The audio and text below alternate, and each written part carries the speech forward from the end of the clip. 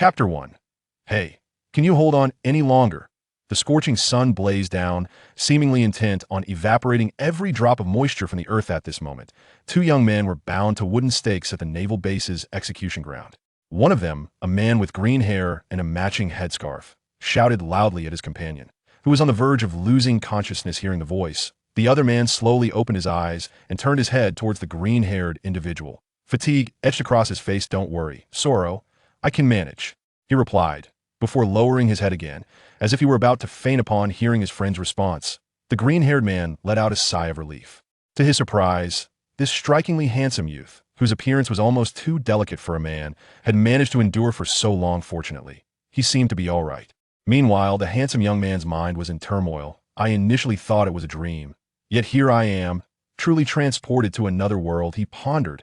"I can barely hold on, but how could I possibly disgrace myself in front of my idol?"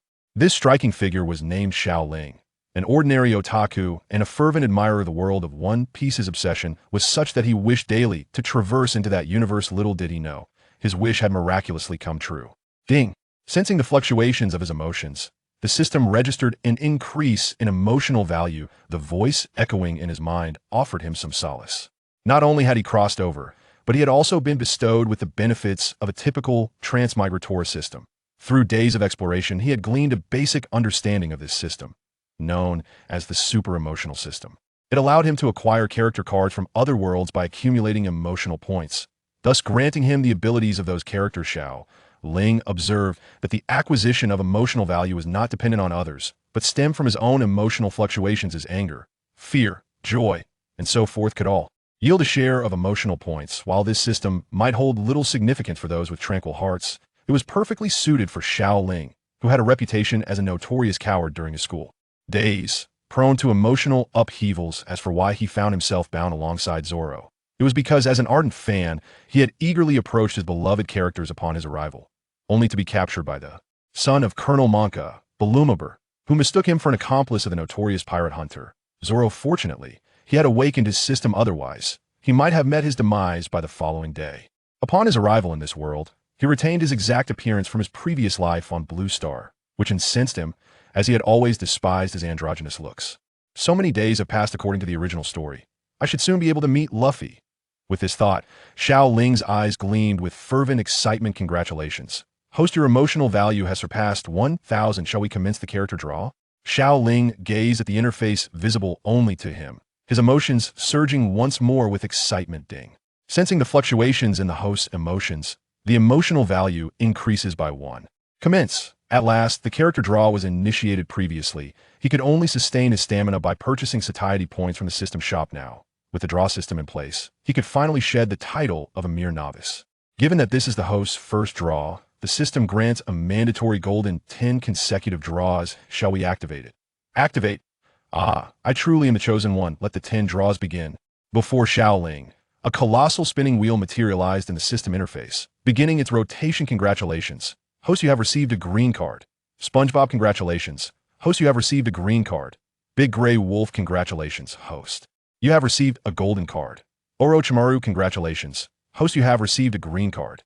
Kitty Treasure 3, "Congratulations. Host, you have received a golden card." Kusanagi Sword, "Congratulations. Host, you have received a white card." Super Neptune Barbecue 3. SpongeBob, Big Gray Wolf, 2 golden cards. My luck is truly extraordinary. The cards have been placed in the host system backpack and are available for use at any time. The Kusanagi Sword and Orochimaru golden cards. And from the same universe, it seems the heavens wish for me to possess Orochimaru's ability. Xiao Ling was well aware of Orochimaru's powers. As an avid fan of Naruto, he had certainly watched the series. However, he was not particularly fond of Orochimaru, finding him rather sinister nonetheless. When compared to Big Gray Wolf and SpongeBob, Orochimaru appeared to be the more reliable choice. System. Bind the Orochimaru card's abilities. Host reminder. Binding a character card is a singular action. Shall we proceed with the binding? Singular? Does singular imply that only one character card can be bound? Indeed, once bound, the character card cannot be altered, and you will not acquire additional character cards in the future. Xiao Ling pondered for a moment, then opened the system shop. The value of a golden card fragment is 100,000 emotional points. I wonder how many fragments are needed to synthesize a complete card, and considering that drawing once costs 1,000 emotional points, the probability of drawing a golden Card or fragment is 1 in 10,000. This feels rather exploitative, quite reminiscent of a certain gaming company. After a moment's contemplation, Xiao Ling decided, never mind, I still do not favor Orochimaru's abilities. I shall wait and see if any abilities resonate with me in the future. Ding. Sensing the fluctuations in the host's emotions, the emotional value increases by 1. This is acceptable. Beside him, Zoro observed Xiao Ling, who oscillated between joy and melancholy, with a hint of curiosity. Is this fellow perhaps a bit daft? Xiao Ling, are you all right? The two had long since exchanged names. Xiao Ling regained his composure and glanced at Zoro, replying, it's nothing, I was merely pondering whether Bellamy would truly spare us. Zoro fell into silence, equally uncertain, his own heart devoid of confidence yet. At this juncture, words were futile. They had already been bound. Let us hope he is a man of his word. At that moment, two heads emerged from the wall ahead. They're here. Xiao Ling's emotions surged as the system alerts rang incessantly. At long last, the Straw Hat Kid, Luffy, had arrived. Stars seemed to twinkle in Xiao Ling's eyes as he beheld the man adorned with a straw hat atop the wall. Indeed, there was no mistaking it. Hey, you two, you're quite the eyesore. Get lost. Zoro's remark jolted Xiao Ling's attention back. Zoro's truly as unruly as ever, but that is precisely who he is. Just then, a little girl peeked over the wall, glancing around before descending cautiously, realizing there were no Navy personnel nearby, and approached Xiao Ling and Zoro. This girl was none other than the one Zoro had aided. Licka, big sister, big brother, you must be hungry. I brought you rice balls. Licka raised 2 rice balls, placing them before Xiao Ling and Zoro. There are 2 big brothers. I'm not a sister. Never mind. Licka, let me sample your culinary skills. Xiao Ling was not one to hold back. The little girl giggled and offered one of the rice balls into his mouth. Quite sweet, though not particularly delicious. Nonetheless, this was his first taste of sustenance from this world, and Xiao Ling swallowed it down. Delicious. He remarked with a smile, hey, are you trying to get yourself killed? Hurry up and scram. Zoro growled, this little girl is in danger, KB exclaimed, observing Zoro's demeanor with alarm. At that moment, a young man with a chin resembling a posterior approached, accompanied by several Navy personnel. What are you lot doing? Bellamy stepped forward, confronting the little girl. Is this a rice ball? He snatched one and popped it in his mouth. Pfft, so sweet. Fool, rice balls need salt. Tears welled in the little girl's eyes upon hearing the reprimand. But I think sweet is tastier, you idiot. Throw this little girl out. Bellamy bellowed. The nearby Navy personnel exchanged glances with Licka. Their hearts softened. One of them commented, she's just a little girl. Bellamy shot a threatening look at the soldier. Do you wish for me to inform my father? The soldier resigned, nodded, and lifted the little girl, whispering gently in her ear, hold your head. Subsequently, the young girl was cast aside by the Navy. However, just as in the original tale, she was rescued by Luffy and remained unharmed. Meanwhile, Kobe, who was observing the scene, found it quite inconceivable. Is this truly the Navy? Why is it like this?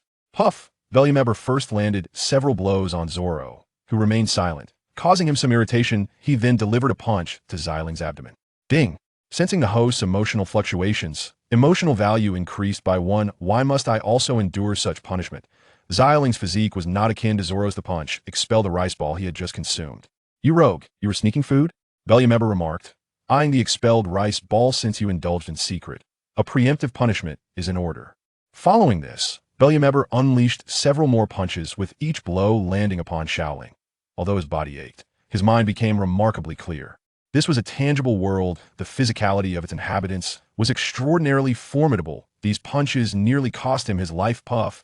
A mouthful of fresh blood erupted from Xiling's lips. Ha ha ha! You worthless fool! Are you really so fragile? Or perhaps I am simply too strong? Ha ha ha! After mocking him further, he turned to leave, informing the two of them that their sentence was approaching. Hey, Xiao Ling, are you all right? Zoro's eyes reflected concern. After all, this individual was imprisoned because of him. I'm fine. Xiling's voice was hoarse, yet Zoro breathed a sigh of relief. At least he was not dead in the end. Zoro consumed the rice ball on the ground, and after Luffy and his companion departed, Xiao Ling, bleeding profusely, felt his life ebbing away. This cannot be. I cannot die like this. I've only just arrived here. I cannot perish so easily. Xiao Ling understood he was merely an ordinary person in a real confrontation. A stray bullet could easily take his life. He could not afford to die. System present. Merge with the Orochimaru card. Ding. The host is about to fuse with the character card Orochimaru Gold. Do you confirm? Confirm. With the system's prompt, Xiao Ling felt transformations occurring within his body. Noticing the host also possessed the Kusanagi sword card, congratulations were in order for the host's acquisition of an exclusive skill. Exclusive skill? Is it true that card combinations yield exclusive skills? Xiao Ling gazed at the system's interface. Orochimaru's exclusive skill. I spit snakes, snakes spit me. I spit swords, snakes spit swords. Wow. I never expected my first awakened skill would be this. Xiao Ling sighed. Well, one must admit, this can be considered a means of self-preservation. Ding. Card Fusion Complete Host. Xiao Ling Character Card. Orochimaru Gold. Card Level 1. Card Skill, Soft Body. Equip Card, Kusanagi, Sword Gold. Equipped Skill, Serpent Sword Unity. Card Level 1. Auxiliary Card, None. Combat Power Evaluation. See, congratulations, you have turned your fate around and become a formidable entity. System, why am I still so weak after? Merging the card. Orochimaru's power cannot possibly be this feeble. The card level is too low. Please elevate the card's level. Plus, what on earth? The card has levels? Indeed. The cards possess a total of 10 levels. Upon reaching level 9. All skills of the card will be unlocked. Wait. If level 9 unlocks all skills, what about level 10? The host will transcend the inherent power of the card. Xiao Ling pondered deeply. He could indeed perceive the soft body skill at that moment. Xiao Ling felt his body to be incredibly supple. Escaping the restraints was now effortless. Just then, a shout echoed in his ears. Rubber, rubber. Rocket launcher. Xiao Ling suddenly sensed a figure soaring past him. Abruptly withdrawing from the world of the system. What's happening? Zoro? TCH, my name is Zoro, not Zoda. Zoro replied with exasperation. What kind of nickname is that? Xiao Ling smiled, sheepishly, having been accustomed to that form of address. He spoke again. Zoro, what just flew past? Oh, that? While you were unconscious, that fellow came by again. Wanted me to join him as a companion, that fellow. Zoro nodded, saying, the one with the straw hat. Luffy has come. He missed such a classic scene. Ding. Sensing the host's emotional fluctuation, emotion value increased by 6. After a while, Xiao Ling emerged from his sorrow and spoke again. Zoro, are we leaving here? Zoro nodded firmly. Since events had transpired, there was no turning back. He must live to fulfill his goals. Becoming a pirate might not be so bad. Zoro gazed at the sky, his resolve solidifying. Further moments later, Kobe rushed over, arriving at Zoro's side, attempting to assist in untying the ropes, but due to his nerves, progress was less than ideal. How on earth do we get this open?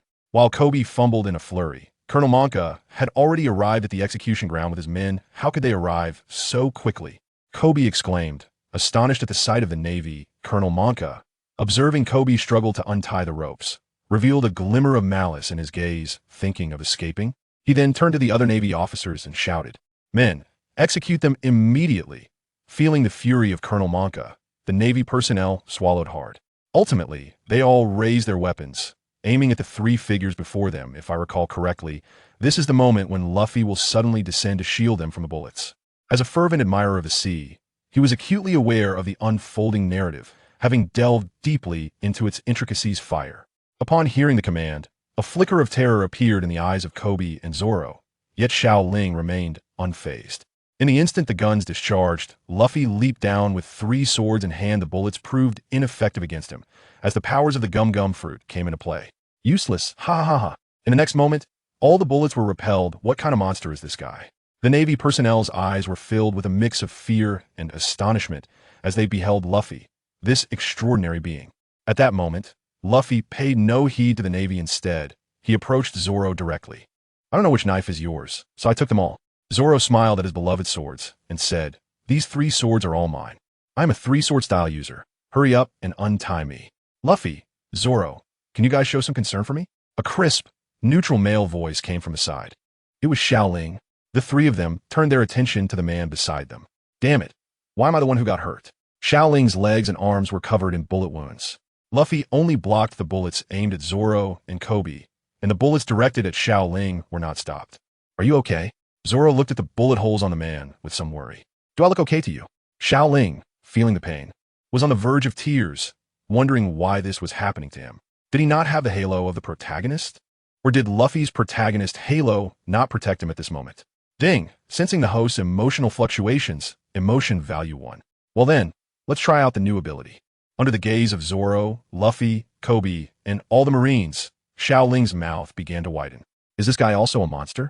A Marine said, his voice trembling. So amazing. Luffy watched Xiao Ling's transformation, his eyes sparkling. What the? Zoro and Kobe looked incredulous. They saw Xiao Ling's mouth grow very large, and a new Xiao Ling was expelled from his mouth. The slimy liquid covering Xiao Ling made him feel very uncomfortable, but the pain on his body had vanished. He turned to look at the layer of skin he had shed. Ding! Sensing the host's emotional fluctuations, emotion value 1. How can there be such a disgusting move? Why is everyone looking at me? Xiao Ling looked around and found that everyone's gaze was on him. At that moment, Xiao Ling felt a chill as a cool breeze swept by. Damn, I clearly remember that Orochimaru had clothes after shedding his skin. It turns out that after Xiao Ling shed his skin, he was completely naked. Clearly such a beautiful girl. Why is there such a giant below? The expressions of all the Navy personnel were somewhat incredulous. You were a man? KB asked. Yeah, did I not say I wasn't a man? Xiao Ling replied, speechless. He had long since gotten used to his appearance. Xiao Ling quickly tore apart the clothes on his shed skin. Although there was some shame, being a big man, he didn't have much emotional fluctuation. Get rid of them. Colonel Monka, seeing this calm scene, knew he could no longer wait. If Zoro escaped, it would be a big problem. Since guns were useless, they would use knives to kill them. The Navy, forced into a corner, began to attack. They actually didn't want to engage with these monsters. At this moment, everyone rushed towards the bound Zoro. Because of the earlier scene, the Navy soldiers were frightened by Xiao Ling's monstrous actions. And now, they felt that the tied-up Zoro was the easiest to bully. At the critical moment, Zoro finally broke free from the ropes and used 3 swords to block the Navy's movements. So impressive, as expected of Zoro. Xiao Ling's eyes sparkled like stars as he looked at Zoro with his 3-sword style. So cool. Get lost. Bang. The murderous intent in Zoro's eyes made the Navy soldiers think they were provoking a fierce beast. What kind of monsters were these 3? Why were they going to fight these monsters? At that moment, a voice from the system popped up in Xiao Ling's mind. Ding! System mission released. Mission? Xiao Ling looked at the system interface. Defeat an enemy. Reward. Card experience 10. Card experience? Xiao Ling looked at his character card. Orochimaru, gold, experience points. 0-100 Kusanagi sword, gold, experience points. 0-100 note. 100 emotion points can be converted into 1 experience point. Current emotion points, 1019. The recent 10 consecutive draws were a gift and did not consume any emotion points. So that's how it is. The cards level up based on experience. And once I have enough experience, I will truly become stronger.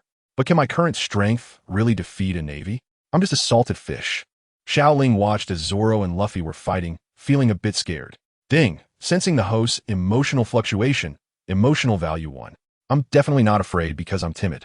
At that moment, Xiao Ling noticed a man with a chin that resembled a buttocks walking over, trembling and holding a gun. Bellamy should be considered an enemy too, right? Xiao Ling smiled and found his target. At that moment, the Kusanagi sword appeared in his hand. Forcing himself to suppress the fear within, Xiao Ling charged towards Barumabur. You! Take this move, great sword! Barumabur was caught off guard and saw Xiao Ling rushing at him. His legs began to tremble. He had just witnessed Xiao Ling shedding his skin. The guy in front of him was a monster. Don't come over! Barumabur shouted, trembling as he raised his gun. Seeing the gun pointed at him, Xiao Ling felt a bit scared, but he knew that this guy probably wouldn't pull the trigger. Sure enough, as Barumabur saw Xiao Ling charging at him, his trembling hand couldn't hold the gun anymore, and it fell to the ground. Before Xiao Ling's sword could hit him, Barumabur had already wet his pants and fainted on the ground. What a coward. At that moment, the system's prompt sounded. Ding! Defeated an enemy. Mission accomplished. Reward. Experience card X10. Do you want to use it? Xiao Ling did not hesitate at all. Ding! Character card Orochimaru gained 10 experience points.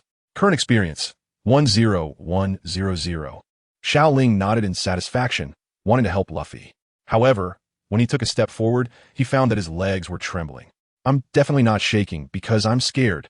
After saying this, Xiao Ling felt the darkness before his eyes and fainted. Ouch, ouch, ouch. Xiao Ling felt as if his philtrum had been pricked by a needle. The pain was unbearable, so he opened his eyes. Xiao Ling looked at the unfamiliar ceiling, a bit hesitant. Where's this? Next to him, Kubai was startled by Xiao Ling's sudden awakening. Why, you're awake? Xiao Ling heard the sound and turned his head to see a strangely expressive KB. He nodded and slowly got up, touching his still aching acupoint, immediately understanding what had happened. Thank you, KB. Upon hearing Xiao Ling's gratitude, KB appeared a bit shy, lowering his head and saying, It's nothing, Wait, how does he know my name?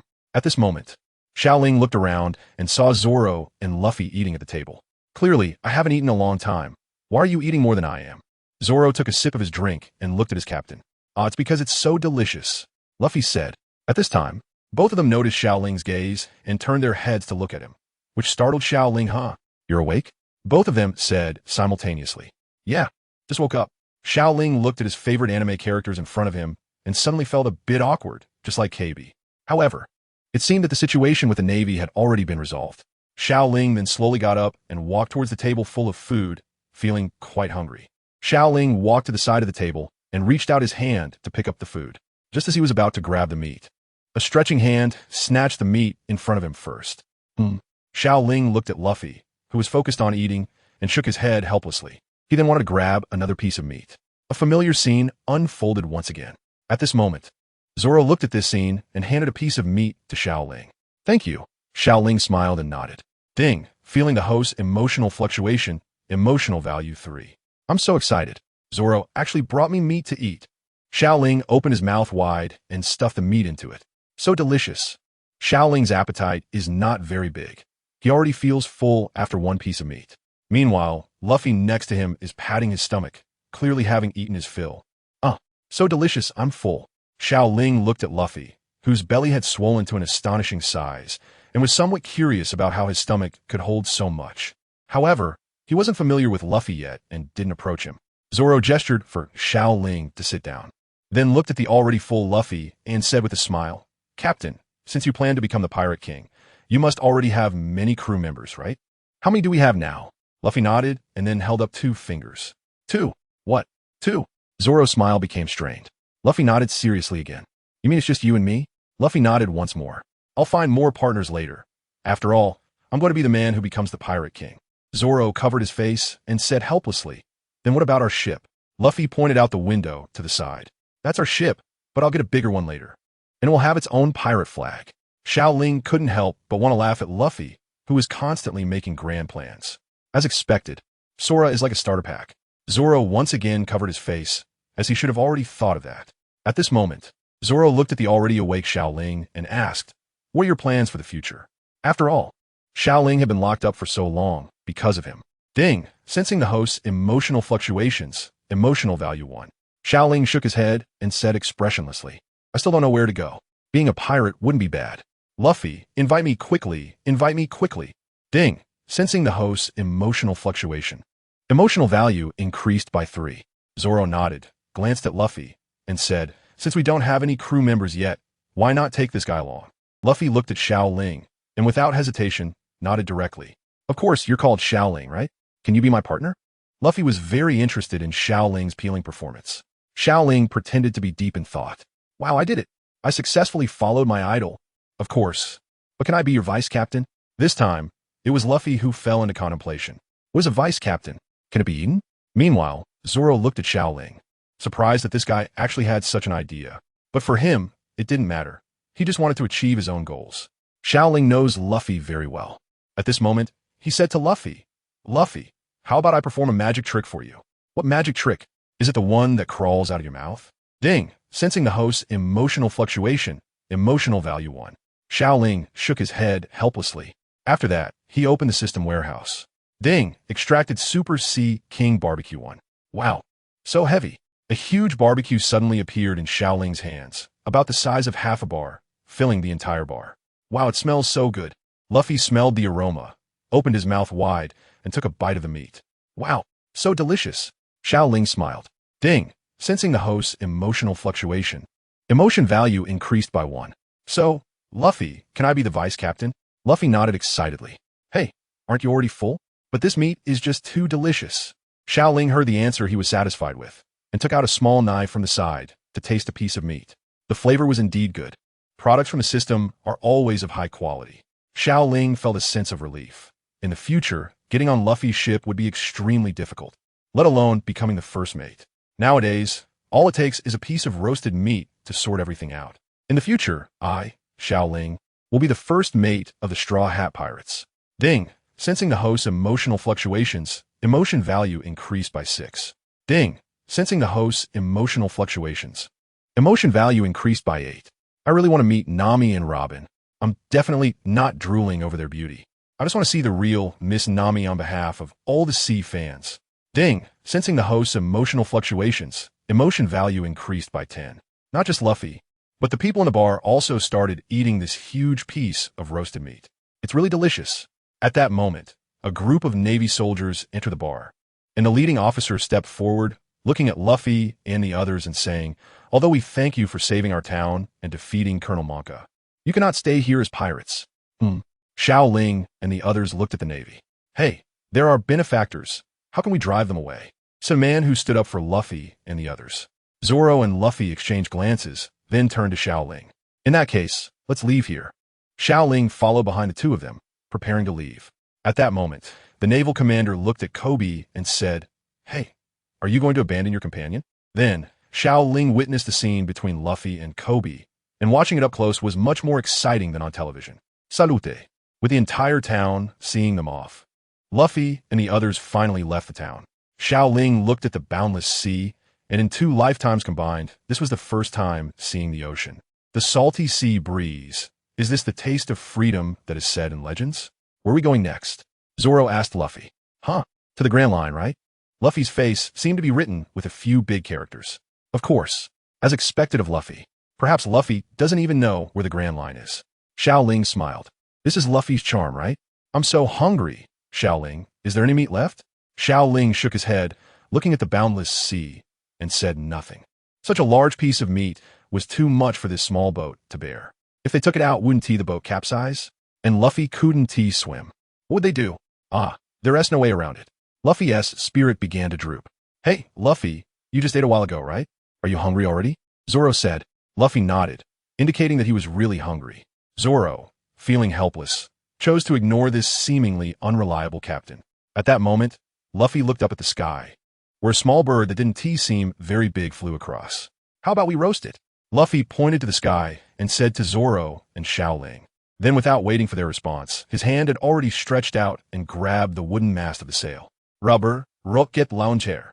Zoro looked up at the sky and then saw Luffy already soaring into the air, suddenly feeling something was wrong. Help! Luffy's voice came from above. Hey, no way! Zoro exclaimed as he watched Luffy get bitten by that so-called small bird. Luffy! Zoro and Xiao Ling then began to frantically paddle the boat, chasing after Luffy in the sky. The small boat sped up, continuously pursuing the giant beast in the sky. Help, save us! At this time, several people who had fallen into the water saw Xiao Ling and Zoro coming and began shouting frantically. How could there be castaways at this time? Hey, you guys, figure out yourselves. Xiao Ling thought, haha, free labor has arrived. I really don't want to do something as tiring as rowing. Sure enough, 3 pirates boarded the ship intending to threaten the two. However, like in the original story, after being taught a lesson by Zoro, they became Xiao Ling and Zoro's laborers. Hey, you two, paddle faster. It's all your fault that we lost our captain, Xiao Ling said with a smile, stroking his chin. Ding, the host's emotional fluctuation detected, emotion value 1. There are emotional fluctuations? It detected that the host was feeling a strong sense of stimulation. Stimulation? Well, giving orders to 3 big men is indeed quite stimulating. Although the 3 pirates didn't think Xiao Ling, this girl, was strong, they recognized Zoro behind him. He was a real beast. Next, they would meet the man with the strongest conqueror's haki, Buggy the Clown, who was one of those who could stand at the top of the world in the future. However, I hope to see Nami soon. Ding, the host's emotional fluctuation detected. Emotion value 1. Meanwhile, Luffy had successfully landed, although the way he landed was somewhat bizarre. Like in the original story, he encountered Nami, the future navigator of the Straw Hat Pirates. However, this Nami despised pirates very much, and in the end, Luffy was tied up and taken to meet the great pirate of the East Sea, Buggy. Hey, Zoro, are you sure the route you chose is correct? Xiao Ling looked at Zoro, who was full of confidence, feeling a bit scared. Let Zoro lead the way? What a joke. Of course I saw him fall, Zoro said confidently. Xiao Ling shook his head helplessly. In the original story, Zoro had already found Luffy by this time. Could it be that he still hadn't awakened his lost-in-thought attribute? Xiao Ling, what does that look of distrust on your face mean? Zoro said, a bit angrily, as he couldn't believe that Xiao Ling doubted his sense of direction. It's nothing, let's go, Xiao Ling replied. On the other side, the cannon was already aimed at Luffy, and all the members of the Buggy Pirates were excited. Hey, Nami, hurry up and blow him up. One pirate shouted at Nami. At this moment, Nami was hesitating. Although she hated pirates, this particular person seemed different, and he had indirectly saved her. If she set fire to it, how could she justify it to her conscience? Newbie, if you can't handle this, let me do it. A pirate snatched the match from Nami's hand and walked towards the cannon. Just as the flame of the match was about to ignite the cannon, Nami could no longer hold back and quickly assembled the stick in her hand, knocking the pirate down with one blow. Oh no!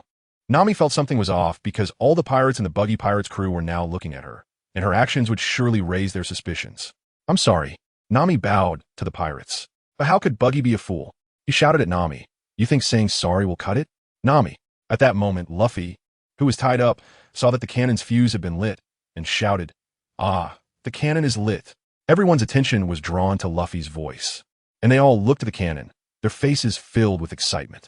At that moment, Nami suddenly dashed out and grabbed the cannon's fuse. Seeing the fuse extinguished by her, Nami breathed a sigh of relief. Buggy was watching all of this and was enraged by Nami's actions. He shouted at her, There has to be a limit to how much you can mess with people. You little brat. You guys kill her. Meanwhile, Xiao Ling and Zoro had already arrived. Xiao Ling saw this scene and took out the Chaoji sword first. Zoro had seen Xiao Ling's sword before, and feeling the cold light on it, he said, Is this weapon a sword? Xiao Ling shook his head and said, You can think of it as a double-edged sword. In my hometown, we call it blade. It's double-edged? Right. Zoro wanted to say something else, but at that moment, Nami was already in crisis, and he rushed forward instantly. Meanwhile, Xiao Ling stopped in his tracks. It's Zoro and Luffy. Whether I go or not probably won't make much of a difference, right? Xiao Ling was already hesitating. He could feel his legs starting to tremble, and his heart was in constant struggle, as if the sword in his hand was just a decoration. Xiao Ling, you are such a coward. But there are so many of them, and I can only defeat ordinary soldiers. I will die if I go. Just as Xiao Ling was in turmoil, Zoro successfully rescued Nami. Xiao Ling knew she couldn't be so afraid, so she forced her trembling legs to run to Luffy's side. Luffy, are you okay? Luffy shook his head when he saw Xiao Ling arrive. I'm fine, just a bit hungry, Luffy said blankly. Meanwhile, Buggy saw Zoro and excitedly said, Pirate Hunter Zoro, you must be here to capture me, right? He was looking for an opportunity to make a name for himself in the EC, and killing the Pirate Hunter Zoro was a good choice. Xiao Ling looked at the person asking Zoro, with a red nose and ridiculous clothes. It was definitely that clown Buggy.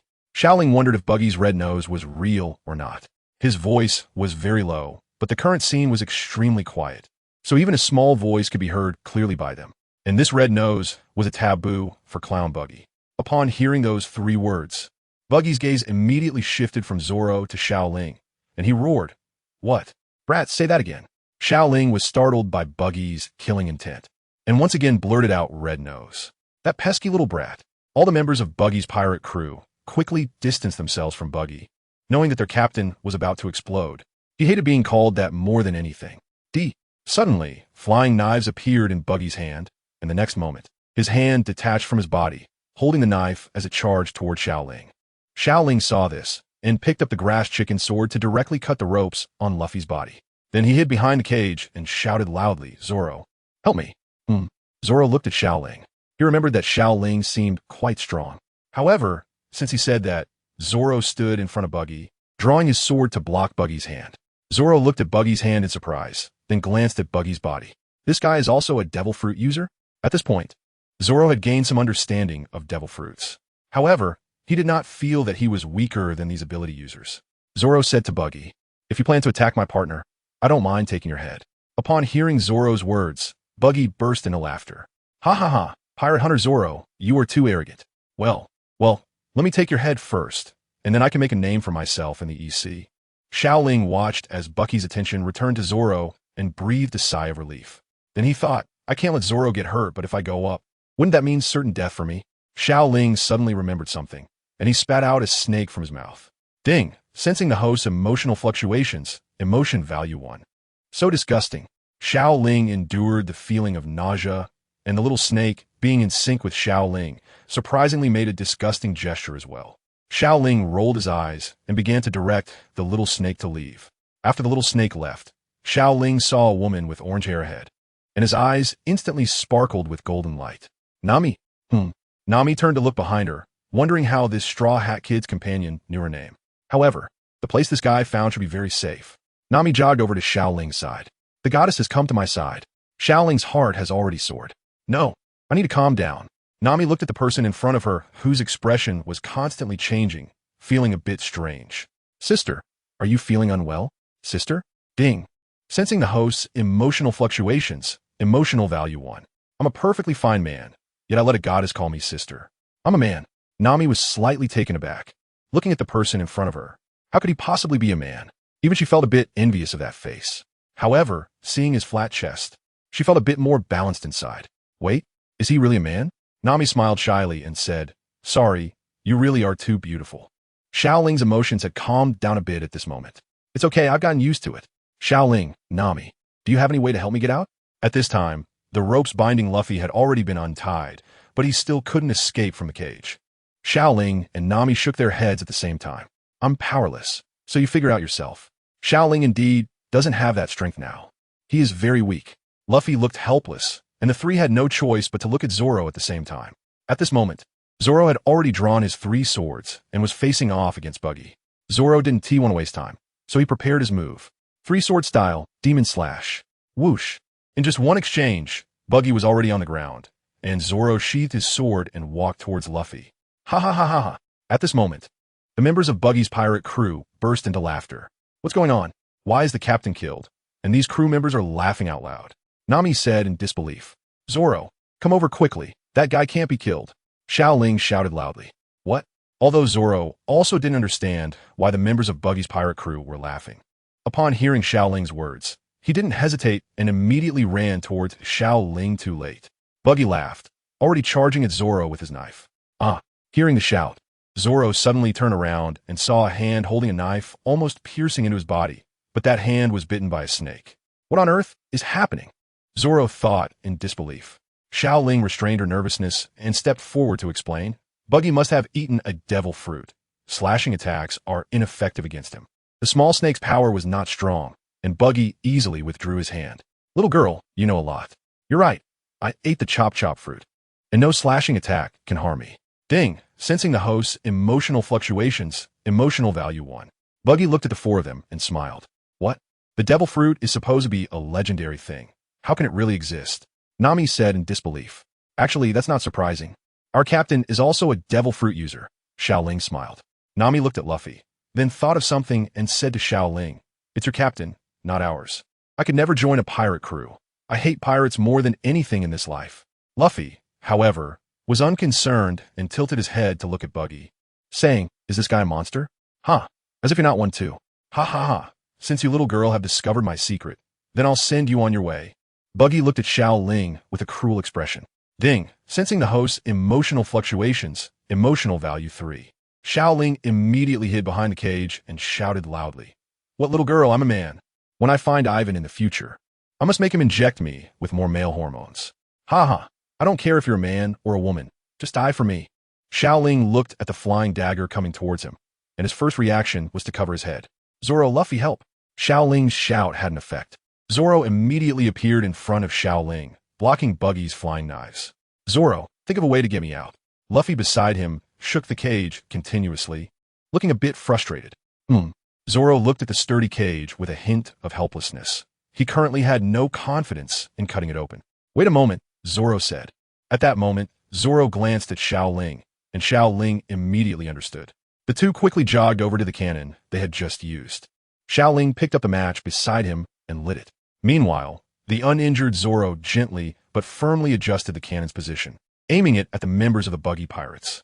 Hey, that cannon is loaded with Buggy's cannonballs, Buggy exclaimed, shaking his hands nervously as he realized it was aimed at him. He was well aware of the power of Buggy's cannonballs. The members of the Buggy pirates, seeing the cannon pointing at them, all jumped in fright. Fire! With Zoro's command, Xiao Ling ignited the fuse. Since the fuse had already burned halfway, it quickly ignited the cannonball in an instant. The cannon fired at an incredible speed, and the nervous members of the Buggy pirates had already lost the best chance to escape. Boom! The building began to crumble from the explosion, and smoke filled the air. Damn it! Xiao Ling looked at the intense explosion in front of him and sighed, saying, the power of this Pakistani shell is too great. If I'd been hit, I probably wouldn't be alive right now. The smoke provided them with an opportunity to escape from this place. Seeing this, Zoro easily lifted the cage holding Luffy and ran towards the town. Sigh, when will I ever have such power? Watching Zoro's strength, Xiao Ling felt envious, but unfortunately, he was a weakling at the moment. However, he was very confident because he had joined the right team, and he believed he would rise to great heights in the future. Finding the right team is very important. For example, the crew of one of the 7 warlords, Crocodile, is like a small gathering when together in a sky full of stars when apart. Xiao Ling walked behind Zoro at the same speed, and at that moment, Nami, seeing that there was no longer any danger, slowly approached Xiao Ling and then asked, "Hey, I still don't know your name. Who are you?" Why did Nami choose to approach Xiao Ling? It was because she felt that among the 3 people in front of her, Xiao Ling seemed the most harmless and the easiest to communicate with. As for the other 2, one was a fierce swordsman, and the other was a foolish captain. Xiao Ling, the vice captain of this pirate crew. Xiao Ling controlled his excited heart to respond, but his eyes betrayed him. Ding! Sensing the host's emotional fluctuations, emotional value increased by 6. What the hell? Is there something wrong with my face? Why does it feel like the man in front of me is looking at me strangely? Sure enough, none of these 3 people are normal, Nami thought to herself. At this moment, although Xiao Ling tried hard to conceal it, his inner excitement was uncontrollable. "Hey, Xiao Ling, how did you know my name?" Nami asked. "Oh, I just heard Luffy mention it," Xiao Ling replied. Given the urgent situation earlier, she had forgotten the specifics, and upon hearing Xiao Ling's answer, she just nodded. Meanwhile, Zoro continued to carry the cage forward. "Zoro, Luffy is a user of the Gomu no Mi, so regular attacks won't hurt him. You can try smashing the cage," Xiao Ling reminded, as this would consume a lot of Zoro's stamina, which might affect his combat ability later. Huh? Zoro looked at Xiao Ling. Luffy scratched his head and said, "It seems like that really could work." Upon hearing this, Zoro shouted angrily at Luffy, "Why didn't you say so earlier? Making me carry you for so long." "Hee, I forgot," Luffy replied. Zoro shook his head and then lifted the cage high. "Hey Zoro, don't throw it this way." Xiao Ling was frightened when he saw Zoro raise the cage toward him and immediately covered his eyes. Ding! Sensing the host's emotional fluctuations, emotional value increased by 1. Zoro nodded in response, and then threw the cage into the sky. Boom! In the next moment, the cage couldn't withstand the force of falling from the sky and shattered completely. Finally free. Huh? What is this? After landing, Luffy saw a little dog staring at him intently. Then he sat down and poked its forehead. Woof woof. Xiao Ling and Nami, along with Zoro, also came over. Upon seeing that Luffy was fine, they all breathed a sigh of relief. At that moment, Zoro noticed that Luffy was okay and asked, "Luffy, what should we do next?" However, Luffy did not answer Zoro's question. Instead, he looked at the little dog and murmured, "I wonder if dog meat tastes good?" "Hey, you guys, don't bully Xiao." With a loud shout, an elderly man wearing homemade armor, with a hint of anger on his face, came running towards them. In no time, the old man reached the front of the group. Xiao Ling smiled immediately and said, "Excuse me, sir, who are you?" At this moment, everyone raised their heads and looked at the man. The old man looked at the 4 young ones and, seeing they were just kids, spoke in a calm tone. "I'm a mayor of this town. I would like to ask who you are." Xiao Ling scratched his head and said, "We were just passing through this place and got captured by the Buggy pirates. We barely managed to escape." Upon hearing this, the town chief sighed and put away the anger on his face. "Ah, I see. You can come in." The town chief opened the door and handed dog food to a little dog, then let a few people into the room. "Town chief, what about this little dog?" "Ah, its name is Xiao, its original owner." The group listened intently, and at that moment, Luffy suddenly slammed the table and shouted loudly, "I made up my mind. I'm going to send Buggy flying." "What a joke," Nami said. Xiao Ling took a step back, indicating that he would not participate in the battle later. He only needed to applaud. "I'm not joking, right, Xiao Ling?" Luffy looked at Xiao Ling. Xiao Ling instantly broke out in a cold sweat. What a joke. Although he thought Buggy was a funny character while watching the anime, he could only take on ordinary people himself. Besides, Luffy and Zoro were enough. What did they need him for? Couldn't they just clap? Right. This is a statement as the vice captain. All of this was noticed by Nami, who was good at reading the room. "So I've decided to defeat the pirate crew that's bullying this small town." Boom. Just as Luffy finished speaking, a rumbling sound came from outside. The few of them quickly left the room, with Xiao Ling bringing up the rear. The lion he saw in the anime was just as funny, but now it gave off such a strong sense of oppression. Ding! Sensing the host's emotional fluctuations, emotion value increased by 5. Xiao Ling felt her legs weaken at the sight of the enormous lion. What a joke! A creature of such size made the tigers in the zoo seem weak. It's known that most people instinctively fear the roar of a tiger, let alone such a gigantic lion. Indeed, everything in this world seems unreasonable. Outside, the little dog Xiao was confronting this behemoth, and Luffy, upon seeing this, directly approached the lion. "Kid, How dare you show up in front of me? The strangely dressed Machi looked at Luffy with some anger. After all, the buggy's cannonball had also affected him. Hee hee, you guys have invaded this small town, and I've decided to blow you away. Luffy flashed his signature grin and said to Machi. At that moment, Machi seemed to hear the greatest joke. In the East Sea, they were practically invincible. Ha ha ha, what a joke. We are the buggy pirates. You, a kid who just set sail, should stop boasting. Ricky crushed his head. Xiao Ling silently retreated behind the crowd after hearing Machi's words. Luffy, go for it, defeat him. Okay. Luffy touched his straw hat, looked at Xiao Ling who was cheering him on, and showed his signature smile. Nami looked at Xiao Ling speechlessly, wondering if this guy was really a man. He actually hid behind her. Wait, I'm not even part of this pirate crew. What does this have to do with me? The huge lion, Ricky, opened its massive mouth and charged at Luffy. Roar. Hee rubber hammer. Luffy's hand instantly stretched out, twisting as he grabbed Ricky's head. Boom. The speed was so fast that Xiao Ling, as an ordinary person, could only see part of the afterimage. It turned out that everything in the anime was in slow motion. Indeed, if the speed wasn't fast enough, anyone could block such an attack. Although he loved One Piece, now that he was in this world, he found it a bit terrifying. It felt a bit like the saying, the gentleman fears the dragon. The huge lion was knocked down by Luffy with just one strike, and Machi showed a look of fear upon seeing this scene. How is this possible? How can this guy be so strong? Who are you? Machi stammered. Luffy adjusted his straw hat and smiled. My name is Luffy, a rubber man who ate the gum-gum fruit, and I will become the pirate king. Devil fruit? Are you a devil fruit user like Captain Buggy? Seeing this, Machi's body began to tremble. Just as he was about to say something, Luffy suddenly charged over and knocked him down with a punch. Luffy didn't choose to waste time talking with Machi. He had to defeat Buggy. At this moment, Zoro also walked toward the battlefield, leaving only Xiao Ling and Nami on the roof. Hey, aren't you going to help? Nami said to the indifferent Xiao Ling, huh? Help? Isn't it unnecessary? They're already strong enough. I don't think I need to do anything. Xiao Ling shook his head after looking at Luffy and the others. You pirates are all the same, only knowing how to destroy. The situation in this town is all because of people like you, and in the future, you will be just like Buggy's pirate crew. I really hate pirates the most.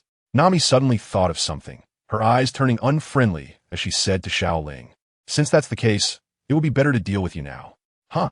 Are you crazy? Xiao Ling was frightened and immediately raised his palm. Nami was furious at the pirates' actions towards this small town. However, she couldn't defeat Luffy and Zoro, so she wanted to vent her anger on Xiao Ling. Don't come over. When Nami's fist hit Xiao Ling, she felt as if her attack had struck a cotton candy. Although it hit, it felt like all the power was absorbed. Ouch, ouch, ouch. Xiao Ling covered his stomach and instinctively shouted out. What a joke. I feel like I didn't exert any effort. Nami glanced at herself and said helplessly, Huh, it really doesn't hurt? Xiao Ling touched his stomach again. It seemed like it really wasn't that painful. It looks like the power boost from the system is taking effect. The soft body enhancement from the Orochimaru card not only made his body flexible, but also had a great effect on reducing force. Hearing this, Nami threw another punch. Miss Nami, look over there, don't hit me. Xiao Ling shouted loudly while pointing at Luffy. At that moment, Luffy was sitting with a small dog, as if they were old friends from many years ago. What the heck? He actually made a move for a dog? What kind of person is this? Nami was a bit stunned. Then she ignored Xiao Ling and walked up to Luffy, with Xiao Ling closely following behind. As the mayor of this town, I can't let the destruction caused by Buggy's pirate crew go unpunished. I've decided to challenge the clown Buggy to a duel. Just as the two reached Luffy's side, they heard the mayor's furious words. What a joke, they are pirates. You can't go to your death. Nami said to the mayor, they are real sea pirates from the East Sea. The mayor ignored Nami and turned to find Buggy's pirate crew. Nami wanted to stop him, but was held back by Xiao Ling. Xiao Ling said earnestly, Don't worry, we won let this mayor die. Xiao Ling is right, Luffy said, while Zoro beside him also smiled. A serious expression was on Xiao Ling's beautiful face, completely different from before. Nami was a bit stunned. What the heck? This coward can act like this? Is the cowardice all just an act? The next moment, Xiao Ling said to the three, Let us follow and defeat the clown Buggy. Luffy nodded, touched his straw hat, and walked out first, with Zoro closely following. Seeing this, Xiao Ling also followed, but his speed was about as fast as a turtle's crawl. Hey, you guy, don't be so timid. Nami rubbed her forehead. Haha, it turns out I overestimated him. Then Nami directly kicked Xiao Ling ding. Sensing the host's emotional fluctuation, emotional value increased by 6. Run faster. Yes. Xiao Ling quickened his pace to catch up with Luffy and the others. Hey, Xiao Ling, where have you been? I didn't see you. Luffy said to the suddenly appearing Xiao Ling. I just got lost on the path of life, and it was Miss Nami who saved me, Xiao Ling said seriously. Wow, Nami, you're amazing. You have to be my partner. Luffy invited Nami once again. TCH, who wants to be a pirate? Nami thought for a moment and continued. Right now, we're all just in it for our own interests. We're in a partnership. Xiao Ling saw this scene and already envisioned the moment when Nami would truly shine in the future. However, in Luffy's eyes, there was no difference between a partner and a comrade. In Luffy's heart, Nami might have already boarded his ship at that moment. Meanwhile, the mayor had arrived at the camp of Clown Buggy and saw that the members of the Buggy Pirates had fully recovered. This time, he felt no fear. Clown Buggy, let's duel. The mayor shouted loudly at Buggy above. Hearing the mayor's words, Buggy burst into disdainful laughter, saying, what are you saying? You? Buggy looked at the old man in front of him. Thinking someone like him was worthy to fight Buggy, Buggy had not fallen to the point where anyone could bully him. Immediately, Buggy's fruit ability activated, and his hand slowly moved in front of the mayor, grabbing him by the collar and lifting him up. If you have the ability, put me down and fight me. The mayor refused to back down. What a joke. Buggy had no intention of paying attention to the mayor's outcry and planned to quickly deal with this overconfident mayor. After all, they were pirates. Although Buggy was a pirate with treasure as his goal, he was indeed someone who had killed. Just when Buggy thought he was about to finish off the mayor, a pair of hands suddenly grabbed his split-off hand, and looking down, he saw a kid wearing a straw hat stopping him. Buggy's face instantly filled with anger upon seeing Luffy. Straw Hat Kid. Luffy ignored Buggy and instead looked at the mayor beside him. What are you guys doing here? This town is to be protected by me. Get away, I need to fight. Saying this, the mayor stood up, intending to continue the fight, but the next moment, Luffy grabbed his head and in the blink of an eye, slammed him down to the ground. Bang! Nami, seeing Luffy's action, shouted angrily. Hey, what you doing? If I don't do this, the mayor will die. Luffy scratched his head and said, that is indeed the best strategy, Zoro agreed. Xiao Ling also nodded.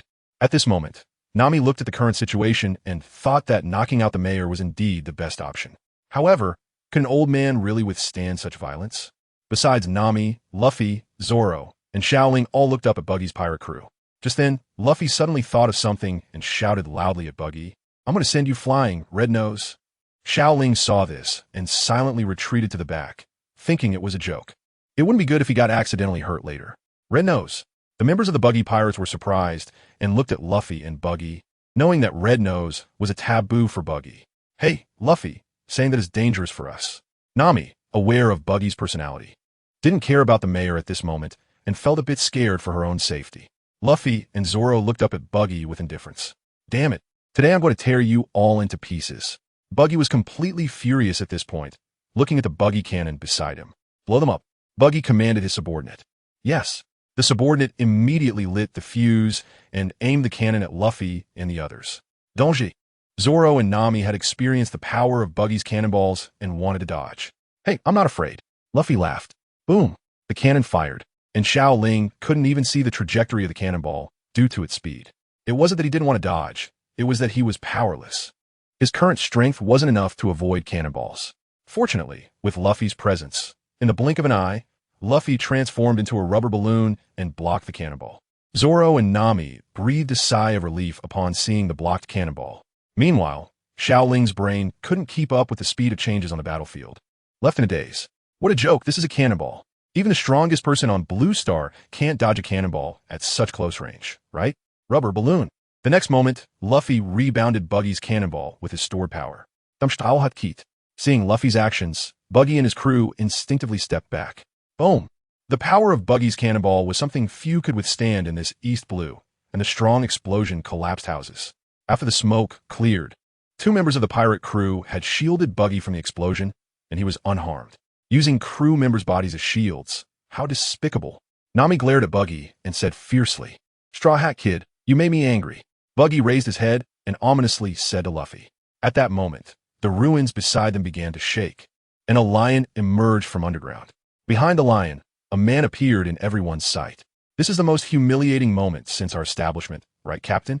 Buggy looked at the man and said, Yes, Kabaji, I am already furious. The man then threw the lion aside. Ricky. Machi saw his pet being bullied and angrily charged at Kabaji. You despicable guy. Humph. Kabaji sneered, dodging Machi's attack with a quick move, and then kicked Machi away. No way. Get out of the way. Machi's body flew rapidly toward Xiao Ling, who at that moment had a dazed expression, looking in disbelief at the flying figure. Luffy and Zoro didn't move because, in their eyes, Xiao Ling was not a weakling. Boom! Xiao Ling and Machi flew out together and crashed into the wall behind them. However, due to the power of the card, Xiao Ling did not lose consciousness. Ding! Sensing the host's emotional fluctuations, emotional value increased by 10. Why am I the one getting hurt? Feeling the pain in his body and seeing the unconscious Machi, Xiao Ling pushed Machi away with all his strength. It seems my physical quality is not weak. Such an attack actually didn't make me faint. System, open the ability panel. In the next moment, a string of data appeared before Xiao Ling. Host, Xiao Ling character card. Orochimaru, gold, card level. 1-10100. Card skill, soft body equipped card. Kusanagi sword gold, equipped skill. Snake sword and I are 1 card level. 1 support card. Non-combat power valuation. C. Congratulations. You have turned over a new leaf and become a big salted fish. Emotional value. 60-15 in this period, so much emotional value has been generated. It seems that it won't be long before I can upgrade the card to level 2. I hope to gain some attack means. Xiao Ling took 2 steps, and the pain in his body had already recovered. Nami looked at Xiao Ling with some surprise. She didn't expect that even with the wall cracked, Xiao Ling would be as fine as someone who hadn't been hurt at all. Luffy and Zoro seemed to take it for granted. I still need to find a chance to leave. I can't be accidentally injured. Captain Buggy, leave the next matters to me, Kabaji said to Buggy with a smile. At this moment, he didn't take Luffy and Zoro seriously at all. He was absolutely confident in his own strength because they hadn't encountered any decent opponents in the East Blue. These kids, leave them to me. Kabaji drew his knife and pointed it at Luffy and the others.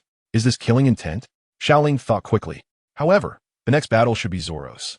Zoro wasn't injured now and should be able to easily deal with this acrobat. Sure enough, upon seeing the opponent wielding a knife, Zoro immediately stepped forward. An opponent with a knife? Luffy, Xiao Ling, leave this guy to me. Hee, you don't even need to ask me about this.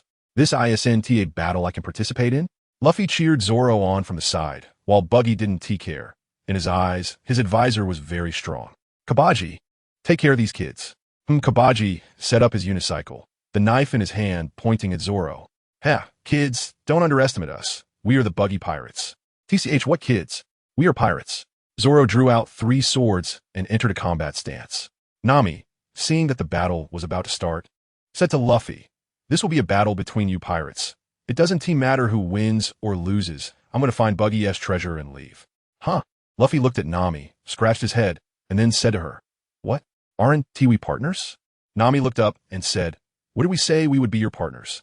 We're just in a cooperative relationship. Luffy helplessly scratched his head. Isn't a cooperative relationship a partnership?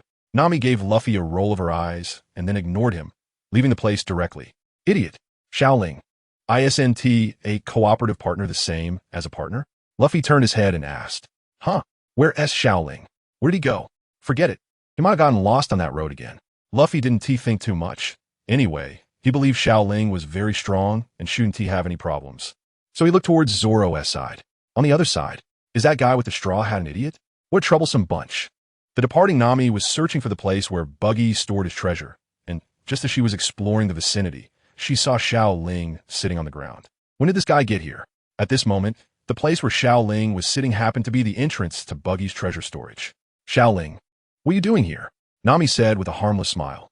In her eyes, Zoro and Luffy were not normal people, and being with them couldn't lead to anything good. The only somewhat normal Xiao Ling was now also labeled as abnormal by Nami. I got lost. I don't know where this is. Xiao Ling scratched his head and said, ding, sensing the host's emotional fluctuations, emotional value 1. Right now, Xiao Ling was obviously not truly lost. His purpose here was to wait for Nami. Compared to fighting, this treasure hunting was much more interesting. But that was just one of the reasons. Just then, the system popped up a task again. Temporary task, defeat an enemy. Task reward, card experience 10. Task failure penalty, permanently lose a little brother. What kind of joke is this? How could I possibly want to be a girl? The only enemies Xiao Ling could see were Buggy and Kabaji, and he definitely wasn't a match for these two. However, he remembered that Nami would encounter a drunken pirate, and he could give that guy a try. Thus, this led to the scene of Xiao Ling waiting for Nami here.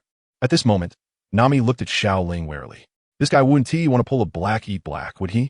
I absolutely cannot tell him about the treasure. So Nami put on a charming smile and said, "How about I take you to Luffy and Zoro first?" Xiao Ling shook his head and said seriously, "No need. They are very strong and should be able to handle the battle easily. As a weak woman, you might encounter danger, so I'll stay to protect you."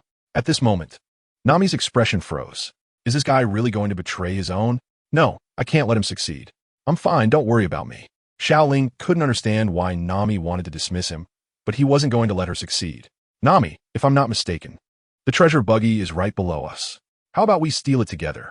Xiao Ling said. Upon hearing his words, Nami's smile froze. It seemed this guy was definitely planning to play dirty. Haha, is this the entrance to the treasure vault? Why is it underground? But my strength is too weak to open the door. Why don't you help me open it? Nami revealed an innocent smile. Ding. Noticing the host's emotional fluctuations. Emotional value 1. Originally intending to open the door, Xiao Ling shook his head, quickly bringing himself back to reality. No, if I go to open the door, I will likely get knocked out.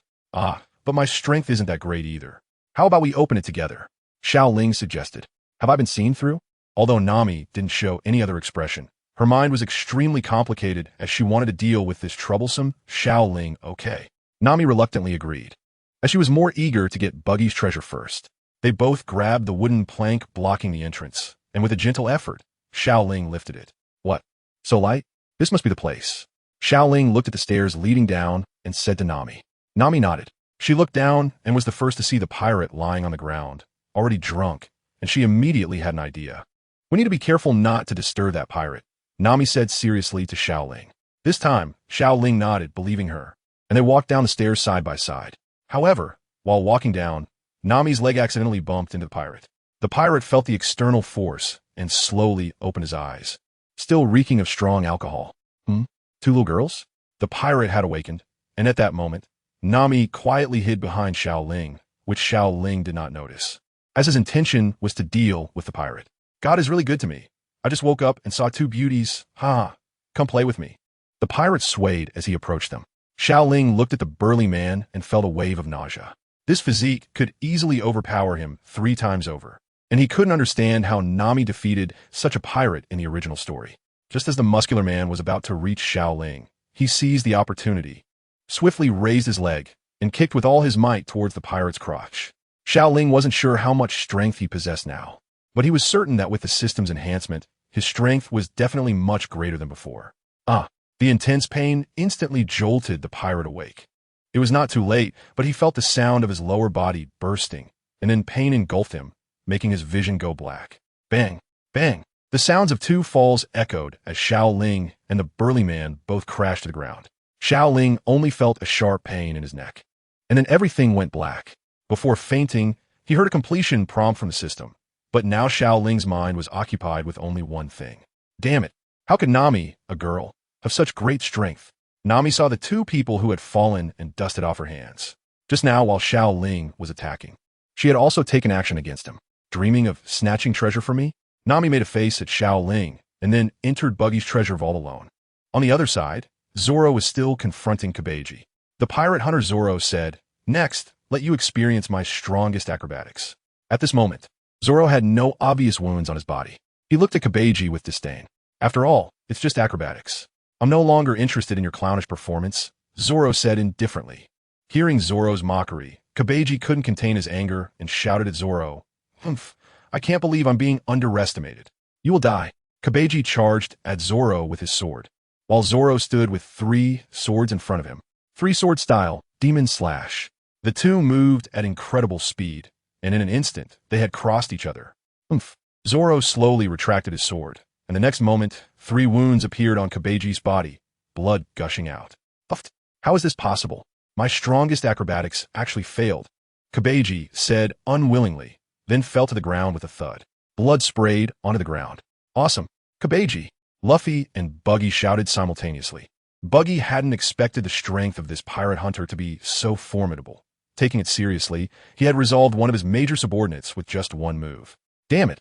Buggy looked at Luffy with a fierce gaze. At this moment, Zoro looked around and noticed that Xiao Ling and Nami had both disappeared, with only Luffy still on the battlefield. He turned to Luffy and said, "The next thing is up to you." Luffy nodded, looking at the fierce-looking Buggy. King against king. Although Zoro was unwilling to be under someone else's roof, he had already become Luffy's crew member. He still believed in his captain, and Buggy's devil fruit ability was particularly restraining him. Leaving it to Luffy to solve was the best option. Where did Xiao Ling go? Zoro asked. I'm not sure. Maybe he got lost? Zoro nodded, walked aside, sat down, and muttered to himself, that guy Xiao Ling can even get lost. He's really directionally challenged. Next time, I must make him stick close to me. He can't get lost again. It hurts so much, damn it. Xiao Ling slowly got up from the ground, feeling as if his neck had been struck by a brick. Indeed, people in this world are not normal. Is this the kind of strength a girl should have? Although he possessed soft body skills, they weren't powerful enough to reach the level of the real Orochimaru, who could stretch his neck. He managed to counteract a lot of the force, but it still caused him to faint temporarily. Has Nami already gone up? Xiao Ling looked around, only to find that the pirate was still lying on the ground, with Nami completely absent, and the treasures here had already been looted. How long have I been unconscious? The Haven Tea forgotten about me, have they? Thinking of this, Xiao Ling immediately made his way up the stairs and headed outside. System, have I completed my mission? Xiao Ling remembered that before he fell unconscious, he seemed to have heard the system prompt sound. Task completed. Please add the experience points to the character card. Operation successful. Character card. Orochimaru, gold, current experience points, 20,100. With 20 experience points, my emotional value is already very high, and in a while, I can level up the card to level 2. Leaving the storage room, Xiao Ling walked towards their battlefield. Before reaching the battlefield, he saw Nami, holding treasure. Watching the battle ahead, Xiao Ling slowly walked forward and gently patted Nami's shoulder. Nami was startled by Xiao Ling's sudden appearance from behind and instinctively kicked out. Bang! It's me, Nami. Xiao Ling was hit squarely by this kick, causing him to stumble back several meters.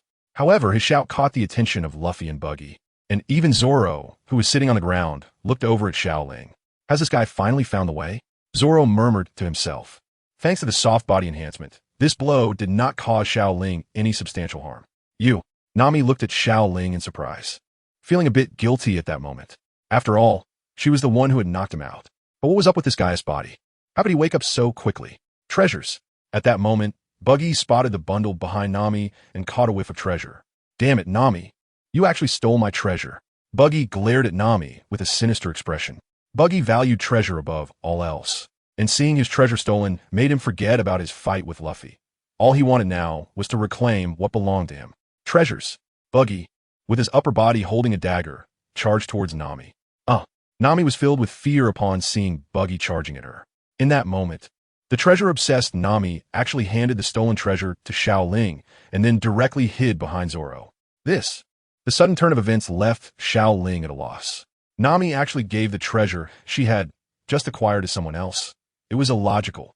Then Xiao Ling looked at the approaching Buggy, his floating upper body making Xiao Ling's legs feel weak. Isn't Buggy a comedic character?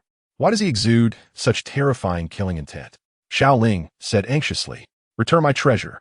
Buggy's body quickly flew toward Xiao Ling, moving so fast that Xiao Ling had no time to react. In desperation, Xiao Ling unleashed his ultimate move, shouting, Luffy, help!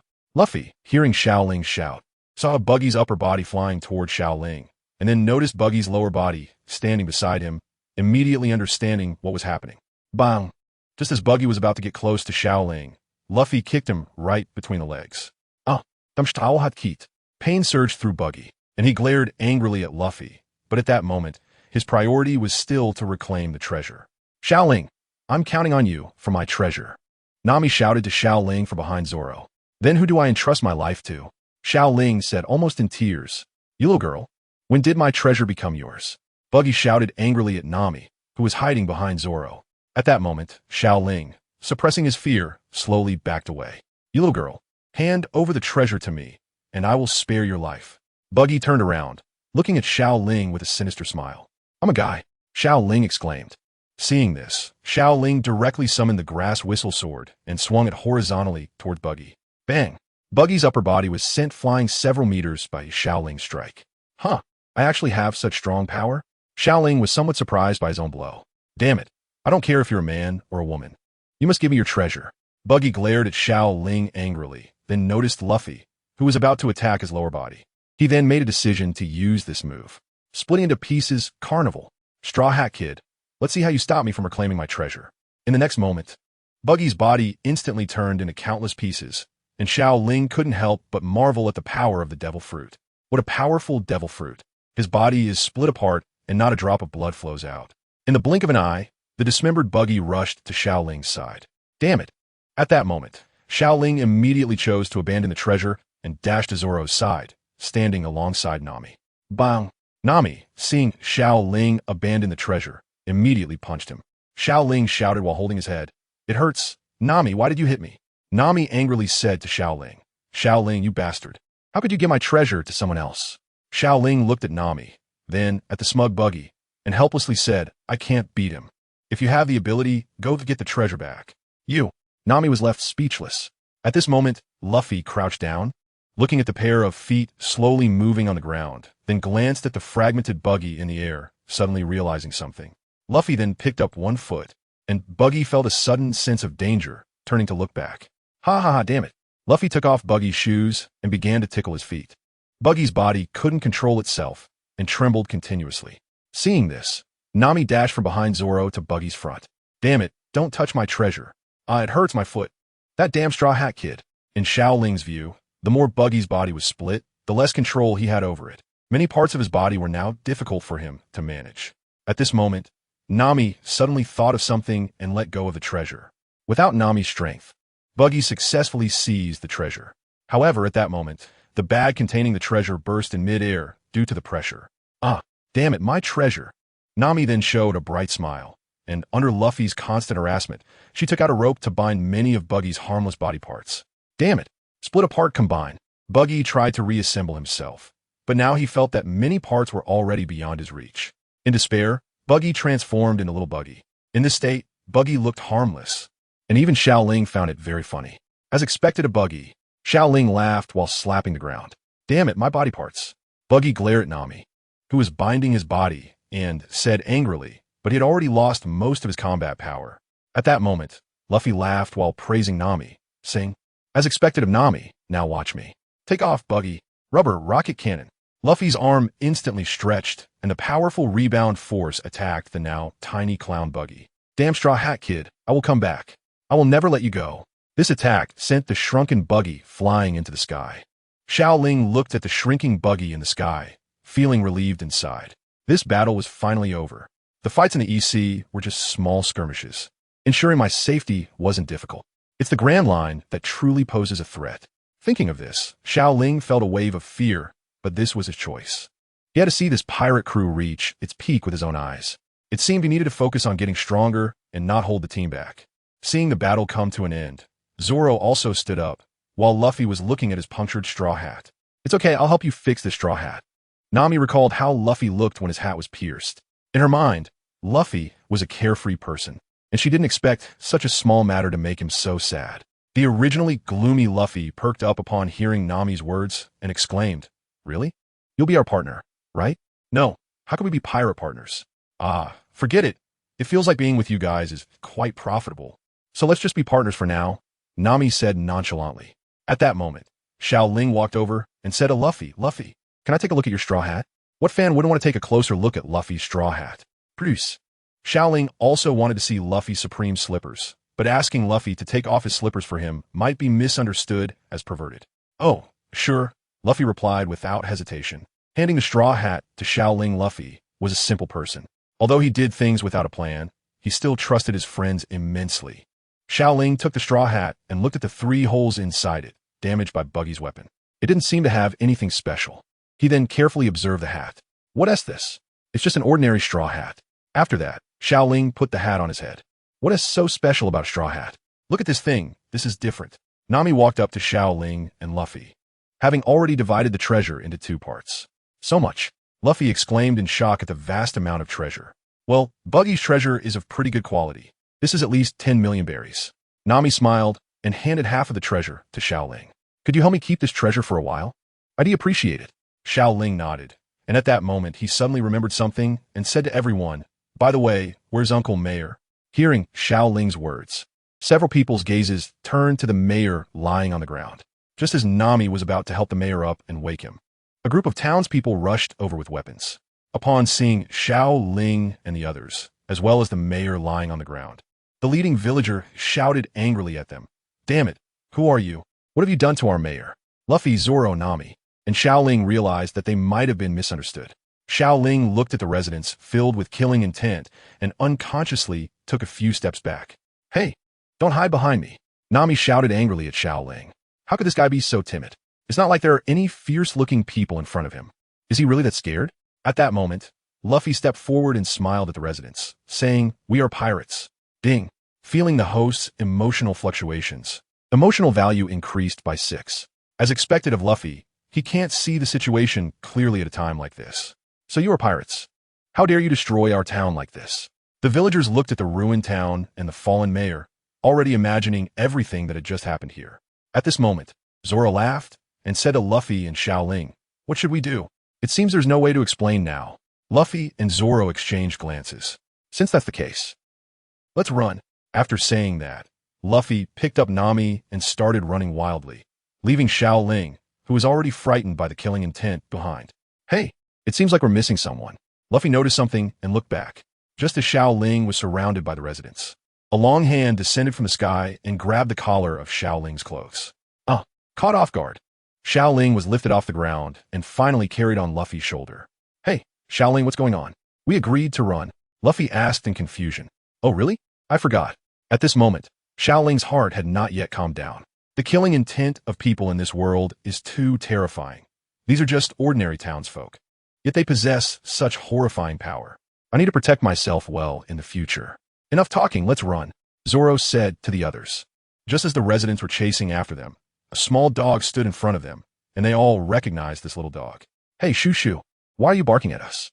The residents looked at the dog blocking their way, somewhat confused. Meanwhile, Luffy and the others saw Shoo Shoo and smiled, running towards the port while loudly shouting Shoo Shoo goodbye. Luffy then quickened his pace, and when the residents regained their senses, they could no longer see the figures of the few people, so they turned back to wake up the mayor first. Upon reaching the port, they were panting heavily. Huff! Luffy, why did you say we are pirates? Isn't that asking for trouble? Nami said angrily. What does it matter? We are pirates after all. Huh, is it your ship? Luffy looked at a slightly bigger ship next to their small boat and asked. Oh, yes, we snatched it from a few stupid pirates, Nami said nonchalantly. However, as soon as Nami finished speaking, 3 pirates poked their heads out from a ship at the port. Damn thief girl. I knew you would show up. We've been waiting here for a long time. Oh, so you have companions. The pirates' voices suddenly stopped as they saw the people beside Nami, who were Xiao Ling and Zoro. The 3 pirates broke out in cold sweat and exchanged glances, as if saying, could it be that the bounty hunter is looking for this girl as a companion? What should we do? At this moment, Zoro looked at the 3 of them and simply said, get lost. Okay, thank you. The 3 pirates bowed simultaneously, then disregarded everything else and immediately ran off in one direction. Ha, it's all thanks to Zoro, Xiao Ling said with a smile. Hey, Xiao Ling, my name is Zoro, not Zoda. Xiao Ling scratched his head awkwardly. This habit was indeed hard to change. At that moment, Nami walked up to Luffy and handed him a map. This is a sea chart of the Grand Line. Since you saved me, this treasure map is now yours. Luffy, confused, said, aren't you our partner? You're a navigator, right? The sea chart in your hands should be able to be put to better use. Nami rubbed her forehead and replied, we're just in a cooperative relationship. Forget it. Since that's the case, I'll temporarily travel with you. At this point, she was somewhat suspicious if this straw-hatted Luffy was an idiot. Didn't he understand what a partner meant? However, these people's combat ability was indeed impressive, and traveling with them might lead to a big fortune.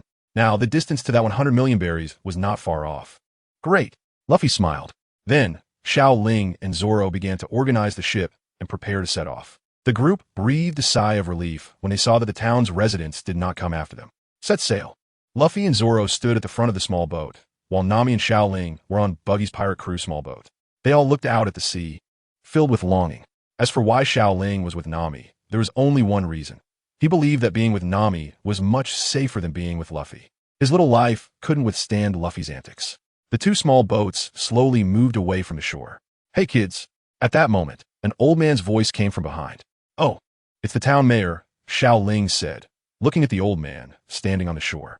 The mayor was panting, watching the group getting further away, then shouted, sorry. Thank you. Hee. The eyes of everyone met, and they all smiled as the 2 small boats began to drift with the sea breeze. Sailing itself is a test of character. Compared to the enthusiastic Luffy, the constantly sleeping Zoro, and the experienced Nami, Xiao Ling had gone from being excited to feeling dejected. He didn't know how long it had been. The sea was still the same sea. Where are we going next? Where are we now? Xiao Ling leaned over the side of the boat and helplessly asked the others. For the Grand Line, Luffy said excitedly. The Grand Line? At this point, Zoro also opened his eyes and continued. Have we already reached the Grand Line? Nami looked at the two and sighed helplessly. How did these two survive alone at sea? She then opened the map and said, It's impossible for us to go to the Grand Line now. Don't joke around. Huh? Why not? Luffy asked. And Zoro's gaze also shifted to Nami, while Xiao Ling continued to fiddle with the sea, still leaning over the side of the boat. The Grand Line is known as a graveyard for pirates. There are countless pirates there, and they are all looking for One Piece. We lack the numbers and ship equipment to sail in the Grand Line. Huh? I see. It looks like we need to find a musician and a cook. And we need a big ship and a pirate flag. Luffy became more and more excited. There's an inhabited island ahead. We better find a ship there, Nami said, holding the navigation chart. Inhabited? Then we'll have meat to eat. And alcohol. Xiao Ling was listening to them chatting without interrupting. At that moment, he seemed out of place among them for some reason. He looked up at the distance, as if he was feeling a bit homesick. Xiao Ling was missing his parents in another world at this moment. Would they be sad seeing their son disappear? And his friends. Unknowingly, so many days had passed. Hey, Xiao Ling, we've arrived at the island. What's wrong? A big man like you isn't homesick, are you? After getting off the boat, Nami said with a smile beside. Xiao Ling, huh? Haha, how could that be? Xiao Ling scratched his head and smiled. Wow, I didn't realize my hair had grown so long. But how could he tell others about such an embarrassing thing? Seeing this, Nami raised her hand and touched Xiao Ling's head, and suddenly realized that this man in front of her was really just a man, only slightly taller than her. However, she could understand Xiao Ling's feelings. She felt the same way when she first went to sea. At that moment, Nami surprisingly felt a glow of maternal love emanating from her, and she instinctively hugged Xiao Ling. Xiao Ling originally wanted to break free from the embrace, but feeling the two soft mounds pressed against her face, she was taken aback. Dinging. Sensing the host's emotional fluctuation, the emotional value increased by 66. So good. Luffy shouted loudly. Hey, Nami, is there really a village here? Is there meat? Huh? Nami pushed aside Xiao Ling, whose face was flushed, took out a map, and said, There is a village, but can you think a little less about meat? Nami turned to look at the blushing Xiao Ling and teasingly said, What's wrong? Are you sensing a mother's scent for me? Xiao Ling turned her head, her face even more flushed, and continued, How is that possible? I didn't think about home at all. Nami covered her mouth and pulled Xiao Ling's hand, saying, Let's go. Luffy, who was nearby, heard about a village and shouted excitedly, Great, there's meat. The group then decided to head to the village first. Just a few steps in, Zoro suddenly sensed something, unsheathing his sword slightly, and said to the others, Be careful, there's someone nearby. Xiao Ling looked up at the bushes above. Usopp should be up there now. Can a human's nose really be that long? Xiao Ling was a bit curious. Usopp is also a member of the Straw Hat crew, which has always had some exaggerated tales about him. Now, Xiao Ling was filled with anticipation about meeting the members of the Straw Hat crew. What did you say? Nami, who was closest to Xiao Ling, heard him talking to himself and asked, I didn't say anything. I feel there should be 4 people somewhere up there. Their presence isn't strong. They shouldn't be strong fighters, Xiao Ling said, pointing to a patch of bushes above. Zoro remained silent and looked at Xiao Ling. Where are they? Where are they? Luffy looked up, glancing around. Just as he finished speaking, stones began to fall continuously, hitting his feet. There really are people up there? Luffy dodged the implied attacks repeatedly.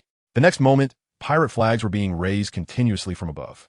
If it were ordinary people, they might really think there were many up there. However, Nami and Zoro trusted Xiao Ling's judgment, looking up with smiles on their faces, while Luffy stared up with an expression of disbelief. That's amazing. At that moment, a long-nosed man appeared under a tree right above them, looking down at the few people below and shouting in what he thought was a fierce voice. Ha ha! I'm the great pirate of this village, Usopp. Everyone loves us and calls me Captain Usopp. That's amazing. Hearing Luffy's words, Nami and Zoro covered their faces, as if to say they didn't know this guy. Seeing Luffy's reaction, Usopp felt more confident. If you want to attack this village, I advise you to give up. My 80 million subordinates, 1T let you go. As he said this, the pirate flags in the bushes waved even more violently. That's amazing. Xiao Ling looked at Usopp above and murmured, Great Usopp. It is said that all the lies he tells will come true in the future. So this is what a long-nosed person looks like. I must study how this nose grows in the future. Xiao Ling looked at Usopp's nose above with curiosity. At that moment, Luffy's eyes seemed to sparkle with stars as he stared intently upwards, while Nami beside him disdainfully said, "You're joking, right?" Upon hearing Nami's words, Usopp above immediately fell apart. "I've been found out." Xiao Ling looked at the performance of the long-nosed man and felt a bit speechless. Is this level still trying to deceive others? Although he was still somewhat excited to encounter the Straw Hat crew, his emotional fluctuations were not as strong as before. You see, he said he was exposed. Xiao Ling smiled at the few people. Damn, how could it be like this? Usopp twisted his body continuously, his expression exaggerated, making the people below unable to help but laugh. But then he started to pretend to be calm. Although 80 million is a bit exaggerated, I still have excellent subordinates. Usopp said nervously. Upon hearing this, which side's flag was waving more vigorously? Is it the three of them? Nami said, we've been exposed. The three kids pretending to be an army were recognized by Nami, causing them to jump up in fright and immediately flee towards the village. Hey, don't run away. Usopp shouted loudly at his capable subordinates as they ran away. At that moment, Nami bent down to pick up the marbles and said, I've never heard of pirates who use slingshots. Xiao Ling and Zoro smiled, but Luffy looked disappointed and said to Usopp, so it was a lie. However, he soon regained his composure and laughed. Ha ha ha, you're so interesting. Damn it. Kid, don't get too cocky. I have a very strong sense of pride, and that's why people call me Proud Usopp. Usopp took out his slingshot and aimed it at Luffy. You just saw it, right? My slingshot skills are way better than an average gunslinger, Usopp said proudly. At that moment, Luffy's expression suddenly became serious as he said to Usopp, Since you've drawn your weapon, let's bet our lives on it. Let's get started. Xiao Ling watched the scene before him, where Luffy was paying tribute to the great pirate Shanks, whom he respected. After hearing Luffy's words, Usopp's body unconsciously stiffened. What I mean is, this thing is not a child's toy. Luffy looked at Usopp and continued to explain. Zoro, seeing Luffy's demeanor, also became playful, his gaze sharp as he looked up at Usopp and said, What stands before you is a true pirate. Xiao Ling did not sense any killing intent from the two of them. However, Usopp above became very tense. After a standoff, Usopp ultimately knelt down on the ground. Indeed, the aura of a real pirate is something I don't possess. How scary, how amazing, he said with a mournful expression, as if resigned to his fate. Zoro and Luffy, seeing Usopp's demeanor, couldn't help but laugh out loud. Ha, I'm just learning on the spot. This is something my respected pirate Shanks once said, Luffy said to Usopp above. Shanks, are you talking about the great pirate red-haired Shanks? Hearing Shanks' name, Usopp became excited. Luffy nodded and then said, Yes, your father is Yasopp, right? Upon hearing his father's name, Usopp lost his balance and fell down. Bang! Xiao Ling looked at Usopp, who was face down on the ground, and then glanced at the intact cliff. The physical condition of people in this world is not comparable to that of Blue Star people. At this height, if it were me, I would probably be crippled even if I didn't die. Xiao Ling felt his weakness once again. Jesus Boo is my father's name. But how did you know that? Luffy nodded and said, I saw him when I was a kid. You two look exactly the same, so of course I recognized you. Xiao Ling couldn't help but want to laugh at Luffy's words, not knowing how Luffy could see that they looked exactly the same. However, he ultimately didn't laugh and said to the others, How about we go to the village and eat while we talk? Upon hearing the word eat, Luffy's eyes immediately lit up. Yes, I want to eat meat. And alcohol, Zoro chimed in, expressing his desire for a drink. Seeing that the group had no malicious intent towards the village, Usopp relaxed and said to them, Follow me. Having someone familiar with the area as a guide was the best thing, and Xiao Ling and the others followed Usopp toward the village. Usopp, is your long nose real? Xiao Ling walked in front of Usopp and reached out to grab his nose. Hey, what are you doing, you little girl? Is this really not fake? Upon hearing the words little girl, Nami smiled. Xiao Ling helplessly shook his head. He didn't want to explain right now. Then he directly grabbed Usopp's nose. Ouch, ouch, ouch. It really is surprising. How can humans have such noses? It turns out his dad is on the ship of a great pirate like Shanks. Inside the restaurant, Usopp was excitedly listening to Luffy tell the story of Jesus Burgess, while Xiao Ling listened with great interest. He didn't have such a big appetite, so he just ate a little and continued to listen to their stories. Since there's this connection, Usopp, are there any big ships or partners who can sail around here? Nami asked. Usopp shook his head and said, You all saw it. This is just a small village. How could there be such things? Zoro looked out the window into the distance and then said, There's a big villa over there. There should be a ship there. No way. Absolutely not. Usopp shouted loudly, but after saying that, he felt a bit scared. Huh? Why not? Usopp nervously shook his head, then stood up and bowed to everyone, saying, the owner here is very familiar with me, so you can eat with peace of mind. I have something to do now, so I'll leave. Without waiting for everyone to respond, Usopp quickly ran away. Xiao Ling looked at the villa in the distance, and he should be able to see the Mary soon. Forget it, the meat here is so delicious. Let's eat our fill before asking about it, Luffy said. Seeing Luffy's appetite firsthand, Xiao Ling felt a sense of terror. System, how many emotion points do I have now? Current emotion points, 9,001. Indeed, these emotion points are very valuable to him. The current emotion points are enough for him to upgrade Orochimaru's character card to level 2. I wonder what skills a level 2 character card will grant. System, upgrade Orochimaru's character card to level 2. Current card experience points, 20,100. Ding, successfully deducted 8,000 emotion points. Gained 80 experience points. Current Orochimaru, golden, character card has been upgraded to level 2. Ding, level 2 character card unlocked. Host gains new ability, chakra. Ding, congratulations to the host for obtaining new skills. Shadow clone technique, transformation technique, body replacement technique. 3 body technique, chakra? Xiao Ling was somewhat excited. After all, this was the power from Naruto. Having chakra meant he possessed a power that no one else in this world had. At that moment, a vast amount of knowledge flooded into Xiao Ling's mind, and his understanding of chakra and the body replacement technique had reached an advanced level, truly worthy of being produced by the system. Host, Xiao Ling character card. Orochimaru, gold, card level. 2, 0500, card skills, soft body, chakra. Body replacement technique equipment card. Kusanagi sword, gold, equipment skill. Snake sword unity card level. 1, 0100, support card. Non-combat power evaluation. CB, you, who have no combat experience, are still assaulted fish. What the hell? Assaulted fish with sea-level combat power despite having no combat experience. Damn it. Xiao Ling unconsciously made a sound, drawing the attention of Luffy and the others. Xiao Ling, what's wrong? Zoro asked. It's nothing, just thinking about some things. Xiao Ling shook his head and said, Oh, I thought the meat didn't suit your taste. Luffy, who had already eaten his fill, said with a fully bloated belly. Xiao Ling looked at Luffy speechlessly. You ate all the meat. How would I know what it tastes like? At that moment, 3 children who had just escaped suddenly barged in, holding wooden swords, and shouted at the 4. Quick, let our captain go. Where's our captain? The group remained silent, and one of the children noticed Luffy, who was rubbing his belly. The child then imagined some scenarios in his mind and trembled as he said, Our captain isn't in your belly, is he? At this moment, Zoro's playful side kicked in again. Yes, we've already eaten your captain, Zoro said menacingly. Seeing Zoro so playful, Nami and Xiao Ling both stood up. 2 she-devils. The 3 children, not daring to directly name Luffy and Zoro, could only shout loudly at the 2 who seemed easier to bully. 2. Xiao Ling felt inexplicably caught in the crossfire. What are you saying? Upon hearing the term she-devil, Nami immediately roared at the 3 children with her claws out. So scary. Ha ha. Aside from Nami, the other 3 laughed at the scene. All right. I'm not teasing you anymore.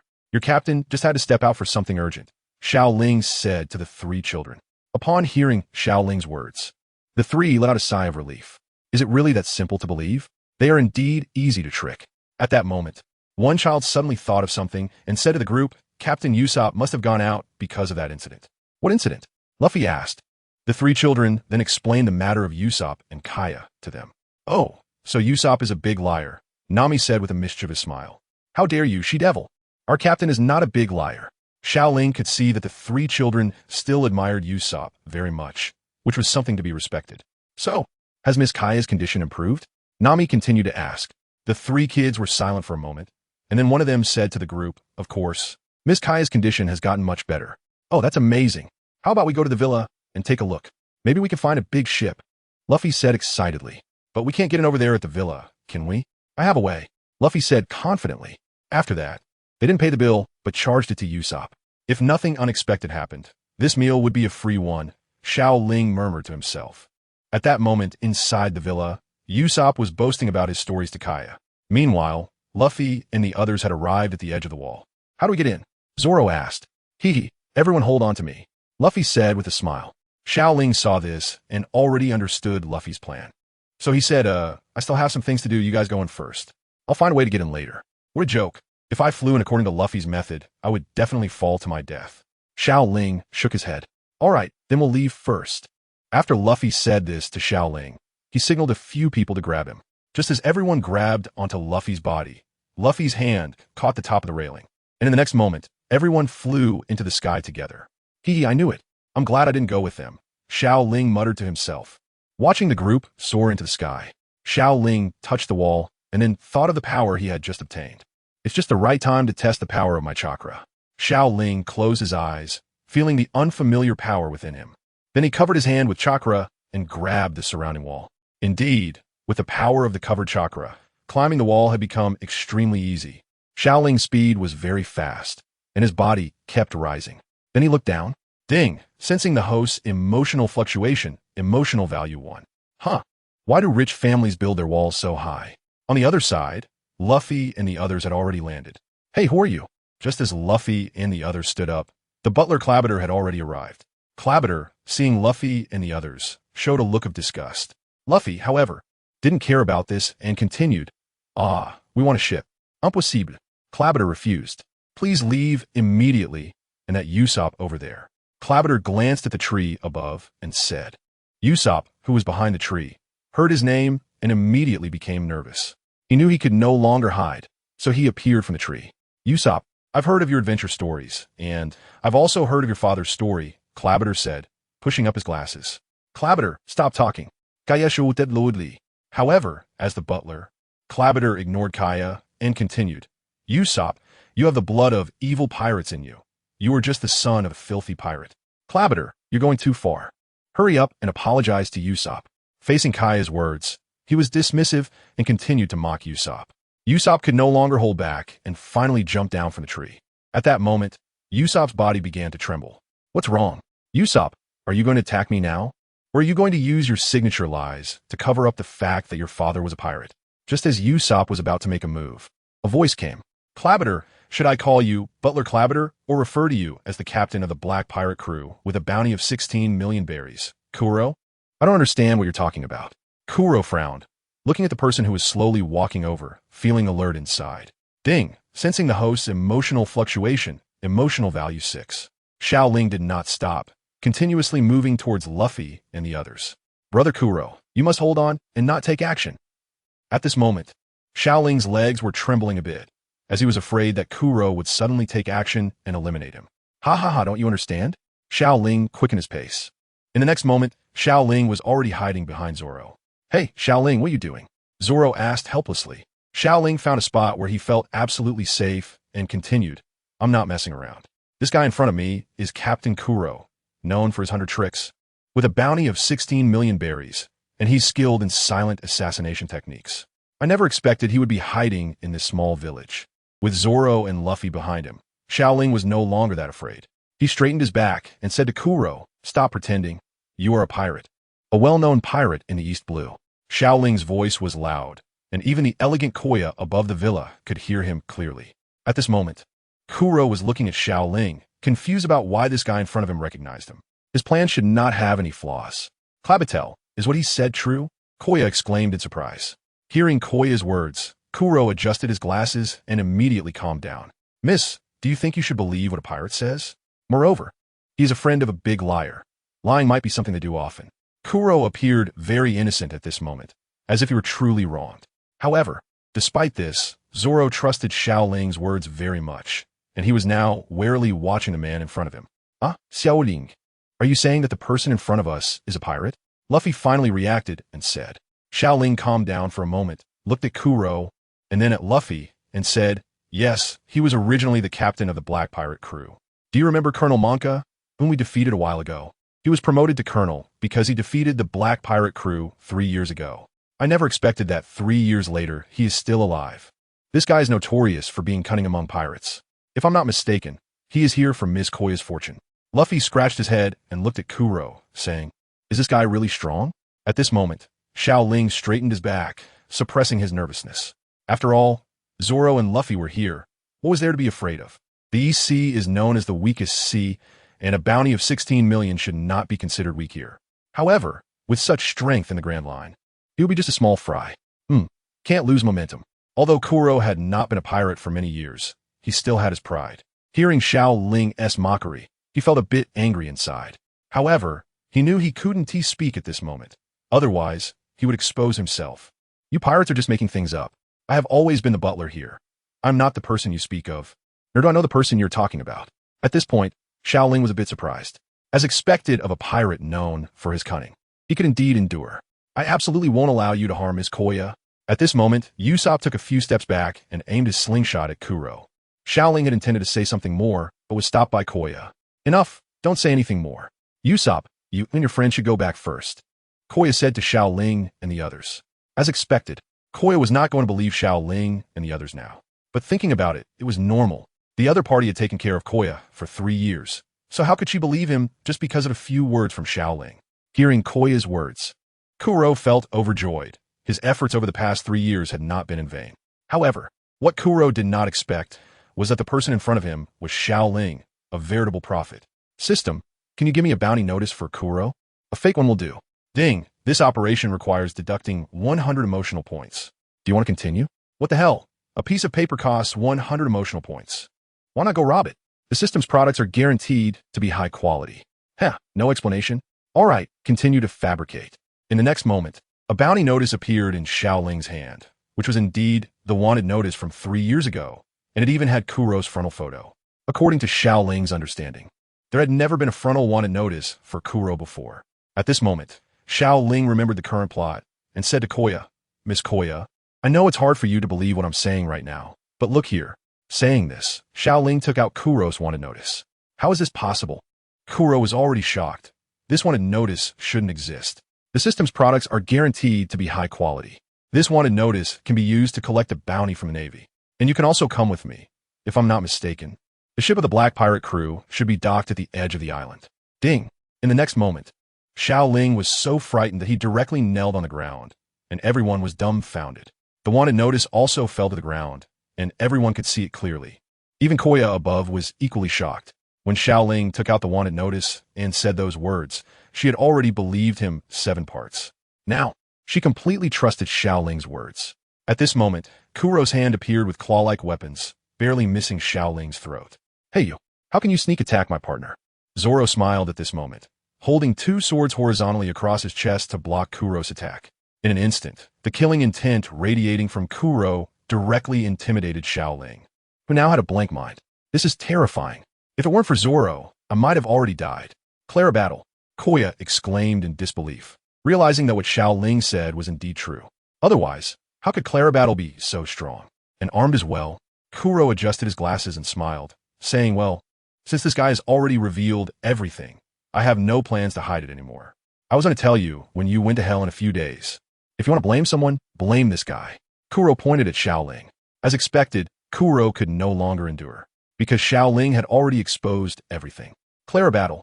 At this moment, a servant with ram horns appeared, looking incredulously at the man before him. Oh, Meili? Kuro said. Meili was extremely shocked. As a servant, he had been here for a long time. However, he did not step forward when he saw Kuro here. When Xiao Ling said those words, he did not believe them either. But the killing intent just now and the wanted notice on the ground forced him to believe. He never expected that Kuro Bartle, as the butler, would be a pirate with such a high bounty. Ha ha ha ha. Since the matter is exposed, I have no choice but to eliminate you in advance and execute my plan. Although Xiao Ling's words were somewhat disparaging, he could clearly see that Xiao Ling was exposing the truth. He was confident that in the East Sea, very few people were his opponents, even though 3 years had already passed, and his first target was Xiao Ling, who had exposed his plan. Xiao Ling sensed the killing intent and took a few steps back, saying to Zoro and Luffy, this guy is skilled in silent assassination techniques and is very strong. You need to protect me. Huh? Xiao Ling, aren't you strong? Luffy said. Zoro looked at the man in front of him, Kuro, with some excitement.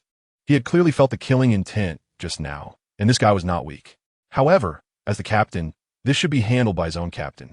Xiao Ling, did you just say that the Black Pirate Crew's members have already landed on the island? Zoro said. Xiao Ling nodded. They probably haven't come ashore yet.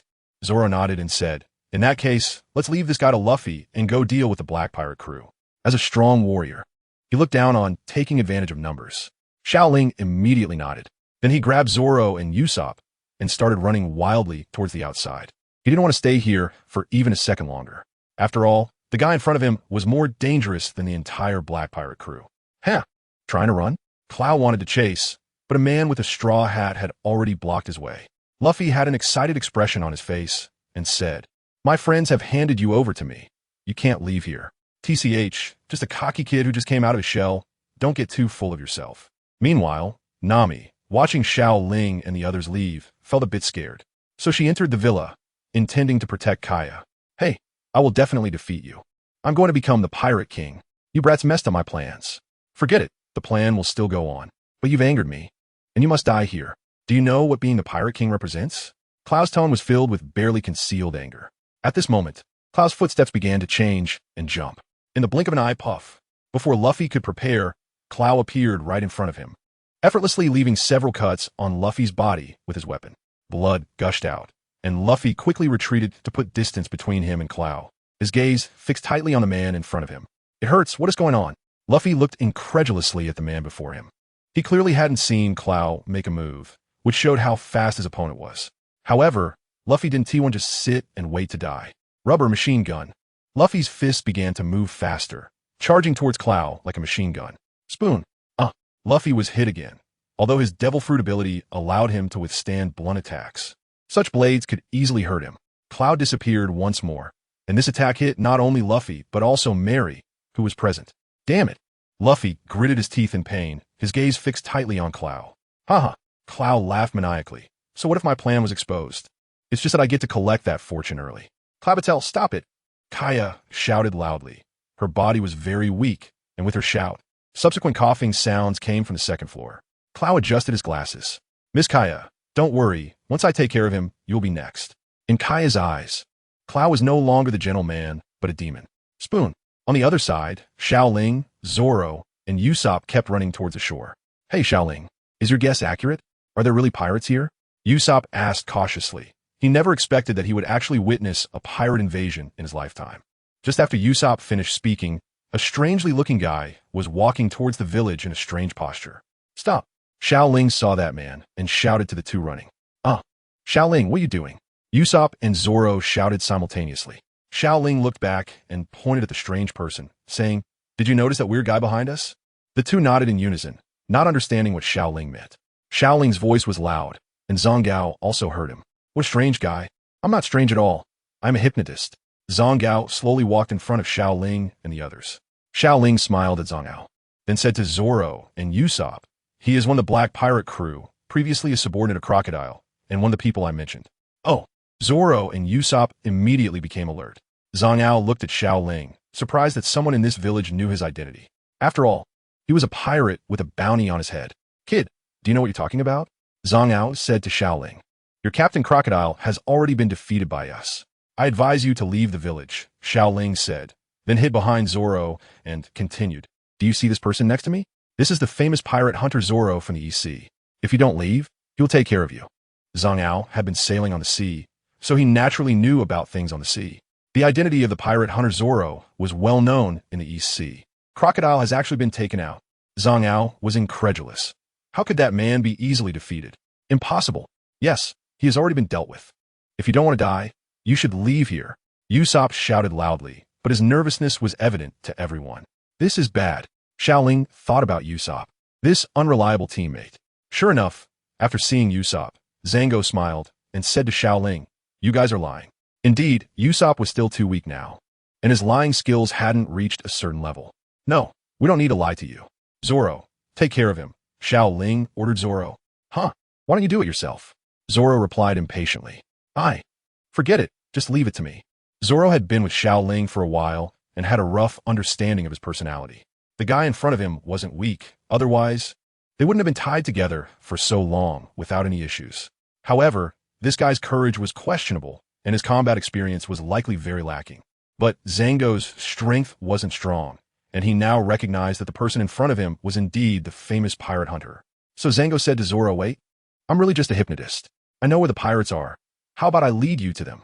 Xiao Ling thought for a moment. Although he knew that Zhang Yao was trying to lure them into an encirclement, capturing all the pirates in one go was also a good option. Zoro looked at Xiao Ling with a questioning gaze. In fact, he shared the same thought as Xiao Ling. Then I'll leave it to you. Xiao Ling immediately changed his expression. But if we go, isn't it like sheep entering a tiger's den? Usopp whispered nervously. Are you sure it's not tigers entering a sheep pen? Although his combat power was lacking, he had Zoro, a strong ally, by his side, so he wasn't worried at all. Xiao Ling and Zoro stopped talking and followed Zango towards the shore. Hey, wait for me. Usopp reacted and hurried to catch up with them. Meanwhile, Nami had already reached the second floor and successfully protected Koya to prevent her from getting hurt. However, rather than protection, it was more accurate to say that Nami was clearing the battlefield for Luffy and Kuro. Nami also didn't want to be accidentally harmed. At this moment, the battle between Kuro and Luffy was still ongoing.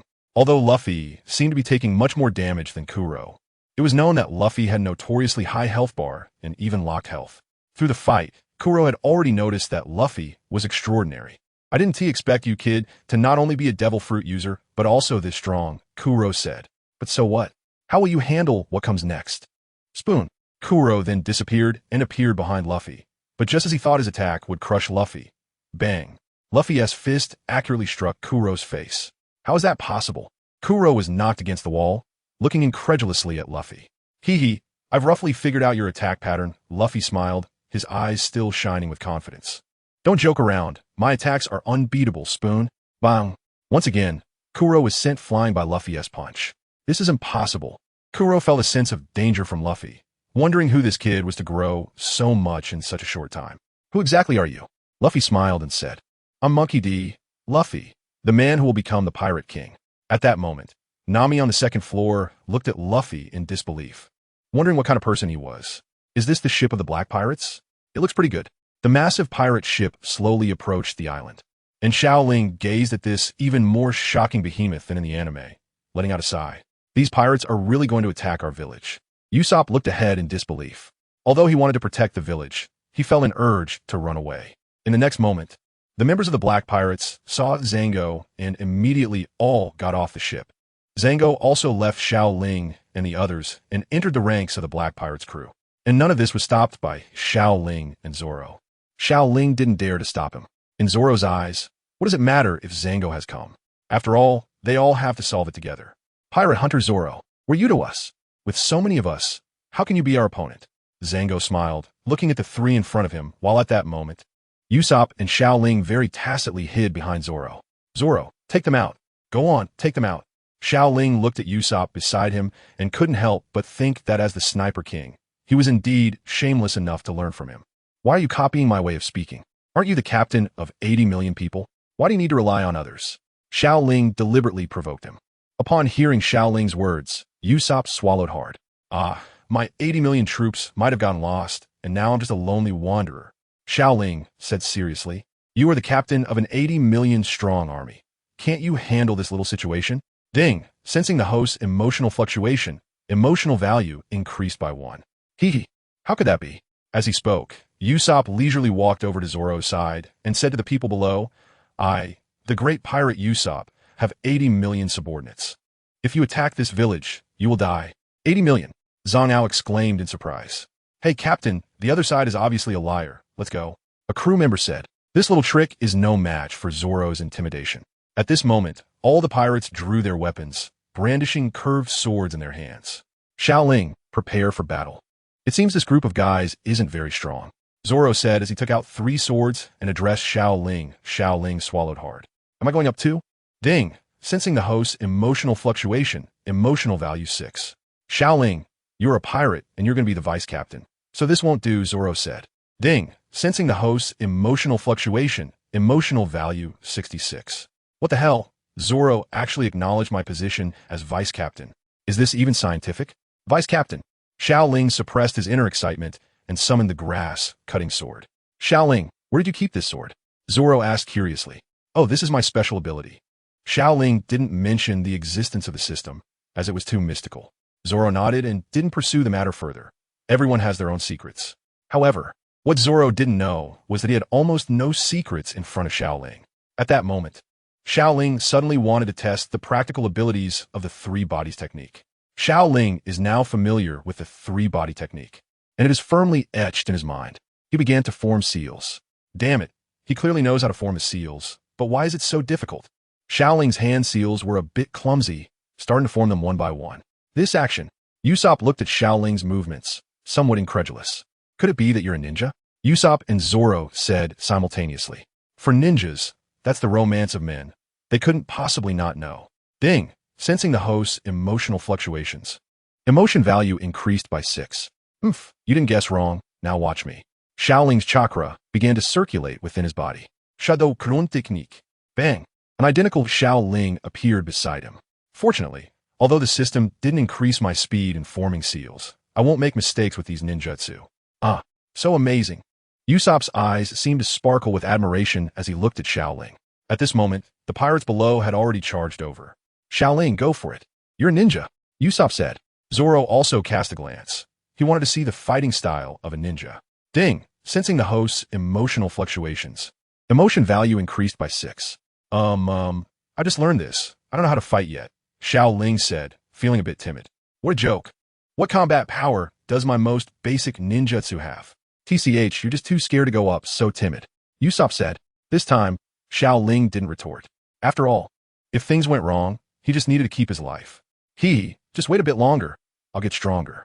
Xiao Ling scratched his head and looked at Zoro. What a joke. I'm so weak right now. How can I go fight? What if I die?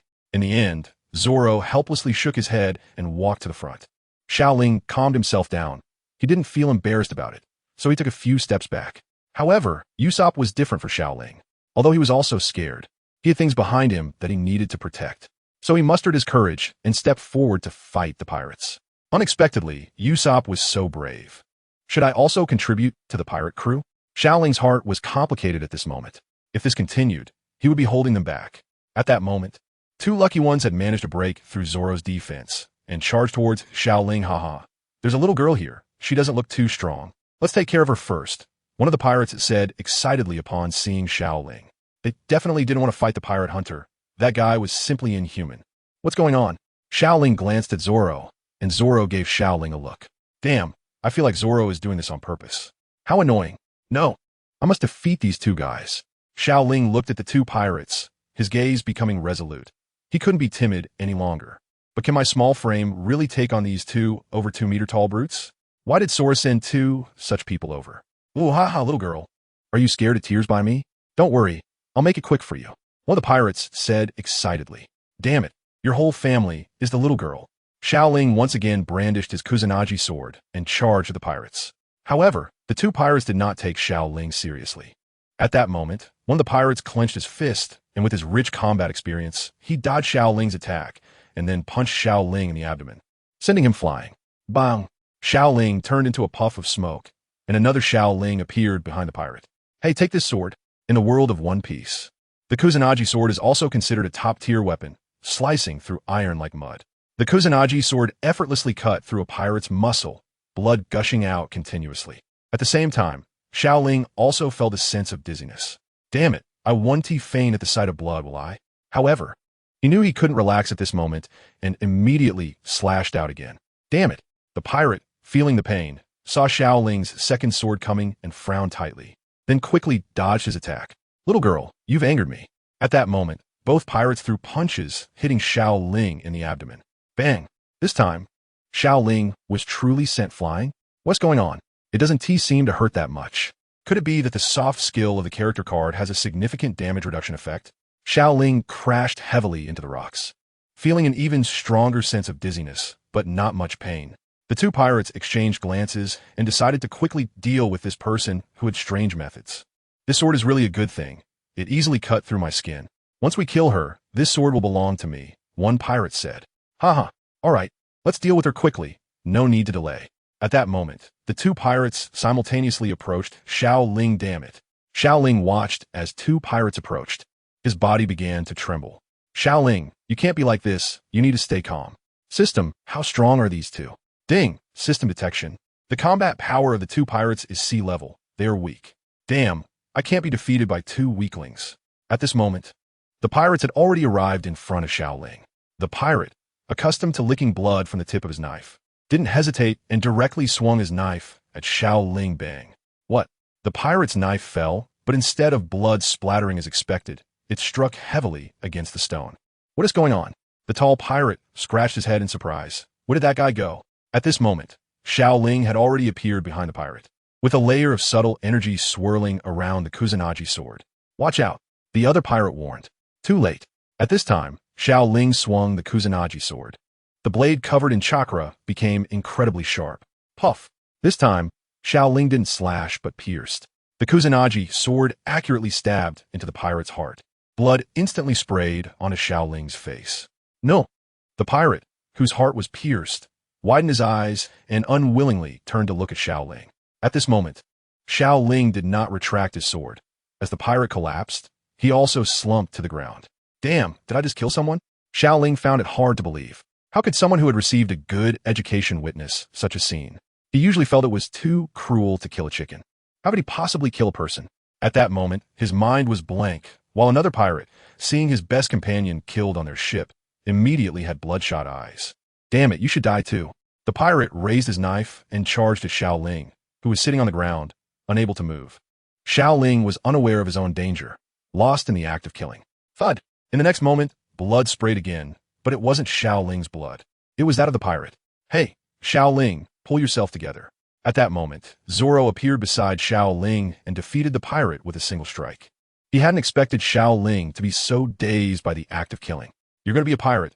Such things will happen often, so pull yourself together. Zoro continued to comfort him. Xiao Ling heard Zoro's voice at that moment, came to her senses, and took a deep breath. I'm Fine. Xiao Ling forced a smile as he listened to the constant system prompts in his mind. The emotional value generated from killing had even surpassed the accumulated emotional value from before, showing how greatly this event impacted him. At this moment, Zhang Ao looked at his crew, all defeated, including his strongest brothers on the ship. No wonder he is the pirate hunter Zoro. Such strength is indeed remarkable. Now let's go, everyone, watch me. Zhang Ao planned to use his hypnotic ability to enhance his crew's combat power. He saw the ring on his hand begin to shake. Brothers, listen closely. Once I finish saying Zhang Ao 12 times, all your injuries will heal, and you will become even stronger. As the ring shook, the members of the Black Pirate crew began to look dazed. 1, 2, Zhang Ao. In the next moment, all members of the Black Pirate crew stood up. What? This is hypnosis? Zoro looked at the crowd below and said, boom. A pirate's fist struck the rock. How is this possible? How could their strength have increased so much? Zoro looked incredulously at the members of the Black Pirate crew below. Brothers, go, take him down. Zhang Ao commanded the crowd. How could this be? Zoro immediately raised his sword, his expression serious. Bang! In an instant, dust flew, and the powerful impact forced him back several steps. The two brothers who had stood up were now in front of Zoro. Ha ha ha, go die. They didn't give Zoro a chance to catch his breath, and a series of attacks came at him, forcing Zoro to retreat continuously. Damn it, how did their strength increase so much? Zoro felt a long-lost sense of oppression. The two had suddenly become so much stronger. At this moment, a large number of pirates rushed over, and Zoro had no time to pay attention to anyone else. Seeing this, Usopp knew he couldn't let them rush into the village. Watch the power of Captain Usopp. Usopp took out his slingshot, preparing to attack the pirates. However, he was ultimately facing real pirates, and by the time he was fully ready, the pirates had already appeared in front of him. A sharpshooter was caught in close quarters. And, predictably, the next moment, Usopp was sent flying. Damn it! For a moment, Zoro was distracted, looking at Usopp's battlefield. Hey, be careful. It was this distraction that allowed the brothers to find an opening and directly knock Zoro away. Damn it! Bang! The flying Usopp landed right next to Xiao Ling. Seeing Xiao Ling, who was completely motionless, he reminded him, should we retreat first? At this moment, Xiao Ling seemed not to hear Usopp's words and slowly stood up, his eyes matching those of the crew members, all in a hypnotized state. Hey, are you kidding? You can't be hypnotized too, right? Usopp said nervously, but Xiao Ling still ignored him. In the next moment, the grass cutter sword appeared in his hand. Shadow Clone Technique. Bang! Shadow Clone Technique. Bang! Two identical figures appeared beside Xiao Ling, and at this moment, Xiao Ling's hand-sealing speed had changed drastically from before. Kill! Xiao Ling's grass pheasant sword was covered in chakra, rushing toward the pirate crowd at an incredibly fast speed. I am very strong now, and I am getting stronger, Xiao Ling muttered to himself repeatedly. The pirates, upon seeing Xiao Ling charging toward them, showed no fear at all, primarily because they were also in a hypnotic state and believed Xiao Ling to be a weakling. However, the next moment, Xiao Ling's combat power slapped them hard in the face. Xiao Ling's speed was increasing, gradually surpassing what their eyes could capture. Chakra could stimulate a person's body, allowing it to exceed its normal state, and Xiao Ling had fully utilized the chakra in combat. Poof! How is this possible? In the blink of an eye, Xiao Ling had already reached the members of the black pirate crew, swinging his grass pheasant sword rapidly, leaving wounds on their bodies. Oh, damn it! This speed was comparable to Captain Kuro's spoon. Why was this guy so strong? The intense pain snapped many members of the black pirate crew out of their hypnotic state. Although they collectively attacked Xiao Ling, they couldn't keep up with his speed. Usopp watched Xiao Ling in disbelief, his mouth agape. It turned out this guy was so strong. Zoro, who had been knocked down, stood up and smiled, saying, "Even in a hypnotic state, this Xiao Ling now looks a bit like a pirate." Zoro then looked toward his comrades ahead. It was time to end the battle. What a joke. This guy's like a monster after being hypnotized. A pirate trembled as he looked at the unstoppable Xiao Ling. As soon as the pirate finished speaking, Xiao Ling's sword slashed across his throat. The Xiao Ling, after being hypnotized, was completely different from usual. Every move was a killing technique. Blood sprayed onto Xiao Ling, yet he did not show the usual cowardice. Instead, excitement appeared on his face. Xiao Ling smelled the blood on the grass sword, and his tongue unexpectedly stretched out like a real Orochimaru, licking the bloodstains on the sword. Is this guy a demon? At this moment, Zonkao's face also showed a look of fear. He never expected that after being hypnotized, Xiao Ling would undergo such a drastic change. No, I have to. Zonkao, looking at the now crazed Xiao Ling, made up his mind. On the other side, Zoro was continuously defending against the brothers' attacks, as the strength of the hypnotized brothers had greatly increased. However, with no worries behind him, Zoro could easily handle the two. He didn't expect the two would become so much stronger after being hypnotized, but it would end here. Zoro once again fended off the brothers' attacks and successfully distanced himself from them using their strength. It's over. Zoro crossed his 3 swords, and then the blades began to spin. The brothers felt an overwhelming pressure, cold sweat dripping from their foreheads, and they instinctively took a few steps back. 3-sword style, 3,000 worlds. The spinning blades accelerated rapidly, and in the blink of an eye, Zoro was in front of the brothers. Puffed. Blood sprayed as Zoro appeared behind the two. The wounds inflicted by the 3 swords showed on their bodies. Bang, bang. The two could no longer withstand the damage Zoro dealt them and crashed to the ground. TCH, is that all? Zoro sheathed the wad Ikemonji and then looked down at Xiao Ling's battle. What the hell, this guy exudes such a strong killing intent after being hypnotized. Zoro muttered to himself. The Straw Hat crew had many battles, but they rarely killed. Usually, they just defeated their opponents. However, Xiao Ling was different, as almost all the pirates he fought against were dead. Nevertheless, Zoro didn't feel any discomfort, as he had also killed many. But Usopp beside him was different. He had truly witnessed the terror of pirates at that moment. Xiao Ling's battle had a tremendous impact on his heart. Life seemed truly cheap. At this moment, only a few pirates were still standing below. The others had been defeated by Xiao Ling, and most of those defeated were already dead. Zango watched the change in the situation. Zoro's strongest subordinate, the second brother, had already been defeated by Zoro, and the situation here was even more grim. He took out a ring, beads of cold sweat forming on his forehead. "Kid, come over here," Zango shouted at Xiao Ling. Although Xiao Ling was hypnotized, he felt Zango's call and turned to look at him. As a pirate, Zango was startled by the blood-soaked Xiao Ling with sharp eyes. However, he forced himself to calm down. "After you hear my 12 Zango, your hypnosis will be lifted," Zango said to Xiao Ling. Xiao Ling was unaware of this and saw his speed continuously increasing.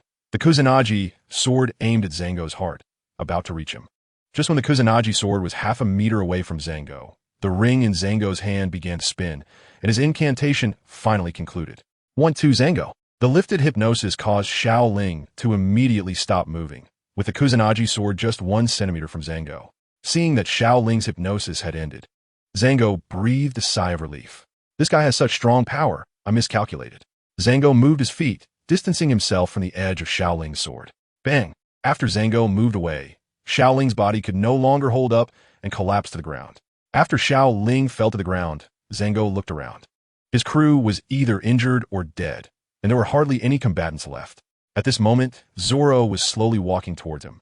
Just a moment ago, he didn't believe it, but now he did. it wasn't surprising that Captain Kuro could be defeated by them. Zango slowly raised his hands. He didn't want to fight anymore. This group of guys were monsters. When did so many strong people appear in the East Sea? He admitted defeat. Usopp closely followed behind Zoro, and upon seeing Zango surrender, he burst into laughter and said to Zango, now you know the power of Captain Usopp, right? You couldn't handle my two subordinates, and you surrendered without even needing my proud Usopp to intervene. Zoro glanced at Usopp, but had no intention of exposing him. To him, those words didn't matter anymore. However, since the opponent had already admitted defeat, Zoro also didn't plan to continue attacking. Then he looked at Xiao Ling, who was lying on the ground. It seemed to be a faint from exhaustion. There was no problem. He directly picked up Xiao Ling and headed towards the interior of the island. The defeated pirates were no longer worth his attention. The priority was to check on Luffy's situation. Watching Zoro leave, Zango glanced at Usopp, who had just boasted, then lowered his head. He knew he had been defeated. However, Zango's glance startled Usopp. Hey, wait for me. I'll lead you. Usopp quickened his pace, rushing to catch up with Zoro. Damn, who is this kid? How can he be so strong? Kuro gasped for breath, staring intently at the kid wearing the straw hat. This guy's strength exceeded his imagination, and after fighting for so long, he could sense that the straw hat kid's power had actually increased considerably. And how could this guy have so much stamina? Luffy looked at Kuro in front of him, expressionless, and said, Are you tired? The extra movements of the spoon are really too many. Upon hearing Luffy's words, a surge of anger rose in Kuro's heart. Don't get too cocky. That was just an appetizer. Next, I will let you feel true fear. Luffy remained unfazed. Seeing this, Kuro lowered his head again. Spoon. Kuro instantly vanished. But this time Luffy had already found a way to counter this move. As Luffy said, the extra movements of the spoon were indeed too many. Luffy's arm stretched out, continuously swinging in the courtyard.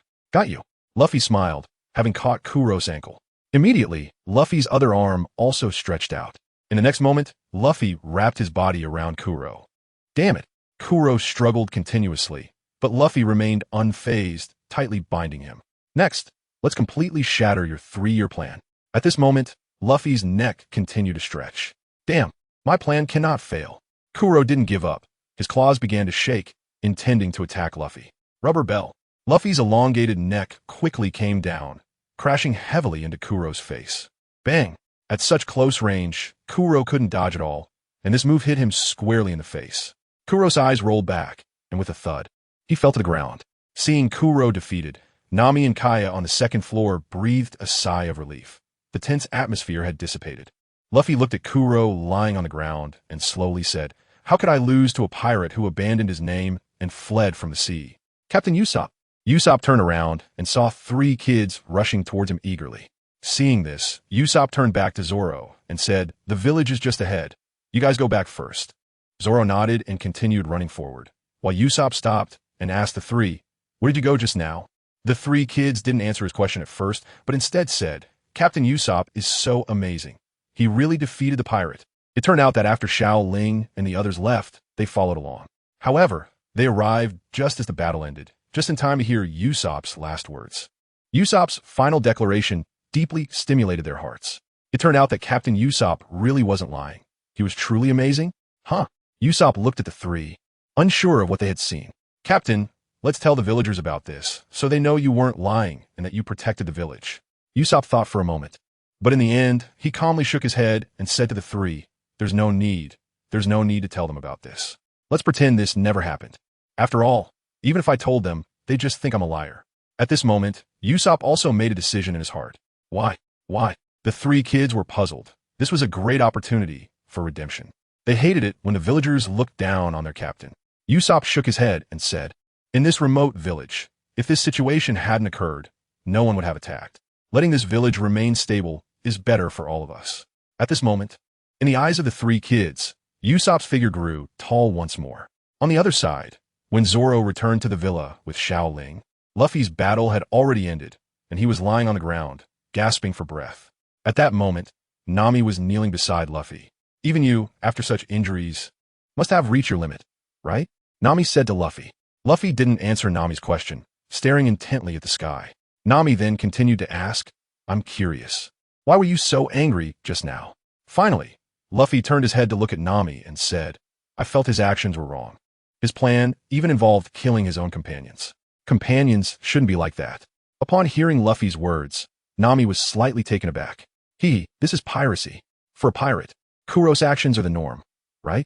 In fact, all along, Nami had sensed the difference in this group of people. However, she still believed that pirates were not good people. Luffy gazed at the sky, remaining silent, and at this moment, Zoro, carrying Xiao Ling, also arrived beside Luffy. Nami was startled to see Zoro and the bloodied Xiao Ling. What happened to Xiao Ling? Nami asked anxiously. Zoro placed Xiao Ling next to Luffy and then sat down, saying, "It's nothing, he's very strong, just exhausted." Hearing this answer, Nami breathed a sigh of relief. It seems the battle over there was very intense, huh? Luffy looked at Zoro and asked. Zoro stretched lazily and replied, "It's okay. Most of the pirates were dealt with by Xiao Ling, and the people over there are no longer a problem." Luffy nodded, while Nami was somewhat incredulous. Could this guy lying down really defeat pirates? At that moment, Nami suddenly thought of something and asked Zoro, "Is there any treasure on their ship?" Zoro glanced at Nami, then shook his head and said, "I don't know. We didn't pay attention to these things, but a large ship should have quite a lot of good stuff, right?" "Really?" Zoro nodded, and upon hearing this, Nami immediately stood up and walked towards the door. Treasure was her top priority. After Nami left, a slender figure came out and looked at Zoro, asking, Sir Usopp is okay, right?" "Oh, him? He's fine. He should be talking with those 3 little brats right now," Zoro replied. Hearing that Usopp was okay, Kaya breathed a sigh of relief. This time, Usopp really saved the village. At that moment, Luffy looked at Kaya and said, "Do you have any meat? I want to eat meat." Kaya was startled by Luffy's sudden question, but thinking that this person saved her and was also Usopp's friend, she smiled and said, "Yes, come in." Hearing there was meat, Luffy immediately got up, as if he hadn't just been through a battle, full of energy. Seeing this, Zoro once again picked up Xiao Ling and continued to say to Kaya, "It'd be best if there's also some alcohol. We have it all." In the darkness, Xiao Ling felt like his body was immersed in an endless ocean. It felt as if a giant octopus was wrapping around him. "What's happening to my body?" He felt that the octopus wasn't trying to eat him. Instead, it was using its tentacles to continuously stroke his skin, making Xiao Ling feel very itchy. The next second, he felt himself being pulled into the sea by the octopus, and he struggled desperately. Cough, cough. Water kept flowing into his body through his mouth and nose. He could no longer bear it and opened his eyes, and the first thing he saw was a vast expanse of white skin. "Huh, what is this?" Xiao Ling looked up and saw Nami, who was washing his body with her hands. Buzz! Xiao Ling's mind was a blank. At this moment, he could only hear the system notification sound that he couldn't block. Welfare. Damn it. Xiao Ling's face instantly turned red, and soon his entire body became flushed. Nami, seeing that Xiao Ling had woken up, seemed unbothered by what was happening and said with a smile, "Oh, you're awake. By the way, I still need to give you a bath, so we can settle the service fee." Then, noticing Xiao Ling staring at her, Nami thought of something else and continued, "Oh, my body isn't for free, you know. We also need to settle that fee later." After saying this, Nami smiled and got out of the bathtub. Xiao Ling only felt a bit of warmth in his nostrils, and without Nami's support, his head once again submerged in the water. Cough, cough. At that moment, Nami picked up a towel to dry herself and prepared to leave. Before she left, she said to Xiao Ling, "Don't forget to settle the bill." Xiao Ling sat in the bathtub, unable to calm down for a long time. What happened during this time? Why can't I remember anything? Why is there such a big benefit after waking up? I'm still a kid, right? Why did Nami give me a bath? A series of questions surged through Xiao Ling's mind. System? What exactly happened? Xiao Ling eventually recalled the existence of the system. Would you like to watch the replay? Watch. Xiao Ling did not hesitate. Watching the replay requires 100 emotional points. Would you like to pay? Damn, this dog system is so shady. It even requires emotional points to watch a replay. Why not just steal it? Well, it is already stealing. However, due to Xiao Ling's curiosity, he still chose to watch. Because of what just happened, he had already gained thousands of emotional points. Ding, payment successful. The memories of the host being hypnotized and unconscious have entered the host's mind. In an instant, a large amount of memory flooded into Xiao Ling's mind, starting with the scene of himself being hypnotized.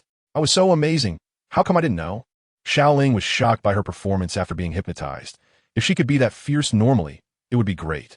Moreover, she had actually killed so many people. She couldn't believe she had done it without blinking. This shouldn't be the case. Could it be that she had a killing god attribute? Ding.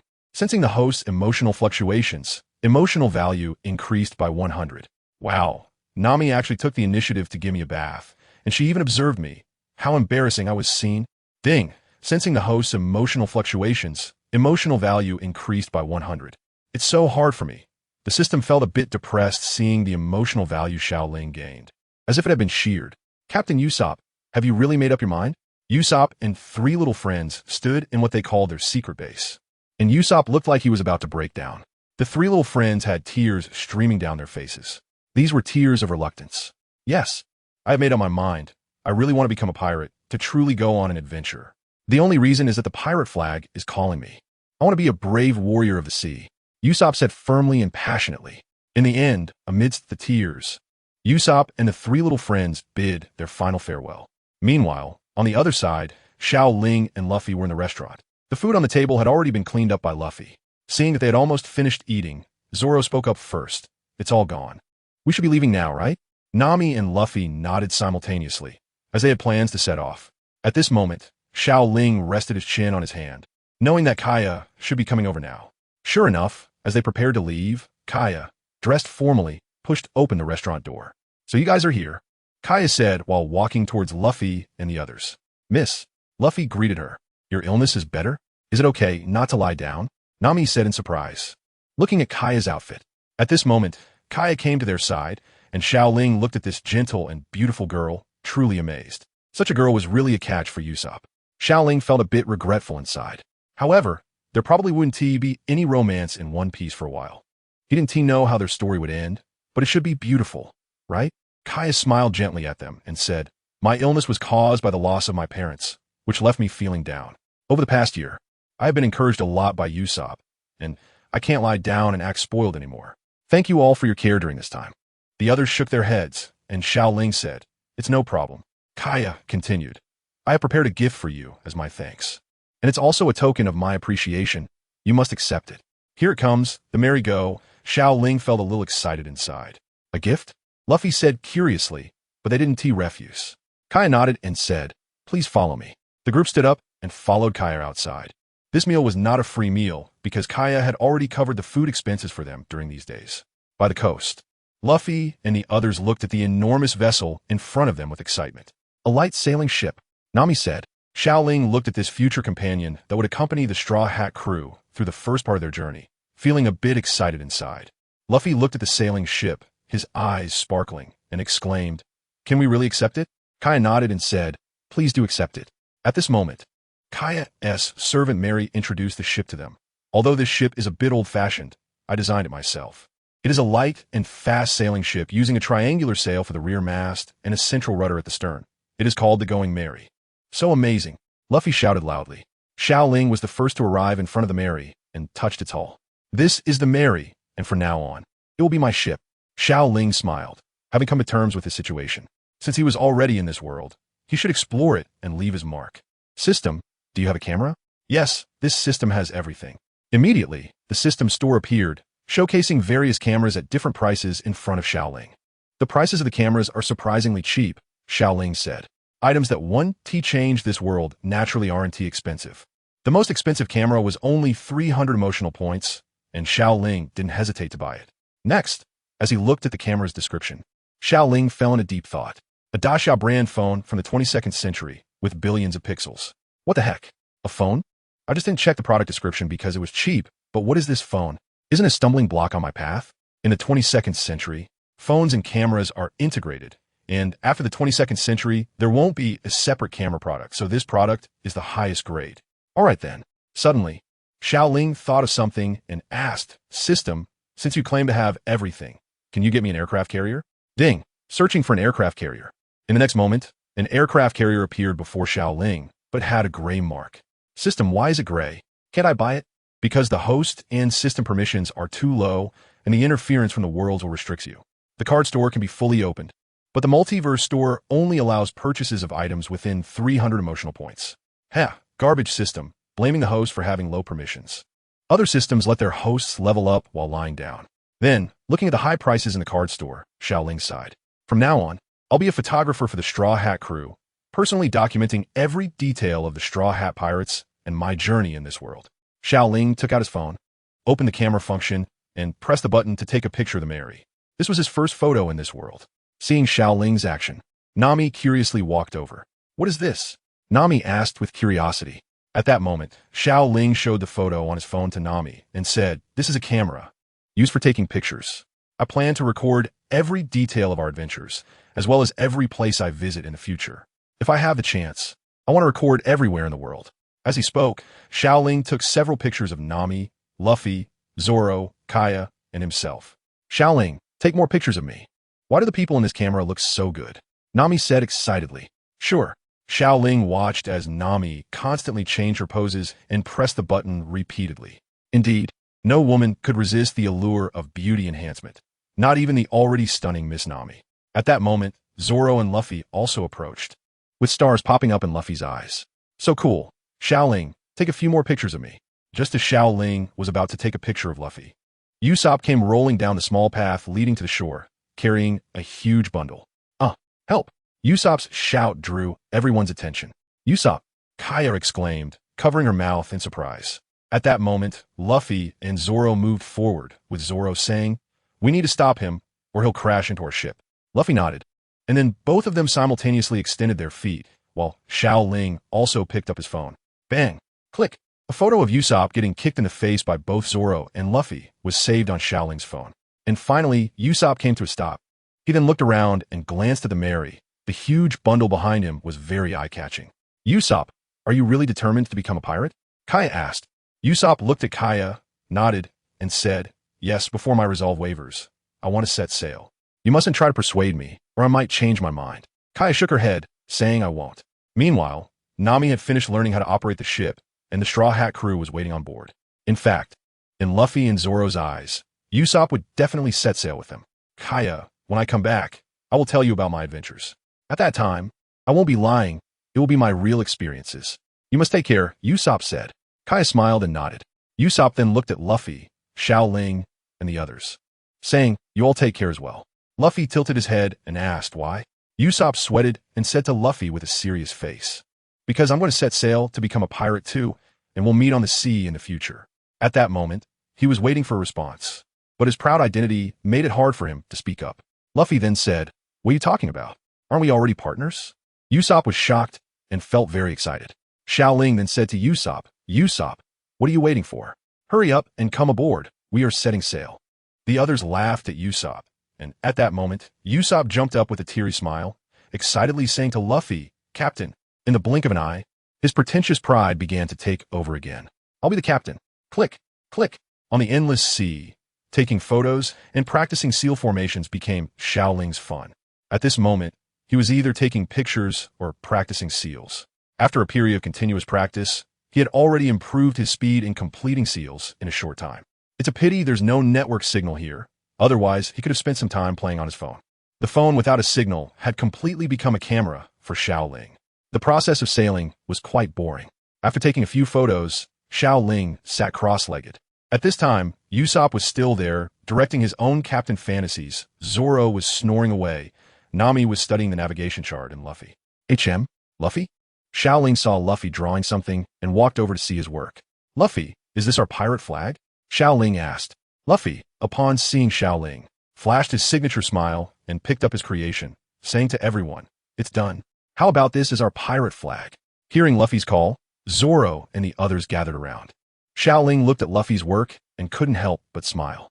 As expected of Luffy, this abstract piece is really impressive. At that moment, Zoro couldn't hold back and said, "Luffy, a pirate flag is a symbol of terror. Is this really terrifying?" Nami shook her head and said, "Maybe in his mind, this is already very terrifying." At this time, Xiao Ling looked at Usopp and said, "Why don't you give it a try?" Upon hearing Xiao Ling's words, everyone looked at Usopp. Usopp, under their gaze, didn't show any fear. Instead, he puffed out his chest and said, You found me out. I'm a graffiti master. I haven't had a rival in 50 years. Hearing Usopp's words, Luffy's eyes seemed to sparkle as he shouted, 50 years, that's amazing." Xiao Ling covered his mouth and couldn't help but laugh, saying, "So you're already an old man now." Nami chimed in, "Do you have a few grandsons by now?" Zoro looked at Usopp, who was already feeling awkward, patted his head, and said, "Why don't you give it a try? Just wait and see my skills." Usopp took a piece of paper and a pen from Luffy and began his creation. It must be said that Usopp's drawing skills were far beyond what Luffy could compare to. Done. In a short while, Usopp had completed his work. "What is this?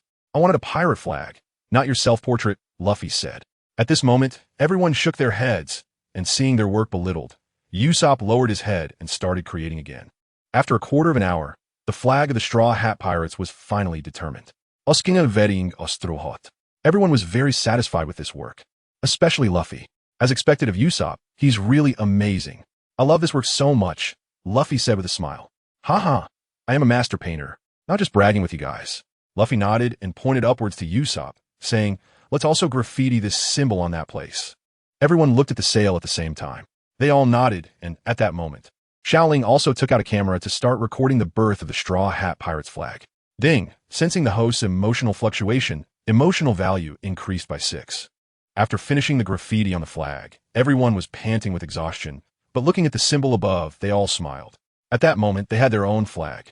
Meanwhile, Xiao Ling looked at Nami, who seemed a bit unnatural at that moment. Xiao Ling knew that she had not yet fully committed her heart to this pirate crew.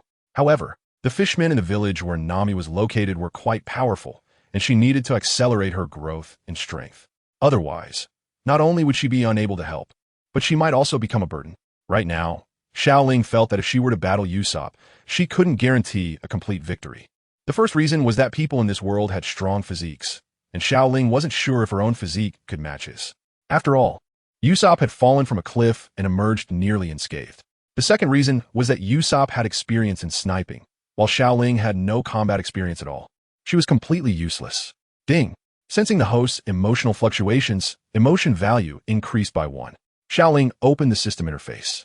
His emotional value had now reached 20,000 and was constantly increasing. However, upgrading a card to level 3 required 500 experience points, which meant he needed emotional value. At this moment, Xiao Ling noticed the items in the warehouse. System, what use do my 2 green cards have? He had drawn 2 green cards during his first lottery, and the character card was unique. These 2 cards were now useless, and the host could convert the cards into experience. Sure enough, he decided to convert these 2 cards into experience to add to the Orochimaru card. Ding! Operation successful. Orochimaru character card gained 2 experience points. Current experience, 2,500. It was surprising that the 2 green cards only provided 2 experience points. That was quite disappointing. However, considering the low value of green cards, it was understandable. I wish I could do another 10 consecutive draws. Xiao Ling looked at the rewards on the spinning wheel with envy. However, without a guaranteed drop, 10 consecutive draws were no different from regular draws. In the end, Xiao Ling resisted the urge and decided to focus on leveling up the Orochimaru card first, waiting until he could fully protect himself in this vast ocean before considering developing other cards' powers. Even if he drew a golden card, he couldn't afford to raise it. Nami, is this path really the right one? I feel like the weather ahead isn't good, Luffy said, looking at the dark clouds ahead and asking Nami. Nami looked at the dark clouds and then at the map, saying, that's right, ahead is the island rumored to have a huge treasure. A huge treasure? Luffy said excitedly. Nami replied seriously, yes, but this island is said to be particularly dangerous. Many pirates fled in panic without finding the treasure. Pirates who entered were punished by the gods. Punished by the gods, Usopp said, sweating as he looked at the island ahead. However, these stories only excited Luffy and Zoro even more. Nami, on the other hand, looked at Xiao Ling curiously. What was up with this guy? Why was he so calm? Was what she said not scary enough? No, Usopp was already terrified. Had he changed his personality? In fact, for Xiao Ling, knowing too much took away a lot of the fun. For example, he knew the island ahead was not dangerous. Let's set off. Xiao Ling took out his phone and took a picture. Then together with Zoro and Luffy, they controlled the ship to sail towards the island. The person in the box should also be quite interesting. Ding! Sensing the host's emotional fluctuations, emotional value increased by 6. As expected, the anime is completely different from reality. On the island, Nami walked in the front, while Xiao Ling hid behind Zoro, and behind Xiao Ling was Usopp, who was even more timid than him. Originally, Xiao Ling thought that knowing the plot would make him unafraid of this non-dangerous island. However, when he saw the tall trees and flowers that could open their mouths and had tongues, he chickened out. This is too terrifying. Hey, Usopp, don't touch my back. Xiao Ling did not turn around and shouted loudly to Usopp behind him. At that moment, Usopp appeared in front of Xiao Ling and said, what? I'm already in front of you. Wait a minute. Usopp is in front of me? When did you get in front of me? Xiao Ling said nervously. At this time, Nami also stopped and looked at Xiao Ling at the back, saying, what are you doing? There's no one behind you. Nami held her forehead. Back on the ship. She had overestimated him. No way. Why do I feel like something is wriggling behind me? The more Xiao Ling thought about it, the more scared he became. Could it be? What kind of animal is it? Calm down, calm down. The animals here should be very gentle. Xiao Ling then pretended to be calm, turning to Zoro and saying, "What do you see behind me?" Huh? Zoro sneezed and reached out towards Xiao Ling's back. What is this? He pulled out a strange creature with bat wings and a bare body from behind him. Xiao Ling felt the wriggling sensation on his back disappear and let out a sigh of relief. At this moment, Xiao Ling looked at the strange creature and said, "What a weird being." Luffy and the others also gathered around, while Zoro sneezed again and said, "I'm so sleepy, I want to go to sleep." Saying this, Zoro tossed the strange creature to Xiao Ling and laid down on the ground, falling fast asleep. "Hey Zoro, what are you doing?" Xiao Ling saw the animal flying towards him and didn't try to catch it. Instead, he dodged out of the way. Just as the strange animal was about to crash to the ground, Luffy's arm suddenly stretched out and caught it. "Wow, that's amazing. Is this a bat?" Luffy observed the peculiar creature curiously, and at that moment, everyone finally noticed that there were many of these strange animals around them. "What kind of monsters are these?" Nami said in disbelief. Meanwhile, Xiao Ling and Usopp had already huddled together. "It's too scary. I want to go back to the Mary."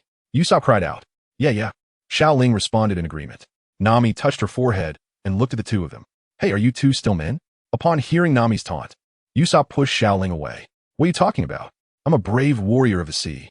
Xiao Ling, however, was unfazed. He was already used to Nami's mockery. So, he hugged Nami and said, "Don't you think this is terrifying?" Nami looked at Xiao Ling speechlessly. Why is this guy so timid? But looking at Xiao Ling's face, she completely felt that he had taken advantage of her.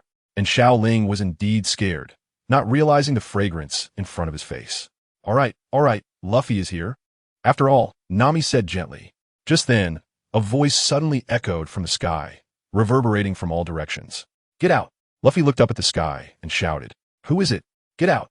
Nami was also a bit tense, looking around, while Xiao Ling felt like he was going to suffocate. Where is the voice coming from? "Get out." Usopp was also anxious, sweating profusely. The only one unaffected was Zoro, who was sound asleep. "I am the guardian spirit of this island. If you want to live, get out immediately." "Guardian?" Luffy still had no other expression on his face. "Yes, are you pirates?" Yeah, Luffy nodded. "So you really are pirates?" At this moment, the clever Nami found a point of doubt and said, "Would a god ask those questions?" The voice of the god ignored her and continued. "The moment you step onto the island, will you face the god's punishment and be shattered into pieces?" "What? Why are you asking us?" At that moment, Xiao Ling emerged from Nami's embrace, gasping for breath. "I feel like this god is suspicious," Xiao Ling said. The others nodded in agreement. "What are you talking about?" "Little girl." Xiao Ling was in a daze. "Was that referring to me?" "Your whole family is the little girl." At that moment, many strange animals walked in front of the group, and the voice of the god echoed once again. "These are all treasure seekers who have been turned into this by the old man." Upon hearing this news, Nami and Usopp broke out in a cold sweat, while Xiao Ling had already calmed down and began to observe the surroundings, knowing that the god should be hiding in some corner. "Found it." Xiao Ling saw the wriggling leaves, so he approached Luffy and said, "Luffy, look over there." Xiao Ling pointed ahead. "What?"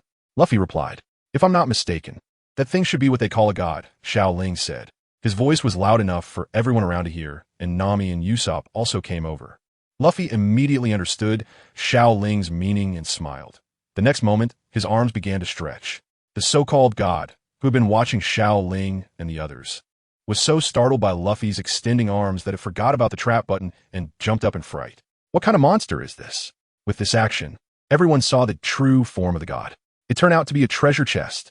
Just as Luffy was about to grab the treasure chest, two legs suddenly appeared underneath it, and it began to run away quickly.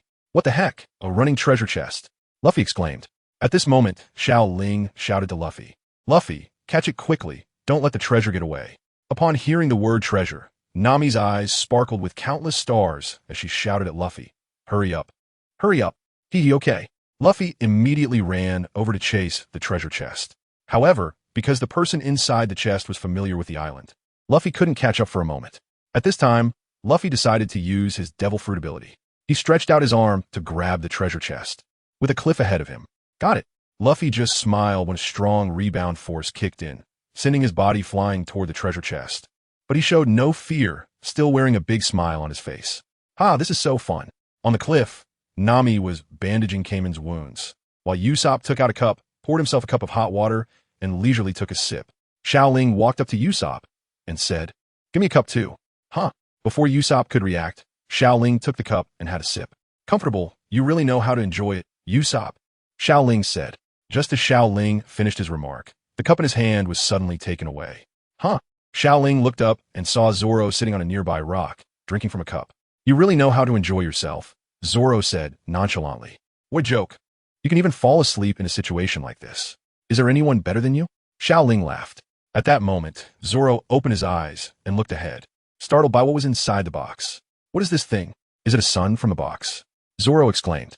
"Yes, I've been protected since I was little." "Please don't make me repeat such a boring question," Kamen said angrily, then remembered something and asked, "Who exactly are you people?" Luffy walked up to him and smiled. "I'm Luffy, the man who will become the Pirate King." "The Pirate King?" Kamen said in surprise. "You actually want to become the Pirate King, which means you have to go to the Grand Line." Luffy nodded, then took out a navigation chart and said, "Yes, I've already found a map to the Grand Line." Kamen became serious at this point and said, "You need to understand, the Grand Line is a graveyard for pirates. I've seen pirates who return from the Grand Line. They seem to have gone through a great ordeal.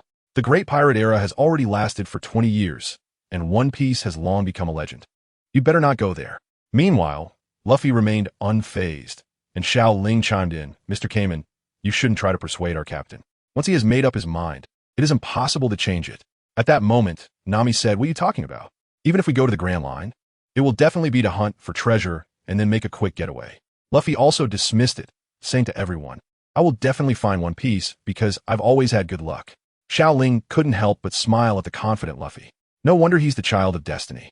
What surprised everyone was that Carmen was actually moved by Luffy's spirit. "Straw Hat Kid, I didn't expect us to look and act so similarly. How are we similar?" Xiao Ling was speechless. "You clearly look like Blackbeard, and you can say such things?" Carmen ignored the doubts from the crowd and continued, "I used to be just like you, willing to risk my life for treasure. I once set sail for treasure. Although I've become what I am now, I still have no regrets." The others listened in silence to Carmen's words from within the box, while only Luffy smiled and nodded repeatedly. Indeed, people with such personalities appreciate each other. "By the way, Straw Hat Kid, let me take you to see a treasure I never obtained," Carmen said to the group. Upon hearing the word treasure, the most excited person was Nami. "Treasure? Where?" Nami exclaimed joyfully. Carmen smiled at everyone and said, "Follow me." The group followed Carmen to a plain where there was a tall mountain. "This is it. There are several treasure chests up there. I became what I am because of them. Now I can't go up anymore, so I'm asking you to help me take a look," Carmen said. "Luffy, hurry up and get the treasure down," Nami excitedly directed. Luffy nodded and began to climb up. Xiao Ling looked at the tall mountain peak, remembering that the boxes on it were all empty and that there was no treasure at all. The treasure that Kamen had guarded for 20 years was merely an empty shell. Soon, Luffy climbed to the top of the peak. "Luffy, hurry up and take it down," Nami continued. However, Luffy, who was at the very top, remained unmoved, standing at the edge of the peak, holding the treasure chest in silence. Then Luffy smiled and said, "No, I don't want to take it out. How can you do this? This is the treasure that Mr. Kamen has guarded for 20 years. Usopp shouted loudly. At this moment, Zoro sensed that something was wrong, and for a time, everyone fell into silence. Finally, it was Kamen, with tears streaming down his face. "Who spoke first? Straw Hat Kid, you really are a good person. There's no treasure up there at all." Luffy nodded and said, "Yeah, it's all empty. Although I had guessed it long ago, I still feel a bit unwilling to accept this news." Nami looked at Kamen and said, "How is that possible? The treasure that has been guarded for 20 years is actually just empty boxes." Although Kamen was in tears, he accepted reality, saying, "Most treasures on treasure maps are like this. When you excitedly find a treasure, you will discover that someone has already gotten to them first. Treasure hunting for pirates is a test. They suffer their whole lives, even sacrificing their lives, only to end up with nothing. There are countless pirates like this." "Ha ha!" Luffy suddenly burst into laughter and said to Kamen, "Uncle, don't be depressed. Luckily, we came in 20 years. If it had been 30 years or longer, you might have already died. You've been fooled, and all that is left is the One Piece. Do you want to join us in searching for the One Piece?" Kamen stopped crying and looked at Luffy, saying, "Are you inviting me?" Luffy nodded. However, in the end, Kamen did not accept Luffy's invitation because, for him, he had already found what he wanted. On the coast, Luffy said, "Uncle, it's really a bit of pity. You're clearly so interesting. Ha ha. Now that there is no treasure, I instead feel a freedom I have never experienced before. Thank you, Straw Hat Kid came and said, feeling the care of the exotic beasts on the island, smiling. At this moment, Luffy and the others bid farewell to Cayman, and the Mary slowly set sail. Xiao Ling stood at the edge of the ship, watching the island grow farther away, feeling a bit touched. At this time, Zoro and Luffy were beside him. Xiao Ling, what are you thinking about? You seem distracted, Zoro asked, and then Luffy and Zoro looked at Xiao Ling at the same time. The feelings from personal experience were the deepest. Cayman's story had moved Xiao Ling Luffy. If the One Piece is like Uncle Cayman's treasure, ultimately just an empty pursuit, what should we do? Xiao Ling asked this question. He had not seen the ending of One Piece and was unclear about what One Piece ultimately was. However, he had seen some analyses online. It could all just be a joke. One Piece might really just be a joke. Nami and Usopp turned to look at Luffy upon hearing Xiao Ling's question. At that moment, Luffy smiled and said, "No way, One Piece definitely exists." Upon hearing Luffy's answer and feeling his smile, everyone couldn't help but laugh. At that moment, only Nami's smile seemed a bit forced. "Yes, that's right. Your sword grip just now is wrong. Although this is a double-edged sword, there's still many similarities to how you use a regular knife." On the deck, Zoro was instructing Xiao Ling on some sword techniques. Xiao Ling now had a strong desire to become stronger, and since leveling up the card required a lot of experience points, he could not rely on the system for now. At that moment, Xiao Ling had already cursed this useless system hundreds of times in his heart. With no other choice, he came to ask Zoro for some sword techniques. "Are you an idiot? You can't even do such a simple slash?" It turned out that Zoro was a strict teacher, and Xiao Ling had been called an idiot more than once. "Come on, Zoro, be careful. When I become the world's greatest swordsman, I'll definitely come back and call you an idiot," Xiao Ling retorted. Zoro scoffed and said, "Humph, the world's greatest swordsman can only be me, at best. You can be number 2. Zoro could let Xiao Ling have other things, but he absolutely would not allow anyone to take the title of the world's greatest swordsman from him. Xiao Ling looked at Zoro, who had a serious expression, and was speechless. "Boom. I succeeded on the first try. I really am the sniper god Usopp. I wasn't wrong." Usopp also looked at the shattered reef in surprise, then praised Luffy. "Amazing, from now on I command you to be the sniper on the ship," Luffy said with a smile. "What? Aren't you the captain? Get lost. I am a captain." The two continued to argue as they walked towards the cabin, while Nami shook her head at the sight and followed them into the cabin. At this moment, Zoro said to Xiao Ling, "Practice well, I'm going in to take a look." Xiao Ling nodded. After everyone left, he calmed down and looked at the grass-cutting sword in his hand, murmuring to himself, "If I cover the sword with chakra, can it be used like armed color hockey?" He had already asked the system, and his chakra was of all attributes. He could obtain ninjutsu cards through lottery draws or purchases in the shop to acquire ninjutsu. However, Xiao Ling only wanted to store emotional points to upgrade his character cards for now. He did not want to draw lots. He thought that as the character card level increased, his basic combat power would be very high. Currently, his chakra amount was not particularly large and could be easily used up. It wouldn't be too late to upgrade the Orochimaru card to a high level, unlock more skills, and then purchase other cards. Bang! Xiao Ling turned around and stopped practicing when he heard movement by the boat, walking over to the side. What happened? Xiao Ling walked forward curiously, and at that moment, a man wearing black glasses suddenly jumped onto the deck from the side of the ship. Seeing this, Xiao Ling immediately became alert and stared at the man in front of him, asking, "Who are you?" The man didn't say a word and directly drew his sword at Xiao Ling pirate. "Prepare to die." Ding! Detected fluctuations in host emotions. Emotional value increased by 6. Luffy, help! Xiao Ling swiftly dodged the man's attack, and, at the same time, the people inside heard the commotion outside. Luffy, upon hearing Xiao Ling's cry for help, wanted to rush out to assist. "Hey Luffy, how many enemies are out there?" Zoro asked. "Zoro, what's going on?" Luffy had already reached the door and saw the two outside. Hearing there was only one enemy, Zoro said, "Then leave it to Xiao Ling to handle. He's strong." "Yeah." Luffy nodded in agreement with Zoro, and Usopp, having witnessed Xiao Ling's combat skills before, wasn't worried either. "Hey Zoro, is he really that strong?" Nami asked anxiously. Zoro's expression turned serious as he replied, "He's aiming to be the vice captain. Should he just keep hiding behind us?" "Fine." Nami sighed and walked to the window on the door to watch the fight outside. Meanwhile, Luffy had already stepped outside. "Luffy, save me." Xiao Ling called out again upon seeing Luffy. This time, however, Luffy didn't move. Instead, he grinned and said no. "Buzz." Xiao Ling's mind went blank. "What the hell? You're supposed to be the one who cares most about your crewmates." Xiao Ling was instantly in tears. Hey, pirate, if you have the guts, fight me. Why are you always hiding? The man watched as his attacks kept missing and said angrily, Xiao Ling, go for it. Take it down. Luffy encouraged Xiao Ling from above. At that moment, Xiao Ling understood Luffy's meaning. He also clearly saw the appearance of the man in front of him. If he guessed correctly, the person should be the Sword Saint of the East Sea, Johnny. Xiao Ling steadied his mind. I can definitely defeat him. Seeing that Xiao Ling was no longer dodging, Johnny said, finally ready to fight me? Prepare tout. In the next moment, he had already appeared right in front of Xiao Ling. Meanwhile, the chakra within Xiao Ling began to flow as he formed a single-handed seal. Substitution jutsu. Boom. What's going on? Johnny stared at the wooden barrel before him, lost in thought. Just a moment ago, there had been a woman in front of him. How had it turned into a barrel in the blink of an eye? By then, Xiao Ling had already moved behind Johnny. Instead of using his sword, he concentrated his chakra into his foot. Boom. How is this possible? Just a hair's breadth away. Crash. Johnny was sent flying by Xiao Ling's kick. So I actually have this much power? This is truly unbelievable. Xiao Ling looked at his own attack in surprise. It turned out he was this strong. Damn it. The intense pain made Johnny unable to get up for a moment. Although he was knocked down in his eyes, he absolutely couldn't lose his momentum, and his gaze was fixed on Xiao Ling. Is that you, Johnny? Huh. Don't shout my name randomly. Hearing his name, Johnny said angrily. At that moment, he looked up, and a green-haired figure appeared before him.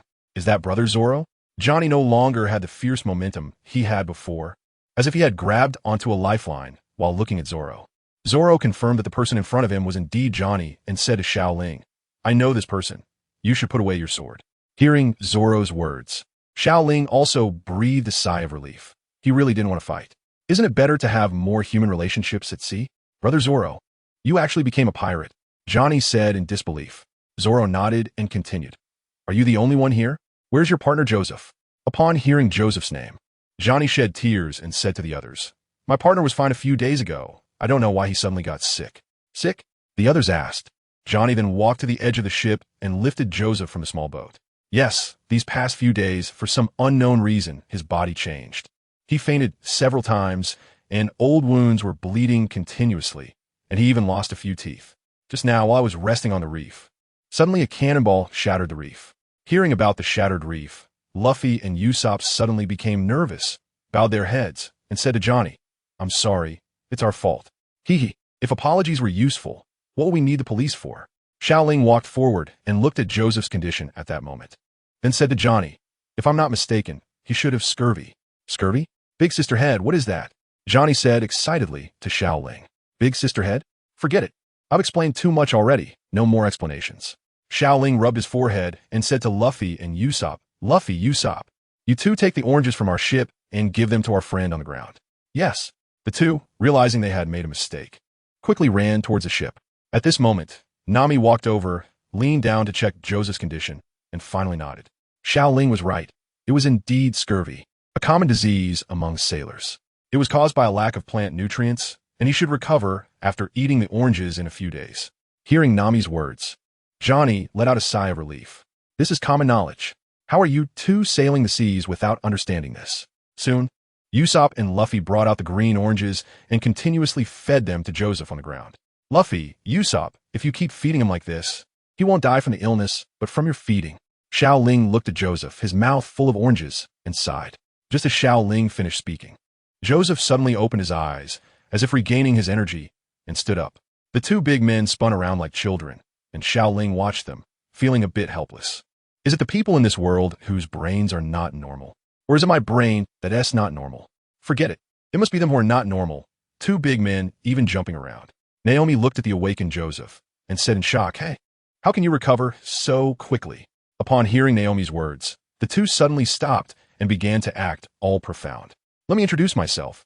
My name is Joseph. I am Johnny. We are a two-man pirate hunting team, and we used to be colleagues with the great Zoro. Xiao Ling rolled his eyes at the sudden change in tone. As expected of the Sword Saint and the Blade God, their deep demeanor has a certain charm. If it weren't for Pirate King Luffy holding the two of them back, it's likely that my hawk would have met his end in the East Blue. I know both of you, Sword Saint Johnny and Blade God Joseph. Xiao Ling said to the two.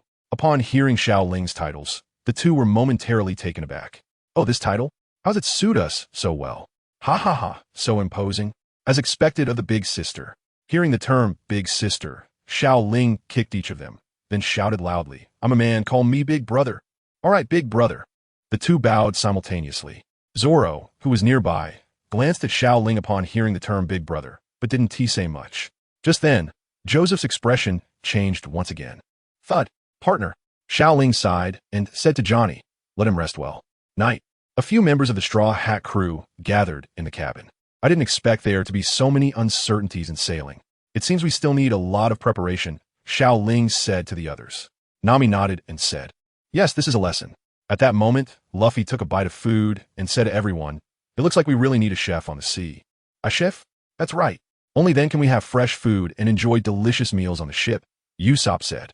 Hearing Luffy mention a chef, Zoro nodded heavily. However, Zoro probably didn't realize that this chef would be his lifelong rival.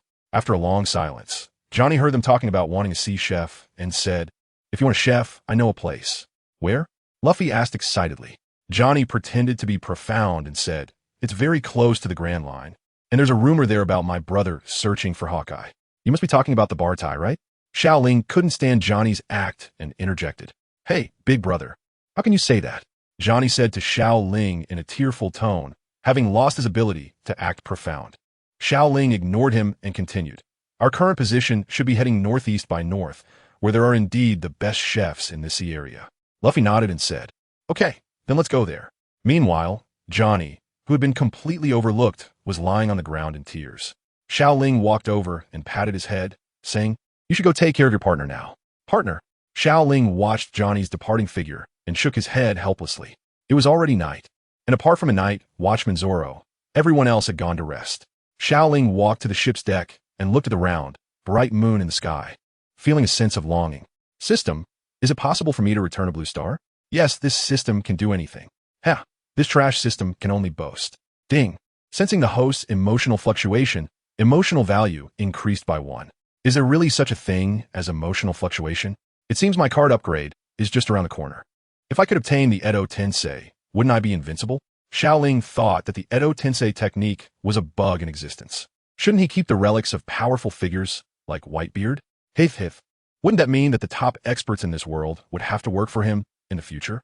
Xiao Ling shook his head, ending his daydreaming, and then returned to the main topic. "System, how can I return a blue star?" Ding. Host and system permissions are insufficient.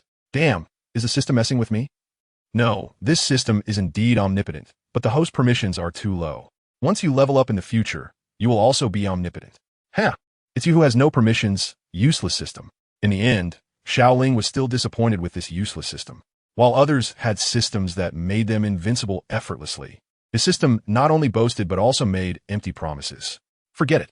Xiao Ling lay on the deck, gazing at the bright moon and feeling the gentle sea breeze as he slowly closed his eyes. The next person he would meet was Sanji, and he would taste the dishes made by Sanji on behalf of all the fans. At that moment, Xiao Ling suddenly thought of something and took out his phone to aim at the sky. Click. Then he closed his eyes again. The boys' dormitory on Ameri was not large, and Xiao Ling didn't like squeezing in with so many people, so he chose not to stay in the boys' dormitory. However, for Xiao Ling, the sea breeze was just right. Morning. "So, this is the sea restaurant, Bartai," Johnny said to the group. The few of them looked at the fish-shaped restaurant in front of them, all displaying surprised expressions. "So cool, such a big fish," Luffy shouted loudly. At that moment, Xiao Ling looked to the side and saw a warship slowly approaching them. "Hey, look over there," Xiao Ling said, pointing at the warship. The group's attention shifted from the sea restaurant to the warship, and they all showed wary expressions. It was important to note that although Luffy and the others had no bounties at the moment, they had already set sail to become pirates, opposing the Navy. "I didn't expect to run into trouble," Zoro said, tightening his grip on the sword in his hand.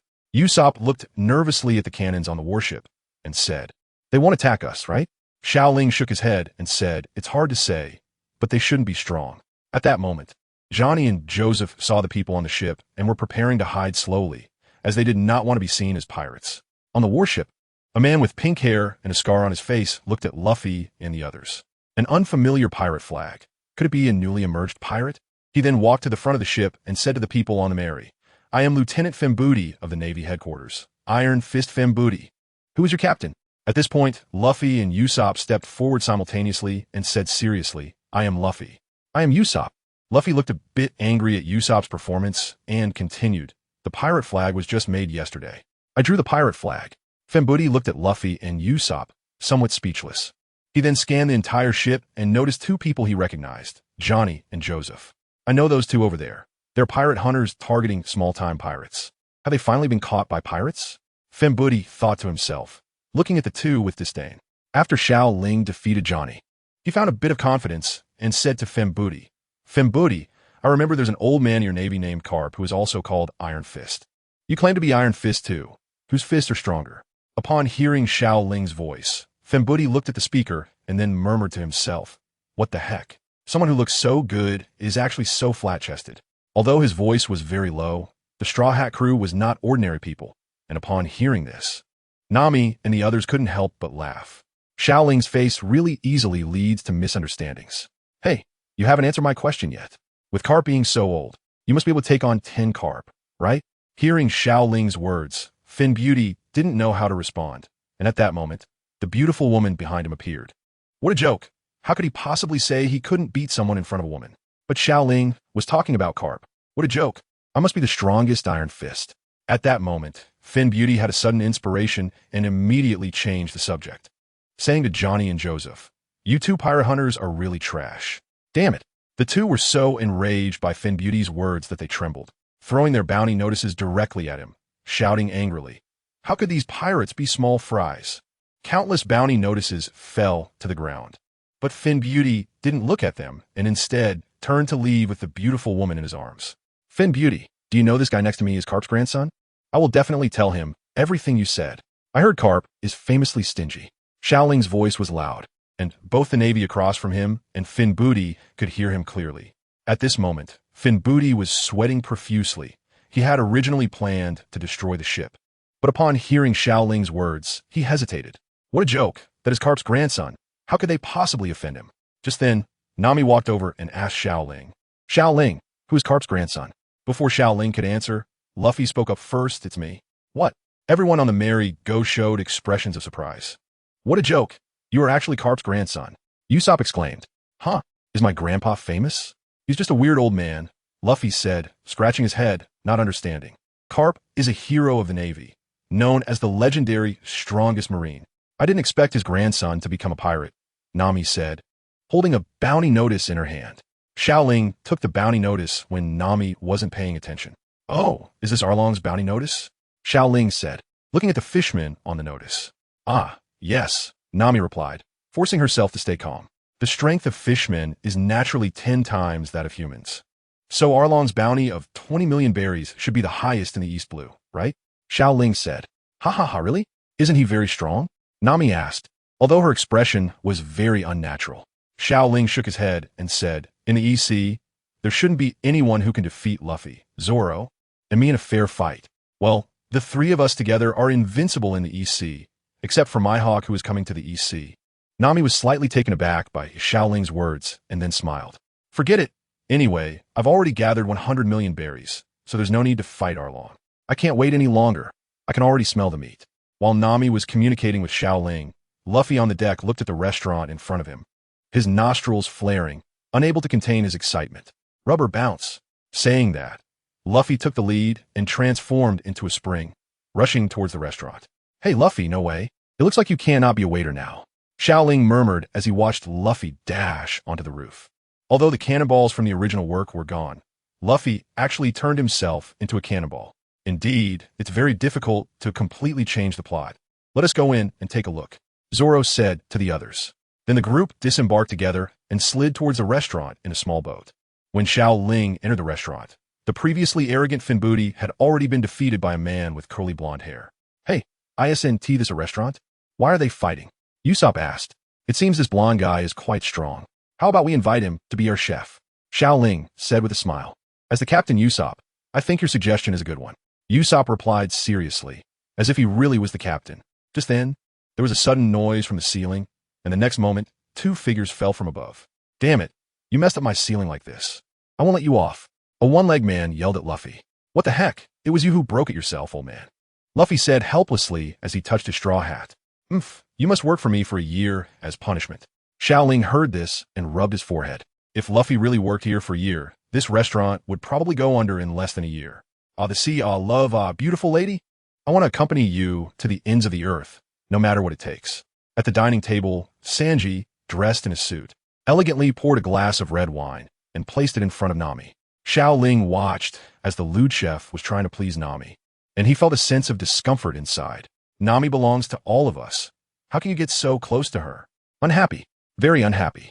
Xiao Ling picked up a teacup and took an angry sip of tea.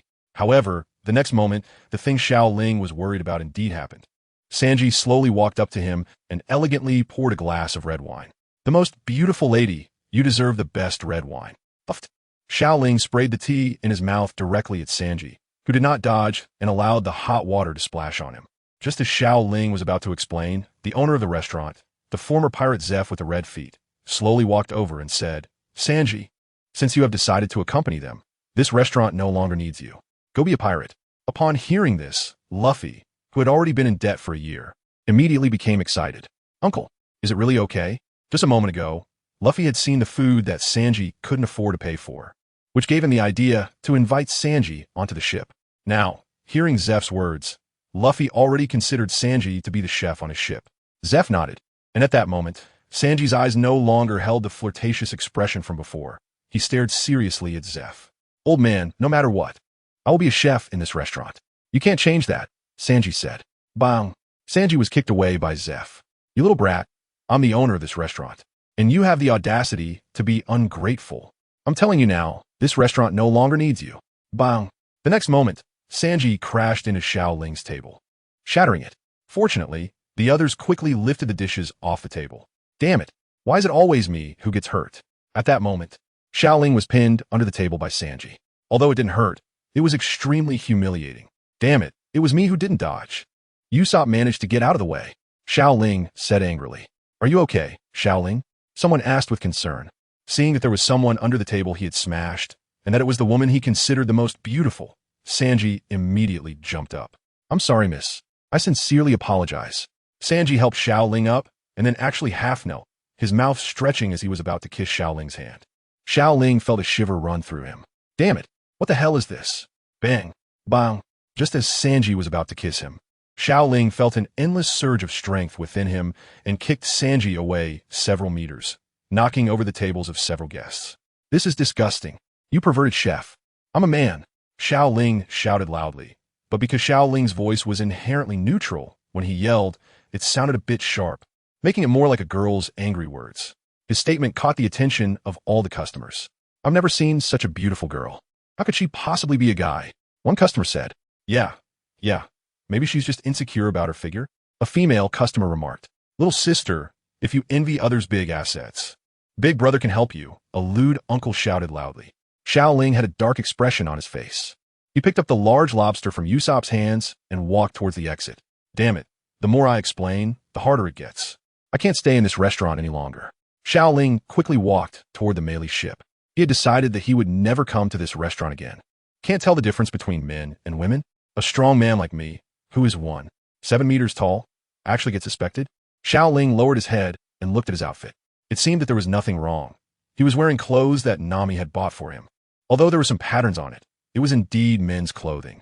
Forget it, I've decided to spend the next few days on this ship. Xiao Ling placed the large lobster on the deck and began to eat. This was the first time in my life I had such a big lobster. If this were on Blue Star, it would cost me half my life. No wonder it's so delicious, coming from the best restaurant. Over the past few days, Luffy had started his life as a waiter, while Zoro and Usopp had been hanging around near the restaurant. At that moment, Xiao Ling was resting in the boys' lounge on the Mary. He had been training for the past few days, so he slept particularly well that day. Huh, are we about to set off? Why does it feel like the ship is rocking? Xiao Ling slowly opened his eyes and felt that the ship seemed to be sailing. No, wait, we've been at the sea restaurant for so long, and Akin had already shown up early. Logically, Kuro would be making his appearance now, and if I remember correctly, it should be today. And now I'm on a Mary. So, damn it. I won't be following Nami to Cocoa Village, will I? That would mean missing out on the earliest appearance of a top-tier powerhouse, Mihawk. Damn it. With that, Xiao Ling rushed to the deck, and upon reaching it, he saw nothing but endless ocean, with no sign of the sea restaurant. Meanwhile, in the cockpit, Nami also noticed Xiao Ling. What's this guy still doing on a ship? Nami frowned. Could it be that he wasn't with Zoro and the others? At that moment, Xiao Ling spotted Nami as well. Hey Nami, Xiao Ling pretended nothing was wrong and ran to the cockpit, arriving next to Nami. Nami, where are Luffy and the others? Why are you the only one on the ship? Xiao Ling asked. Them? They're at the restaurant. I have something to do and need to go somewhere. It's not far from a sea restaurant. Why don't you take the small boat back by yourself? Nami suggested. She now wanted to distance herself from that group of straw hats. This time, Xiao Ling didn't pretend anymore. He sat down and said to Nami, you're from Cocoa Village, right? Huh. Nami immediately tensed up upon hearing her hometown mentioned. You wouldn't want your hometown to suffer, would you? Xiao Ling shook his head and continued. Cocoa West Village must have been ruled by the evil dragon for a long time now. If I'm not mistaken, your village should also be under the control of the evil dragon.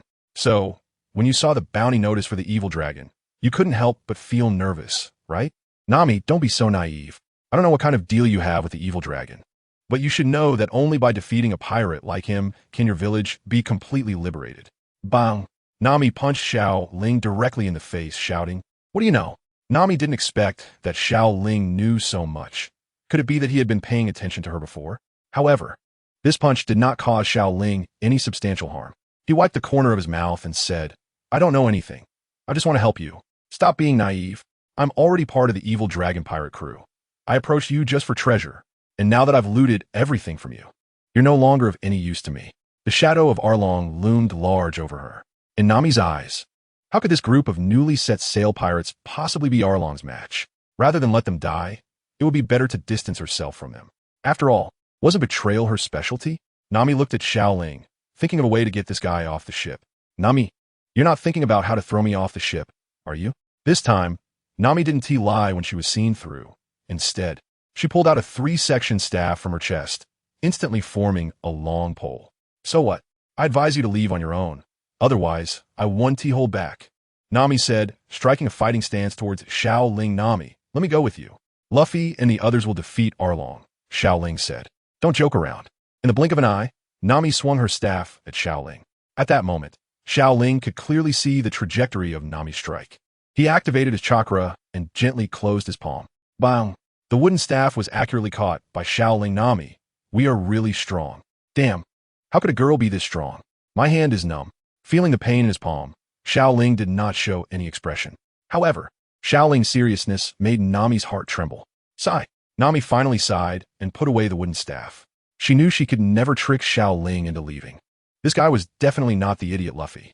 In that case, you can follow me, but you have to listen to me from now on, Nami said. All right.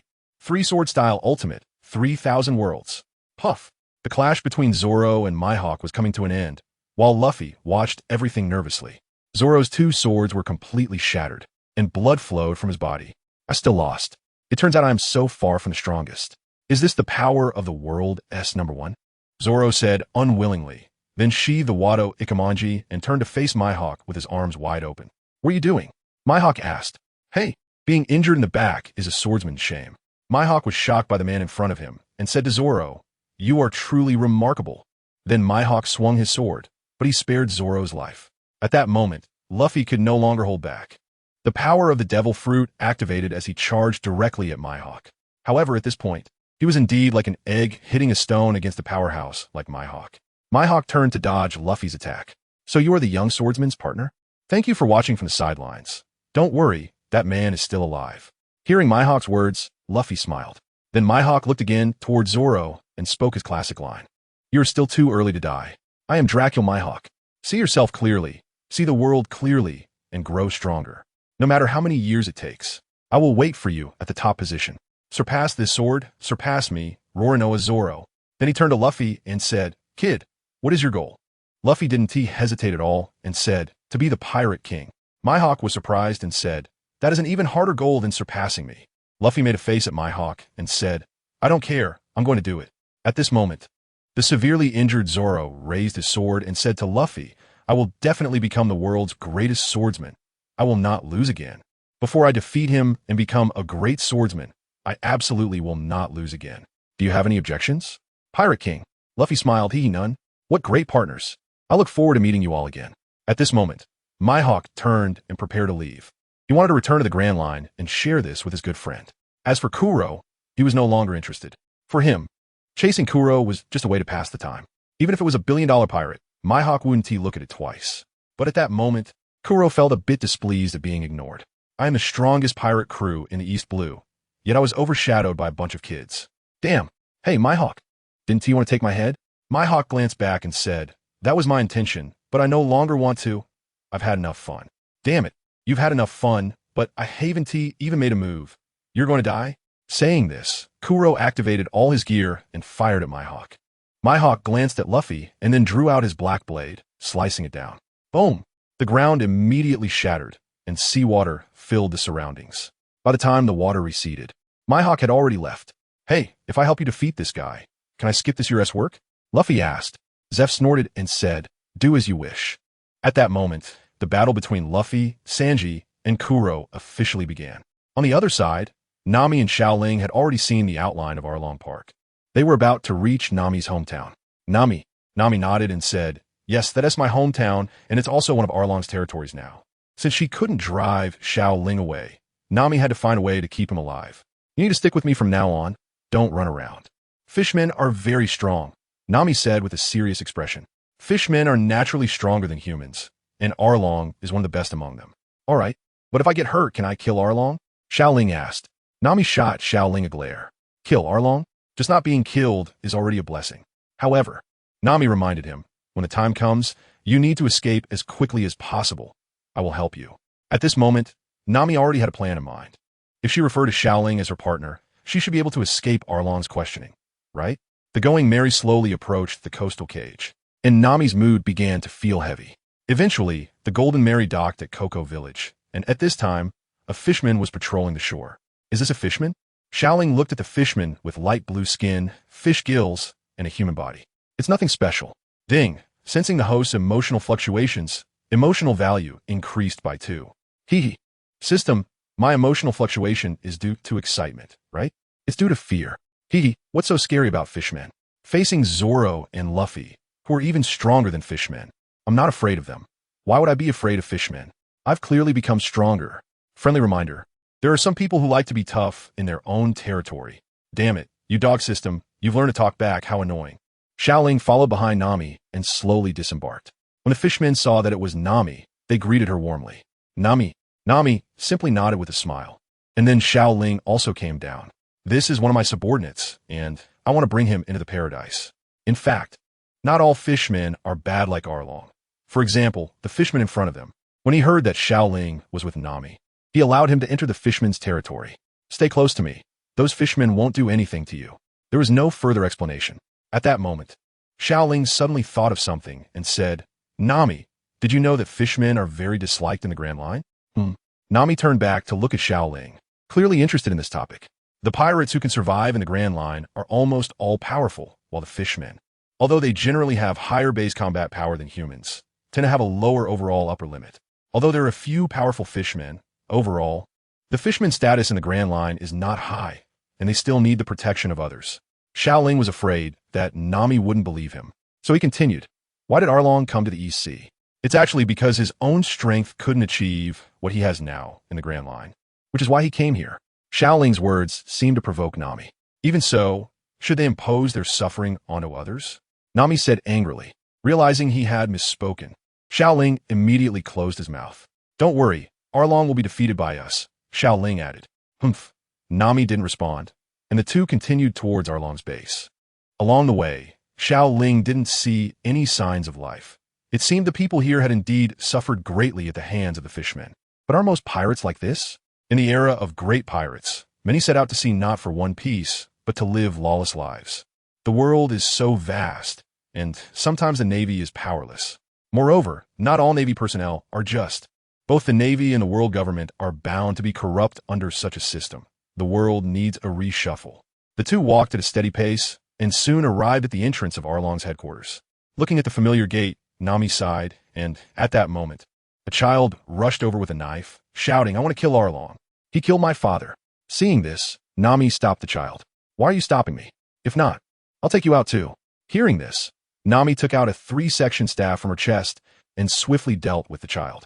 She then threw some money beside him, saying, take this money and live. Xiao Ling, watching Nami, who valued money so much, give it so easily to the child, felt no surprise. Nami loved money, But in her heart, many things were far more important than wealth. Nami, you're a good person, Xiao Ling said. Nami shook her head and then pushed open the gate. Entering, Xiao Ling was drenched in cold sweat at the sight of so many fishmen. System, do you have any tranquilizers? Give me a tube. But Xiao Ling didn't hear a response from the system, as his mind was overwhelmed by the constant notifications of increasing emotional value. At that moment, he finally saw Arlong's true form. Compared to the rough animation, the real Arlong looked terrifying, resembling a monster from the movie Pirates of the Caribbean he had once seen. Is this what fishmen look like? I bet people from Blue Star wouldn't be able to adapt to their appearance. Just then, the towering Arlong spotted Nami and said, Nami, you're back. It's been a long trip. How was it? Huh, who is that person behind you?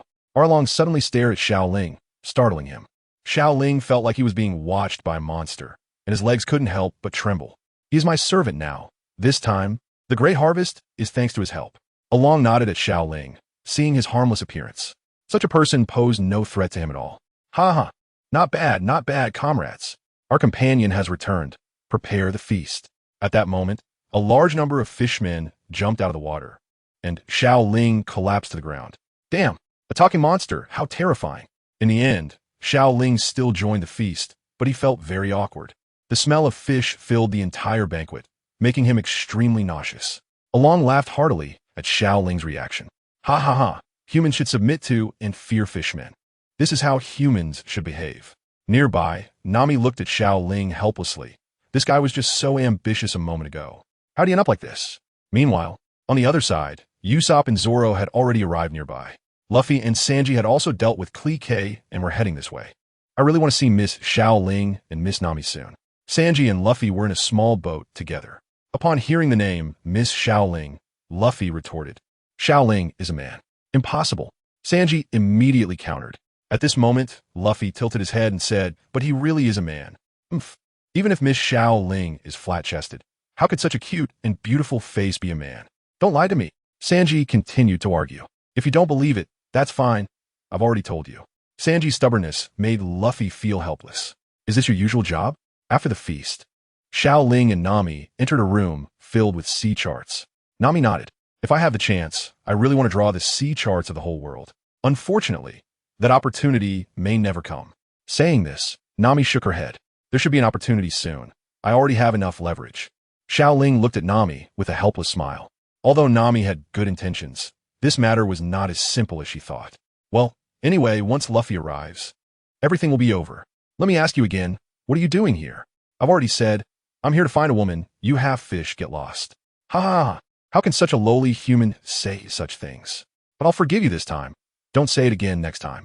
In Arlong's base, a green-haired man was tied up on a ship, and the one questioning him was Arlong. We fishmen have the ability to breathe underwater. We are an evolved form of humans. Just based on this, we should be superior to you. Remember this well, the primate of all things is the fishman. And humans who go against fishmen are going against the natural order, Arlong said to the green-haired man. This man was none other than Zoro, who had come to look for Nami. In the room, hearing Arlong's words from outside, Xiao Ling and Nami were slightly stunned. Is he here? Xiao Ling murmured. Nami helplessly said to Xiao Ling, you guys are really difficult. You actually managed to find this place. Xiao Ling smiled and said, you've seen Luffy. Once he sets his mind on something, he won't give up. In his eyes, you're already his navigator. Nami didn't reply to Xiao Ling, but walked outside instead. Xiao Ling followed behind, and now Zoro had arrived. Soon Luffy and the others would be here as well. Although they hadn't seen Mihawk, the situation was still good. Arlong, I've heard enough of your foolish remarks, Nami said to Arlong as they walked. Before long, Nami and Xiao Ling reached Zoro. Ha ha ha ha, Nami, you're different. You are our excellent navigator, always able to draw accurate sea charts for us, Zoro said. Nami replied with a serious expression. My brain is not the same as yours. Xiao Ling followed behind Nami, and it seemed that Nami didn't intend to say anything to Zoro this time. Hey Nami, why do you guys look so familiar with each other? Zoro said. Arlong, seeing Zoro's expression, wasn't surprised and instead smiled, saying, looks like you two know each other. Nami shook her head. Yes, just my prey. This time, I relied on him to obtain quite a treasure. He was tricked and didn't even realize it. Yet he foolishly chased after me. On the other side, Xiao Ling kept giving Zoro meaningful glances. However, it seemed Zoro didn't notice and continued speaking to Nami. Is this your true nature? You clearly hate pirates. Damn it, Zoro. You need to pay attention to my signals. Xiao Ling's heart raced. It's all just an act. If you don't believe it, look at this. Saying that, Nami showed Zoro the Arlong pirate's tattoo on her arm. This is... Zoro looked surprised. I am a genuine pirate, a cadre of the Arlong pirates. At this moment, Nami's expression was somewhat terrifying. Ha ha ha, this guy is a witch who would forget her mother for money. You can just consider it as being played by a master and accept your fate. Arlong said with a big laugh. Meanwhile, Xiao Ling felt a bit anxious. He knew the plot, but he didn't want everything to go according to the storyline here. System. How much emotional value do I have now? Current emotional value, 50214. Upgrade Orochimaru's card. I didn't realize I had accumulated so much emotional value. I wonder what skills I will gain from the level 3 character card. Ding, operation successful. Ding, deducting 49,800 emotional value. Ding, congratulations to the host. Character card. Orochimaru, golden, upgraded to level 3. Ding, congratulations to the host for obtaining new skills. Advanced body technique, body flicker technique, invisibility technique, shadow snake hands. Ding, the host skill chakra has doubled. Now the upgrades are all basic skills. It seems that I can only gain Orochimaru's knowledge and power by leveling up the card to a high level. Looking at his character interface. Host, Xiao Ling. Character card, Orochimaru, golden. Card level, 302000. Card skills, soft body, chakra, body technique, advanced body technique, shadow, snake hands. Equipment card, Kusanagi, sword, golden. Equipment skills, sword and snake is 1. Card level, 1. Auxiliary card, none. Combat power evaluation, B. CB level, the host's unstable performance is no longer ordinary. Unstable performance? I'm very stable, okay? System, how is the combat power level determined? Can you analyze it based on the references of this world? Xiao Ling wanted to know what level he was currently at. At this moment, the system interface appeared in front of him. D level, the old, weak, sick, and disabled, with combat power lower than that of ordinary people. C level, ordinary naval officers, whose individual combat power is not strong. B level, warriors who far exceed ordinary people, comparable to some captains of the 4 seas and naval lieutenants. A level, renowned warriors across the 4 seas, whose strength cannot be defeated by ordinary people in numbers. The current Luffy, Zoro, and the Arlong in front of you are all at this level. S level, famous strong figures in the Grand Line. Most captains of great pirate crews in the Grand Line and officers under the 4 emperors are at this level. SS level, comparable to the emperor level, the pinnacle existence in the world. Seeing this combat power ranking chart, Xiao Ling was quite satisfied with his combat power. So I've already surpassed ordinary people by so much. Ding, the system experienced an emotional fluctuation, emotional value 1. The system can still do this with emotional fluctuations? However, Xiao Ling didn't have time to think too much, as Zoro was already preparing to jump into the pool. Just as Zoro was about to leap into the water, a figure suddenly appeared on the water's surface and caught him. How is this possible? How is this guy standing on the water? A fisherman said incredulously.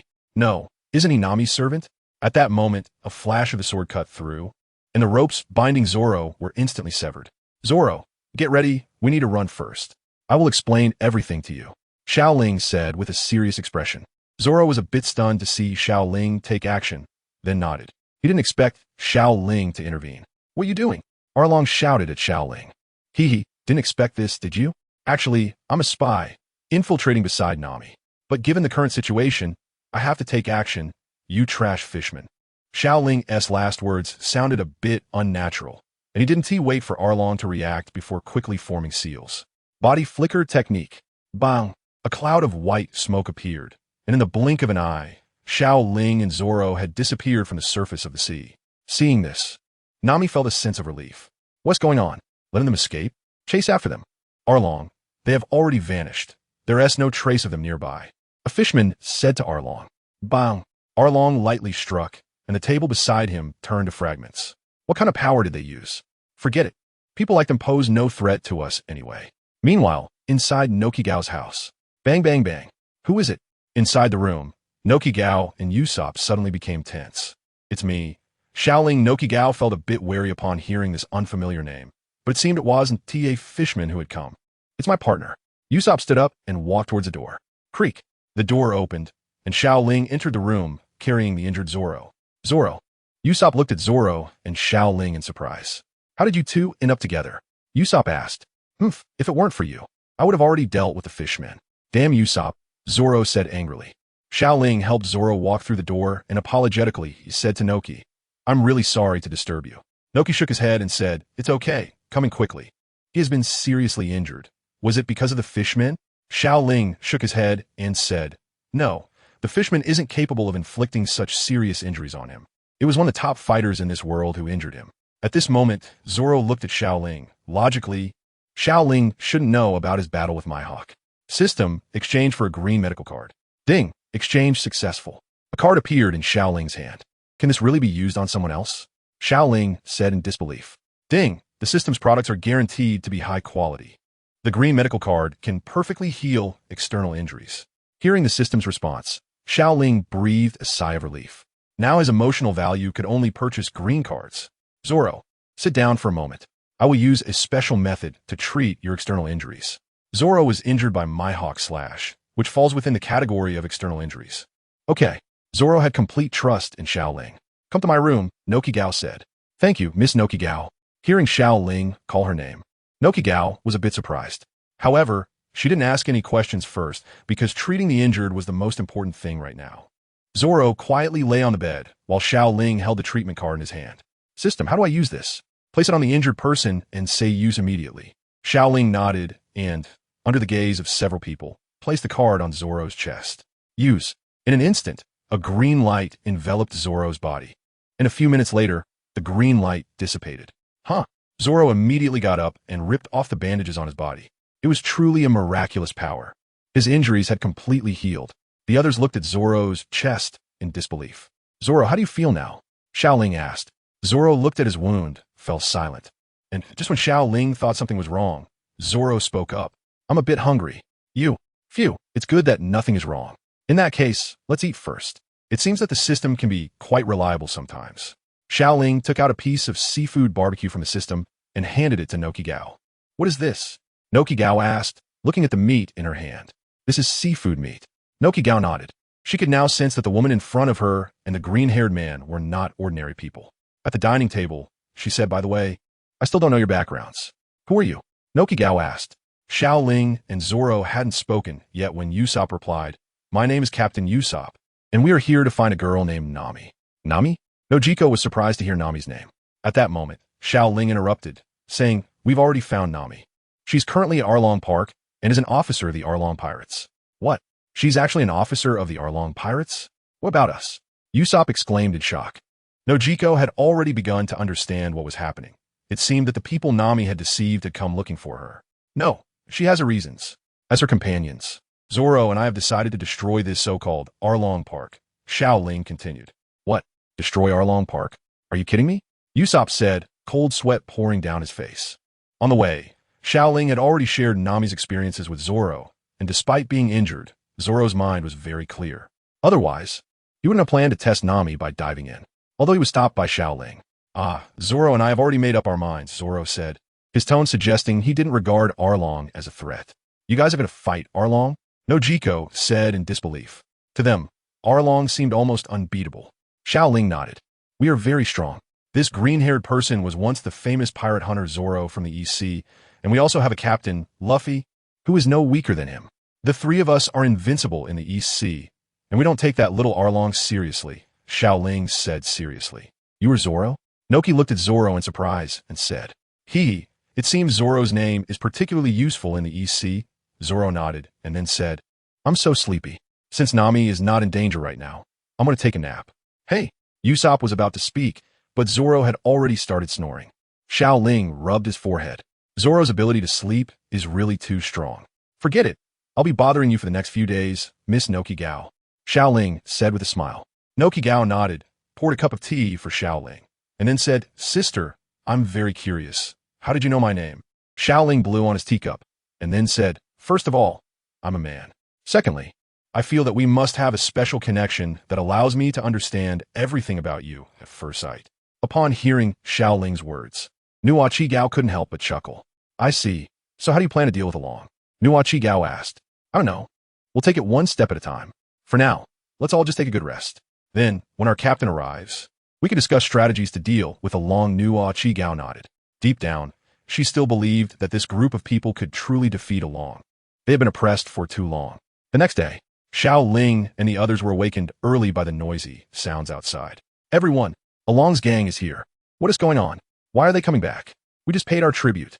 At this moment, a man wearing a small windmill on his head spoke up. They must have discovered that I have weapons.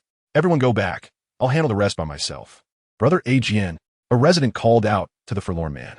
Ajian waved his hand, and everyone ultimately returned to their rooms together. Meanwhile, Along had slowly made his way to Ajian's side. Hey, you're the one with the weapons, right? Along looked at Ajian and said with a smile, clearly not taking Ajian seriously. In front of the tall Along, Ajian seemed like a child. Yes, I'd like to collect weapons. Is it not allowed to collect weapons? Ajian was a bit nervous at this moment, but he had already given up on psychological resistance and was prepared to die. It's not allowed. Weapons only breed evil thoughts and chaos. They're the greatest threat to peace, Along said seriously, as if he were the righteous one. On the other side, Xiao Ling, Usopp, Zoro, and Nokigao were hiding behind a house, watching everything unfold. Along is really a strange person. He is the biggest tumor harming this town, Xiao Ling said angrily. Usopp, on the other hand, was trembling in fear from Along, while Xiao Ling had calmed down a little. Usopp's reaction is the normal reaction, right? Who wouldn't he be afraid of such a fisherman? At this moment, Zoro tightened his grip on his sword, ready to fight. Besides the sword known as Daoi, he also had Xiao Ling's Kusanagi sword and another ordinary sword that cost Xiao Ling 100 emotional points to purchase. In Xiao Ling's view, the Kusanagi sword was playing a more significant role in Zoro's hands now. After Along came here, he demanded that each of us pay a certain amount of money, both adults and children. If we don't pay, we will be killed. This place became like this because one person didn't pay. That's a long rule. Nokigao said angrily, though it was clear she felt helpless. Just then, as Xiao Ling and the others were talking, Along punched Ajian to the ground and then lifted his body high. Since you possess weapons, you are guilty of rebellion. To maintain stability, I have no choice but to kill you here. Along then intended to resolve Ajian right there to solidify his authority in his territory. Just as Ajian was about to be killed, Nokigao next to Xiao Ling could no longer hold back and ran out. Hey, Along, how can you do this? We have paid our money on time every time. Why are you treating us like this? With Nokigao's action, all the residents came out as well, wanting to stop Along. But as a pirate, how could Along care about these residents? In his eyes, they were merely slaves for him to obtain money. Haha, so what? You speak so grandly. Do you want to rebel? You should know that if even one of you dares to act, you know the consequences, right? Along looked disdainfully at the crowd. Usopp, can you hit Along? Xiao Ling turned to ask. Hearing Xiao Ling's words, Usopp was already shaking. Of course, but Usopp. Okay, with that, Usopp picked up his slingshot and aimed it Along. In this tense moment, all the residents fell silent. Suddenly, a small projectile flew towards Along. Boom. A large cloud of smoke erupted, and Along threw Ajian to the ground, shouting, "Who is it?" After the smoke cleared, Zoro, Xiao Ling, and Usopp slowly walked out. "The one who will defeat you," Zoro said. "TCH, it's you guys," Along said dismissively, not taking Zoro and Xiao Ling seriously. "Everyone step aside. The next matters are ours," Xiao Ling said to the crowd. "Overcome the fear, overcome the fear." Xiao Ling kept shouting to himself. Shadow Snake Hand. In the next moment, Xiao Ling's arm transformed into countless small snakes, rushing towards a fisherman beside Along. This was the intimidation tactic Xiao Ling had prepared. Hearing Xiao Ling's words, the residents backed away, and taking advantage of Along's attention on Zoro and the others, Nokigao seized the opportunity to take Ajian away. "What is this thing? Along, help me." The fisherman struck by Xiao Ling was entangled by white snakes, all of which were poisonous. Before Along could save him, the fisherman collapsed to the ground, motionless. Boom! In the next moment, all the small snakes turned into smoke and vanished from the fisherman's body, while his riddled body proved that everything that had just happened was real. "Who are you people?"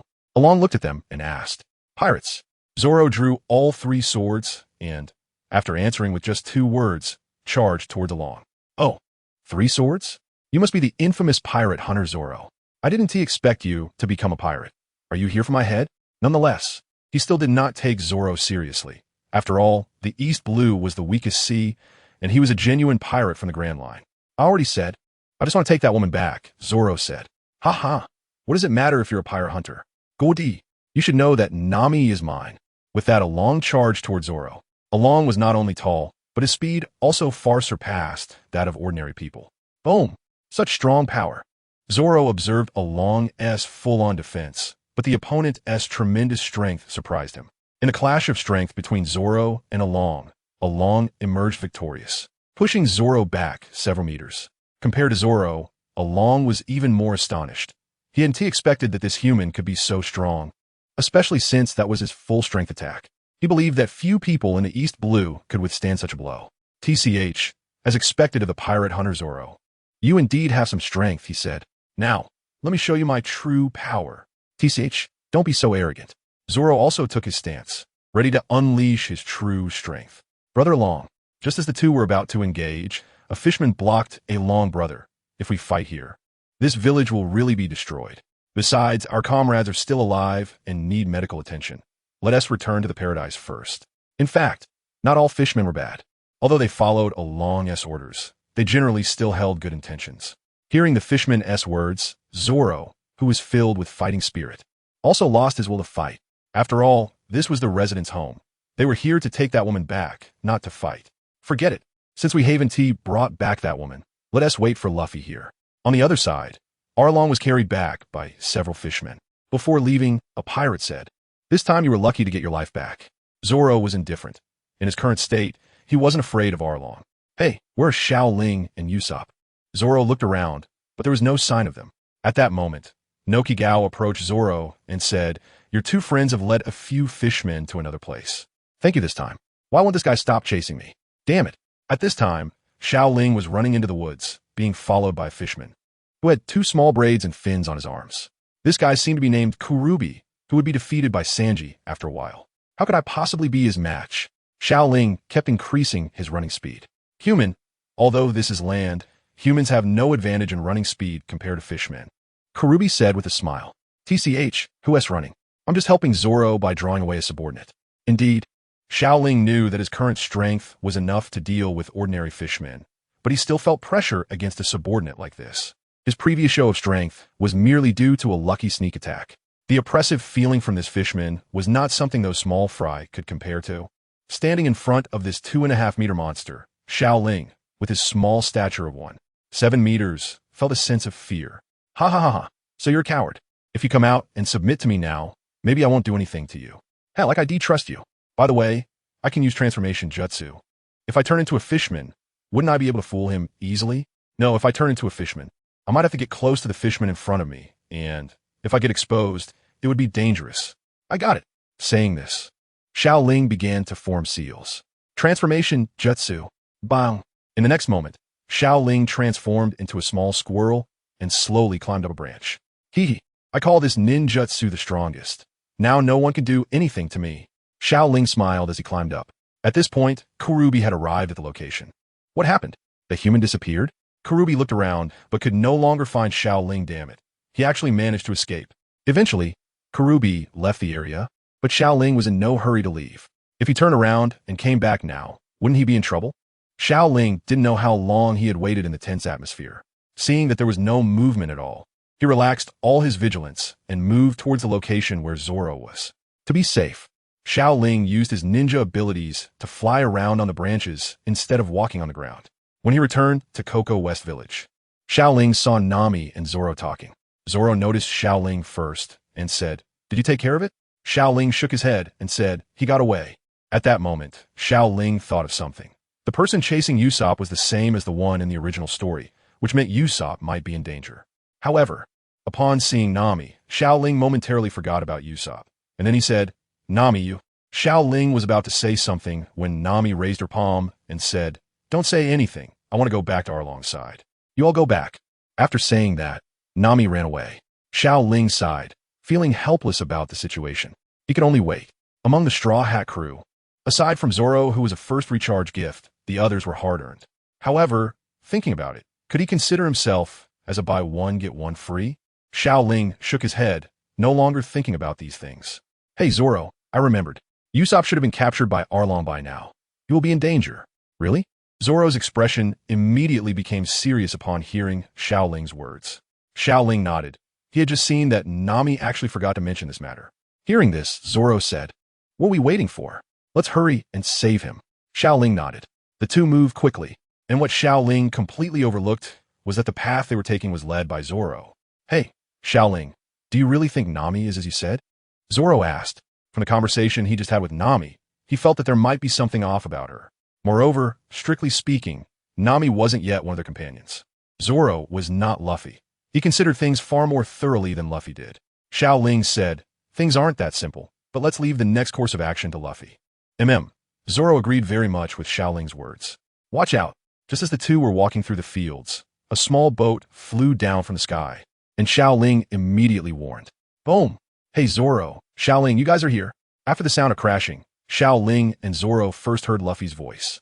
Luffy, haha, speak of the devil, and he shall appear. He didn't intend to interrupt the plot. Luffy looked around, but didn't see Usopp and Nami. Where are Usopp and Johnny? Haven't you found Nami yet? Luffy asked angrily. At this point, Zoro immediately said, Right, we need to go rescue Usopp. Otherwise, they will be killed by Arlong. Miss Xiao Ling, do you still remember me? At this moment, a man in a suit appeared out of nowhere, holding a flower and spinning it as he approached Xiao Ling. Oh, you're Sanji, Xiao Ling said. Great, Miss Xiao Ling remembers me. Just as Sanji got closer, Xiao Ling pushed him away and said, Sanji, welcome to the Straw Hat Pirates, but I'm not a lady. I'm a man. Then Xiao Ling patted his chest and said, a real man. At that moment, Sanji still couldn't believe it. He said, Miss Xiao Ling, even if you're flat-chested, I still like you. What the hell? Is this guy a pervert? Xiao Ling was about to continue explaining when Johnny walked over, trembling as he said, Brother Zoro, Usopp has been killed. Upon hearing this news, everyone felt as if they had been struck by lightning, and even Xiao Ling couldn't believe it. He had been killed by Nami herself. And now Nami was like a witch. Hearing that it was Nami who killed him, Xiao Ling breathed a sigh of relief. It seemed that, like in the original story, Usopp should be alive. However, upon hearing this news, Luffy did not believe it. He grabbed Johnny and shouted, Don't joke around. How could Nami kill Usopp? We're partners. Just then, Nami's figure appeared in front of Xiao Ling and Zoro. What are you talking about?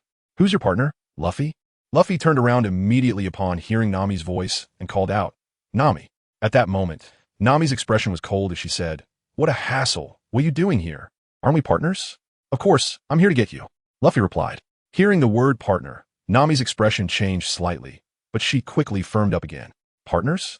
We're just a team helping each other out. I'm just using you to make money, and I'm not interested in you poor guys anymore. Moreover, Arlong is currently hunting Zoro and his companions, so I advise you to leave. Anyway, you have the map to the Grand Line now. Go find another navigator. And whether you go to the Grand Line or find One Piece, it has nothing to do with me. Hey Nami, where is Usopp? Zoro asked this question. Xiao Ling looked at Zoro. From any angle, Zoro was undoubtedly the deserving vice captain, always maintaining his rationality when others were being irrational. He was down in the depths of the sea. A dramatic scene unfolded as Luffy chose to lie on the ground, facing the sky, and said, I'm so tired. But whatever happens on this island next has nothing to do with me. I just want to rest. Knowing too much about certain things can be a bad thing. And Xiao Ling knew the outcome. However, witnessing the process still made him feel a bit reluctant. Am I too deeply immersed in this? Xiao Ling self-mockingly thought. After such a long journey, he seemed to have blended into this world. Although he sometimes missed his hometown, he no longer felt repulsed by this world. Forget it. I'll just wait. If I remember correctly, Usopp will be back before long, and half of the misunderstandings will be resolved. According to the Wheel of Fate, as long as he lies flat, everything will pass just like in the original story. System, if my Orochimaru card reaches max level, what kind of battle power will I have? Xiao Ling asked his inner question. Without any auxiliary cards, the Orochimaru card at level 10 peak status has SS level battle power, while the normal status has S level battle power. Damn, a golden card, and it still doesn't reach the highest battle power in One Piece? The system really is a piece of junk. Orochimaru's battle power ISNT top tier in Naruto. But the host must remember that Orochimaru's knowledge is the best asset. At this moment, Xiao Ling recalled Orochimaru's knowledge power, which is also a bug in Naruto. It seems that if he has the max level Orochimaru card, it means he can not only achieve immortality, but also cannot be killed at all. Now that you mention it, although this card's battle power isn't strong, it indeed has some invincible abilities. Xiao Ling then thought that although the top battle power in One Piece is significantly lower than in Naruto, the mid to high-end battle power isn't weak. Six Paths Pain at full strength can destroy a village. However, for Whitebeard, destroying a village like Konoha isn't difficult either. And Pain's battle power is above Orochimaru's. Forget it, At worst, I can just get a few more strong auxiliary cards later. Unknowingly, Xiao Ling leaned against a tree and really fell asleep. By the time he woke up, Usopp had already returned and told everyone about Nami's situation. Although Luffy was very excited to hear this, he had no intention of directly helping Nami defeat Arlong.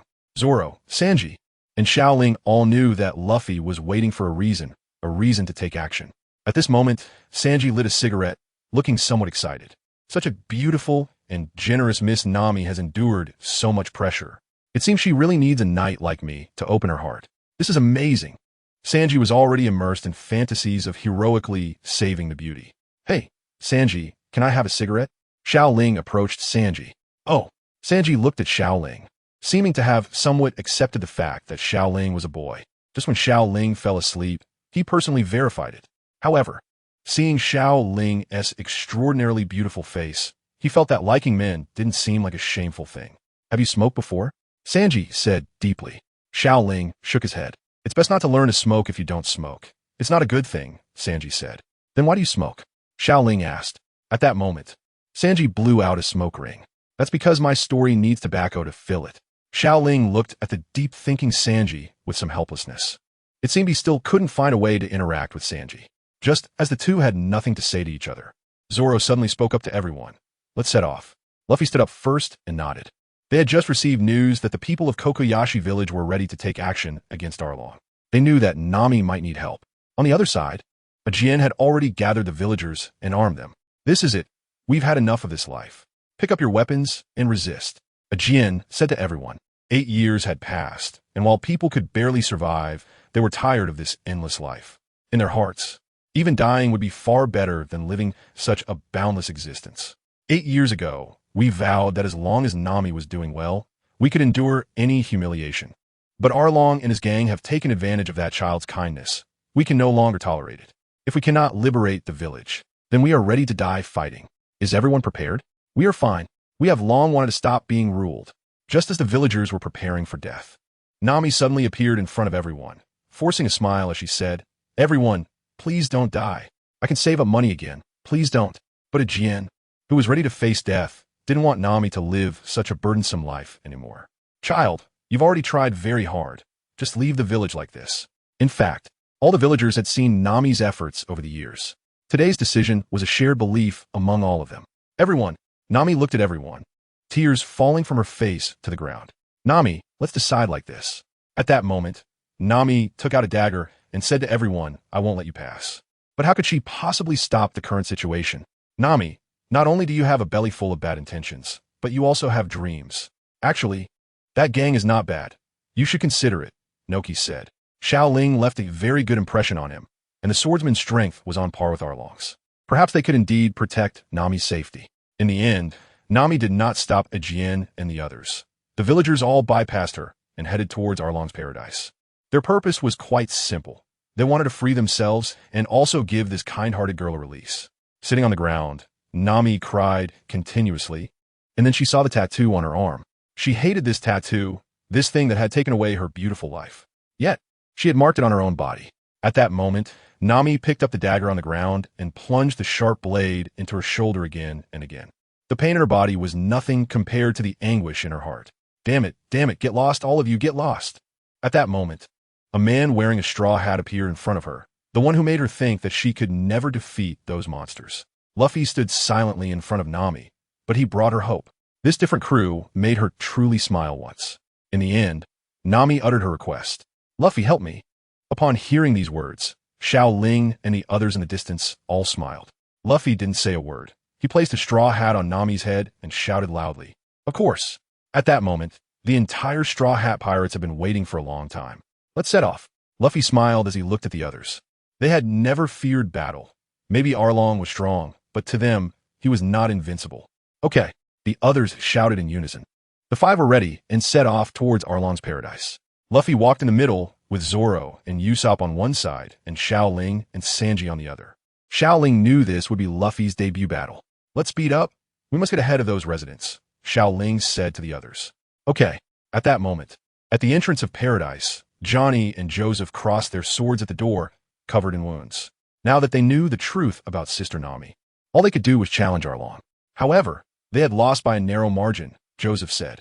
The armed residents had arrived at the entrance, looking at the two men sitting on the ground with surprise. However, Johnny and Joseph had no intention of letting them pass. In their hearts, this group of people could never defeat Arlong. They had already witnessed the strength of those fishmen. Although they were tough on the outside, they recognized reality.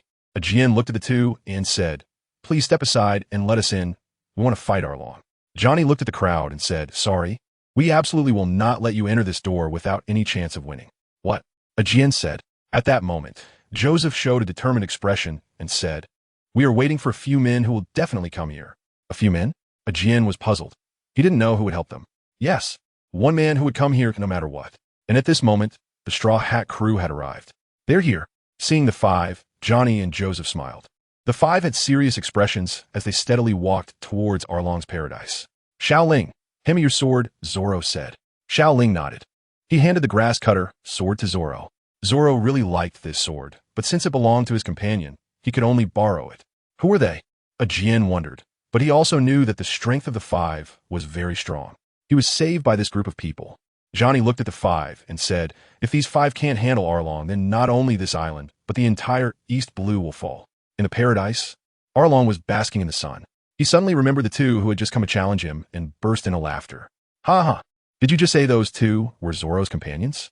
Crocodile, who was beside him, stroked his chin and said, "I don't know, but those two are too weak. They aren't even worth killing." At that moment, there was a sudden noise at their gate. Bang! What's going on? All the fishmen looked toward the door, which had been shattered. A man wearing a straw hat slowly walked in. "Hey, you guys, who is Arlong?" Luffy said with a serious expression as he advanced. "Arlong? I'm Arlong," said the fishman sitting in the lounge chair. After getting the answer, Luffy said nothing and walked directly toward Arlong. "Hey, little brother, what do you want? If there's nothing, we can't let you pass." At this time, two fishmen blocked Luffy's way. "Get out of the way." This time, Luffy didn't say much. He exerted force with both hands and directly knocked the two fishmen to the ground, rendering them unconscious. "What?" The fishmen were astonished to see such a small man possess such strength. However, Luffy did not stop. He had already reached Arlong and, without saying a word, directly threw a punch. Bang! Arlong was sent flying. Boom! Arlong fell to the ground from the punch, but the force didn't harm him. "Hey, who the hell are you?" Arlong didn't remember provoking someone like this. The power of this punch shouldn't exist in this weak East Blue. "I'm Luffy, a pirate." "A pirate?"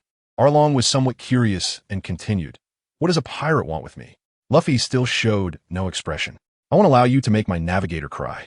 After Luffy finished speaking, Zoro and Sanji slowly appeared. "Hey, Luffy, you can't just show off like this," Sanji said. "Ah, thanks for your concern, but I won't lose." Luffy replied, "What? I'm not worried about you. I just can't let you take all the glory." Sanji yelled. Zoro said nothing and walked to Luffy's side. The king's left and right arms appeared beside Luffy. "That green-haired swordsman is Roronoa Zoro." One fishman pointed at Zoro and said.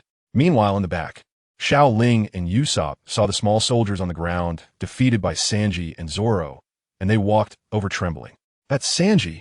I don't mind Luffy taking all the glory, but he better take my share too," Xiao Ling said nervously. "Yeah, that's right. As expected of my first mate." "You understand my feelings?" Usopp said with a forced smile. Zoro glanced at Xiao Ling and said, "Why are you still so timid?" Xiao Ling smiled awkwardly. Just now, she had been cheering herself on for a while. She didn't expect her legs to go weak when she got here. At this moment, the residents outside saw what was happening inside and were all filled with surprise. How is it possible to knock Arlong away with just one punch? What kind of power is this? A Jin looked at Luffy's strength and said in astonishment. No wonder these two said only they could defeat Arlong. If these few people are not a match for Arlong, then it would be useless for them to go in. So everyone, let's not go in. Just leave it to the older brothers. Johnny said. A Jin, hearing this, looked puzzled and asked, "But what is their reason for fighting?" "Because Arlong bullied Sister Nami and made her cry. Is there any reason more important than this?" Everyone looked incredulously at Luffy and the others. Are these people really pirates? At this moment, Arlong inside had also understood the purpose of this group and slowly stood up, saying, "I see, you came here for Nami from the very beginning." Arlong was now ready for battle. "Ha ha ha, there's no need for Brother Arlong to take action against you." An octopus fishman appeared in front of everyone. "As long as it is here, it can take care of you all." The octopus fishman pinched its nose and made a sound like a trumpet. At this moment, a huge bull-headed sea monster slowly appeared.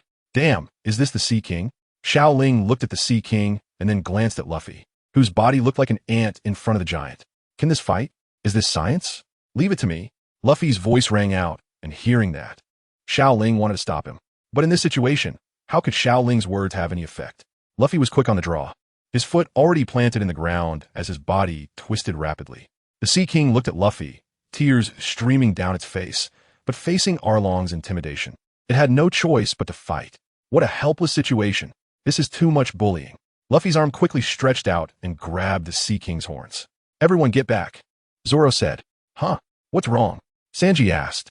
I don't know, but I just feel like this guy is about to do something crazy, so get back fast. Meanwhile, Xiao Ling and Usopp had already hidden far behind. Hee, Luffy's move is definitely going to affect us. We should be safe here, Xiao Ling said.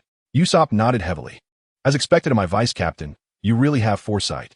Sure enough, Luffy's body began to spin, and the massive Sea King was spun around by Luffy, affecting all the surrounding fishmen, and this move nearly wiped out all the small fry. What a joke is this science? Xiao Ling looked at Luffy, who had sent a creature hundreds of times larger than himself flying with his small body, his face full of shock. This was not the kind of power a human should possess. On the other side, the villagers were just as astonished. Is this the kind of power humans should have in this world? However, Sanji and Zoro were unfazed. Hey, you guy, do you want to take us all out together? Sanji shouted. These guys actually have some strength, but Brother Arlong, leave them to us. If you intervene, Arlong Park will be destroyed, Crocodile said. The three officers, Xiaoba, Crocodile, and Gio, stepped forward. Fine. Although Arlong was sent flying with a punch, he also did not take these people seriously. Seeing the officers come forward, Zoro glanced at Xiao Ling and Sanji. One for each? Zoro said. TCH, you can leave them all to me. You just watch the fun, Sanji said, taking a puff of a cigarette. I think Sanji's idea is good. Xiao Ling raised his hand and said. Xiao Ling looked at the three fishmen and realized that there was no way for him to back out. Captain Usopp, how about we take one on together? Xiao Ling said to Usopp. Meanwhile, Usopp was trying to find a way to dig Luffy out from underground. Captain Usopp is currently busy, so please handle it yourself. Vice Captain. Xiao Ling felt like crying without tears. He looked at the three Fishman tribe officials, and, if he guessed correctly, that Gio should be the weakest, after all. He was defeated by Usopp. There was no way out, so Xiao Ling steeled himself and walked up to Gio. Wait a minute. At that moment, Arlong suddenly spoke up. Brother Arlong. The others looked at Arlong at the same time. Arlong slowly stood up and walked toward them, saying as he walked, I suddenly thought of an interesting game, and now we're going to have some fun. Arlong slowly approached Luffy, and as Usopp saw Arlong coming, he immediately let go of Luffy's hand. Bang! Xiao Ling watched as Luffy flew towards him and immediately dodged. Boom! Xiao Ling's opponent was directly knocked away by Luffy, who bounced back. As expected of Captain Usopp, Xiao Ling looked at Usopp excitedly. Meanwhile, Joe had already set his sights on Usopp. Kid, I must kill you with my own hands. Xiao Ling smiled upon seeing this. With such words, he had no rivals left and could just slack off. This is simply fantastic. At this moment, Arlong dodged Luffy's attack and grabbed his arm. Bang! Under everyone's gaze, Arlong uprooted the stone beneath Luffy's feet. Ha ha! It is said that all devil fruit users are landlubbers. If I throw you into the water now, even if you're not a devil fruit user, you won't survive, right? So, do you have a chance to save him? Arlong scanned the crowd. Luffy, Zoro, and Sanji wanted to intervene, but were stopped by two of Arlong's subordinates. Splash! Luffy was thrown directly into the water by Arlong.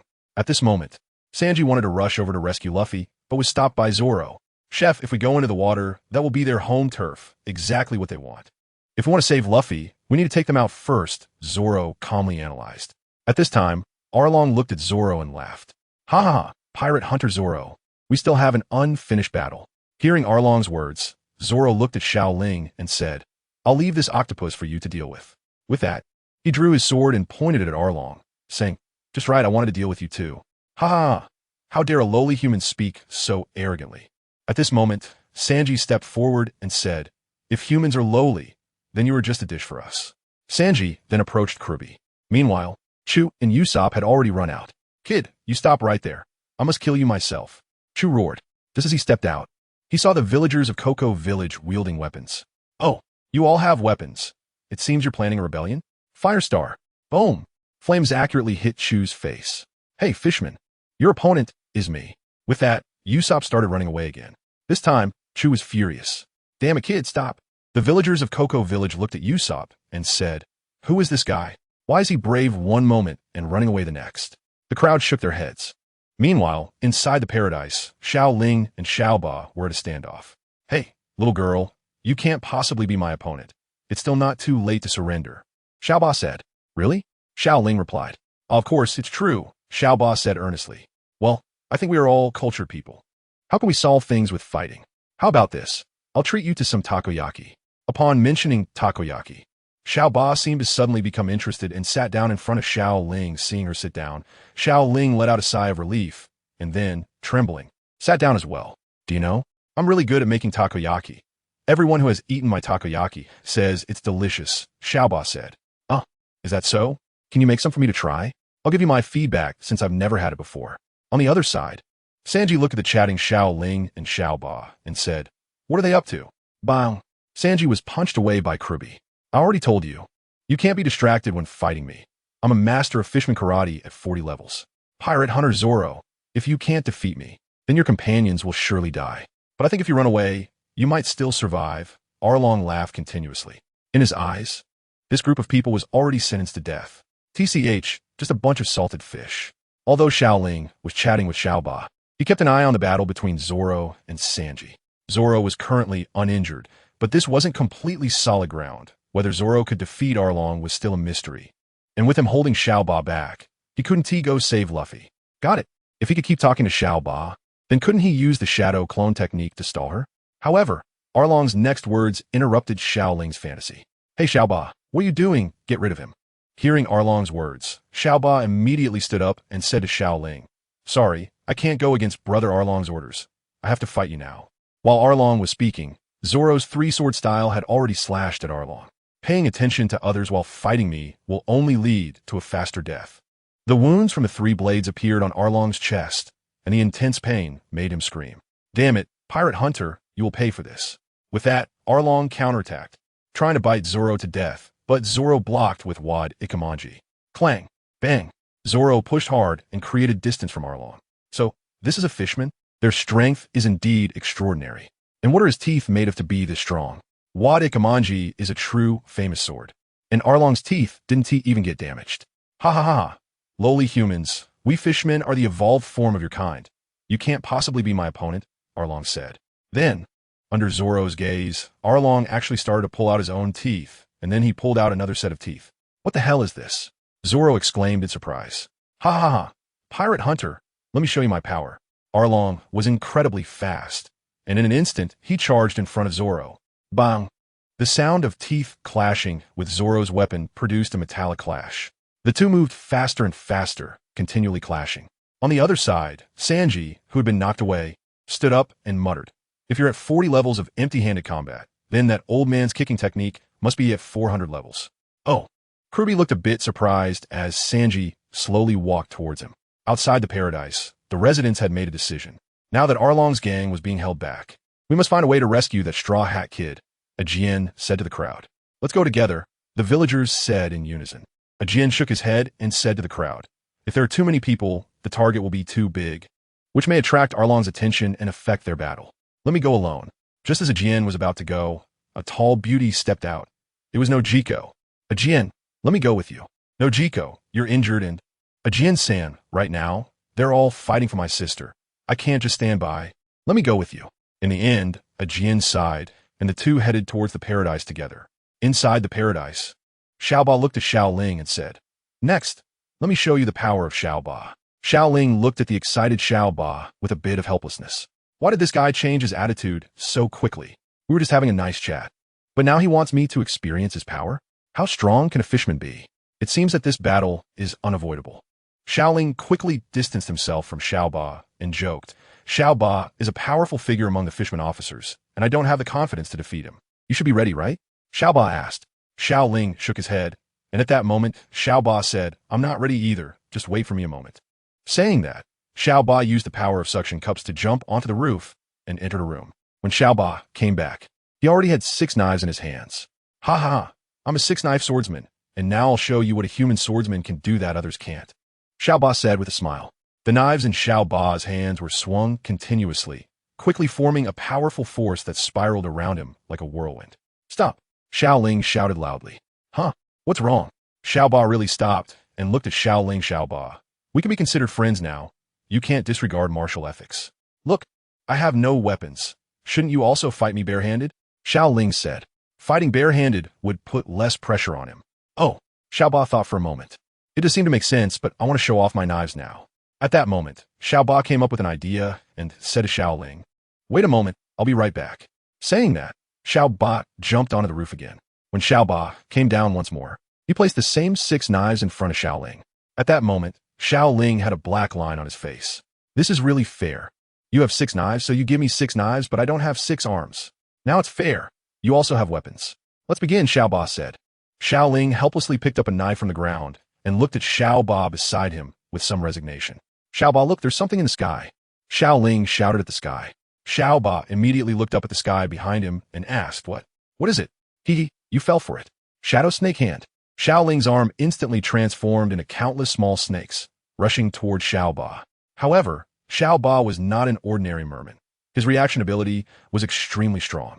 As soon as Xiao Ba sensed danger, 6 knives began to spin rapidly, cutting through all the skills unleashed by Xiao Ling. Wow. This octopus is surprisingly strong. Xiao Ling's legs trembled a bit. Meanwhile, Xiao Ba was somewhat furious. You actually tricked me, damn it, Dai. Help! At that moment, the residents outside saw an octopus merman chasing a human and running outside. One person had already fled, and now this little girl was also escaping. The residents shook their heads, unable to gauge this group. Sometimes they were timid, sometimes brave, and they possessed inhuman combat power. However, they knew that this group was their hope. Xiao Ling already had a battle plan. He looked towards the forest ahead. As long as he could lure Xiao Ba out and then prevent him from returning here for a short time, by the time he came back, everything would be over. And wouldn't that mean his goal had been achieved? This was Xiao Ling's no-injury plan. Underwater, Ajien and Nokigao had already reached Luffy's side. At this moment, due to the effects of the devil fruit and the inability to breathe oxygen underwater, Luffy was on the verge of death. Bang! Bang! Bang! Ajien was just an ordinary person with a bit more strength, and, although he was holding a hammer, the buoyancy of the seawater rendered his strength insufficient to break the stones beneath Luffy's feet. What to do? At this rate, the Straw Hat Kid would really die from lack of oxygen. Nokigao looked at the nearly unconscious Luffy, feeling a bit anxious. What should I do? Nokigao's heart became frantic, and then suddenly she thought of something. She pulled Luffy's head upwards, and sure enough, under Nokigao's strength, Luffy's neck began to elongate. Cough, cough. In the next moment, Luffy's head was brought to the surface by Nokigao. At least this way, he wouldn't die from lack of oxygen, Nokigao said. Under the water, Jin was still trying hard. Bang! Bang! But his oxygen was about to run out, and the stones remained unmoved. Fortunately, all the fishmen were restrained, so they were not in any danger. On the shore, Sanji looked at Luffy's head, his brow furrowed. You idiot! Why do you always get distracted when fighting me? Crocodile said, feeling a bit angry at that moment. Forget it. Let me show you the power of fishman karate. Hunter Tile, right fist.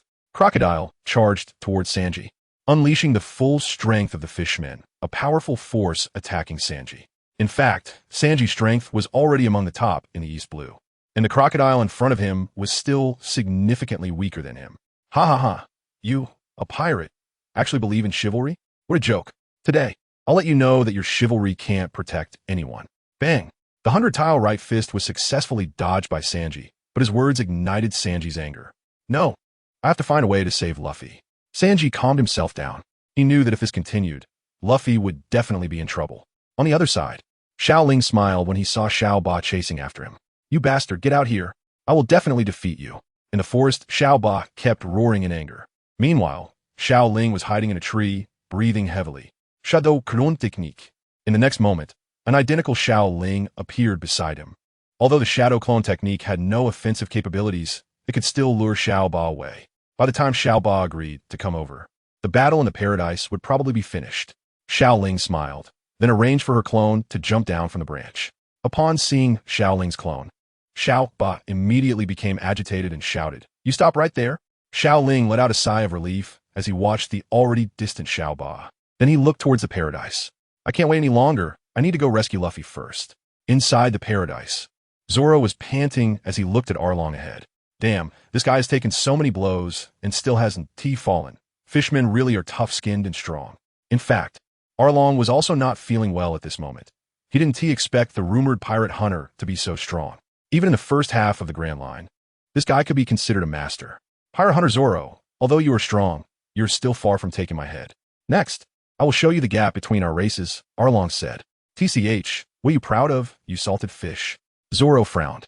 Like Sanji, he was also concerned about Luffy, who was underwater, but the Arlong in front of him was not someone he could defeat easily. His attacks merely grazed Arlong's skin. He needed a much stronger power to take him down.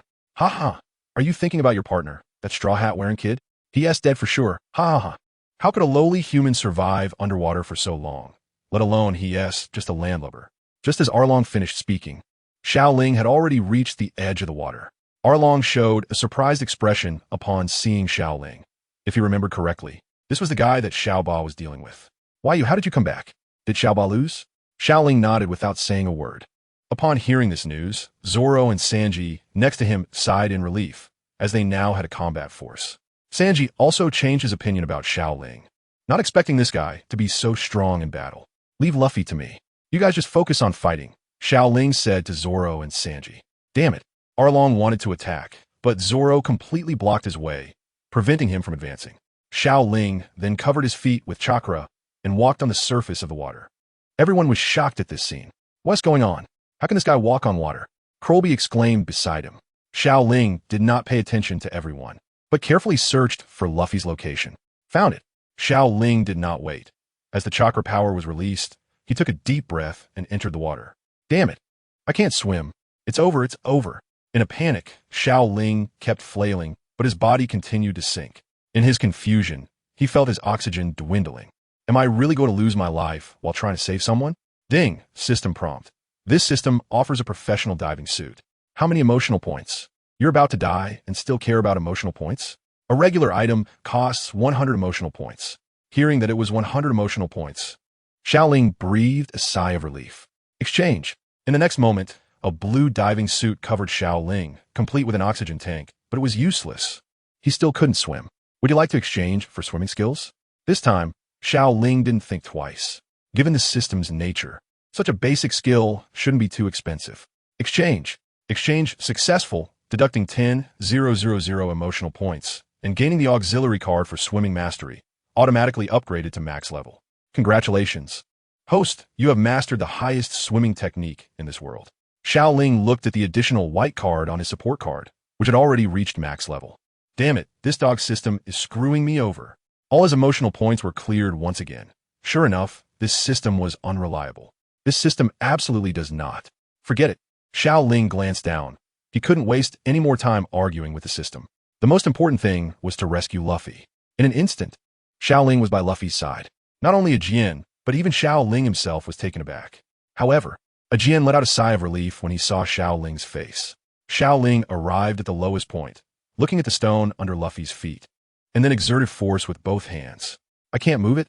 A Jian looked at Xiao Ling, who had been standing aside, somewhat disappointed. It seemed this girl was just an ordinary person after all. However, the next moment, a Jian was harshly slapped in the face. Boom! Boom! The stone under Luffy's feet was shattered by Xiao Ling's punch. Sure enough, after covering it with chakra, I also possessed inhuman strength. Xiao Ling looked at her fist, then at Luffy and smiled. With that, this battle was bound to be a victory. As Luffy's body floated, a flash of blade light suddenly pierced through Xiao Ling's body. What? In front of Xiao Ling, an octopus merman appeared before him. Kid, you dared to deceive me. How despicable. What? Is he already dead? At that moment, Xiao Ling felt pain sweeping through his entire body. 6 knives pierced through him simultaneously, something he had never experienced before. Xiao Ling only felt as if she had become weightless, her body no longer having any strength. A Jian saw Xiao Ling being pierced and wanted to go help. But at that moment, Xiao Ba had already dragged Xiao Ling's body upward. Meanwhile, above the pool, Luffy's body had fallen from the sky. Luffy, Sanji, Zoro, and Nami, who had just arrived, seemed to relax all at once. Straw Hat Kid. Arlong looked at the revived Luffy with an angry expression. Luffy ignored Arlong and looked at Zoro, saying, Zoro, you've worked hard. I'll take it from here. Ah, sure. Zoro had no other words. He was absolutely obedient to his captain's orders. Luffy. Nami walked into the paradise and smiled upon seeing Luffy appear. At that moment, a large number of bubbles suddenly appeared in the pool, the gurgling sound attracting everyone's attention. And the color of the bubbles slowly changed to blood red. Zoro frowned, feeling an ominous premonition for some reason. Haha, Brother Arlong, I'm back. The next moment, Xiao Ba jumped out of the water, and on his shoulder was the already faint Xiao Ling, Xiao Ling. Everyone shouted, "Damn it! Ha ha! Xiao Ba! It turns out you're fine. This little girl actually tricked me, but it seems she has already received her punishment." Arlong laughed. This guy actually played me, making me chase her so far. I didn't expect her to appear here, but fortunately, I took the water route and happened to see her saving someone. So I ambushed her. Saying this, Xiao Ba threw Xiao Ling onto the ground. Xiao Ling lay on the ground like a dead fish, as if he had truly lost his life. The pain had made him faint. Damn fishmen. Luffy looked at Xiao Ling's corpse with complete anger. Hey, Luffy. Zoro stopped Luffy, who wanted to attack Xiao Ba, and said, "Leave him to me. Your target is him." Zoro pointed at Arlong. Zoro glanced at the sword in his hand, the Shusui, with a grim expression. "Yeah, such a strong killing intent. But you human swordsmen can't defeat me. I am a 6-sword style user," Xiao Ba said while swinging the 6 swords in his hands. "You killed my partner, so now you will accompany him to the grave." It seemed as if an invisible flame was burning on Zoro. In an instant, Zoro rushed to Xiao Ba's side, and with immense power, he sent Xiao Ba flying. How could this be? Xiao Ba was surprised. How could this human have such strength? After Xiao Ba was knocked away, Nami immediately rushed to Xiao Ling's side and took off his diving suit. Blood began to flow from 6 wounds on Xiao Ling's body. Nami quickly placed Xiao Ling among the villagers. "Doctor, our village doctor, please help check what's wrong with him." At that moment, a middle-aged woman stepped out of the crowd. Without saying a word to Nami, she lowered her head to examine Xiao Ling's condition. Then she bent down, sighed in relief, and said, "Although there are many wounds, none are life-threatening. He just fainted from pain and excessive blood loss. There's no need to worry." The doctor continued, "Give me some bandages. I'll handle his wounds first." At this time, someone in the crowd took out bandages, and all the men silently turned away. "So, you mean he is not in danger of dying?" Nami asked. The doctor nodded. "Yes, as long as the wounds are treated, there's no life-threatening danger." "But is she really a girl?" the doctor asked. "What's wrong? What does that have to do with being male or female?" Nami replied. The doctor shook her head and said, "With such a beautiful face, yet such a figure, I can't help but feel sorry for her. However, I know some medicine that can help with this issue." Nami's expression darkened. "Please treat his wounds quickly. Damn fishmen. Our battle should be over." Sanji took a deep puff of smoke. "Yes, the only one who will fail is you. Today, I'll show you the stronger ultimate move of our fishman's karate, the 1,000 tiles correct fist." Sanji looked at the enemy in front of him, who was preparing to strike, but Sanji wouldn't give him the chance to use his ultimate move. Just as Crocodile was about to prepare, Sanji rushed in front of him. Chest meet. Bang. This kick landed hard on Crocodile's chest, the powerful force nearly knocking him out and interrupting his skill preparation. But Sanji's kicking techniques hadn't finished. Elbow meet. Bang. Abdominal meet. Bang. Calf meet. Bang. Sanji's series of kicks left Crocodile disoriented, and the pain in his body proved Sanji's strength. Next was Lamb Shoot. Boom. This strike directly sent Crocodile flying, and the immense power broke through the wall. Boom. Sanji took a deep puff of smoke. It's over. At this moment, Crocodile lay completely on the ground, motionless. On the other side, Zoro saw that Sanji had finished his battle and was not to be outdone. He looked at the enemy in front of him with a steely gaze. "Next, I will take care of you." Xiao Ba, hearing this, would not back down. "TCH, human swordsmen can never defeat me. 6-sword style ultimate move. 3-sword style tornado." The duel between swordsmen happened in the blink of an eye, and Zoro's strength was clearly much greater than Xiao Ba's. Zoro had a conviction. In a swordsman's duel, he would not lose again. Blood sprayed onto the ground, but it was not Zoro's, it was Xiao Ba's blood. How is this possible? How could a human swordsman be this strong? The next moment, Xiao Ba lay on the ground. Zoro did not stop, but instead went to Xiao Ling and Nami's side with Sanji. "Is he okay?" Nami shook her head and said, "Don't worry. He is not in life-threatening danger." The two of them sighed in relief at the same time. "Now we just have to see Luffy. Hey, what happened to Xiao Ling?" At that moment, a man with a long nose arrived in the crowd. "Usopp?" Sanji and Zoro were surprised to see the injured Usopp arrive. "Where's that salted fish?" Sanji took a puff of smoke and asked Usopp. "Ha. Under the power of Captain Usopp, what are little fish and shrimp worth?" Usopp replied. However, this time he was not lying, as he had indeed defeated his opponent. "Is Xiao Ling okay?" Usopp asked for the second time. The others shook their heads. That's good. So, is the battle over now? Usopp asked. No, not quite. As long as Luffy wins, we will win, Sanji said. The group turned their attention to Luffy and Arlong in the paradise. TCH, if he can't win this, then the captain really needs to be replaced, Zoro said. His eyes filled with confidence in Luffy. Inside the paradise, Arlong was not in particularly good shape. He had numerous wounds caused by Zoro. Now, Arlong was completely enraged because all his comrades had been defeated. Although I don't know what happened between that Nami woman and you are destined to fail. That woman can only be my partner, Arlong said, looking at Luffy with a smile. If you want to dominate the sea, you can't do it without a skilled navigator. And Nami is just that person, exactly what we need. Forget it. Anyway, she will only end up a corpse. These things don't matter. Saying this, he charged at Luffy with the saw-toothed weapon in his hand. Boom. So sharp. Luffy looked at the pillar that was easily bitten off in disbelief. Our race is superior. Today, let me show you what racial suppression means. Immediately, Arlong continuously attacked Luffy, his sharp teeth seemingly stronger than steel, smashing one stone pillar after another. While Luffy could only keep dodging. Damn it, rubber pistol. While dodging, Luffy's arm stretched instantly and struck at Arlong. Arlong did not dodge this blow, allowing Luffy's fist to hit him. It hurts. Arlong took the opportunity to bite Luffy's arm, blood flowing out continuously. Bang. Immediately after, Arlong punched Luffy away. Ha ha. Did you see that? You humans are no match for us fishmen. Just as Arlong finished speaking, Luffy's fist arrived instantly. Rubber machine gun. Luffy's arms were like ordinary guns, constantly striking Arlong. Bang. Boom. This hit shattered the ground and sent Arlong crashing into the water. On the ground, Luffy was panting heavily. That last attack had consumed a lot of his energy. In the next moment, Luffy suddenly sensed danger as Arlong sprang up from the ground, the spikes on his nose becoming his sharpest weapon. That hurts. This strike pierced through Luffy's arm. Damn it. Luffy distanced himself, keeping a close eye on Arlong. Ha. You can't possibly defeat me. Arlong laughed, but the blood at the corner of his mouth proved that Luffy's attack had worked. TCH, I will definitely win. I am going to become the Pirate King, Luffy stated. Upon hearing the words Pirate King, Arlong showed a mocking expression. Ha, what a joke. You lowly race can never become the Pirate King. That's impossible, ha. How would you know if you don't try? In the next moment, Luffy charged directly in front of Arlong. He no longer wanted to continue defending. Gomu no piste. Boom. Luffy's full power strike sent Arlong flying into a nearby house. Just as Luffy was about to pursue his advantage, Arlong broke through the room and knocked Luffy away, wielding a weapon in his hand. It was a serrated knife. Luffy was in danger. Nami, who was closely watching the battle, said. Zoro shook his head and replied, No way. Luffy will definitely win.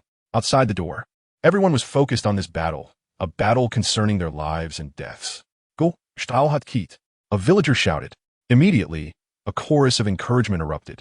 Upon hearing this, Arlong became even angrier. Once I take care of them, none of you will escape. Arlong shouted at the villagers outside. However, this time the villagers showed no signs of fear. They continued to shout, Straw Hat Kid, please defeat him. Hearing this, Luffy smiled. Of course I can. With that, Luffy threw another punch, and both of them launched their attacks simultaneously. Bang! The battle between Arlong and Luffy had reached a fever pitch, and the outcome was about to be decided. Boom! At that moment, the two of them entered a room filled with sea charts. What is this place? Luffy looked around in surprise at the charts everywhere. Ha! This is Nami's room. She's an excellent navigator. With this, dominating the East Blue is just a matter of time. Luffy lifted his head to look at Arlong. Kid, Nami is a very good tool. I will use her to dominate the world. Do you have that capability? So Nami can only be our partner, Arlong continued, pressing his weapon against Luffy's neck. Use? Tool? Luffy's eyes turned angry. I've finally found a way to help Nami. What you're talking about is not what Nami wants to do at all, Luffy said. This kind of room will take away Nami's freedom. You don't understand what a partner really is. Luffy's hand fiercely gripped Arlong's weapon, and at that moment, Arlong was shocked to see that his weapon couldn't move at all. This guy's strength is actually not inferior to mine, Arlong thought. Bang! The sound of the weapon breaking echoed as Luffy crushed Arlong's weapon with his hand. Luffy stood up, determined to defeat his opponent. Next, I'm going to take you down, Luffy said firmly. Ha, don't be so arrogant, kid.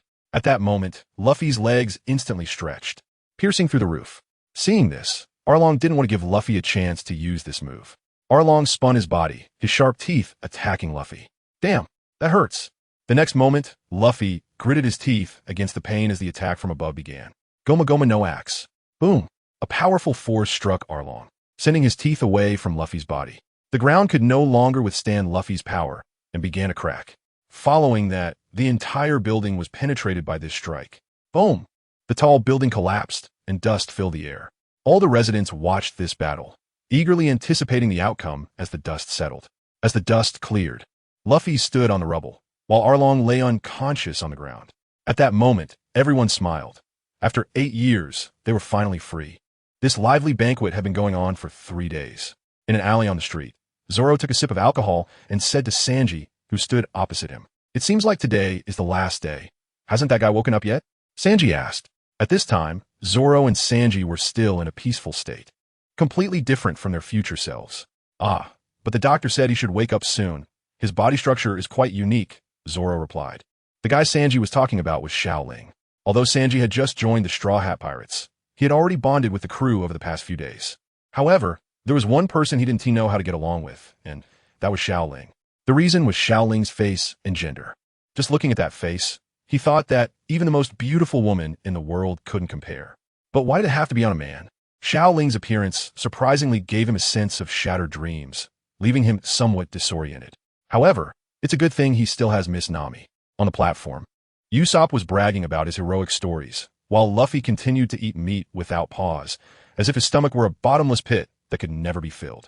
Although Arlong had been defeated, the destroyed village needed to be rebuilt, and after the feast, all the villages had to get back on track. Inside the clinic, Xiao Ling's upper body was tightly bound, with blood continuously flowing from the bandages. Cough, cough. Pain. This was Xiao Ling's first sensation, feeling a tearing pain in his upper body, a pain so unbearable that it made him feel as if he was about to suffocate. Huh, that's Nami's voice. It seems I'm not dead yet. Xiao Ling slowly opened his eyes, and what he saw was Nami with orange hair hovering above him. Nami. Upon seeing Xiao Ling awake, Nami smiled. You finally woke up. Xiao Ling tried to look around. This was an unfamiliar place. Where's this? Where's this? Xiao Ling said slowly. This is Cocoa West Village, and we have already defeated alone. Hearing this, Xiao Ling breathed a sigh of relief. It seemed he had been unconscious for a long time. He didn't expect Xiao Ba to return to the battlefield so quickly.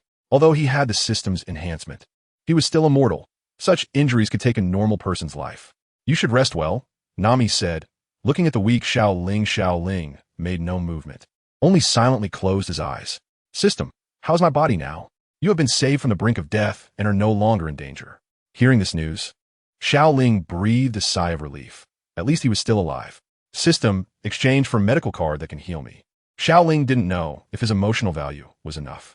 After all, he had been in a coma for some time and should not have generated any emotional value.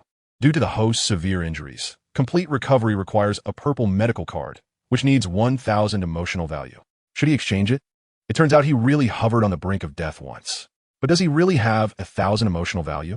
System, how much emotional value do I have now? Xiao Ling didn't know if he could exchange for a purple card. He remembered that before he fell into a coma, his emotional value was almost depleted. Emotional value balance. 2333333. How much? Xiao Ling thought he was hallucinating. Emotional value balance. 2333333. What the hell? When did I have so much emotional value? System. Where did all this emotional value come from? Over 200,000. Humans generate a lot of emotions before death, and you have been generating emotional value every moment for the past 3 days. Huh, is this a blessing in disguise? System, exchange and use it for me. Now that he has so much emotional value, why not use it? In the next moment, a purple glow flashed across Xiao Ling's body. What's going on? The doctor and Nami looked at Xiao Ling's body glowing, unable to figure out the situation for a moment. In the blink of an eye, the pain on Xiao Ling's body disappeared, and the wounds had completely healed. As expected of the purple medical card, I feel unprecedentedly comfortable now. Xiao Ling slowly stood up. Xiao Ling, Nami looked at Xiao Ling, who was just on the verge of death, and at this moment, her complexion was actually flushed. What is going on? Xiao Ling waved his hand and said, "This is my special ability. My injuries have already healed." At that moment, Xiao Ling realized that Nami was here because she was covering up the tattoo on her arm. The tattoo had now finished. System, exchange for a white medical card. The card levels are divided into white, green, purple, orange, and gold. The white medical card is sufficient for the wound on Nami's shoulder. Xiao Ling came to Nami, who was sitting by the bed, and activated the medical card's ability. Nami only felt that the pain from the tattoo on her arm had disappeared, and a perfect tattoo appeared on her arm. What magical power! Not only Nami, but even the doctor was shocked. Nami, do you have a piece of clothing you can give me? It seems I have no clothes to wear. Xiao Ling said apologetically. He hasn't removed the bandages yet, because he has no clothes to wear. Upon hearing Xiao Ling's words, Nami smiled. You're a big man. It shouldn't be a problem for you to go without a shirt, right? Xiao Ling shook her head and said, no problem, but if you girls see my body, I'll be at a big loss. Of course, I'm just joking. It would be best if we took a bath together. Huh? It seems I've already been seen by Nami. Nami gave Xiao Ling a roll of her eyes. Since that's the case, why don't you come with me to my house? Xiao Ling nodded. After that, the two said goodbye to the doctor and returned to Nami's home. However, looking at Nami's various clothes, Xiao Ling felt a bit helpless. Was it a bit perverted for him to ask Nami for clothes? These were all women's outfits. Just pick one. Our body shapes are similar, so you should be able to wear any of them. Speaking of body shape, Xiao Ling secretly glanced at Nami. What? This is called similar? However, Nami's room was almost filled with little skirts and shorts, and there was nothing he could wear. At that moment, Xiao Ling looked down at his own pants. Surprisingly, he felt that his originally dirty pants were not bad at all. If he changed pants, wouldn't that mean he had to wear women's clothes? I, Xiao Ling, would rather be beaten to death than wear women's clothes. In the end, Xiao Ling only took a relatively neutral short-sleeved shirt from Nami's wardrobe. Now, the banquet was nearing its end. Xiao Ling simply decided not to attend the banquet, as there would be many opportunities like this in the future. Next, he would take a nice nap here with Nami. A gentle sea breeze blew by as Xiao Ling sat on the deck, watching the residents of Cocoa Village in the distance. Has Nami not come over yet? Luffy looked at the crowd, constantly glancing around. Xiao Ling shook his head. The sea breeze blew by, and he felt his hair blowing into his eyes. Huh, how did my hair get this long? Although he hadn't been in this world for long, his originally short hair had grown to shoulder length, almost the same as Nami's now. The only difference was that his hair, like Luffy's, was black. She will come, Xiao Ling said firmly. Not necessarily. After all, she would be happier here, Zoro replied. I respect her choice, Luffy said. Upon hearing this, Sanji immediately became furious. If Nami doesn't come, won't that mean this ship is full of men? That's unacceptable. Luffy, if Miss Nami doesn't come, I've almost lost my purpose on this ship, Sanji said angrily. Tisich, you cook. Zoro's words only fueled Sanji's anger further. You green hair guy, don't get too cocky, Sanji shouted angrily. At that moment, Zoro pointed at Xiao Ling and whispered, Isn't that your goddess over there? Are you looking for death? Sanji yelled at Zoro, then looked at Xiao Ling on the distant gangplank. He's just a guy. How could he possibly be that good-looking? At this time, Xiao Ling was still wearing Nami's top, and under Nami's influence, he had changed into her long pants. To be honest, Nami's clothes fit him perfectly. However, thinking about how his pocket money would be 5 times that of everyone else's, he accepted it. Once they reached the next city, he would buy a set of men's clothing.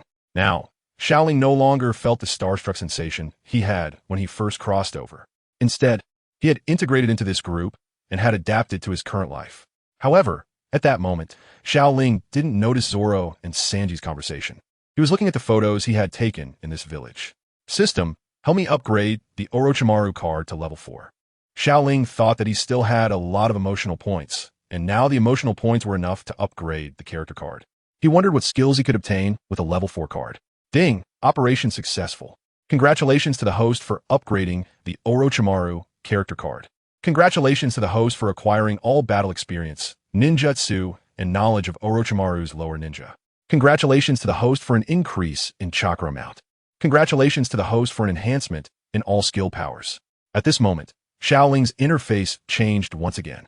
Host, Xiao Ling character card. Orochimaru, gold, card level, 405000. Card skills, soft body, chakra, body replacement technique, advanced body replacement technique, hidden shadow snake hands. Orochimaru's lower ninja abilities, all, equipped card.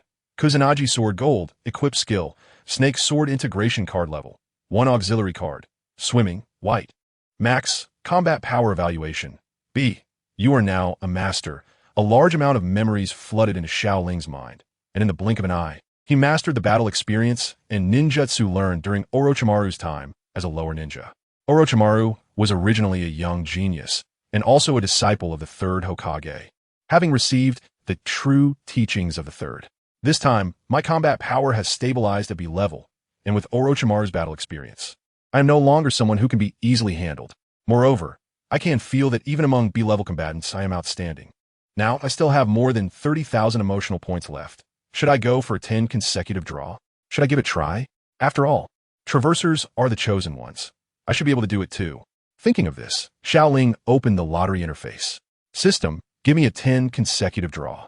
The 10 consecutive draw consumes 10,000 emotional points. Please confirm again. Confirm. The systems will begin to spin. Ding, congratulations to the host for obtaining a white item card. Kitchen knife. Ding, congratulations to the host for obtaining a white item card. Toothbrush. Ding, congratulations to the host for obtaining a white item card. Whetstone. Ding, congratulations to the host for obtaining a green item card. Fine longsword. Ding, congratulations to the host for obtaining a white item card. JK uniform. Ding, congratulations to the host for obtaining a white item card. Black stockings. Ding, congratulations to the host for obtaining a white item card. White stockings. Ding, congratulations to the host for obtaining an orange auxiliary item card. Water avoidance pearl. Ding, congratulations to the host for obtaining a green auxiliary card. Taijiquan. Ding, congratulations to the host for obtaining an experience card. There were surprisingly no gold cards, but getting an orange card was not a waste. What is the water avoidance pearl? And what else with the black stockings and white JK uniform? As expected, it's a shameless system. This is what Xiao Ling saw in the description of the water avoidance pearl. Water avoidance pearl, auxiliary card, allows breathing underwater. Taijiquan, auxiliary card, gains the essence of Taijiquan, requires level up. This water avoidance pearl is simply a divine artifact in this world of One Piece. System, use the 2 auxiliary cards. Ding, use successful. Xiao Ling looked with satisfaction at the 2 new attributes he had added. It seemed that if he had more support cards, he could also be invincible. At this moment, Zoro had already pulled up the anchor, and they were ready to set sail. Luffy looked around, waiting for Nami's figure. He sighed, but then smiled again because it was Nami's choice. Brothers, hoist the sails, we are setting off. Luffy said. The sails of the Going Merry were lowered, and just then, Nami came running in, jumping onto the Going Merry at the last moment. Nami, how can you be in such a hurry to leave? We haven't had a proper farewell yet. The residents on the shore exclaimed. At that moment, Nami spread her arms, and a large number of wallets fell from her body. Damn it, little thief, she took our wallets. The residents checked themselves, and sure enough, all their wallets had been snatched by Nami. Nami turned to the crowd and said with a smile, Everyone, take care. Xiao Ling looked at the residents, then glanced at Nami and smiled. Nami's actions were just to avoid a sad farewell after all. After all, goodbyes are always sorrowful. Partners, let's set off, Nami said as she turned to the group. All right, Miss Nami. Sanji was the most excited about Nami's arrival. The Merry set sail towards the sea amidst the farewells of the people of Cocoa Village. Everyone looked at the vast ocean, each harboring their dreams. Our destination, the Grand Line, let's go, partners.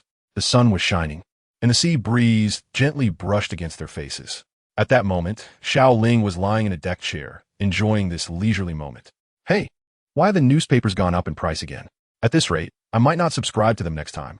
Nami was shouting angrily at Newsbird, but in the end, she still handed over the money. Beside her, Usopp, who was researching new weapons, said, You don't even need to save money now. Why do you care about that little bit of money? TCH, what do you know? If I buy newspapers every day, that's quite a sum. Bruce, I need to save money for myself. I don't want to be a poor pirate without money to dress up, right? Xiao Ling? Nami looked at the enjoying Xiao Ling and said, I'm right? Of course, right? I have triple the allowance. Nowadays, the financial power on the ship was completely managed by Nami. There was no other way. I, as the vice captain, am no longer useful. Xiao Ling sighed and said, Forget it. Isn't being a salted fish good?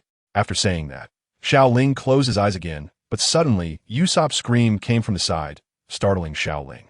He looked up and saw that Luffy, who was trying to steal an orange, had been discovered by Sanji and was kicked down, right into Usopp's invention.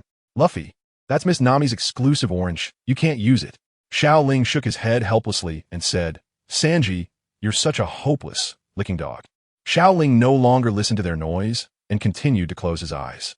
Just as Xiao Ling was about to fall asleep, another loud noise reached his ears. Hey, are you guys going to let anyone sleep?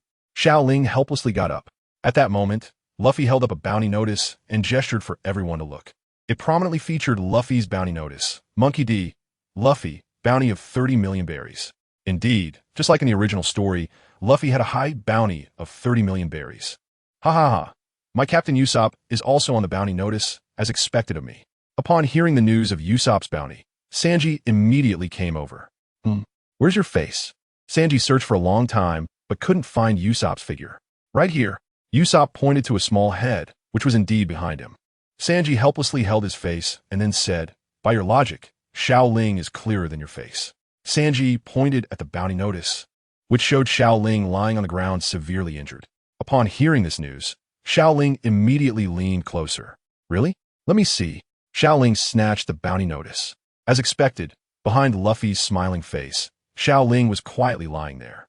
At that moment, Usopp patted Xiao Ling's shoulder and laughed, as expected of my first mate. Just like the captain, you're also on the bounty notice.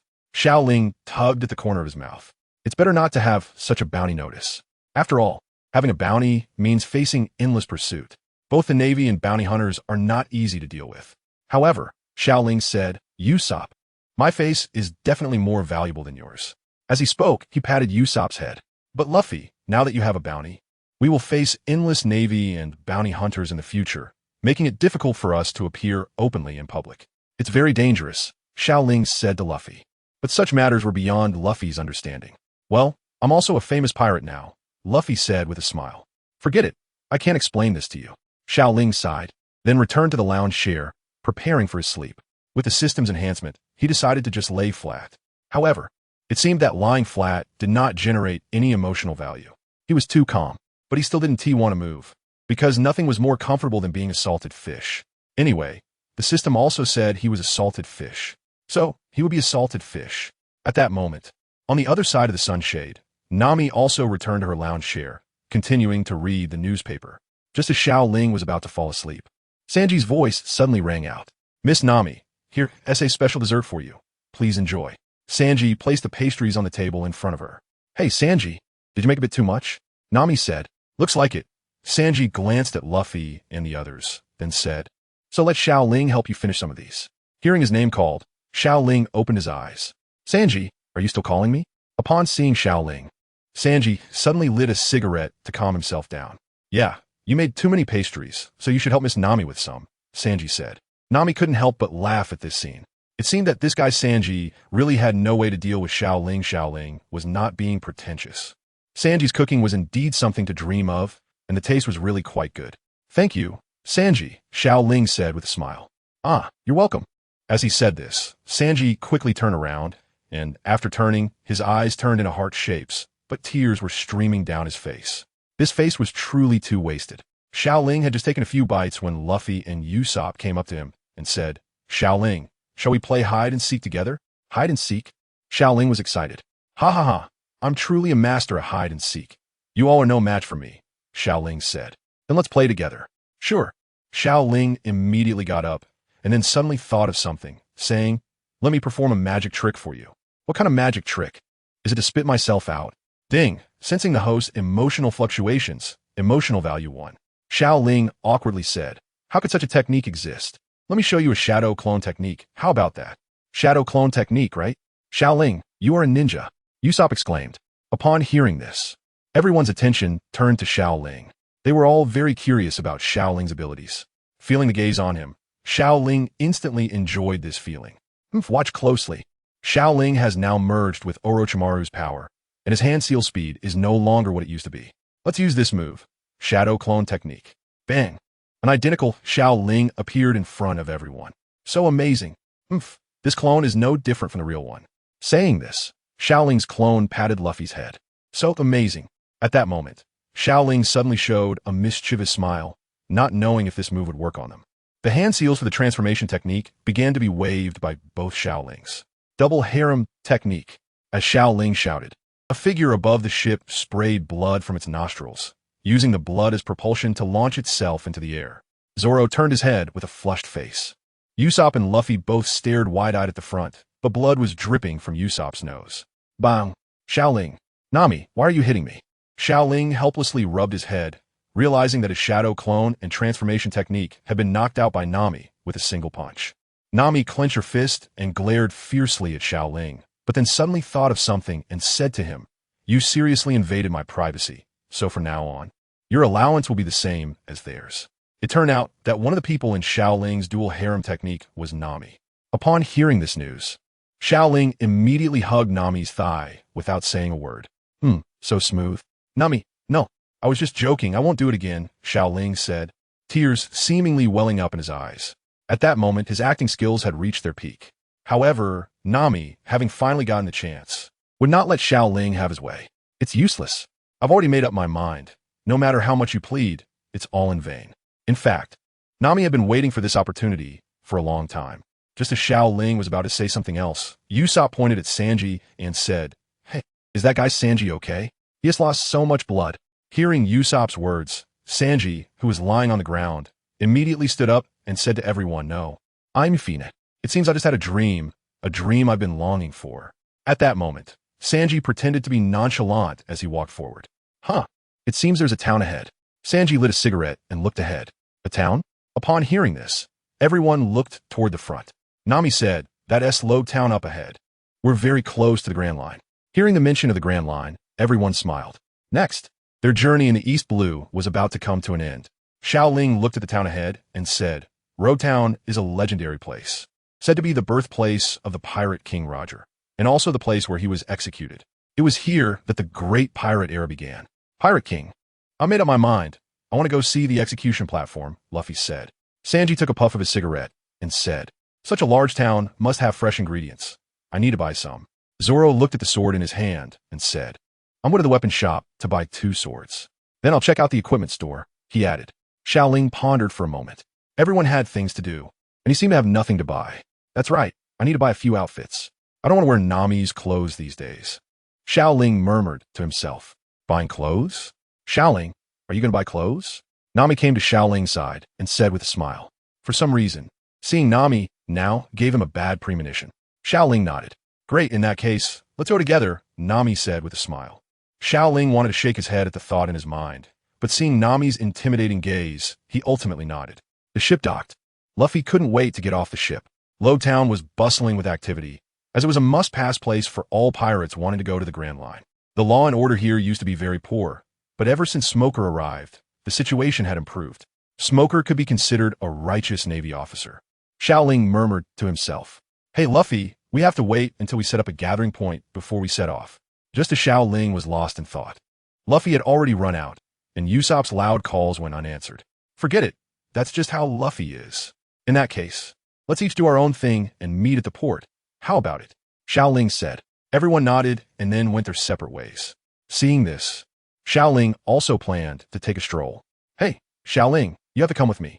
Just when Xiao Ling thought he had escaped Nami's clutches, her voice rang out in the distance. "Here we go. Sigh, it seemed impossible to escape Nami's grasp today. Is there anything more painful than a girl going shopping? Yes, shopping with Nami, the little rich girl." Luffy had gone off to chase after stars, and Zoro, Sanji, and Usopp had already gone to buy their items. Meanwhile, Xiao Ling was shopping at a clothing store with Nami. "Hey, Nami, this is already the 6th store. Haven't you bought enough clothes yet?" At this moment, Xiao Ling was carrying a backpack that was almost bigger than him, speaking in a pitiful tone to Nami. "Come on, are you even a man? There are quite a few of your clothes in here. Shouldn't you at least help out a bit since you don't have to pay?" Xiao Ling was speechless. "What? These are all women's clothes you bought, okay?" Nami smirked upon hearing this. "We've been to so many stores. Has anyone said you're a man?" "That's because I'm wearing your clothes. Hurry up, I want to buy a few men's outfits." Nami shrugged and said, "You can buy them. I'm not stopping you. I would if I had money. I wouldn't need you to say that." "Oh ho ho, I forgot. You don't have money. Do you want to borrow some? You just need to pay 3 times the interest." "Nami, you heartless merchant." However, in the end, Nami didn't lend money to Xiao Ling, but bought him a few outfits instead. At that moment, Xiao Ling also realized the importance of money. He had to have his own little treasury and control the finances to live better. "Hey, is that person Zoro?" When Xiao Ling and Nami passed by the naval base, they saw Zoro cleaning with 3 mops. "What's he doing here?" Just as Xiao Ling was about to go greet him, Nami stopped him, saying, "This is a naval base. It could be dangerous for us to go in, so it's better if we pretend we don't know him." Then, Nami pointed to a bounty notice posted at the entrance. What Nami was pointing at was Xiao Ling, who was lying on the ground behind Luffy. "You're on the bounty notice now." Ding. Feeling the host's emotional fluctuation, emotional value increased by 1,000. Xiao Ling heard the prompt in his mind and then nodded to Nami. He had already set the requirement for emotional value reminders in the system. He would only be reminded once he reached 1,000 emotional points. Nami, I also want to take a photo at the execution platform, Xiao Ling said. Having arrived in this town of beginnings and endings, he felt the need to take a photo for keepsake. Nami rubbed her forehead and said, in that case, you can go, but you need to go back and drop off your clothes first. Xiao Ling nodded. As she spoke, Nami handed a bundle of clothes behind her to Xiao Ling.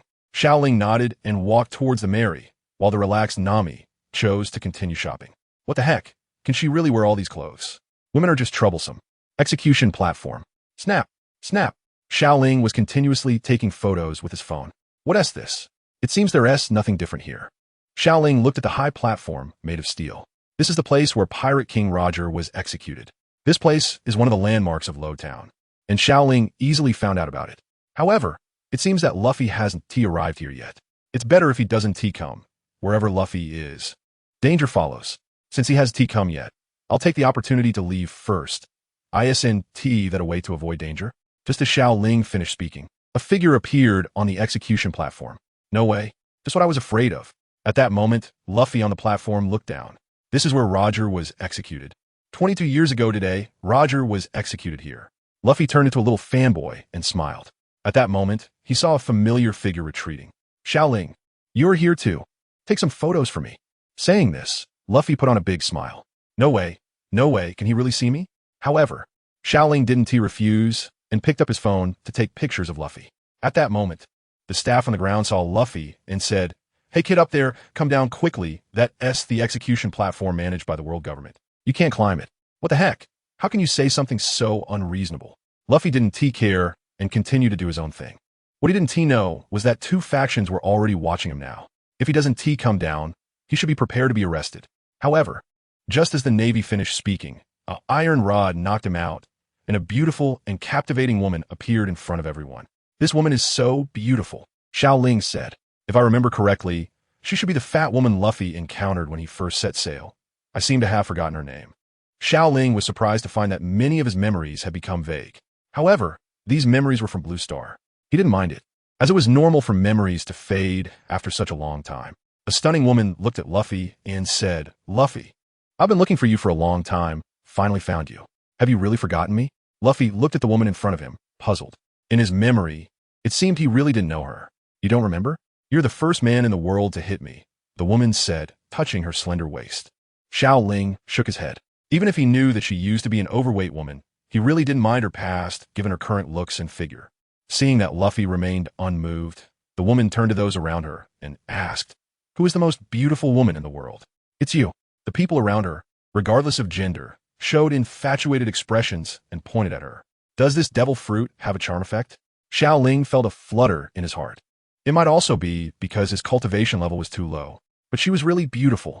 The woman continued to look at Luffy and smiled, saying, all the men on the sea bow to my beauty, but I prefer strong men, and that's you, Monkey D. Luffy, be my man. At that moment, everyone showed expressions of surprise. Stop talking nonsense now. Luffy decisively rejected her. Hearing what the woman said, Luffy finally had some impression. Are you Eureka? Luffy asked. You just realized it now? Eureka shouted loudly. Luffy scratched his head, thought about her appearance, and said, but you look completely different. Eureka was unimpressed, took off her cloak, revealing her perfect figure. I changed because I ate a devil fruit, but at least my beauty hasn't changed, just the freckles disappeared. Xiao Ling felt something strange when he heard her words. This guy's personality actually has some similarities with the Empress, Xiao Ling muttered to himself. At that moment, Buggy made his appearance again. Straw Hat Kid, I won't forget the hatred of you knocking me away.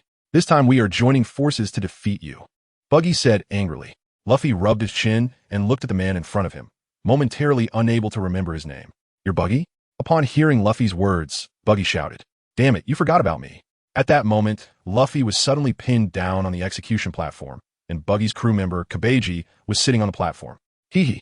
Straw Hat Kid, now you can't escape, Kabeji said. On the ground, Xiao Ling saw Luffy struggling and looked at the pirates beside him. If I'm not mistaken, the Navy has already surrounded this place. Should I wait for Zoro and Sanji to come before taking action? Xiao Ling swallowed hard. Or should I escape now? Luffy will be saved anyway. He took 2 steps back, but then thought, am I really that cowardly? System, exchange for a half-hour motion control card. It requires 100 emotion points, and within half an hour, you will not experience any emotional fluctuations. Confirm? Confirm. Ding. Exchange successful. At that moment, Xiao Ling felt like he was truly no longer afraid, instead becoming very rational. He looked at the pirates surrounding the execution platform, expressionless. So this is what it feels like to have no emotions. Xiao Ling looked at himself. Then the Kusanagi sword appeared in his hand. Luffy, I'm coming. Xiao Ling, holding the grass chicken sword, charged forward. In the distance, Smoker was watching everything happening at the execution platform. Is this the struggle only pirates can see? Having pirates help us deal with pirates is indeed a good choice. Dasky nodded beside him. Who is that woman? Is she also a member of the Straw Hat crew? Smoker said. She should be. Her actions are likely to save the Straw Hat Kid. I didn't expect the fighting power of the Straw Hat Kid's companions to be so strong. Dasky said, watching Xiao Ling, who had already defeated a large number of pirates. And now, standing in front of him was the woman from earlier, Yarlita. Who are you? Why are you helping the Straw Hat Kid? Yarlita asked. I am Xiao Ling, the vice captain of the Straw Hat Pirates. Our captain has been captured by you. Shouldn't I take action? Xiao Ling's voice came out without any expression. The title of vice captain of the Straw Hat Pirates had been heard by all the residents around. Some reporters nearby also picked up their cameras to capture Xiao Ling's appearance. Oh, so you're one of Luffy's people. Then I absolutely won't let you pass. Yarlita pointed her iron rod at Xiao Ling. Xiao Ling looked at the woman in front of her, holding an iron rod. The slim Yarlita was still incredibly tall, but at this moment, with the calming card, Xiao Ling felt no fear at all. This spike club was much more terrifying in the New World than it was in the East Sea. Xiao Ling murmured to herself. Xiao Ling quickened his pace and rushed forward. He had already noticed that Baki was climbing towards the execution platform, and he needed to deal with the woman in front of him quickly. Ha! You ugly woman actually dared to attack the most beautiful woman on the sea. How arrogant! Yarlita shouted loudly, swinging the wolf-toothed club towards Xiao Ling. The most beautiful woman on the sea? That's a title you've given yourself, isn't it? Xiao Ling was dismissive, swinging the grass pheasant's sword in his hand. At this moment, he was too lazy to explain his gender. Bang! In this clash, both of them stepped back several paces at the same time. Such strong power. Xiao Ling felt a numbness in his arm. If it weren't for the enhancement of chakra, he would definitely be at a disadvantage from that blow. It seems that a direct confrontation is not the way to go. Yarlita's strength is above mine, but it should only be strength. At this moment, Buggy's subordinate Kabaji also jumped down from the execution platform, and Machi and his lion arrived at Yarlita's side as well. Let's take her down together, Kabaji said. Xiao Ling looked at the three people in front of him without a trace of panic. Instead, he took out a white prop kitchen knife from the system space. Ha, has this guy gone crazy? He wants to use a kitchen knife against us? Montak ki laukit. However, the next scene left him stunned. Xiao Ling didn't treat the kitchen knife as a weapon. Instead, he threw it out. In the next moment, Xiao Ling formed seals with one hand. Kitchen knife shadow, clone technique. The knife in the sky transformed from 1 to 2, 2 to 4. And in the blink of an eye, the single kitchen knife had turned into a dense swarm. What's going on? Looking at the kitchen knives flying towards them, Emochi was already sweating profusely.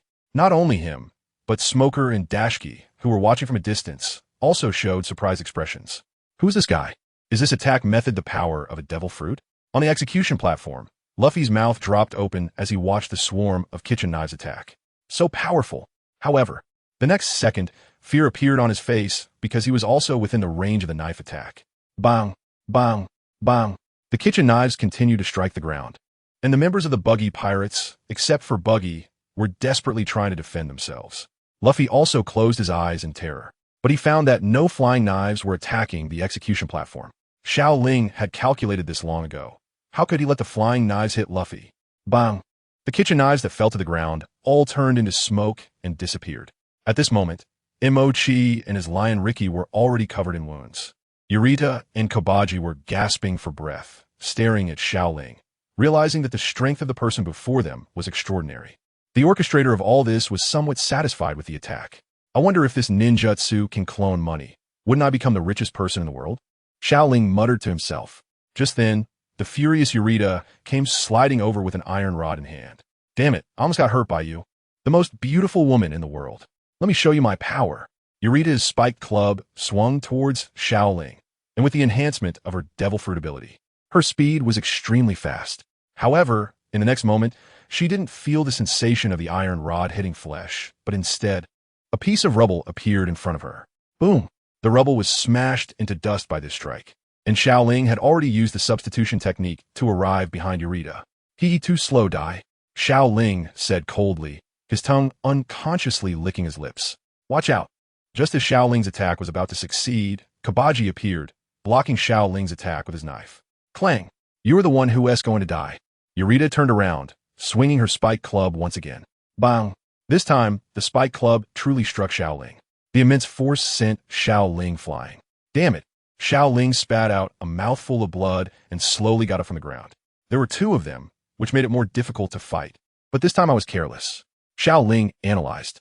He had indeed just forgotten about Kabaji's existence. I have already figured out the strengths of both of them, and I won't be hit so easily next time. Xiao Ling had an expressionless face, and the grass pheasant's sword in his hand buzzed with energy. At this moment, he became more and more courageous in battle. How is this possible? That guy actually hasn't lost his combat ability after being hit by my wolf fawn club. Alabasta said in surprise. Her strike could have killed an ordinary person on the spot. However, with Orochimaru's soft body ability, although it wouldn't be as perverse as Luffy's rubber fruit, which directly ignores attacks, it could still negate most of the damage from the wolf fawn club. Take this. Xiao Ling continued to move forward while forming hand seals with one hand. Shadow clone technique. Bang! An identical Xiao Ling appeared in the line of sight of the two. What's going on? Is there something wrong with my eyes? Why is there another person who looks exactly the same? Alabasta said. Meanwhile, Kabaji's mouth fell open. Could it be that this is the legendary ninja technique? Most men had heard a bit about ninjas. Ninja technique? Alabasta questioned. Yes, it's the legendary attack method of ninjas. Wind release. Stop. Just as Xiao Ling was about to use the ninja technique, Buggy on the platform shouted at Xiao Ling while holding a knife in front of Luffy. Haha, the vice captain of the Straw Hat Pirates. Your captain is in my hands. Buggy shouted loudly. At this moment, Zoro and Sanji had also arrived. The two looked at the battlefield, then glanced at Xiao Ling and Luffy on the execution platform. They already understood what was happening. Hey, the pirate hunter Zoro is here too. But you came just in time. Now you can watch your captain and Roger being executed on the same platform. Buggy raised his knife high. He didn't care about anything else. As long as he could kill the Straw Hat Kid, that was enough. Meanwhile, Smoker said to Tashigi, notify the Navy to surround them all once the Straw Hat Kid is executed. Yes. Smoker continued to watch the battlefield. Although Luffy's subordinates were very strong in combat, they had no way to deal with this situation anymore. Die, Straw Hat Kid. Buggy's knife was raised high, and his smile turned excited. Zoro, Xiao Ling, and Sanji tried to stop him, but it was too late. At this critical moment, Luffy smiled. Xiao Ling, Zoro, Sanji, Nami, Usopp, I'm sorry, I'm going to die. How is this possible? He actually smiled. Smoker was completely shocked at the moment he saw the dying Luffy smile. Because 22 years ago, he had witnessed the execution of Pirate King Roger. That was the first time he saw someone who could smile even when facing death. At that moment, on the execution platform, Buggy's knife was just a few centimeters away from Luffy's neck. Just when everyone thought Luffy was about to meet his end, a bolt of lightning struck from the sky. Boom! The lightning accurately hit the execution platform, and the powerful energy generated by the lightning directly shattered the platform. Boom! At that moment, the execution platform collapsed, and everyone around was astonished. Luffy, Zoro, and Sanji shouted simultaneously. Meanwhile, Xiao Ling, who had lost all emotion, was expressionless and murmured to himself, is this what the battle between the future emperors looks like? Don't worry, Luffy is a rubber man. He's an insulator and won't be harmed by lightning. In fact, Xiao Ling knew that Luffy's devil fruit wasn't just a rubber fruit, but rather a Zoan-type devil fruit. Mythical Zoan, Nika form. However, at this stage, calling a rubber fruit was more convenient. Hearing Xiao Ling's words, the two let out a sigh of relief. Hey, Xiao Ling, what's wrong with you? Zoro felt something was off with Xiao Ling at that moment, but he couldn't pinpoint what it was. I'm fine. I just temporarily shut down my emotions. I can't feel any emotions right now. Shut down emotions? What kind of ability is that? Hey, won't that be a problem for you? Sanji asked. Xiao Ling shook his head. It was only for a short time. There was no problem. The two nodded simultaneously. At that moment, in the ruins of the execution platform, Luffy stood up. He actually survived. Haha, what good luck. Hey, Luffy, Zoro shouted. Zoro, Sanji, and Xiao Ling. Luffy ran over to the three of them. Xiao Ling looked at the four who had gathered and said, we can't waste any more time. It's starting to pour here. We need to hurry back to the Mary and set sail. Nami and Usopp are waiting for us. The others nodded in agreement. Let's go, Luffy said with a smile.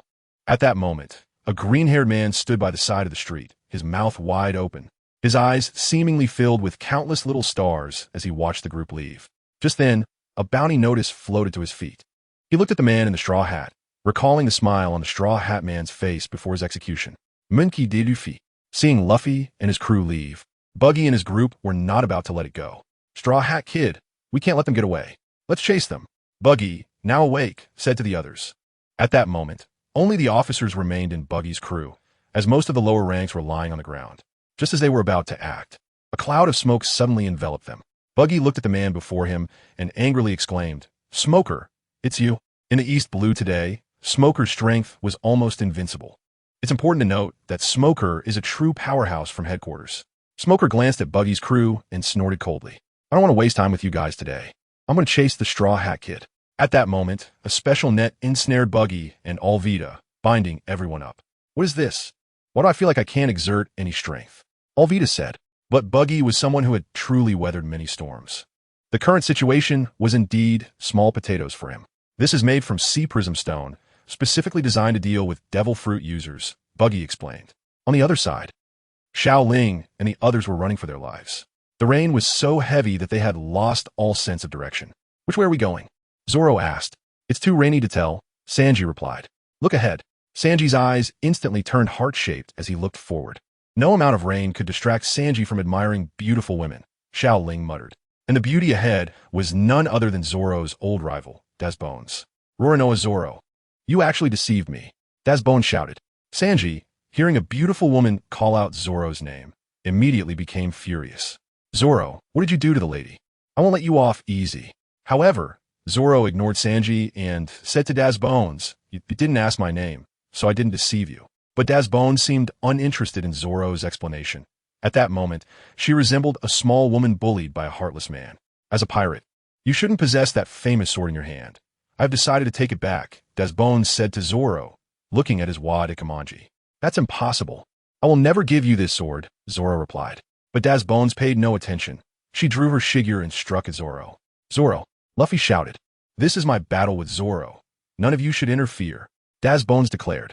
Seeing this, Zoro said, you guys go ahead, this is my fight with her. At that moment, Sanji couldn't hold back any longer and shouted at Zoro, Zoro, if you hurt the lady, I won't be polite. Luffy and Xiao Ling pulled the angry Sanji away as they walked into the distance. Just a few steps later, a man appeared in front of them. Smoker, Straw Hat Kid, I told you if you don't defeat me, you won't be able to reach the Grand Line, Smoker said, puffing on his cigarette. I forgot. Luffy scratched his head. At that moment, Xiao Ling said, Luffy, he is a Logia-type devil fruit user. Physical attacks won't work on him. Xiao Ling originally meant to team up with him to fight the enemy. However, this time Luffy didn't say anything, but instead said, you guys go ahead. I'll take care of this.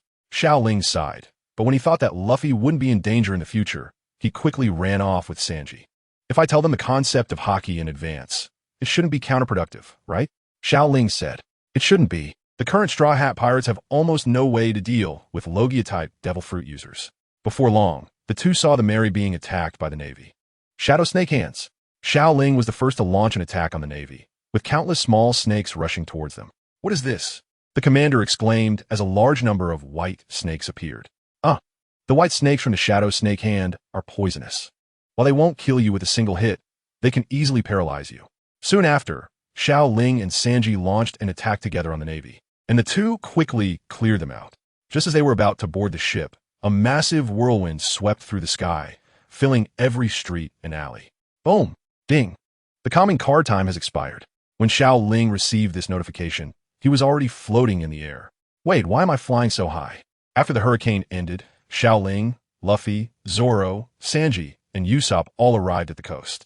Damn it, I was just about to board the ship. And now I've been blown back. What a terrible wind. Xiao Ling rubbed his head and shook it. Then he looked around. It seemed that quite a few people were here.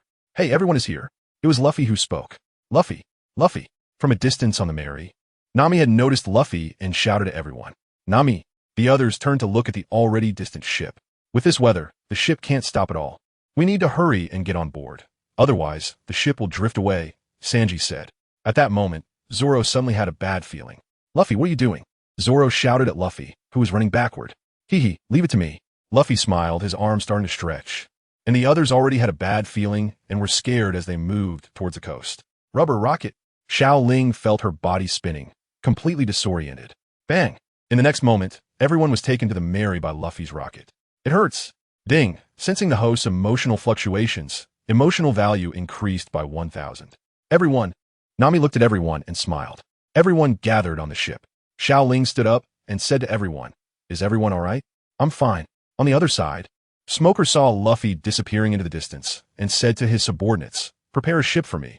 I want to go to the Grand Line." "Coronel Smoky, this is your jurisdiction. If you leave without permission, won't there be problems?" Smoker suddenly recalled what Luffy had said on the execution platform, and his tone became more resolute.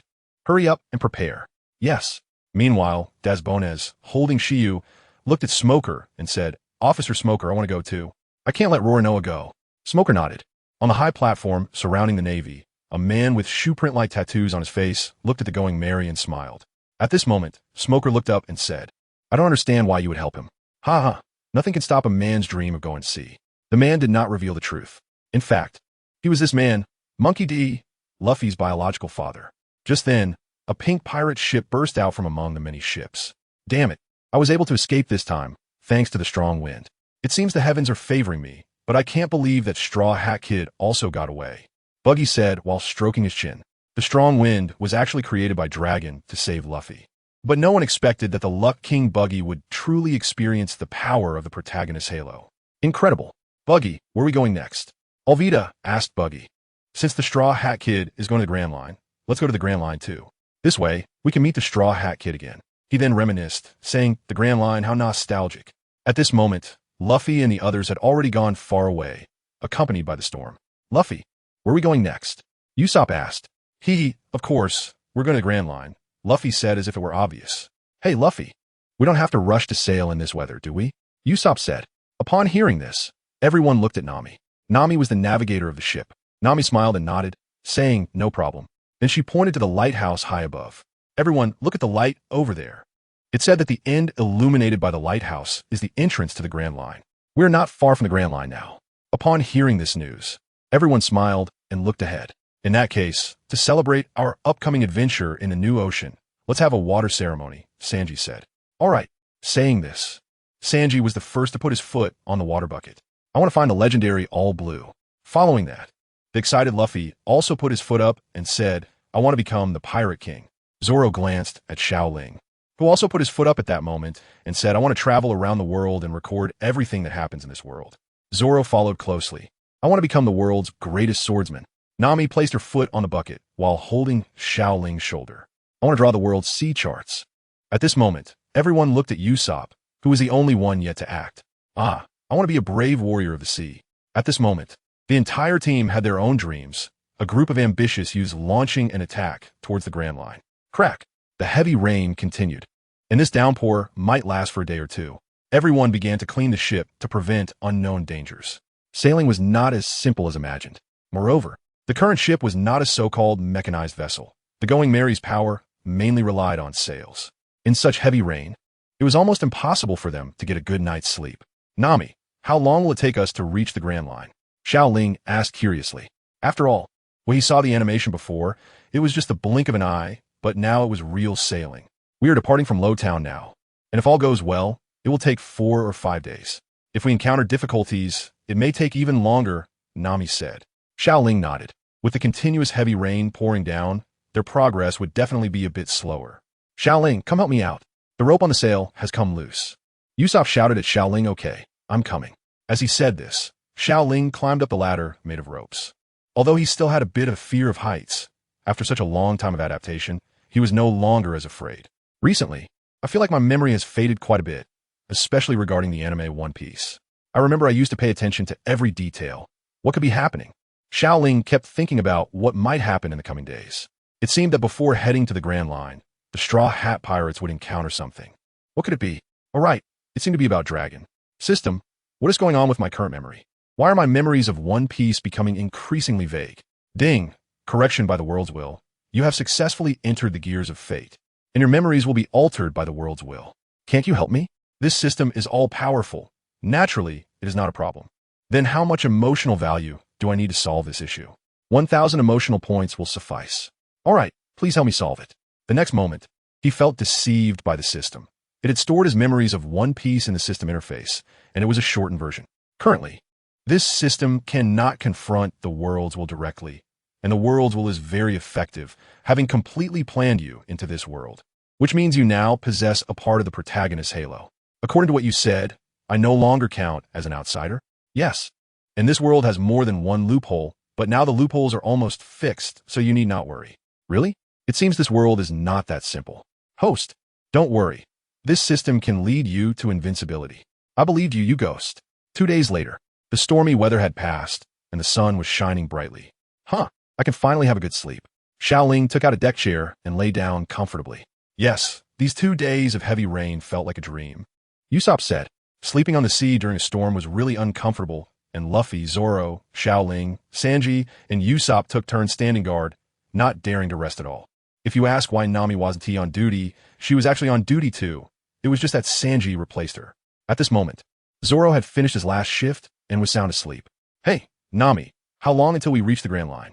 I can't wait, Luffy said excitedly. We just set off from Loguetown 2 days ago. It will take several days to reach the Grand Line, but it should be soon, Nami replied. Meanwhile, Usopp was looking through a telescope and seemed to discover something, saying to everyone, look quickly, there are so many birds over there. Sanji came out of the kitchen and said, they say where birds are circling, there must be big fish. Should we catch it for lunch? Hearing the word lunch, Luffy quickly walked over. Lunch? Sanji nodded, pointed to the area where the birds were circling, and said, Luffy, you go and bring the fish over. Luffy's rubber fruit ability, aside from not being able to swim, is very convenient. Leave it to me, Luffy said with a smile. As he spoke, Luffy's arms stretched out towards the area where the birds were circling. Got it. Luffy smiled, feeling he had caught his target. The next moment, Luffy's arms started to uncontrollably retract. Hey Luffy, that doesn't seem to be a fish. It's a person, Usopp said. However, Sanji sensed a bit of crisis looking at Luffy's retracting arm. Hey Luffy, how do you plan to let it go? After saying that, Sanji immediately jumped high. Bang! Luffy's series of actions accurately misjudged the sleeping Zoro and knocked him into the water. Xiao Ling, wearing sunglasses, watched everything happening. Sure enough, when there was no danger, Luffy was the biggest danger.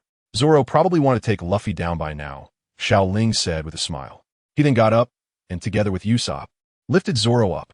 Damn it, Luffy, I will definitely take you down someday, Zoro said angrily. Meanwhile, Nami and the others had already surrounded the unconscious little girl. So it turns out she's a little girl, Nami said. A little girl? Is she a mermaid?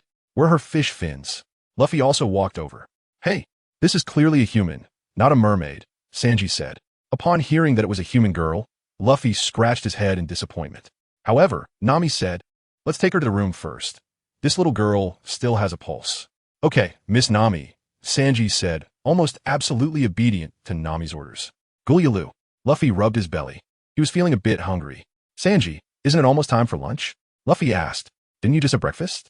Nami said helplessly. But I'm hungry, Luffy replied. Everyone was helpless about Luffy's appetite. This guy eats too much. Sanji turned his head and said, in that case, you all wait a bit longer. I'll just make lunch. Sanji would never refuse to cook for those who were hungry. On the other side, Xiao Ling did not look at the little girl. He was organizing the memories he had copied into the system. Although some parts of One Piece were edited, the general plot was still preserved quite well. He didn't know how much time had passed. Xiao Ling smelled the fragrance coming from the cabin. Has Sanji already cooked? Just in time, I'm a bit hungry too, Xiao Ling murmured to herself. Then she left the recliner and entered the room. Inside the room, a little girl had just woken up, and as soon as Xiao Ling entered, she heard the girl say, before asking someone else's name, shouldn't you introduce yourself first? Nami smiled upon hearing this. She actually liked children, and Xiao Ling knew that. In that case, my name is Nami. The chef who is cooking is Sanji. The one with a fierce look who is sleeping is Zoro. The person knocked down by the blanket is Usopp, and the one who just entered is Xiao Ling. And Nami was about to introduce Luffy when Luffy spoke up first. I'm Luffy, the captain of this pirate ship. Pirate? The little girl exclaimed loudly upon hearing the word pirate. Luffy, what should we do about this little girl? Xiao Ling asked. After all, they were about to head to the Grand Line. What to do? Well, let's think about it tomorrow, Luffy said after pondering for a moment. Finally, he looked up at Sanji and said, Sanji, I'm hungry. Isn't it time to eat? Clearly, the little girl's allure was no match for food, at least in Luffy's eyes. Xiao Ling looked at the little girl in front of him. He had just checked his memory, and this little girl should be named AB Eyes. At this moment, AB Eyes was so frightened by the pirates that she seemed stunned, not saying a word. Little girl, we're not bad people. You don't need to be afraid, Xiao Ling said to AB Eyes.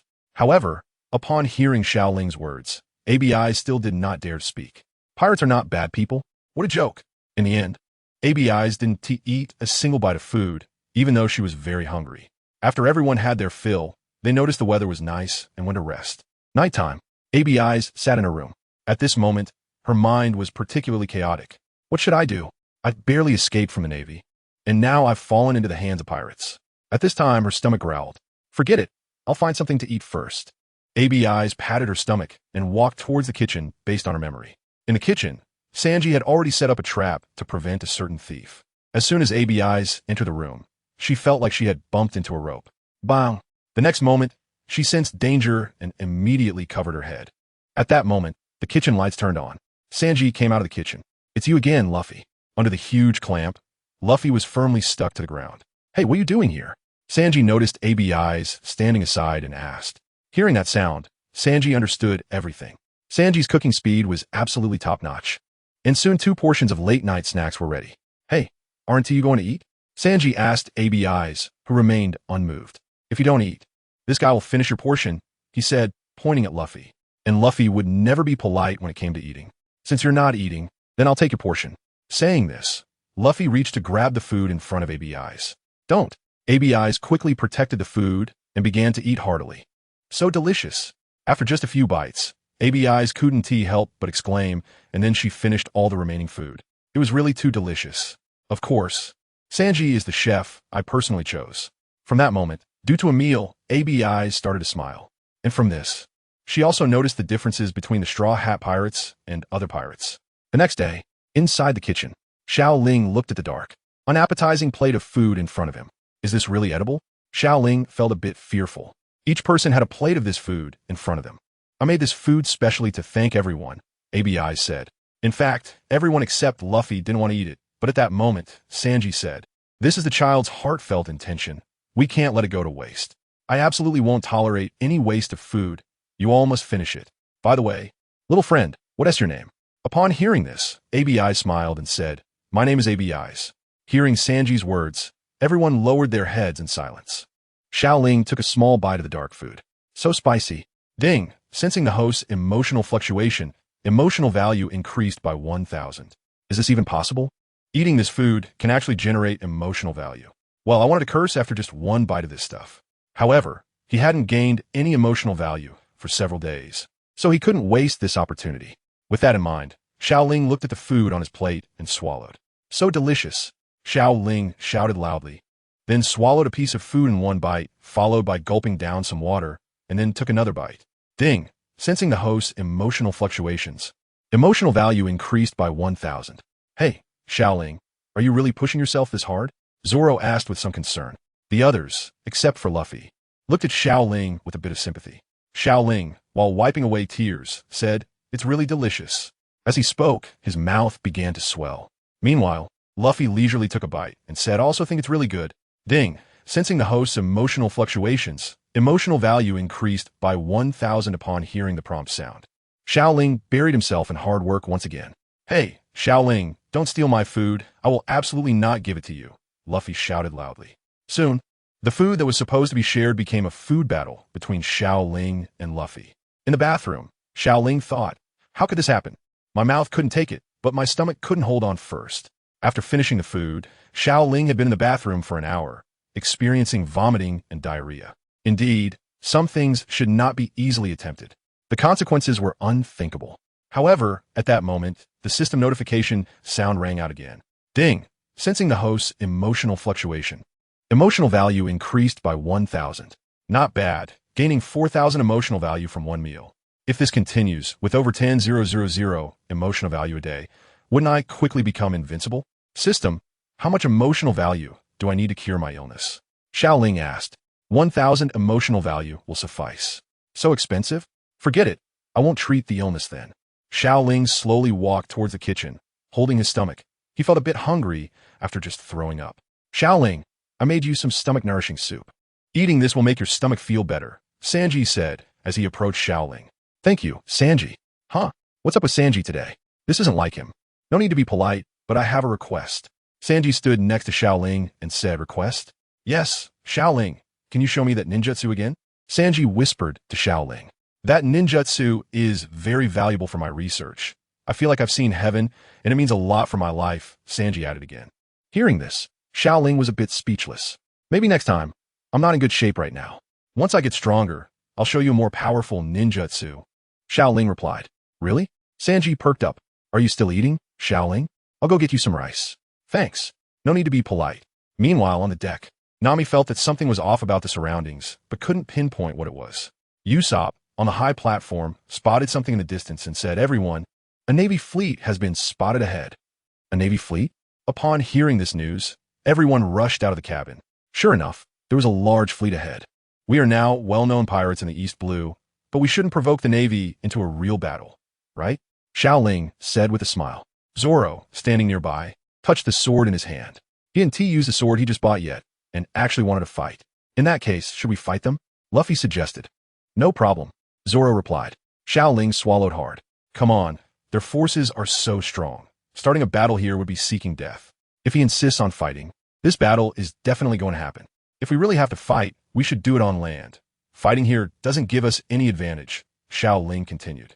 He wasn't afraid, really. Yes, the vice captain is right, Usopp said. He shared some thoughts with Xiao Ling, but fundamentally didn't want to fight.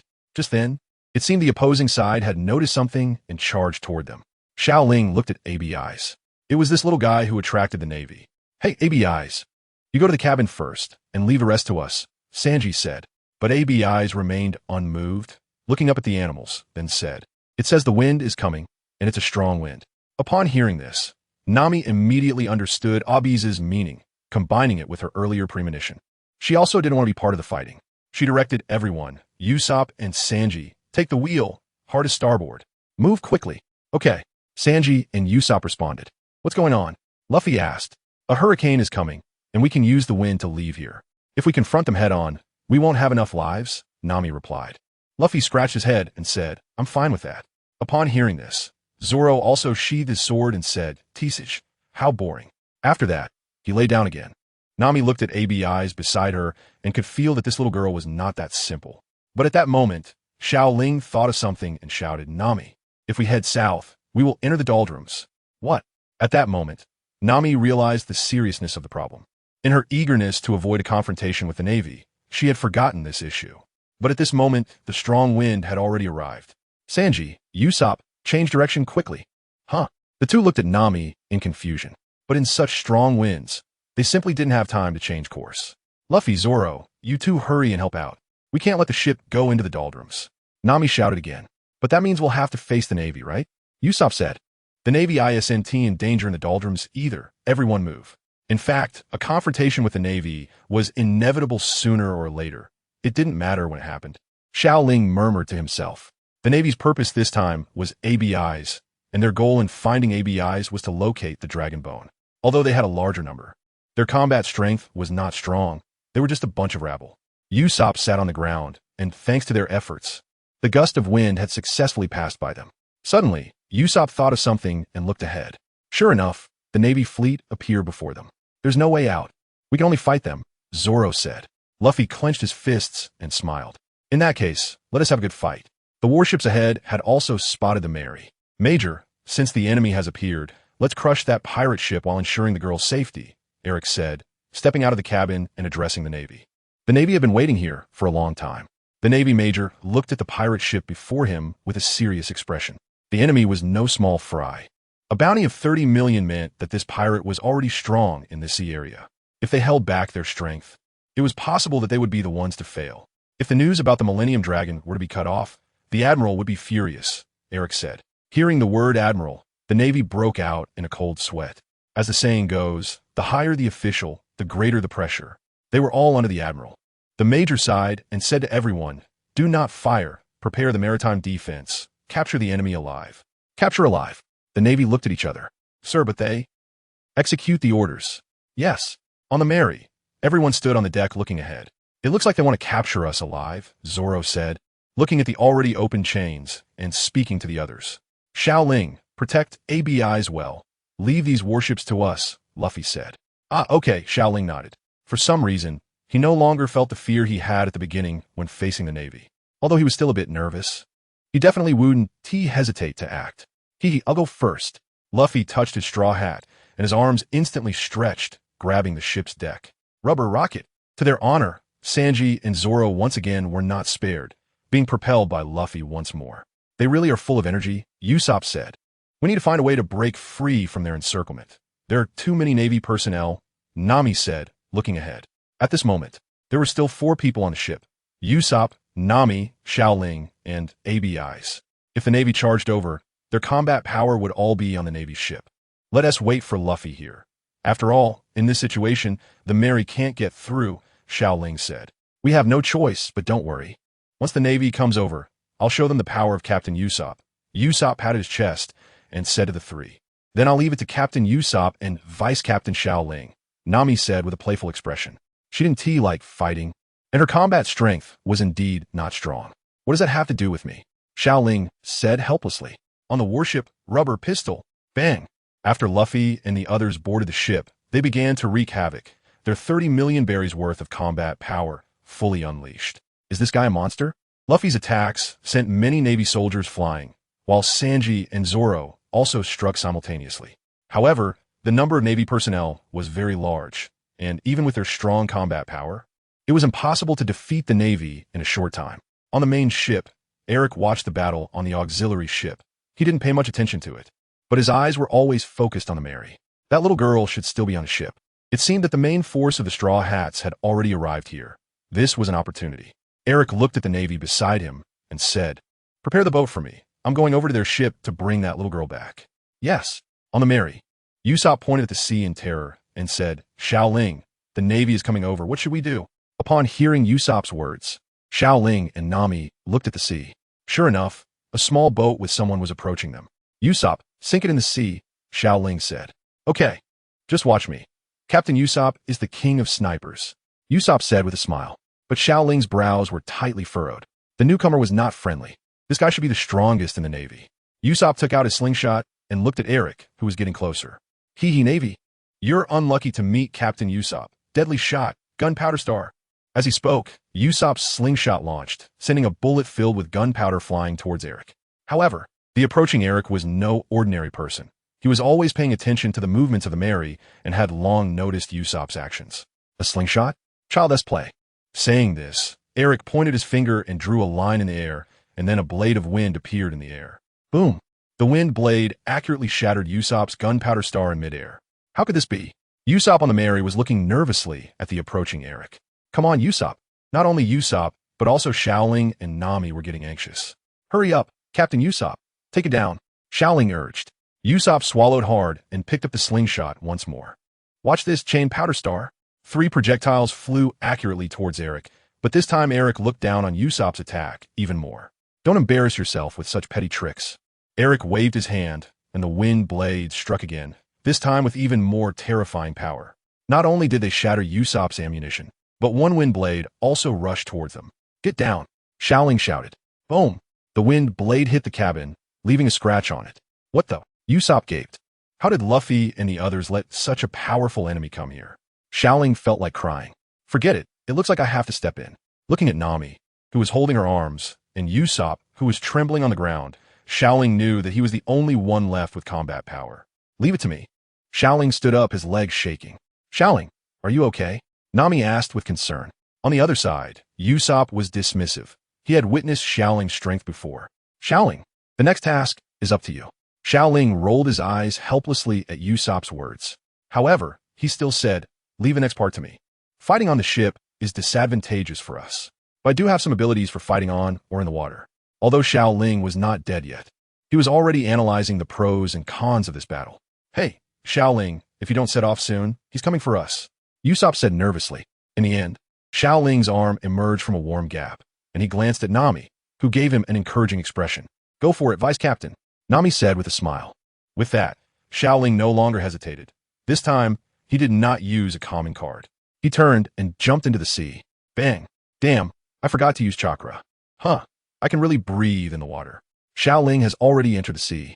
Although he can feel the seawater, his current condition feels almost the same as breathing on land. Incredible. Hey, Usopp, is he really okay? Nami said, watching Xiao Ling swim back and forth in the water. Don't worry, she's really strong. Usopp patted his chest. Bang! In just a short time, the top swimmer Xiao Ling had already reached the underwater area of Eric's ship. The next moment, he broke through the water and stood on the surface. What kind of power does Xiao Ling have to be able to stand on the water? Nami said in surprise at the scene before her. Hee, Xiao Ling is a ninja, and the next thing will be handled by my vice captain. Eric on the small boat was equally shocked. Who are you? How did you do that? Eric said in astonishment, looking at Xiao Ling who was walking on the water. Who is this guy? Me? I'm Xiao Ling, the vice captain of the Straw Hat Pirates, Xiao Ling said. Ding, sensing the host's emotional fluctuations, emotion value 1000. Am I scared? My legs are trembling with excitement. I didn't expect there to be hidden strong members in the Straw Hat Pirates. Eric's brows furrowed. Ha ha ha ha ha. I'm much stronger than those three who just went up. Birds of a feather flocked together. Xiao Ling had spent so much time with Usopp that he had learned to boast as well. However, he was also afraid. What if a wind blade took him out? Wouldn't that be the end? Stronger than the Straw Hat Kid? Looking at Xiao Ling's fluid movements, he actually believed it. Moreover, he was a devil fruit user. Fighting here was disadvantageous for him. Still, he had to give it a try. He then remained silent, secretly preparing a wind blade, planning to catch him off guard and take him down. However, Xiao Ling's observation skills were also quite sharp, and he had already noticed the other party's movements. What to do? Should I strike first? Can I withstand the wind blade? Don't move.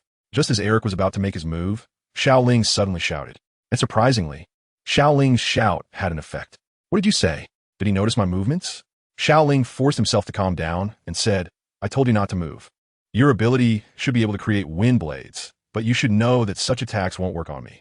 Moreover, this is the sea, my battlefield, and you can't possibly be my opponent here. Just as Xiao Ling thought his imposing aura had intimidated the other party, they actually became furious. Who do you think you're looking down on? With that, a wind blade shot towards Xiao Ling. Damn it.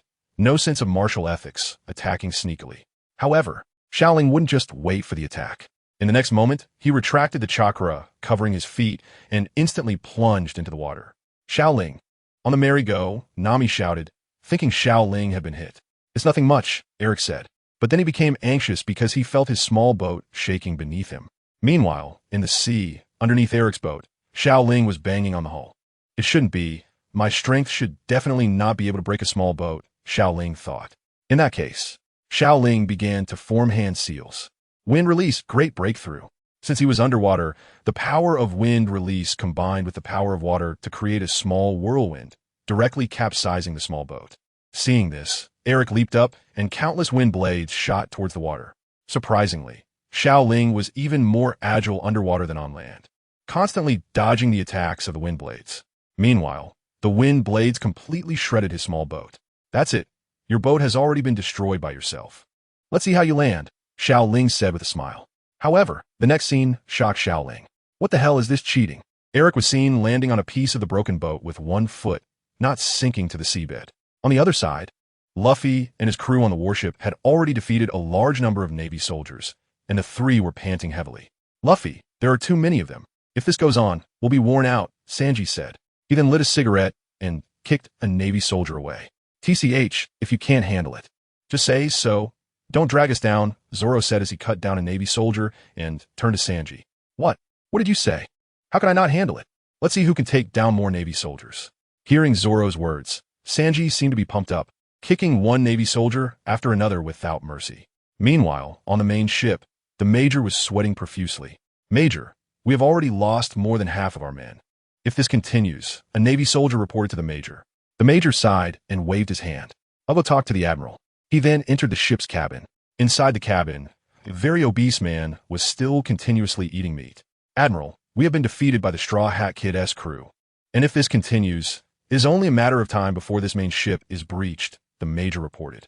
The overweight Admiral seemed unable to take care of himself. And calling him a lump of meat was no exaggeration. How many of them are there?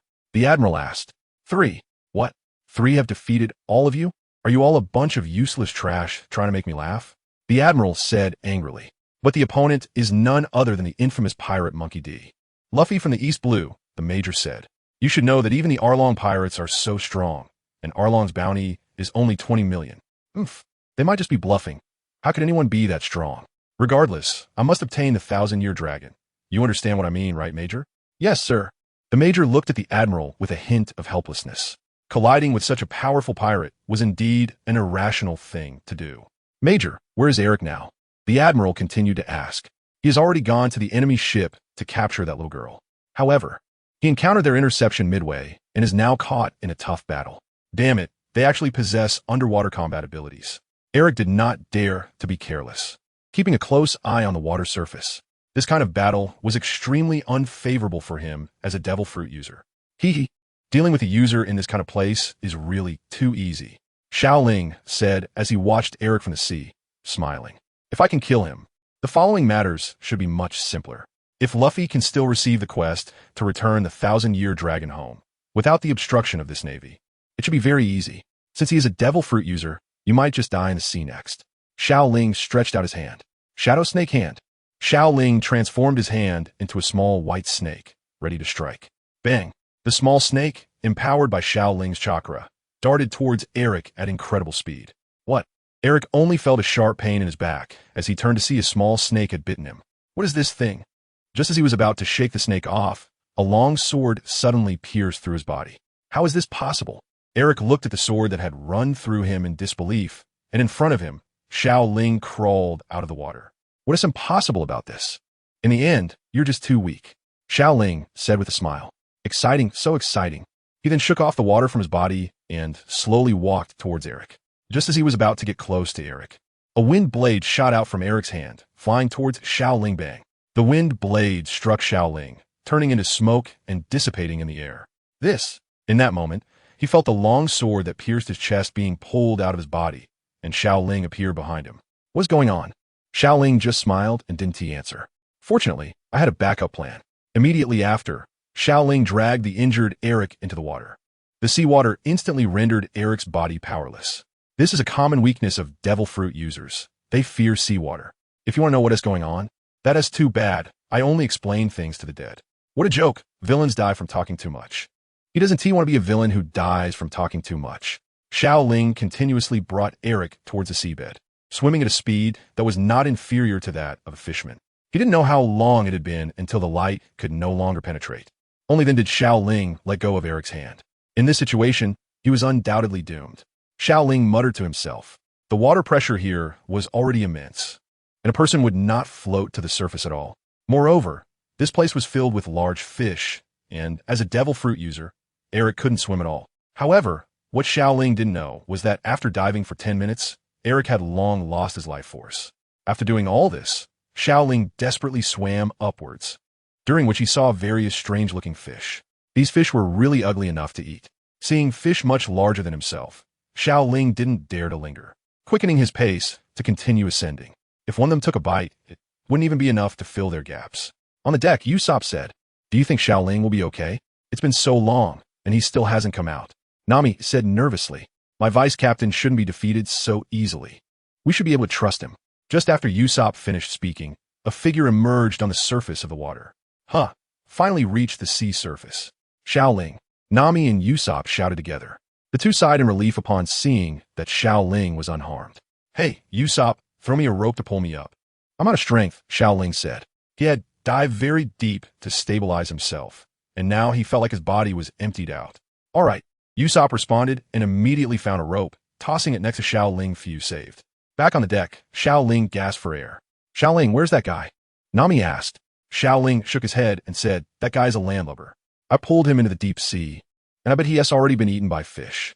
Upon hearing this, Nami hadn't responded yet when Usopp patted Xiao Ling on the shoulder and said, "As expected of my vice captain, good job." Nami and Xiao Ling both rolled their eyes at Usopp simultaneously. Meanwhile, on the other side of the warship, with the continuous attacks from the three, the number of Navy soldiers on the ship was dwindling. "Is there no one left?" "This is so boring," Zoro said, panting heavily.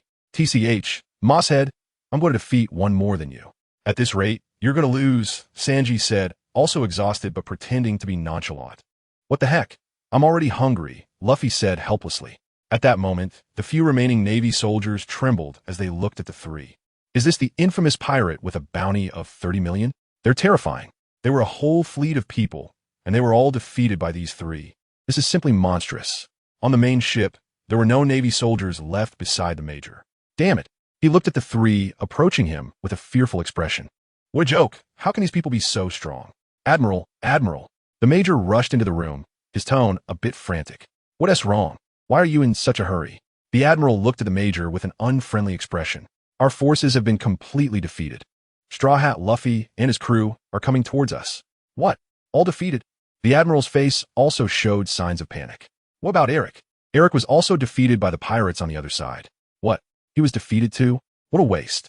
Just then, the door of the main ship was smashed open. Boom. Luffy, Sanji, and Zoro slowly walked inside. Meat. Luffy entered the room and saw not the large Navy Admiral first, but the meat in his hand. Galugulu. Luffy's stomach growled. In an instant, his arms stretched out, and under the gaze of the remaining Navy soldiers, Luffy snatched the meat from the Admiral's hand. P.S. a devil fruit user. The Navy inside the ship exclaimed in surprise as they saw Luffy's extending arm. Watching Luffy eat the meat, Zoro helplessly scratched his head. After all that effort to get inside the enemy's base, this guy went and stole their meat. Hey, you're the head of this group of Navy, right? Zoro said. Ha, and what if I am? The Admiral pretended to be calm. At this moment, Luffy said, so if we knock him out, we'll be safe? Sanji nodded and said, let us end this quickly. I want to go back and see my Nami. All right. With that, Luffy's arm began to stretch. Hey. Let us talk this over. Don't start fighting. But Luffy didn't stop. Gum pistol. Boom. Bang. On the Mary, Nami, Xiao Ling, and Usopp gaped as they watched a fat Navy soldier fly into the sky from the warship. It seems the battle on the warship is over, Xiao Ling said. I can't believe we actually won, Nami smiled. Actually, part of the reason we won is... Xiao Ling began. Usopp curiously asked what reason. Wasn't it because of my commanding skills as Captain Usopp? Upon hearing this, Xiao Ling and Nami rolled their eyes at the same time. Of course not. It's because ABIs is here. If I'm not mistaken, the Navy wanted to capture ABIs alive, so they didn't use cannon fire. Nami and Usopp looked at ABIs and nodded thoughtfully. ABIs lowered her head, remaining silent. By the way, let us sail the ship over to pick up Luffy and the others. We need to set off, Xiao Ling said. The others nodded in agreement. On the warship, Luffy and the others were already waiting for the Mary. Nami. Sanji rushed over to Nami first. Sanji, I'm hungry, Luffy said listlessly. After boarding, Zoro's first action was to fall asleep. The Mary sailed past the encirclement of the warships, heading towards the vast sea. Inside the cabin, Nami asked, by the way, we're going to the Grand Line next, so ABIs, where do you want to go? After all, they couldn't take a child to such a dangerous place as the Grand Line. I want to go back to my hometown, ABIs said shyly. So where's your hometown? Sanji asked as he brought food to the table. My hometown is Battleship Island, which looks very much like a battleship. Battleship Island? Nami took out a map. Found it. Nami showed it to everyone and said, it's not far from the Grand Line. ABIs lowered her head and said, if it's inconvenient for you, you can just drop me off nearby, and I'll find my way back. Xiao Ling looked at Abiz's pitiful appearance and felt a bit reluctant. We're fine, we're just passing by, but we need to ask our captain about this. As he spoke, everyone looked at Luffy. If that's the case, then let's go take a look at that island that looks like a warship, Luffy said while eating a large mouthful of food. Really? ABIs said excitedly. Everyone nodded. Great, thank you all, really thank you. ABIs jumped around. She felt that she had truly met good people this time. Indeed, the Straw Hat Pirates were really an anomaly among pirates. Although they were pirates, they rarely did pirate things. It wasn't surprising that they were called an adventure group. Warship Island. The Mary slowly approached the island, and at this time, many residents wearing clothes similar to Abiz's had also come to the shore. Pirates. The pirates are here. They were not unfamiliar with pirates. And Warship Island was also within the jurisdiction of the Navy, where the environment was relatively stable and pirates rarely caused trouble. In fact, the Four Seas were different from the Grand Line. The Four Seas had almost been divided by national powers and the world government, although there were also some unstable elements. It was much more peaceful here compared to the Grand Line, especially in the EC. Pirates. The residents nervously watched the pirate ship. For them, there was definitely no distinction between good and bad among pirates, because they were all bad people. Everyone, Luffy and the others did not step forward first. It was ABIs who stepped forward. After all, ABIs was a resident here and could dispel the doubts of the locals. Abyss, how'd you come back on a pirate ship? A resident asked. Everyone thought ABIs had made a mistake and was captured by the Navy. But ABIs was just a child, What kind of mistake did she make? Ah, I escaped from the Navy, and then they saved me, ABIs said as she got off the ship and addressed the residents. They're all good people. How can pirates be good people? A resident said. We are really good pirates, Usopp said. However, seeing that this group of pirates had rescued ABIs, the residents also breathed a sigh of relief, believing they would not do anything to harm the island. ABIs, your home is now guarded by the Navy. You should go to my house. An old man slowly walked out and said, Who is this? Luffy asked. Upon seeing the old man, ABIs immediately rushed into his arms. Grandpa Boguden. Luffy patted his head and asked the old man, Excuse me, are you the owner of the barbecue shop? ABIs explained. Although Grandpa Boguden is not the owner of the barbecue shop, his meat buns are delicious. Really, hearing about food, Luffy was not picky. He liked anything edible. Well, let's go. The Navy stationed at Abi's home was still unaware that their admiral had already been defeated. Their task was to wait for Abi's appearance. At Grandpa Boguden's house, the old man prepared the buns and placed them in the steamer. We just need to wait a little while to eat, Boguden said. I'm so hungry. How long do we have to wait? Luffy couldn't wait any longer. About 4 to 5 hours, Boguden nodded. What? So long? Luffy exclaimed. At this moment, Nami raised a question. Why is the Navy interested in this place? Is there some treasure here? Boguden shook his head. There's no treasure here. But Warship Island has a legend. Legend? Upon hearing there was a story, everyone immediately turned their heads. Yes. It is said that the residents here are descendants of an island that flourished thousands of years ago, but sank to the bottom of the sea. On the Lost Island, there's a creature called the Millennium Dragon, and their bones are known as dragon bones. It is said that they can grant eternal life. But just based on a legend, shouldn't that be enough to mobilize the Navy so much? Sanji said. That needs to be explained. ABIs, seeing Grandpa Boguden starting to tell the legend, helplessly said, Grandpa Boguden is starting again. Every time this story starts, it never ends on its own. At first, everyone listened with great interest, but soon they also felt helpless, as this story seemed endless. It was like the tale of a mountain where there was a temple, and an old monk told stories to a young monk, and they talked about the mountain that once existed. However, it was a very good lullaby. Xiao Ling felt that his body was becoming increasingly uncontrollable, and his eyelids were starting to fight against each other. What? Is it already morning? When he woke up again, the sky was already bright. Xiao Ling looked around. Everyone was there. Nami and Luffy had returned to the room. Xiao Ling looked at the old man, who was already drowsy but still murmuring about the 1,000-year history of dragons, feeling somewhat helpless. Can this story really be told for a lifetime? However, this story is truly hypnotic. It actually put us all to sleep. Xiao Ling got up and shook his head to clear his mind, then stretched lazily. Nami, you look a bit down. I remember you went out last night. Xiao Ling asked, looking at Nami who was standing at the door. Nami nodded and said, Come on. Everyone, our captain has found us a job. A job? Yes, follow me. Let's let the old man rest a bit. We need to get to work. Nami nodded, and a few of them followed her up the mountain. With Luffy's help, they easily crossed the cliff and arrived at the cave of the Millennium Dragon. Is this the Millennium Dragon? Xiao Ling looked at the Millennium Dragon in front of him. The creatures in the world of One Piece are indeed extraordinary. It's incredible that such strange creatures exist. It's not surprising to encounter such a creature near the Grand Line. After all, those gigantic sea kings exist. Sanji took a puff of his cigarette and said. Luffy nodded and said, What we need to do next is to send the dragon back home. Home? Where's his home? Usopp walked over to the Millennium Dragon, carefully observing this legendary creature. Hey, Usopp, be careful. The dragon might have dementia. You don't want to be eaten as food. What? Just as Usopp heard the warning, his head was swallowed by the Millennium Dragon. Help, help. Ha! Usopp doesn't seem to be in pain at all. Luffy laughed. Indeed, Usopp's cries were just out of fear. The Millennium Dragon didn't actually intend to eat him. It really doesn't hurt. Saying this, Usopp pulled his head out of the dragon's mouth. I wonder if this Millennium Dragon's home is the Lost Island that Bogden talked about. How can we find a disappeared island? Usopp asked.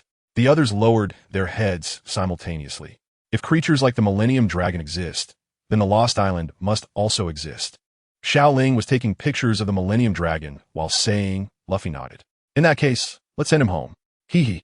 Abyss saw the energetic group and smiled. However, the dragon is already old. He has lost his ability to fly, and his mobility isn't very strong. How can we get him out of here? Abyss asked. Nami crossed her arms and smiled. Actually, it's quite simple. We just need a large enough cart, one that can carry the dragon. Luffy clasped his fists and said with a smile, Leave this to us. With wooden carts to be made, and this place being a forest on a mountain, there was no shortage of wood. Next, Luffy, Sanji, and Zoro showcased their skills, turning into lumberjacks, replacing Bald Chong's work, taking down trees with punches, kicks, and blades. Seeing this, Xiao Ling also wanted to give it a try. He took out the grass chicken sword and found a sturdy tree. It looked so easy for them. I should be no weaker, Xiao Ling murmured to himself. Then he gripped the sword with both hands and began to chant. I, Xiao Ling, have only one sword, capable of moving mountains, overturning seas, subduing demons, suppressing devils, slaying gods, plucking stars, severing rivers, destroying cities, and opening the heavens. Chop down the tree. Boom. Xiao Ling's powerful sword strike indeed did not disappoint him. A large tree was easily knocked down by him. So I'm this strong, Xiao Ling said with a smile. However, just as Xiao Ling was feeling pleased with himself for toppling a tree, Luffy, Sanji, and Zoro had already finished organizing the fallen trees. Hey, Xiao Ling, bring over that tree of yours too, Luffy shouted at Xiao Ling. Now, Xiao Ling's strength was different from before. He effortlessly carried the massive tree forward. Leave the next part to me, Usopp said. For this kind of craftsmanship, Usopp was the best in the Straw Hat crew, and he was almost proficient in everything. He was simply a master of life. Hey, Xiao Ling, come help me out, Usopp called to Xiao Ling. What? I'm not your vice captain, Xiao Ling replied. I'm the vice captain of the Straw Hat Pirates, but not of the Usopp Pirates. Nevertheless, Xiao Ling slowly walked over. Usopp's skills were indeed impressive, and with the help of a few people, a huge cart was quickly completed. Usopp, what do you have in your pocket? Xiao Ling asked curiously. Just moments ago, Usopp had taken out a lot of tools from his small bag. Xiao Ling couldn't help but doubt. Can such a small pouch really hold so many tools? Huh, what? Usopp said. Can you really fit so many things in that pocket of yours? It's clearly so small, Xiao Ling continued. Usopp shook his head and said no. Actually, many of the tools are made on the spot. My pocket only has a lot of important tools, and many of them are foldable. Xiao Ling nodded. If Usopp said that all his tools were taken out of his pocket, he would suspect that Usopp's bag was Doraemon's fourth-dimensional pocket. After Usopp hammered in the last wooden nail, he wiped the sweat from his forehead. Finally finished. A cart of this size should have no problem carrying Lord Long.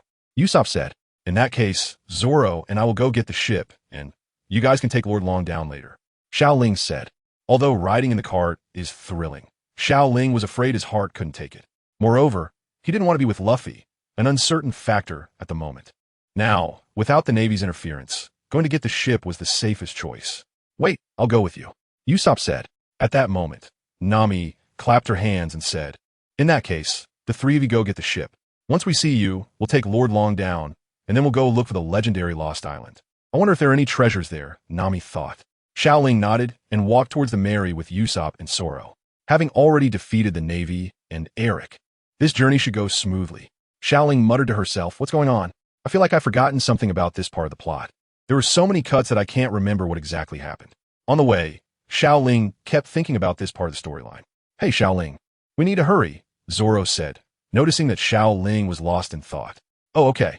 Anyway, the Navy and Eric have already been defeated, so the process should be much smoother now, and there shouldn't be any problems. The three of them quickened their pace and soon arrived around the Mary. Usopp, you control the direction. Zoro and I will drop the sails, Xiao Ling said. By now, Xiao Ling had basically learned the basic operation process of sailboat. Okay, because there was no interference from the Navy, the three quickly sailed the boat to the designated sea area. At this moment, Luffy and the others were also engaged in an exciting slide. Hey, no way. Zoro looked at Luffy and the others rushing towards them. Usopp, quickly move the ship away from here. I have a bad feeling, Zoro shouted loudly. Oh, okay. Sure enough, Zoro's intuition was not wrong, as the cart charged towards them. Hey, if we really collide, it will be a problem, Xiao Ling said nervously. Get out of the way, Nami shouted desperately from the cart.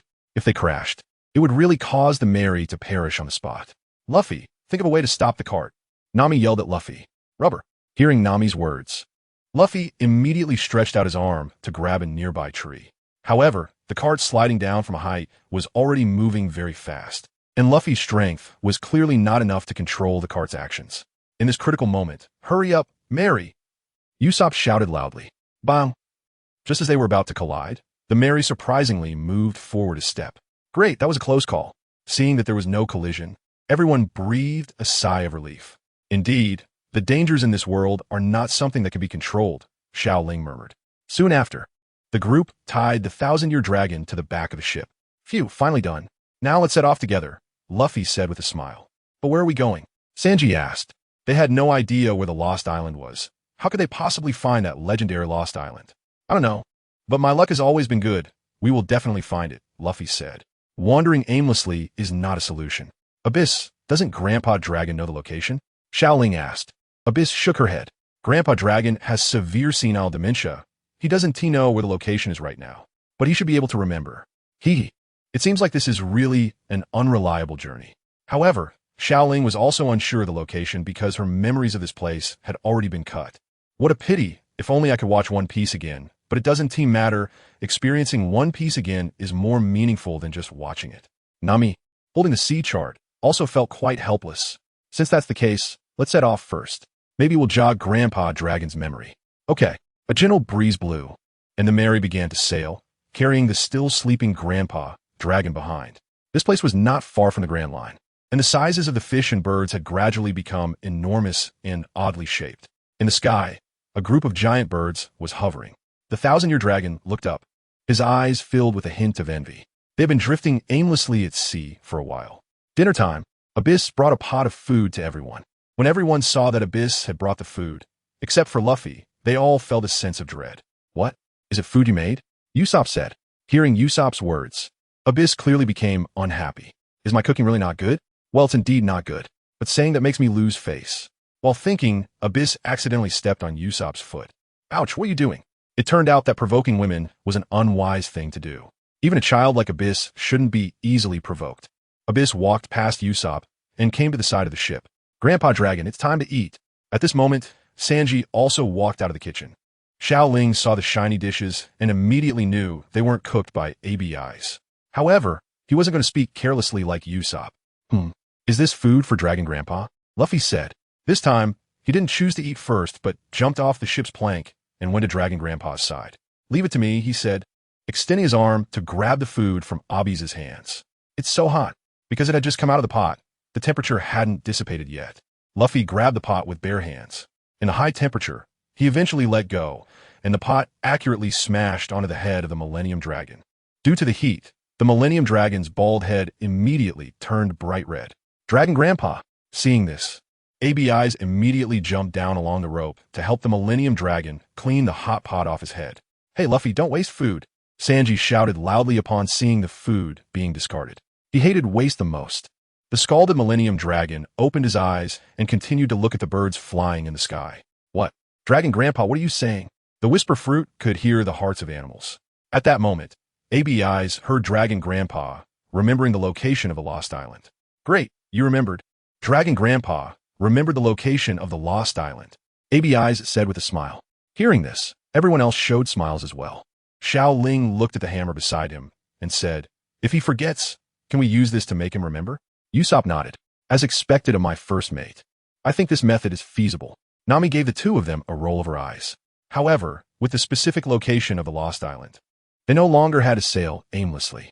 ABIs, hurry up and ask Dragon where the Lost Island is, Nami said. Okay, soon. They had the exact location of the Lost Island, and the next step was to set sail towards the legendary Lost Island. Luffy looked at the food that had fallen on the ground and said, Sanji, I'm so hungry. Why don't you make another meal? Luffy's stomach kept growling. I really dislike people who waste food, Sanji said with an unhappy face. At that moment, Nami said, Sanji, please, I'm a bit hungry too.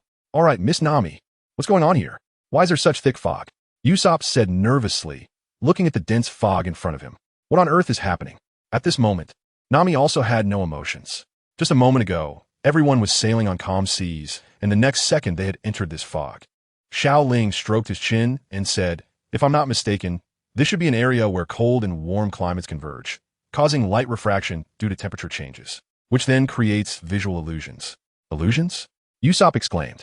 It's true. The fog around us is so thick that we can't see anything. Luffy touched his straw hat. However, he still wore a smile, as if nothing could affect his thoughts. It should be. I've read in a book that the temperature difference between cold and warm sea water can sometimes create illusions at sea. This must be one of those situations, Nami said. Xiao Ling nodded and then said, everyone pay attention. Places like this can have severe weather, such as heavy rain and typhoons. Nami looked at Xiao Ling and asked, how do you know so much? This guy in front of me is not simple. Xiao Ling scratched his head and said, "It's just a matter of involvement." Hee hee. Back when he was obsessed with One Piece, he had filled his mind with nautical knowledge. Of course, what he learned was the nautical knowledge from One Piece, which has nothing to do with Blue Star. However, now this knowledge has come in handy. Moreover, this knowledge did not come from the One Piece anime he had watched, but from the analyses of netizens, and it had not been erased from his memory.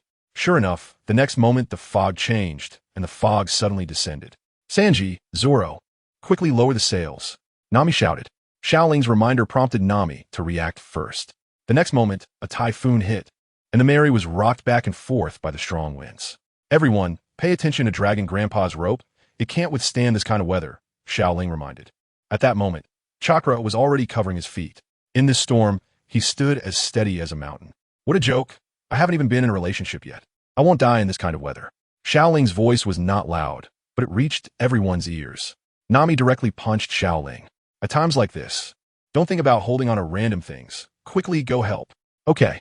Xiao Ling quickly went to the back of the ship and stabilized the rope with Zoro. Seeing this, Luffy jumped up and stretched his arm. "Rubber rope." In the next moment, Luffy's arm wrapped around Dragon Grandpa's raft. "Luffy." Nami breathed a sigh of relief as she saw everyone helping. "The weather in the Grand Line is even worse than this. Don't worry, it won't hit us," Xiao Ling said to Nami. Nami nodded.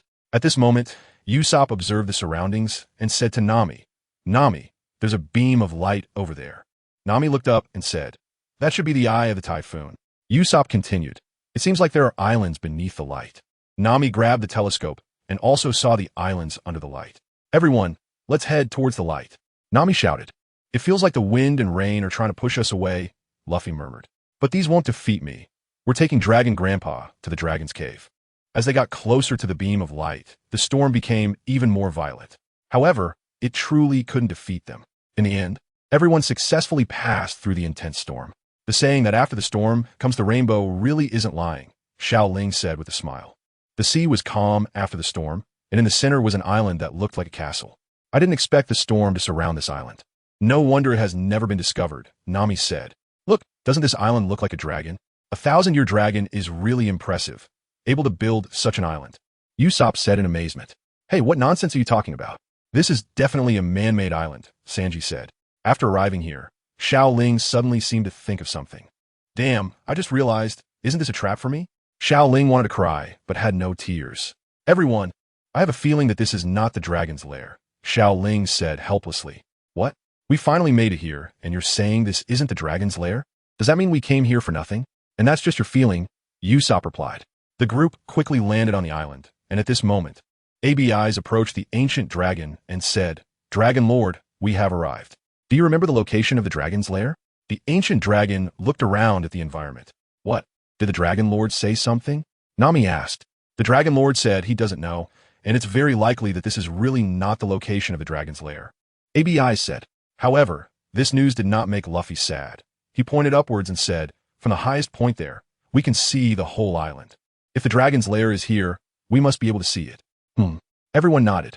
The architecture here was very novel, and along the way they walked slowly, pushing the Dragon Lord steadily forward. "It looks like no one has lived here for many years," Sanji said. "Yeah, the plants have seriously overgrown this place. Everyone be careful," Xiao Ling said. Soon, they arrived in front of a stone door. This was already the highest point of the island.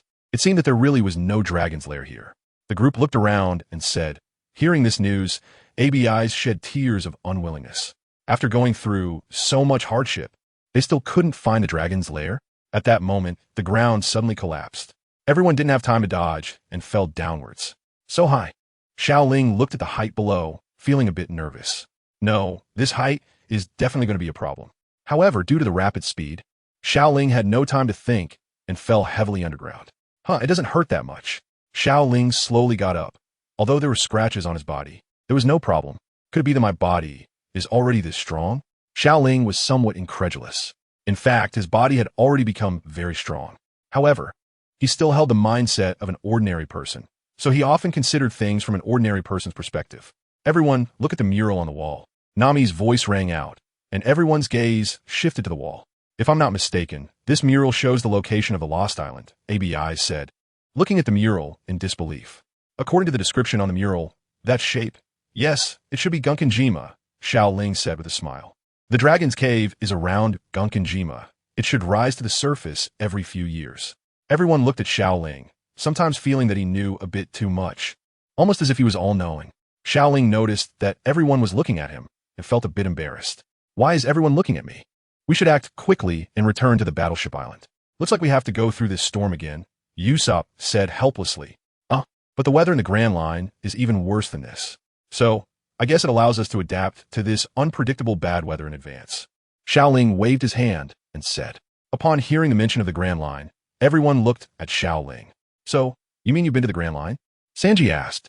With so many people staring at him, Xiao Ling felt a bit nervous. But if he said he hadn't been there, it would only prove that he had been boasting all along. Of course, I was once a strong person in the Grand Line. It's just that I've fallen on hard times now, Xiao Ling said proudly. At that moment, Xiao Ling didn't realize that his expression resembled Usopp's quite a bit. It's important to note that besides major events, news from the Grand Line rarely spreads to the Four Seas. Therefore, people from the Four Seas don't have a particularly good understanding of the Grand Line. Then Xiao Ling, is the Grand Line a really scary place? Usopp asked. Xiao Ling nodded and then shook his head. In fact, it wasn't that terrifying. It was just a sea area, and I believe with Nami's navigation skills. These are not problems. However, the people there are all true powerhouses with countless devil fruit users. Especially in the second half of the Grand Line, forget it. It's hard to explain all this to you now. Just wait and experience it for yourselves later. But I can tell you about some of the powers used by the strong in the Grand Line. Those are the powers that one must possess to become a strong pirate, the Pirate King, or a great swordsman. It won't hurt to tell you after this incident is over. Xiao Ling had long wanted to encourage growth by pulling up seedlings. After all, he understood the concept of hockey very well. Although he couldn't use it, he could certainly talk about it.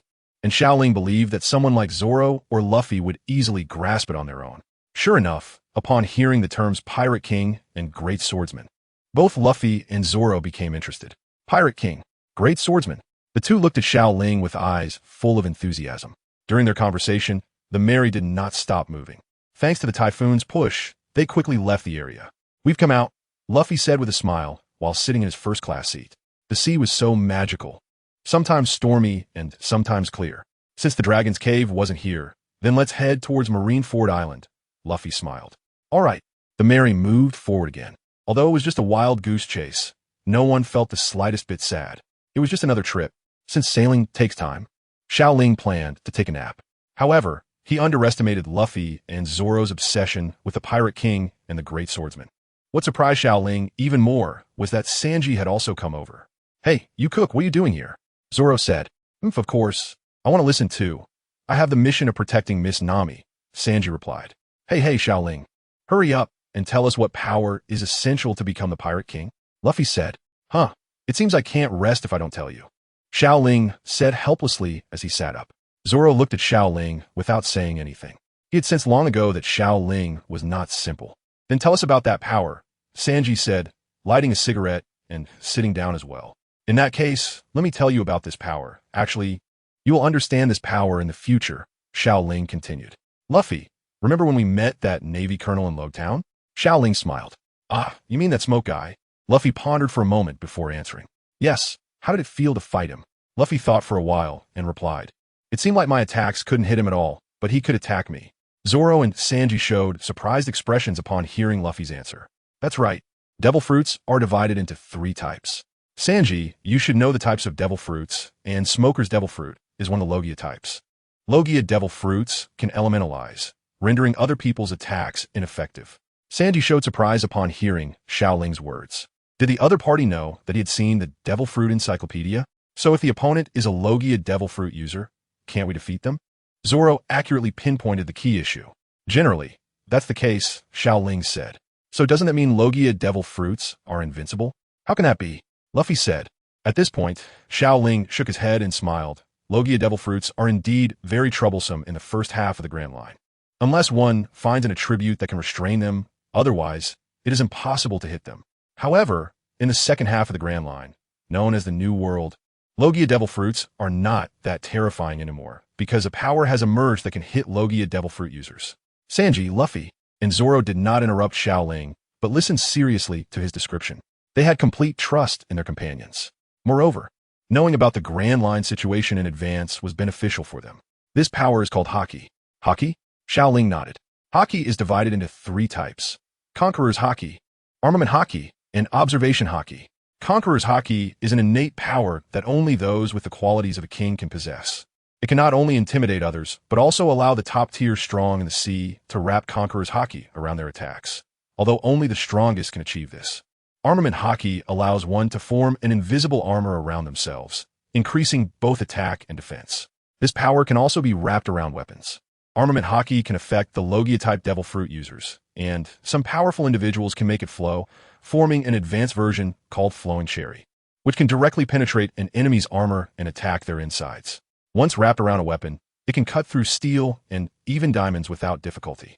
Observation Haki is a predictive power that allows one to see the trajectory of an enemy's attack, enabling them to defend in advance. Some top-tier strong can cultivate Observation Haki to the level of foreseeing the future. If applied in battle, its effectiveness is self-evident. The 3 of them nodded in unison, especially Zoro and Sanji, who were completely shocked by the powers of this world. Only Luffy seemed to understand somewhat, but also not quite. Aside from Conqueror's Haki being innate, both Armament Haki and Observation Haki can be cultivated. At this point, Xiao Ling felt he had explained everything, so he sighed in relief. The rest would depend on them to comprehend. At this moment, the 3 of them were still staring at Xiao Ling intently. Hey, I'm done talking. What are you staring at me for? You said so much, but the most important part hasn't been mentioned, Sanji said, taking a puff of smoke. What? Xiao Ling was puzzled. At this time, Zoro said, you didn't tell us how to cultivate Haki. Cultivation methods? I don't know either. How I know how to cultivate? Shouldn't you figure that out yourselves? Xiao Ling suddenly thought of something. System, is there a cultivation method for Haki? Xiao Ling asked. After all, the system claimed to be omnipotent. Of course there is, but your talent only tells you that you can't possibly learn it. Can't see the situation? Can this actually discourage me? Can I exchange it to show them? Xiao Ling asked. Yes, but the World S will is under strict supervision right now. They can only watch it once, and cannot memorize it in their minds. Oh, fine. But this is still doable. Exchange me a card for this.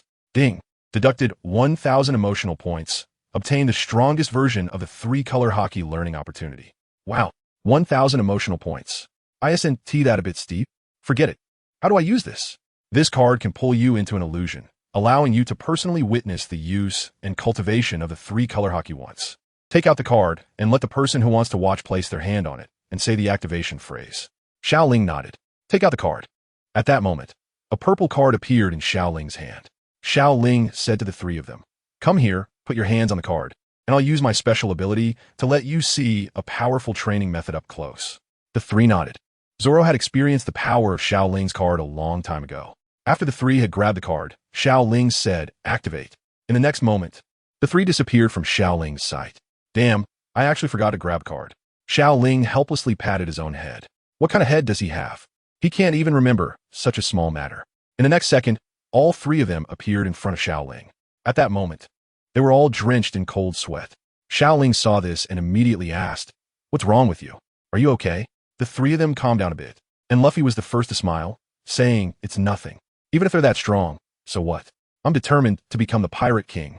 The world's greatest swordsman will ultimately be mine, Zoro said at the same time. After they finished speaking, they immediately left the place. Hey, Sanji, what kind of stimulation did they receive? Xiao Ling asked. Sanji shook his head helplessly.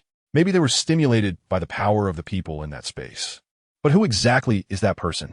That kind of strength is unimaginable, Sanji continued. Xiao Ling shook his head. How would he know? He was just a transporter for the system. In any case, we should become stronger, right? Sanji took a puff of smoke and also left. System, what's going on? There's no issue. You just witnessed true strength and want to become stronger. Hearing the system's explanation, Xiao Ling breathed a sigh of relief. Moreover, rest assured, these few people will definitely not have any problems. That's true. The worlds wouldn't allow it. Forget it. These aren't my concerns anymore. I just need to rest well now. Saying this, Xiao Ling lay down again. However, just as he fell asleep, he felt as if an earthquake had occurred, and the ground suddenly began to tremble. What is happening? Xiao Ling opened his eyes and walked onto the deck. I don't know. The surrounding sea is shaking, Nami said. Where are we now? Xiao Ling asked. We are near Military Island. Xiao Ling nodded. At that moment, the Millennium Dragon, which had been at the back of the ship, suddenly stood up and began to roar at the sky. The members of the Straw Hat Pirates all looked at the Millennium Dragon. What's wrong, Dragon Grandpa? Asked ABI's. The Dragon Grandpa continued to roar at the sky, and at this moment, the tremors on the sea intensified. This should be the location of the dragon's Denver. Everyone, look up. Xiao Ling pointed to the sky and said. At that moment, in the sky, a large number of Millennium Dragons were flying and circling down. Wow, haha, so many Dragon Grandpas, Luffy said with a smile. Meanwhile, the trembling of the sea continued, and an island began to rise from the ocean. Everyone looked at the suddenly appearing island. Is this the dragon's den of the Millennium Dragon? Usopp said, beads of cold sweat on his forehead. It should be. Look, those holding stones must be the corpses of the Millennium Dragons, Nami said. Xiao Ling nodded. At this moment, everyone had already landed on the island. Dragon Master. Abizi looked ahead at the Dragon Master. However, what she heard next in the Dragon Master's heart made her weep uncontrollably. Because the Dragon Master came here not to heal, but to find eternal rest. The Dragon Cave itself was the tomb of a 1,000-year-old dragon. Dragon Master, how could this be? Abizi kept crying. At this time, a large number of 1,000-year-old dragons fell into this place. Xiao Ling looked at the crying ABIs and said, ABIs, don't cry. Isn't it a good thing that Lord Long can rest in his hometown? Moreover, death and rebirth are part of a cycle. Look over there. As he spoke, Xiao Ling pointed to a 1,000-year dragon egg that was about to hatch. His eyes resembled those of Lord Long. Upon seeing this, ABI smiled. Thank you. Xiao Ling shook his head and patted Abi's head. Hey, can the bones of this 1,000-year dragon really grant immortality? Usopp asked the question that was on his mind. Xiao Ling shook his head and said, legends are just legends. Even a 1,000-year dragon will grow old. How could it have the power to grant immortality? Everyone nodded, agreeing with Xiao Ling's reasoning. Thank you, everyone, ABI's said as she stepped forward and bowed deeply to the crowd. No need to be polite. This is something we wanted to do as well, Luffy smiled. At that moment, Xiao Ling stretched and said, since the matter with the dragon is resolved, ABI's, after we take you back to the Navy Island, we should set off. Everyone nodded. Indeed, they had wasted quite a bit of time going back and forth. The Grand Line was ahead, and they were ready to begin a new adventure. Just as everyone was about to leave, Xiao Ling took out his phone and snapped a picture of the 1,000-year dragon on the island, a photo with ABI's and one with him. If the 1,000-year dragon island only surfaced once every 1,000 years, then this was the only opportunity in their lifetime to see this sight. Wait, this is already the direction indicated by the guiding light. We should be able to see the red land, Nami said, looking at the sea chart. Is this sea chart really reliable? Did you get from Buggy? Zoro yawned and asked. There won't be any problems, according to our current sailing progress. We should be climbing up the upside-down mountain next. Sanji replied immediately to counter Zoro's skepticism. Miss Nami wouldn't make a mistake. Xiao Ling rubbed his forehead at Sanji's performance. If awards could be given, he would want to give Sanji the best simp award. But thinking about Sanji's spirit of love for all, it felt a bit inappropriate to give him that prize. After all, if loving one person is called being a simp, what do you call loving a group? A sea king. Hey, everyone, come help me steer. Don't you think the current is a bit strong? On the other side, Usopp was shouting continuously, but no one paid him any attention. What did you say, Usopp? Nami caught the key point. Everyone, please help me steer. Usopp said. Next line. Don't you think the current is a bit strong? Upon hearing this, Nami immediately understood. Everyone, we still need to climb the mountain. The strong current will push us up. Sanji, go help Usopp, Nami said. Okay, Miss Nami. Nami then took out the nautical chart and explained, everyone sees these 4 canals, right? These 4 canals will push us up the upside-down mountain through the current, and then we will take this route to the Grand Line. However, the risk is very high, and there's a high chance of ship destruction. Nami continued to explain. But everyone only understood the general idea and did not grasp the details. Well, anyway, as long as we trust our navigator, we can proceed. Now, let us enter the Grand Line, Xiao Ling said with a smile. Everyone nodded. Just then, raindrops began to gather in the sky, and soon it started pouring. Next, we just need to steer and follow the current.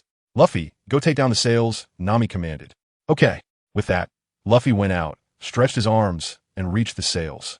As the sails were taken down, Luffy looked ahead. Hey, everyone, I see the incredible mountain. Luffy's thought process was quite peculiar. He didn't remember the name of the mountain, so he made up a name for it. Incredible Mountain. Upon hearing Luffy's words, everyone walked out of the cabin. It really exists, and it's so big, Zoro said. As they approached the red line, the current became more aggressive. The difficulty of steering increased. Hey, Nami, where's the entrance to the canal? At this rate, we're going to crash into the red line, Zoro said. Nami looked ahead, and at that moment, she spotted a crack in her line of sight. But it wasn't very clear due to the distance. Partners, we just need to go straight in this direction, Nami said with a smile. Is that the entrance ahead? Luffy asked. It should be, Nami replied. At this moment, Zoro grabbed Usopp's telescope to look ahead. How amazing! The water is really climbing the mountain. Xiao Ling opened his phone, using chakra to stabilize his body on the ground. This is a world wonder. Nami looked ahead and said, Sanji, Usopp, steer carefully. If there's a mistake, we'll be smashed to pieces. Don't worry, Miss Nami. Oh, the serious Miss Nami is also so cute. However, Sanji quickly became serious. He couldn't gamble with his friends' lives. Hey, we're almost there. Turn the helm to the right. Luffy shouted. The helm was now very heavy, and the current was too aggressive, making it hard to control the direction. Put some effort into it, Sanji said to Usopp. At that moment, the helm couldn't withstand their strength and shattered. Everyone gasped because if this continued, they would definitely crash. Donji, Xiao Ling shouted. In this critical moment, the invincible Luffy transformed his body into a balloon, shielding the Mary from the front. Boom! The powerful force made Luffy's face turn pale. However, with Luffy's forceful intervention, the Mary finally stabilized its direction. Luffy. At this moment of crisis, Xiao Ling's arm transformed into a python, biting down on Luffy's shoulder. That hurts. Fortunately, there was no real danger, and Luffy was saved on the ship by Xiao Ling. Phew. That was great. Everyone smiled. Looking ahead, they had stabilized their course. Next, let's push forward and charge to the mountaintop, Nami said. The ship's speed increased with the current. Soon, they saw through the sea of clouds. Look, the mountaintop, Luffy shouted. After such a long journey, they finally arrived at the legendary sea area, the Grand Line. Next, we're heading to the greatest sea area in the world, the Grand Line, Xiao Ling said with a smile. Yeah, we're one step closer to our goal. Zoro came to Xiao Ling's side, also looking up. Everyone had their dreams, looking towards the sea area they were about to enter. The Mary passed over the mountaintop and fell into the flowing canal. This is the entrance to the Grand Line. Ha ha! One Piece is out there in some sea area ahead. Luffy laughed heartily. Come on, let's take a group photo, Xiao Ling said to everyone. Okay. Nami came to Xiao Ling's side. Soon, everyone gathered next to Xiao Ling, standing by the railing of the Mary. Cheese. Click. The real adventure was about to begin. And Xiao Ling, who had fully integrated into this team, felt excited. Once, he watched their adventures from a third-party perspective, but now he was part of it. If I can, no. There's no if. I will definitely see Nami draw the world map herself. I will definitely see Sanji find the sea area of his dreams. I will definitely see Zoro defeat Hawkeye, the world's greatest swordsman. I will definitely witness Usopp become a brave warrior of the sea. And I will definitely see Luffy become king, becoming the Pirate King. From now on, I'm not just their witness, but also their participant. Ha ha! I've already surpassed all the sea fans by a big step. Of course, I also want to become stronger. Who doesn't want to do whatever they want? Sigh. Why do I feel like I've forgotten a lot of things? Forget it. I won't think about it. Bang. Was that a black wall? Usopp shouted. No. It should be a whale. Such a big whale. Xiao Ling shouted loudly. Not good. We're going to crash. Hurry. Find a way to stop the ship. Nami said. Sanji looked around and found a gap on the right side, saying, Steer. Hurry. We'll go out from the right. But everyone looked at the completely broken helm, lost in thought. It should be fine. Hurry. I'll help too. Zoro said. Sanji, Zoro, and Usopp were all straining against the already broken helm. The lever principle played a role at this critical moment, but combined with a strong current, it was hard to change the ship's direction. On the deck, Xiao Ling and Nami were tightly hugging each other. This time we're really done for. Nami shouted. Yeah, it's too terrifying. Their expressions showed they were ready to die. Boom! At the last crucial moment, a cannon fired, and miraculously, the Mary's speed slowed down. It stopped. Luffy laughed. Ding! Feeling the host's emotional fluctuations, emotion value increased by 1,000. Do we get saved? Xiao Ling murmured. At this time, Luffy's special seat crashed into the whale, shattering and flying away. Seeing Luffy fire the cannon, Sanji immediately took out a paddle and started to row. What are you joking about, firing at such a big whale? Sanji said. Yeah, let's hurry and leave here while the whale hasn't reacted yet. Zoro paddled with all his might. But what they didn't know was that when there was no danger, Luffy was the biggest danger on the ship. Luffy, seeing his special seat destroyed, immediately became furious. Damn it, what did you do to my special seat, you whale? Then, just as they were about to escape the whale's range, Luffy punched the whale in the eye. However, Luffy's angry punch was like a mere tickle to the massive whale. But this strike caught the whale's attention, and its gigantic eyes turned to the group. What are you looking at? Luffy became even angrier, and just as he was about to throw another punch, Zoro and Sanji kicked Luffy down. Luffy, what are you doing? But it was too late. The huge whale opened its massive mouth, and a torrent of seawater flowed into its belly. Seeing this, Xiao Ling immediately stabilized his position with chakra, while Nami hugged him tightly. The others were almost losing their grip and falling into the whale's mouth. Hey, Nami, can you hug a little lower? I'm about to suffocate, Xiao Ling said. The two soft mounds were really right in front of Xiao Ling's face. But before Nami could respond, they entered the whale's belly. At this moment, Luffy had narrowly escaped this disaster by using the whale's teeth as a shield. However, when he came to his senses, he found that all his companions had been eaten by the whale. At that moment, Luffy panicked. Hey, you stinky whale, give me back my friends. Luffy's fist struck the whale once again. The oblivious whale had no intention of paying attention to Luffy and was about to dive underwater. Hey, get lost. Seeing the whale trying to escape made him even more anxious. Huh, what's this? Luffy noticed that there was a door on the top of the whale. Just as the whale was diving, Luffy entered through the door. What the heck? What is going on here? Looking at the long passage, Luffy continued to move forward. Meanwhile, on the other side, the members of the Straw Hat Pirates looked at the blue sky and white clouds with surprised expressions. Isn't this inside the whale's stomach? What's going on? Zoro said, Hey Nami, can you let go now? I can't breathe. Although he felt a bit reluctant, he didn't want to suffocate like this. Sanji noticed the situation on Xiao Ling's side and silently lit a cigarette, shedding tears of envy. As everyone regained their composure and looked ahead, they saw a small island. What's going on here? This should be inside the whale's stomach, Xiao Ling said. At that moment, a gigantic octopus appeared, glaring at them with its tentacles waving. This. Xiao Ling wanted to speak again, but once more he was shown up by Nami. At this moment, Zoro touched the knife in his hand, thinking that they could still deal with such an octopus. Just then, several ropes appeared and directly killed the octopus, and an old man slowly walked out from the cabin. Hey, who are you? Zoro asked nervously. What kind of person lives inside a whale's belly? Usopp shouted from the side. Hurry up, fire at the island, fire. The old man slowly walked over to a lounge chair, opened a newspaper, sat down and said, It's better not to fire because that would kill people. Usopp swallowed hard upon hearing the old man's words. This old man was indeed a monster. Firing would kill people? Sanji asked. The old man nodded and said, Yeah, I will be blown to bits. This joke isn't funny at all. Who exactly are you? Zoro asked. The old man had a serious expression and said, Shouldn't you introduce yourself before asking someone else's name? Ah, right. I am. Zoro hadn't finished speaking when the old man began to introduce himself. My name is Kurokas, the keeper of the Twin Cape Lighthouse, and I am a doctor. This is my private vacation center. Damn it. Zoro felt like he was being toyed with by the old man in front of him. Forget it, Zoro, Xiao Ling said. So how do we get out? Nami let go of Xiao Ling and walked over to ask. Kurokas pointed to a door nearby and said, That way is the exit. No sooner had he finished speaking than the environment suddenly shook. What's going on? Usopp shouted. Kuroka sighed and said, This is the stomach of the whale Laboon, and this whale often collides with the red line, so this kind of situation occurs. Colliding with the red line? No wonder it has so many wounds on its head. Nami said, Hey Nami, there's stomach acid everywhere in here. At this rate, our ship will be dissolved. We need to get out of here quickly, Xiao Ling said. Everyone nodded. If he guessed correctly, this guy probably wanted to hunt the whale, and they didn't need to get involved. Just then, Kurokas jumped into the stomach acid and swam towards the door above. At this moment, Xiao Ling shook his head. I feel like this old man might be trying to save this whale, but that's none of our business. He had already sensed the loss of his memories. However, for some reason, the loss of memories made him feel more integrated into this world. Forget it, I might as well watch One Piece again in the system. There might be many bugs in the settings. I deeply regret it. Some settings I also find strange, and I can only slowly fill the gaps later.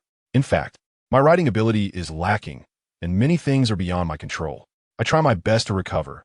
Many people think the protagonist is cowardly and weak, and I actually think so too, but in the later stages, I will slowly fill in the gaps. In fact, the protagonist's personality is quite terrifying.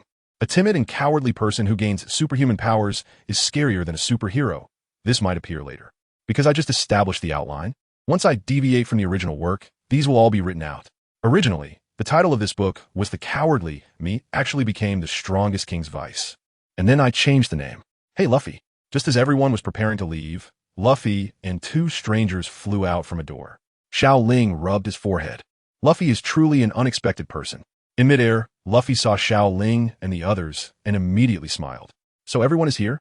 Then he shook his head and looked around for a moment. Oh, where's this?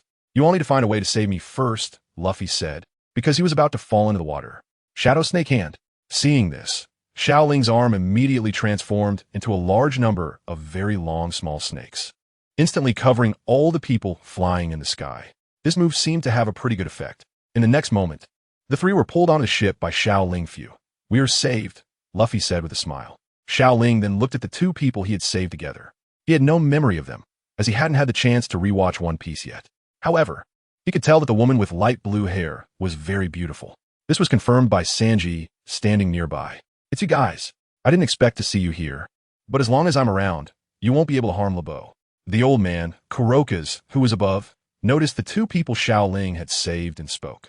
Upon seeing the old man recognize them, the two immediately stood up. Mr. Nine, Miss Wednesday. The two exchanged glances and drew their weapons, pointing them at the sky. Ha ha, you can't stop us. This whale is destined to become our food. Xiao Ling couldn't help but want to laugh at the sudden change in mood of the two people. Why were they so strange? However, their words were not just talk. They pulled the trigger, and the cannonballs attacked upwards. Upon seeing this, Colossal immediately jumped up and blocked the two cannonballs with his body. Oh ho ho!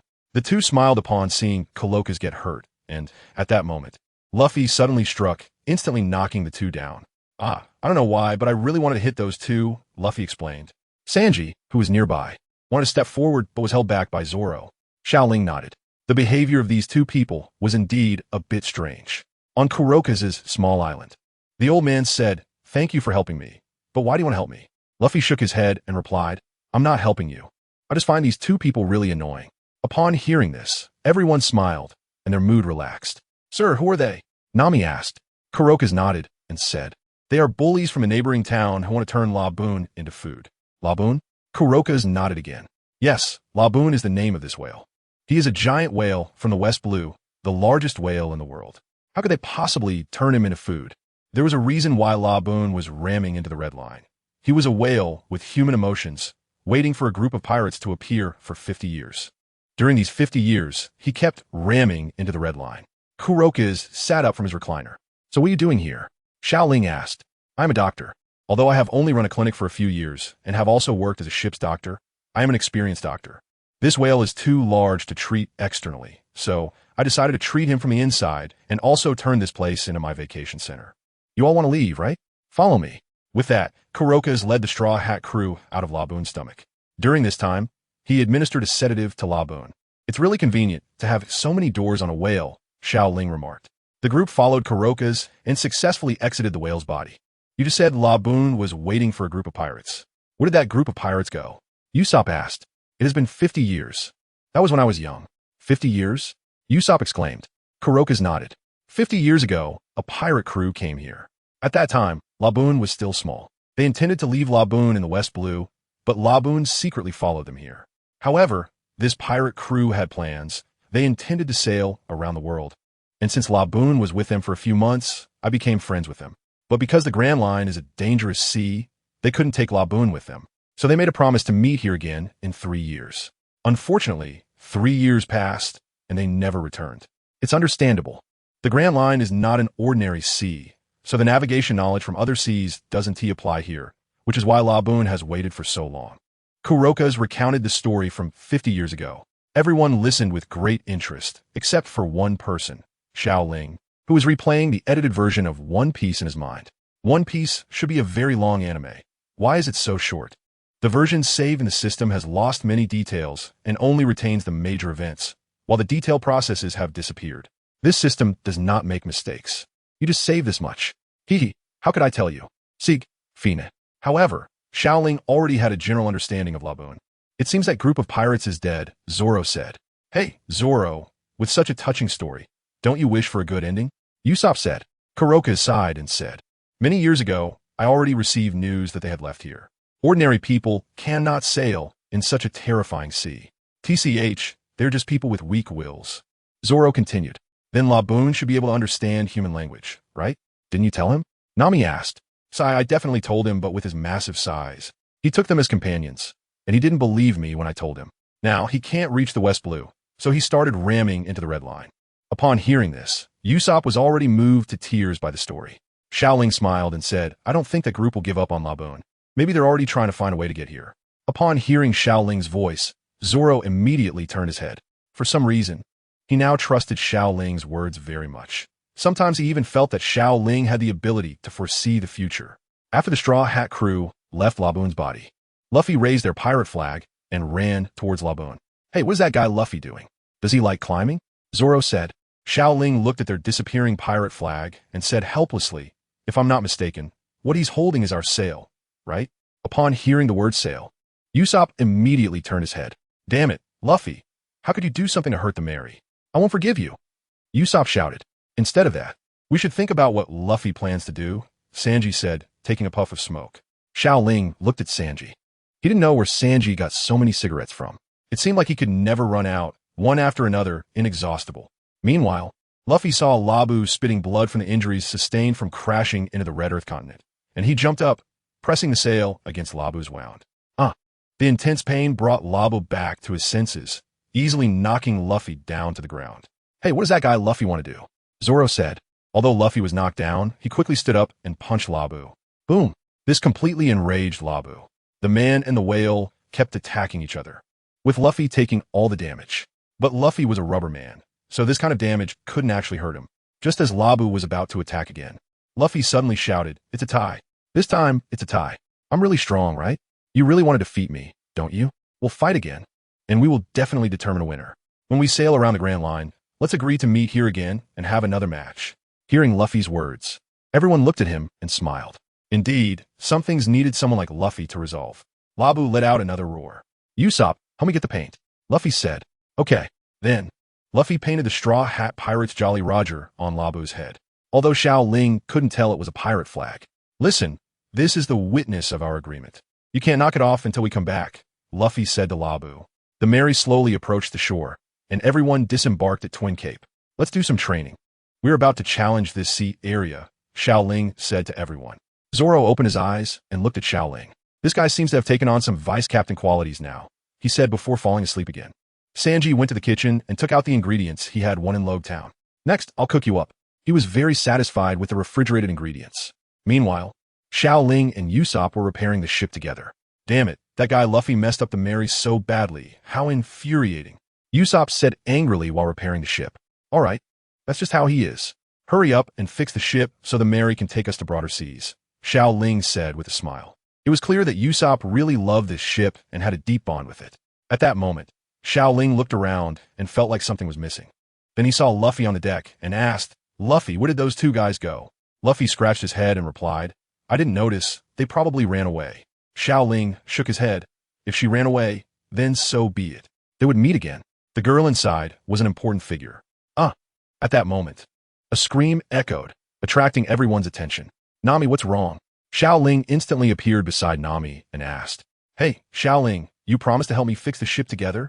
Usopp said angrily from the other side, seeing Xiao Ling leave. Xiao Ling waved his hand at him, then looked at Nami. The compass is broken. What happened? Nami said in surprise. It is important to know that if the compass is broken at sea, it is a very serious problem. Xiao Ling was about to say something when Colossal came over and said, I really don't know how you all got here. In this sea area, ordinary methods can't determine the direction because the Grand Line has a very strong magnetic field. Magnetic field? Nami frowned. Yes, that's right. So here, the ocean currents and wind directions are unpredictable. As a navigator, you should understand how terrifying this is. Then how do we navigate on the Grand Line? Nami asked. It seems that the islands here are connected by some kind of regular magnetic field.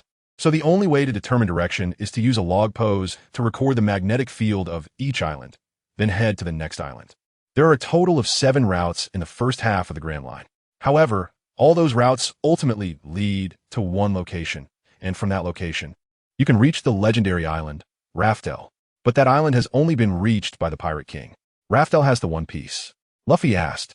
Colossal nodded and said, Your statement is not incorrect. At this point, Nami felt a bit helpless. But we don't have a log pose. What should we do? Just as Nami was feeling down, Luffy pulled out a log pose and showed it to her. Is this the thing? Colossal nodded. But Luffy, where did you get this? Nami asked. It was left by that strange duo just now, Luffy replied. Nami nodded, thinking that whatever was in her hands belonged to her. She believed that anyway. Such a precious thing, I have to take good care of it. At that moment, Sanji finally noticed that all the dishes he had brought out had been eaten by Luffy. Damn it, I was planning to let Miss Nami eat more. Rubber idiot. Bang. Sanji kicked Luffy out. Coincidentally, he passed right by Nami. The next moment, the log pose was inexplicably shattered. Their killing intent. Xiao Ling looked at Nami and slowly stepped back a few paces. Sure enough, the next second, Luffy and Sanji were kicked into the sea by Nami. In the Straw Hat crew, Nami has an invincible enhancement aura, making her unmatched within the crew. Damn it, both of you just calm down. Xiao Ling watched as Nami bullied the two, noticing that even after being kicked out, Sanji's eyes were still filled with admiration. Although he wanted to laugh, he didn't dare to. What a joke. Nami was clearly in a bad mood. Who would choose to provoke her? Just as Nami was feeling frustrated, Colossal stepped out and said, "It's okay. I'll give you my record pointer as a thank you for helping Laboon." With the new record pointer, Nami's anger had mostly dissipated. At that moment, Luffy, Sanji, and the two who had just escaped were rescued, and the person who saved them was Laboon, the island whale. Hey, where did they just go? Xiao Ling said, looking at this strange duo. These two reminded him of an ancient organization, Team Rocket. However, he knew that the blue-haired girl was not simple. She was truly a princess, Vivi. What good actress. We're saved, Luffy said, relieved as he emerged from the sea. Sanji looked around and found a beauty lying next to him, immediately standing up. He slowly walked up to the blue-haired Vivi and, in a gentlemanly manner, said, "Miss, do you need help? Allow me to assist you." Look at his movements and posture. What a classic simp. Thank you. Vivi didn't mind and stood up as well. At that moment, Vivi and Mr. Nine walked around Sanji and slowly approached Nami, saying, "We have a request." Although they didn't know what was going on, they felt that Nami was the captain of the ship. "Oh, what is it?" Nami asked curiously. "Please take us to our town, Whiskey Peak," they said, immediately kneeling down to show their humility. They had lost their record pointer, and without it in the Grand Line, they would be stuck. Nami then revealed her damaged record pointer to the two, saying, "But just now our record pointer was also damaged." Upon hearing this news, their expressions changed immediately. "What? We were just so respectful to you, and the record pointer was originally ours, yet you ruined it. How infuriating." They angrily pointed at Nami. Then, Nami covered her mouth and chuckled, saying, "But just now Mr. Colossal gave us a new record pointer." What happened next was dramatic. The two immediately knelt down again. Ha ha ha ha. Xiao Ling couldn't hold back his laughter any longer. These two were too funny. Is this really something a princess of a country would do? It's just too hilarious. "Hey, what are you laughing at?" Vivi yelled at him angrily. Xiao Ling waved his hand. "No, I just remembered something. Once, an organization wanted to invite me to join, but I ended up beating up the leader of that organization. He once claimed he would fight me again, but I haven't heard from him since. I forgot the name of that organization. However, the guy I fought has a name similar to yours. He is Mr. Zero, a warlord who uses sand. I haven't paid much attention to such weaklings, so I forgot his exact name." Ding! Sensing the host's emotional fluctuations, emotional value increased by 1,000. It's so enjoyable to boast. Xiao Ling looked at the two people who were so shocked they couldn't speak, feeling incredibly excited inside. No wonder Usopp liked to brag. There was a reason for it. "Well, Luffy, should we take them back?" Xiao Ling said, looking at Luffy. Luffy scratched his head. "Okay, let's take them." "Hey, Luffy, why are we bringing two strangers?" Usopp said, but Sanji, on the side, fully agreed with Luffy's words. "It doesn't matter. We're all leaving anyway," Luffy said. "Straw Hat Captain, you should know that the route can only be chosen at the starting point," Kuralokas said. "It's fine. If worst comes to worst, we can go through it again." Luffy laughed. "Friends, it's about time. Let's get ready to set off," Luffy said to everyone. All right. The few of them boarded the ship one after another, while Zoro was still sleeping on board. However, Xiao Ling could understand why Zoro couldn't wake up during the day. Every night, Xiao Ling could see Zoro practicing tirelessly on the deck. "The log pointer has probably finished recording the magnetic field, right?" Kuralokas said as he approached Nami. He had already taught Nami how to use the log pointer. "Yes, thank you," Nami smiled. "In that case, you can set off. Remember what I said. This sea area is completely different from others." "Well then, goodbye, Mr. Kuralokas." Kuralokas watched as the Straw Hat Pirates slowly departed, lost in thought. They should return to the pirates we are waiting for. Roger. Kuralokas had another identity. He was once the ship's doctor of the Roger Pirates, and he was someone who had truly been to that legendary island. Moreover, how could he not recognize that straw hat? On the Mary, Vivi and Mr. Nine looked at Xiao Ling's expression as if they were ordinary mice. That's right. They really believed what Xiao Ling said. Especially Vivi, knowing that the organization's purpose was mysterious. And Vivi was one of the few who knew the truth about the organization. Even fewer knew Mr. Zero's identity. If Xiao Ling was just bragging, how could she know Mr. Zero's identity? Outsiders couldn't possibly know. The people who knew were already dead. The beautiful woman in front of them was not ordinary. Even if she wasn't Mr. Zero's match, she must have fought with him and lived to tell the tale. Someone who could come out alive from the president's hands could never be an ordinary person. Hey, Xiao Ling, why do those two respect you so much? Nami asked curiously. Xiao Ling shook his head with a smile. They must have been scared by my brave side, he said. Nami rolled her eyes at Xiao Ling. She had figured him out by now. Unlike Usopp, who boasted without any preparation, this guy liked to rehearse his bragging. Stop boasting and tell me what is going on. Nami said, how can I say that? Nami, don't pull my ear. Just when Xiao Ling was about to keep up the mystery, Nami grabbed his ear. However, she didn't use much force because Xiao Ling wasn't Luffy, who had the powers of the gum-gum fruit. All right, I'll tell you, he said. Xiao Ling said with tears in her eyes, as if she had also succumbed to Nami's authority. Wasn't it said that her might could not be subdued? Speak quickly, Nami said, crossing her arms. At that moment, there were only the two of them in the room. Everyone else was on the deck. Their names were particularly similar to an organization I had encountered before, a group of bounty hunters, and Mr. Zero was their leader. Also one of the 7 warlords of the sea. 7 warlords? Who are they? Nami asked. The 7 warlords of the sea are pirates recognized by the world government, known as the Shichibukai. How is that possible? The world government would acknowledge the existence of pirates? Nami said incredulously. Xiao Ling nodded. These pirates are not ordinary pirates. Their strength far exceeds that of regular pirates. When we encounter them, you'll understand. It should be soon. They'll soon come across a warlord of the sea. Huh, doesn't that mean they have a very strong backing? Nami pointed at Mr. Nine and Vivi beside her and said. Nami suddenly felt a bit of regret about this mission. Xiao Ling shook his head. The 7 warlords are all pirates. Don't you know what kind of existence pirates are? At this point, Nami nodded. Perhaps the danger doesn't lie with us, but with them.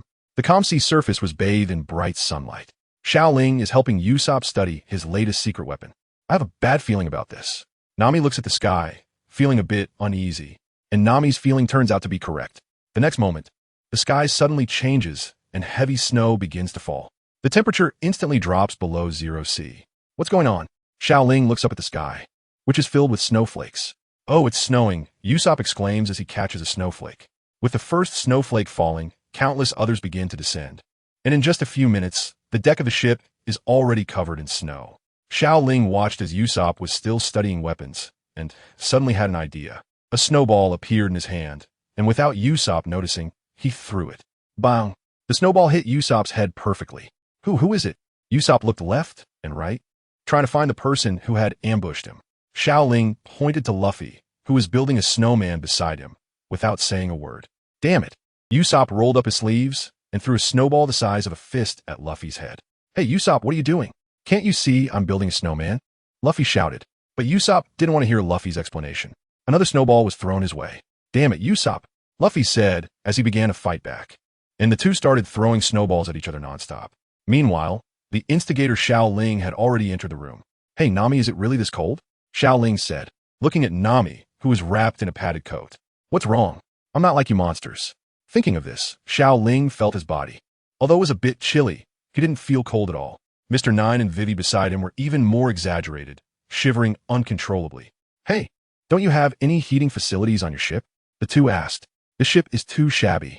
Seeing Xiao Ling, who showed no fear of the cold, the two became even more convinced that he must be that extraordinary powerhouse. At this moment, Vivi looked at Nami and said, You haven't steered for a long time. Are you really okay? Nami shook her head and said, I just confirmed the course, so there shouldn't be any problems. Saying this, she looked at her log pointer. How could this happen? Nami's scream came, and everyone stopped what they were doing. Even Luffy and Usopp, who were still playing around, halted. Nami's presence had an effect. Of course, Zoro was still fast asleep. Miss Nami, what's wrong? The first to rush over was Sanji. Everyone quickly changed direction. We're currently going in circles. Nami shouted. Seeing this, Vivi mocked. Are you really a navigator? This is the Grand Line. You can't use your previous navigation logic to judge things here. And you can't trust anything other than the log pointer. Oh ho ho ho. Mr. Nine beside her also wanted to make a sarcastic remark, but they were both kicked out by Nami. You two aren't even guests, yet you're here making sarcastic comments. Hurry up and shovel the snow. You can't come back in until it's cleared. At this moment, the weather changed again, with thunder and lightning raging and a storm approaching. What's going on? This sea area is really giving me a headache. With this crazy weather, one moment it's sunny, the next it's snowing, then it's windy. My navigation knowledge is completely useless. After complaining for a while, Nami looked at Xiao Ling and said, Xiao Ling, go drop the sails. The upcoming strong winds will capsize our ship. Xiao Ling nodded. At this moment, Xiao Ling quickly formed hand seals. Shadow Krun Technique. Xiao Ling transformed from 1 into 3, leaving Mr. 9 and Vivi, who were shoveling snow, dumbfounded. What kind of technique is this? The 3 Xiao Lings moved simultaneously to pull down the sails above. Damn, what kind of terrible weather is this? Xiao Ling felt the terror of this sea area deep inside. Is there really such strange weather in the world? Hey, there's an iceberg ahead. We're about to crash. Usopp shouted. Sanji, hurry up and steer. Nami cried out. One of Xiao Ling's clones saw the situation and helped Sanji turn the ship's wheel. Nami, it's getting foggy. One wave has not settled. Another wave rises. The thick fog slowly descended, shrouding the surroundings in mist. At this moment, Nami's mind was in chaos.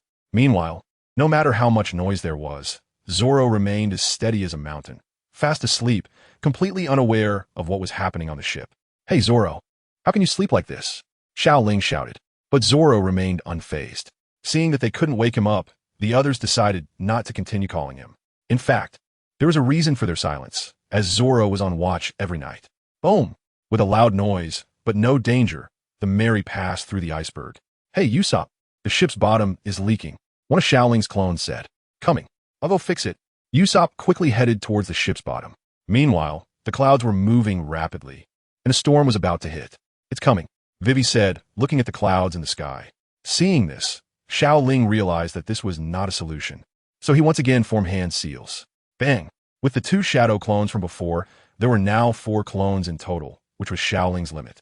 His chakra was not abundant, and Xiao Ling had experimented before. These clones possessed half of his physical strength. However, their defense was very poor, and the shadow clones he created could not use ninjutsu at all. Nevertheless, they were quite practical in this situation. With the addition of Xiao Ling's 2 clones, the previously busy Straw Hat Pirates breathed a sigh of relief. The next moment, a strong wind accompanied by heavy rain swept in. On the Mary, everyone moved back and forth, and after what felt like an eternity of effort, the storm finally calmed down. Bang! Xiao Ling's 4 shadow clones disappeared, and a strong sense of fatigue caused him to faint. This was the first time everyone experienced the harsh weather of the Grand Line. The sea was calm, and the sun was shining, and everyone lay on the deck gasping for breath. At this moment, Zoro slowly opened his eyes, looked at the sky, and said, what a nice day. Then he noticed everyone lying on the deck. Hey, what's wrong with you guys? It's such a nice day, and you're sleeping? You're all too lazy. Upon hearing this, if everyone weren't so tired, they would have wanted to punch Zoro. Zoro then walked up to Vivi and Mr. 9. How did you get on this ship? When did you come aboard? You just noticed? Mr. 9 said, almost in tears. Zoro nodded, looked around, and said, are we still on the original course? Upon hearing this, everyone became even angrier. This guy, Luffy, sitting in his special seat, said, we're getting ready to send them back. Huh? Send them back? You don't owe them anything. I'll forget it. To Zoro, since Luffy agreed, it didn't matter anymore. Zoro then looked at Mr. 9 and Vivi and said, I seem to remember your names, but I forgot what they were. It's something about an organization, but whatever, I've really forgotten. Zoro rubbed his hair and said helplessly. This made Vivi and Mr. 9 break out in cold sweat again. This pirate crew is not simple. Bang! Nami punched Zoro on the head. Hey, you've been sleeping since earlier, and we're all so tired, yet you say these leisurely things. Nami said, clenching her fist at Zoro. Zoro looked up, his eyes showing a bit of anger. However, Zoro's anger didn't end well, as he received a few more punches to the head. What a joke. Who dares to mess with Nami and the Straw Hat Pirates? At this moment, Nami came to Xiao Ling's side, shook his body, and said, Hey, Xiao Ling, are you okay? After shaking him for a while and finding no response, Nami put her fingers to Xiao Ling's nostrils and then sighed in relief. Then she briefly checked Xiao Ling's body. At this time, Zoro came over and asked, what's wrong with him? He must be overly exhausted. There shouldn't be any problem. He did the work of 5 people by himself. And it seems that the shadow clone technique also consumes his stamina, Nami replied. She then stood up and said, Today we experience the terror of the Grand Line. This is definitely a sea area that defies logic because my navigation skills were completely useless here. What? She actually admitted it. Usopp murmured as he sat up. But we still passed the first leg of our journey safely. Look over there, we have arrived at Whiskey Peak. Nami pointed to the side. The Whiskey Peak was covered in giant cacti. Just as Nami was about to say something again, Mr. Nine and Vivi jumped onto the railing and said to everyone, "Thank you for this journey. We'll take our leave now. Goodbye, darlings." Before anyone could respond, the two jumped into the water. "Well, let us head ashore too," Luffy said with a smile to everyone. "I really don't understand. We all need to go ashore anyway. Why do those two have to swim? Is it for exercise? Hey, everyone, if the record pointer has T recorded the magnetic force of this island, we want T be able to go to the next island. Some islands take only a few hours to reach, but others can take several days." Nami's words were interrupted by Usopp. "Are you saying that if this island is a monster island, we will also have to stay for a few days before we can leave?" "Yes," Nami nodded. Luffy and Zoro didn't care about this answer. "In any case, I will protect Miss Nami," Sanji volunteered. Usopp looked at the island in front of him, and for some reason, he felt a bit scared. I have an old sickness that suddenly flared up. It's a disease that prevents me from going on an island." Everyone ignored Usopp, and Zoro directly picked up the unconscious Xiao Ling on his back as they prepared to land on the island. Contrary to Usopp's imagination, they were not greeted by monsters, but a group of cheerful residents. What? Everyone looked around in confusion. What's going on? It seems like the people here are very welcoming, Zoro said while carrying Xiao Ling. Haha. Then let us go down. Luffy was already impatient and jumped down before the Mary was completely docked. Everyone shook their heads, and once the ship docked, they also got off. Hello, I'm the mayor of this town. Welcome to Whiskey Peak. This town is famous for its music and wine, and it is our honor to host you, a tall man with curly hair said to everyone as they disembarked.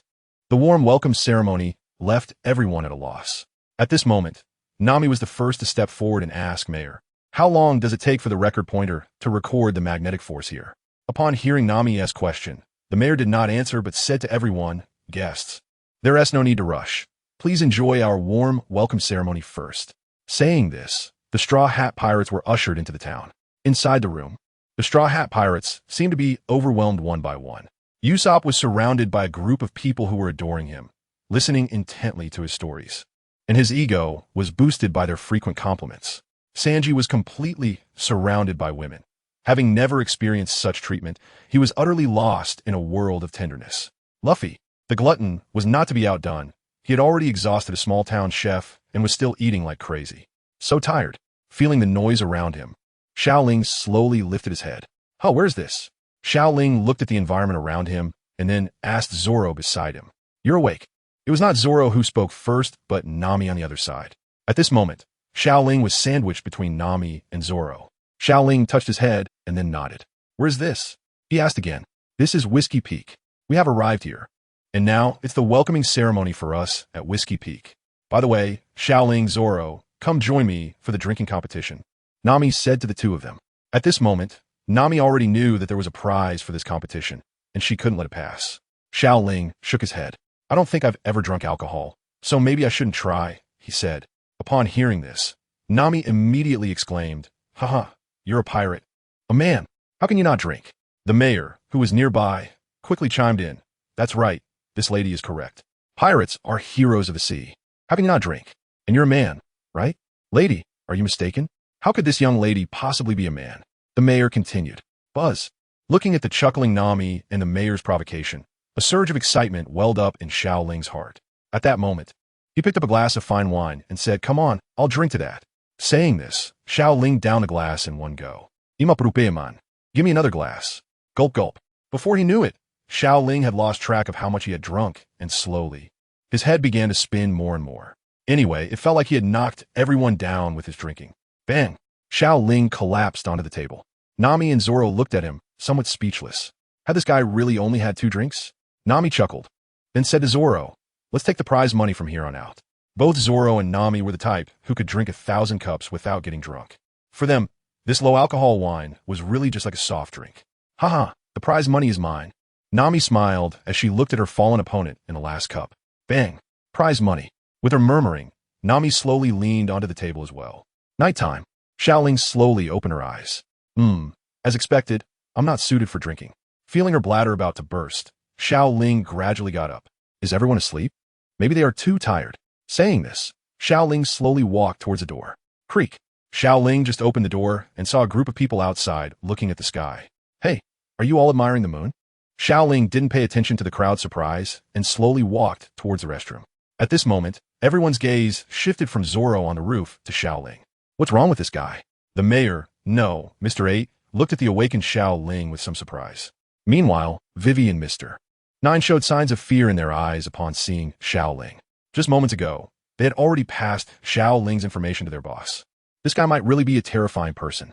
Inside the restroom, Xiao Ling felt an unprecedented sense of relaxation. So, his body shivered slightly, and then he pulled up his pants and walked outside. At this moment, the square was still filled with a large crowd of people.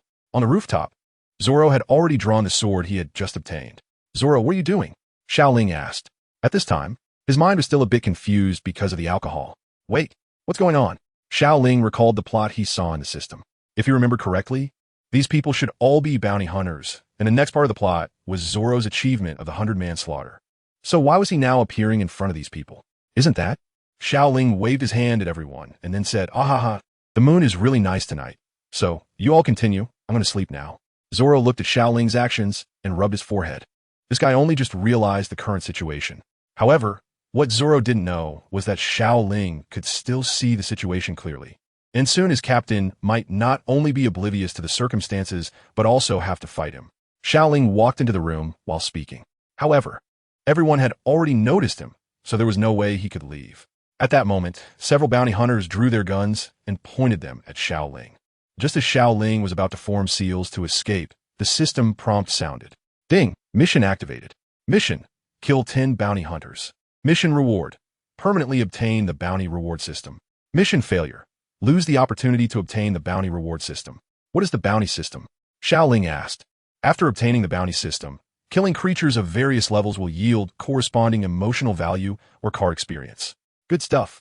This means that in the future, Xiao Ling can gain emotional value through combat, acquiring another method of obtaining emotional value. Seeing this news, Xiao Ling, who initially wanted to escape, changed his mind. This was an opportunity. Although he was scared, this group of bounty hunters had been the ones who caused Zoro's team to be wiped out. So these guys' strength shouldn't be that impressive. Xiao Ling's hand signs changed. Since you've seen it, we can only kill you, a bounty hunter said. What a pity. An unnamed person who can't even exchange for money. As he spoke, one of the bounty hunters directly shot at Xiao Ling Dam, an ambush. However, Xiao Ling was already prepared, and the shot did not hit him, but instead struck a wooden stake. What happened? The bounty hunter looked around, unable to find Xiao Ling's location. Meanwhile, Zoro also began to fight. He took out the cursed sword, Sandai Kitetsu, first to test this sword. Zoro showed an excited expression. At this moment, Xiao Ling took a deep breath. These guys are too treacherous, shooting without a word. Fortunately, I was prepared in advance. Xiao Ling was using a transformation technique, turning into a bounty hunter, blending into the crowd. He then slowly approached a lone bounty hunter from behind. When the bounty hunter turned around and realized it was not an enemy, he let out a sigh of relief. Just as he turned his head, countless small snakes instantly overwhelmed him. Ding, task progress 1. Hey, what's going on? How can there be so many snakes? Help! Xiao Ling immediately shouted loudly to the surroundings. The 3 bounty hunters heard the call and came to Xiao Ling's side, asking what's going on. Xiao Ling pointed at the bounty hunter surrounded by snakes and said, "I don't know what's going on over there. There are so many snakes." At that moment, one of the bounty hunters, seeing countless small snakes, shot Xiao Ling a glance and said, "It's just a bunch of little snakes. What's there to be afraid of?" The 3 bounty hunters approached the small snakes and pulled aside the snakes that were surrounding the bounty hunter's face. Once they did, their expressions suddenly froze. The bounty hunter, who had just been chatting with them, looked exactly like the lifeless one in front of them. In the next moment, cold sweat poured down their backs. What the hell? They looked back in disbelief. Bang! Bang! Bang! 3 gunshots rang out. Blood splattered everywhere. Ding! Noticing the host's emotional fluctuations, emotion value increased by 1,000. Huff! Xiao Ling touched his trembling hand, and under the stimulation of a bit of alcohol, he couldn't tell if he was excited or scared. This wasn't his first time killing. Ding! Task progress increased by 3. Current task 410, still 6 to go. This group of bounty hunters were just slightly stronger ordinary people, not comparable at all to monsters like Luffy, Zoro, and Sanji. In the first half of the Grand Line, there were still more people of this level. I wonder how Zoro is doing. I need 10 people and can't let Zoro take them all down.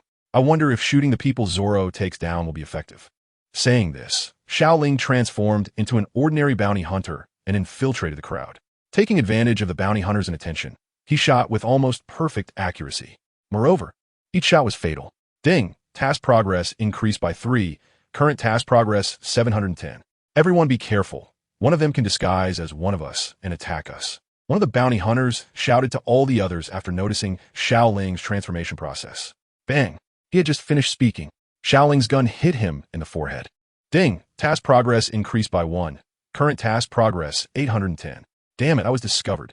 Xiao Ling saw the bounty hunter staring at him and quickly retreated, followed by the continuous sound of gunfire coming from behind. Xiao Ling only felt a chill on his back, and then he jumped into cover. Damn, I actually got shot. Xiao Ling felt the waves of pain coming from her back. There's still 2 left. Xiao Ling looked outside. Zoro's knockout speed definitely surpassed his. Many bounty hunters had already been taken down by Zoro. Shadow Snake Hand. Ding! Task progress increased by 1. Current task progress 910.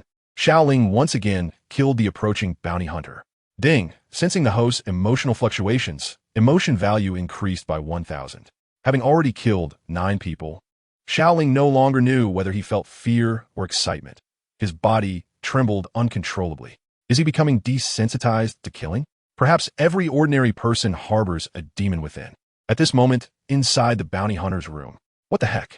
Is this all the valuable stuff? Nami sighed. This Whiskey Peak is truly a terrible place. So poor. Is this really a bounty hunter's lair? Nami, who had just been excited, now felt disappointed. She had hoped to score another big haul. But it turned out these people were poorer than they were. It's known that Nami can drink 1,000 cups without getting drunk. This little bit of alcohol couldn't possibly get her tipsy. Everything was just a play she was acting out with these bounty hunters. Are there really such good people in the world? Besides, this is the Grand Line. There definitely aren't any. Nami isn't stupid. The battle outside is really intense. I didn't expect that coward Xiao Ling would actually participate in the fight. What a surprise, but whatever. I'll go take another look to see if there are any treasures to be had. At this moment in the square, Zoro actually wrapped the green scarf around his eyes. Has this guy been knocked silly by us? He actually covered his eyes, one bounty hunter said. What are you joking about? So far, you've been completely played by them. They must be holding back some big move, another bounty hunter replied. After Zoro covered his eyes, he could no longer see the situation around him. Based on what he saw that day, observation haki can capture things that the naked eye cannot see. So with the enhancement of observation haki, even without using my eyes, I can feel their movements. Zoro remained calm, sensing the environment around him. Ever since he saw the training method for the 3-color haki that day, he had not stopped training. However, his progress was minimal. In Zoro's view, these things cannot be achieved through ordinary training. It should be understood faster in battle. Ha! How underestimating. Actually thinking he can deal with us without his eyes. You're dead. One bounty hunter, provoked by Zoro's actions, shot at him. Bang! The bullet grazed past Zoro's face, blood flowing from his cheek. That was close. Zoro was drenched in cold sweat, but then he revealed a terrifying smile. If I'm not mistaken, this is observation haki, right? How could it be? I clearly aimed for his head. How did I miss? The bounty hunter who fired the shot said in disbelief. Damn it. I don't believe it. Saying this, he planned to fire again. Shadow Snake Hand. However, this time he didn't get a shoot, as countless little snakes wrapped around his body. Ding, congratulations to the host. Mission accomplished. Ding, the bounty system officially begins. At this moment, Xiao Ling saw the full picture of the bounty system. The so-called bounty system does not accurately set bounties on specific characters.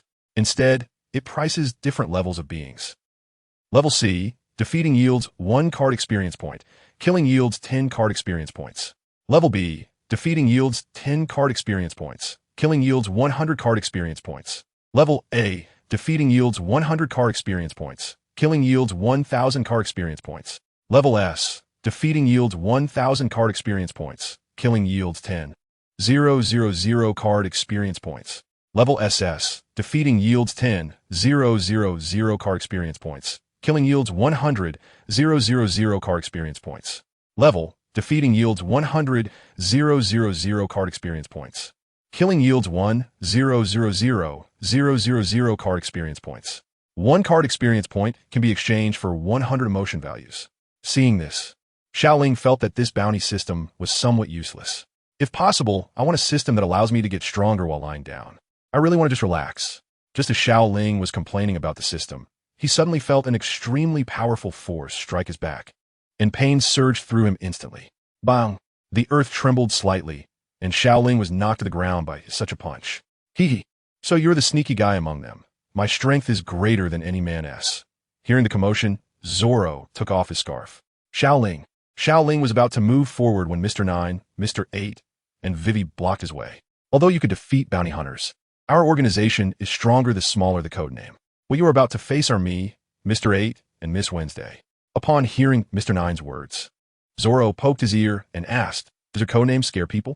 Strong people don't need to be ranked by codenames. Damn it. The three glared fiercely at Zoro. On the other side, under Miss Monday's gaze, Xiao Ling's body suddenly became dry and shriveled. What is happening? The next moment, Xiao Ling's body slowly crawled out from his mouth. This scene made Miss Monday retreat in fright. So disgusting. Xiao Ling shook off the slime on his body. Although it didn't have much of a smell, the stickiness was indeed quite uncomfortable. At that moment, Xiao Ling turned around and looked at the woman who had just attacked him. You actually have no sense of martial ethics, sneaking up on me, Xiao Ling said. The previous strike had made him feel as if his bones were shattered. Hearing Xiao Ling's words, Miss Monday took a few steps back, as the earlier scene had also frightened her. But she quickly reacted. Damn it. The fear from just now ignited some anger within her. And this time she charged at Xiao Ling with all her strength. What? Miss Monday felt as if her fist, upon making contact with Xiao Ling, struck something as soft as cotton. What kind of technique is this? She looked at Xiao Ling's strange fist posture in disbelief.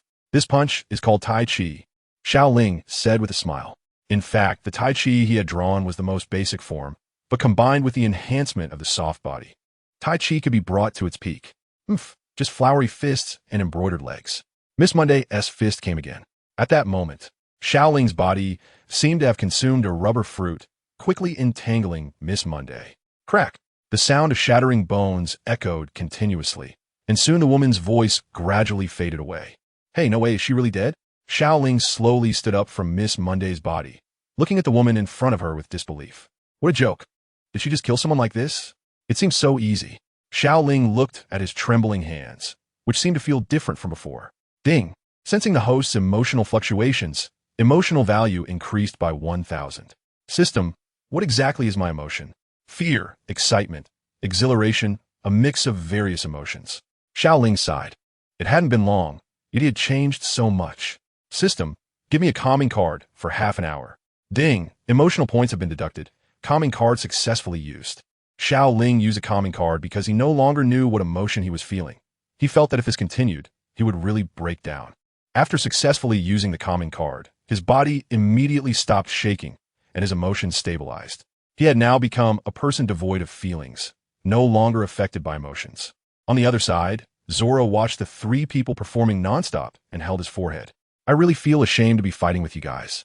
Are these guys really bounty hunters? Are they not just a bunch of clowns invited by a monkey? He barely had to make a move, and these three defeated themselves. So boring. Hey, Xiao Ling, want to come up for a drink? Zoro sat on the rooftop, watching Xiao Ling walk over below. Xiao Ling nodded. Under the watchful eyes of the injured trio below, he walked up to the roof. This guy. Vivi looked at the person in front of her. Hey, Xiao Ling, what kind of power do you have? How can you walk on the wall? Zoro asked. I am a ninja. Xiao Ling did not say much. Really? Has he used that power to block emotions again? Zoro said. Xiao Ling nodded and directly took the wine from Zoro's hand, taking a gentle sip. At that moment, Zoro noticed some movement below, and both Xiao Ling and Zoro looked down at the same time. Huh, new guy coming in? A bounty hunter? Zoro said. Xiao Ling shook his head. It seems so. A woman holding an umbrella and a man with a black afro appeared in front of Mr. 8, Mr. 9, and Vivi. Mr. 5, Miss Valentine's Day, what are you doing here? Mr. 8 said. This time, it seemed that Mr. 5's goal was not Zoro and the others. He smiled at Mr. 8 and said, Ha ha ha ha. I am here on the boss's orders to eliminate an important figure from a certain kingdom that has infiltrated our organization. Upon hearing this, Mr. 8, who was lying on the ground, suddenly broke out in a cold sweat. Because he indeed had a secret, and what Mr. 5 mentioned was exactly that secret. The other party was here to eliminate them. Damn it, I've been found out. Mr. 8 struggled to stand up, blocking Vivi. In the name of the chief guard of Alabasta Kingdom, I will not let you harm a single hair on the princess. Curly, cannon. Boom! Mr. 8 launched the first attack, knowing that the strength of the opponents surpassed his own. If he didn't catch them off guard, he would be no match for them. Their conversation was lengthy, and Xiao Ling and Zoro above did not hear it clearly. However, Nami, who was hiding nearby, heard everything very clearly. A princess? So there is someone with that status among this group.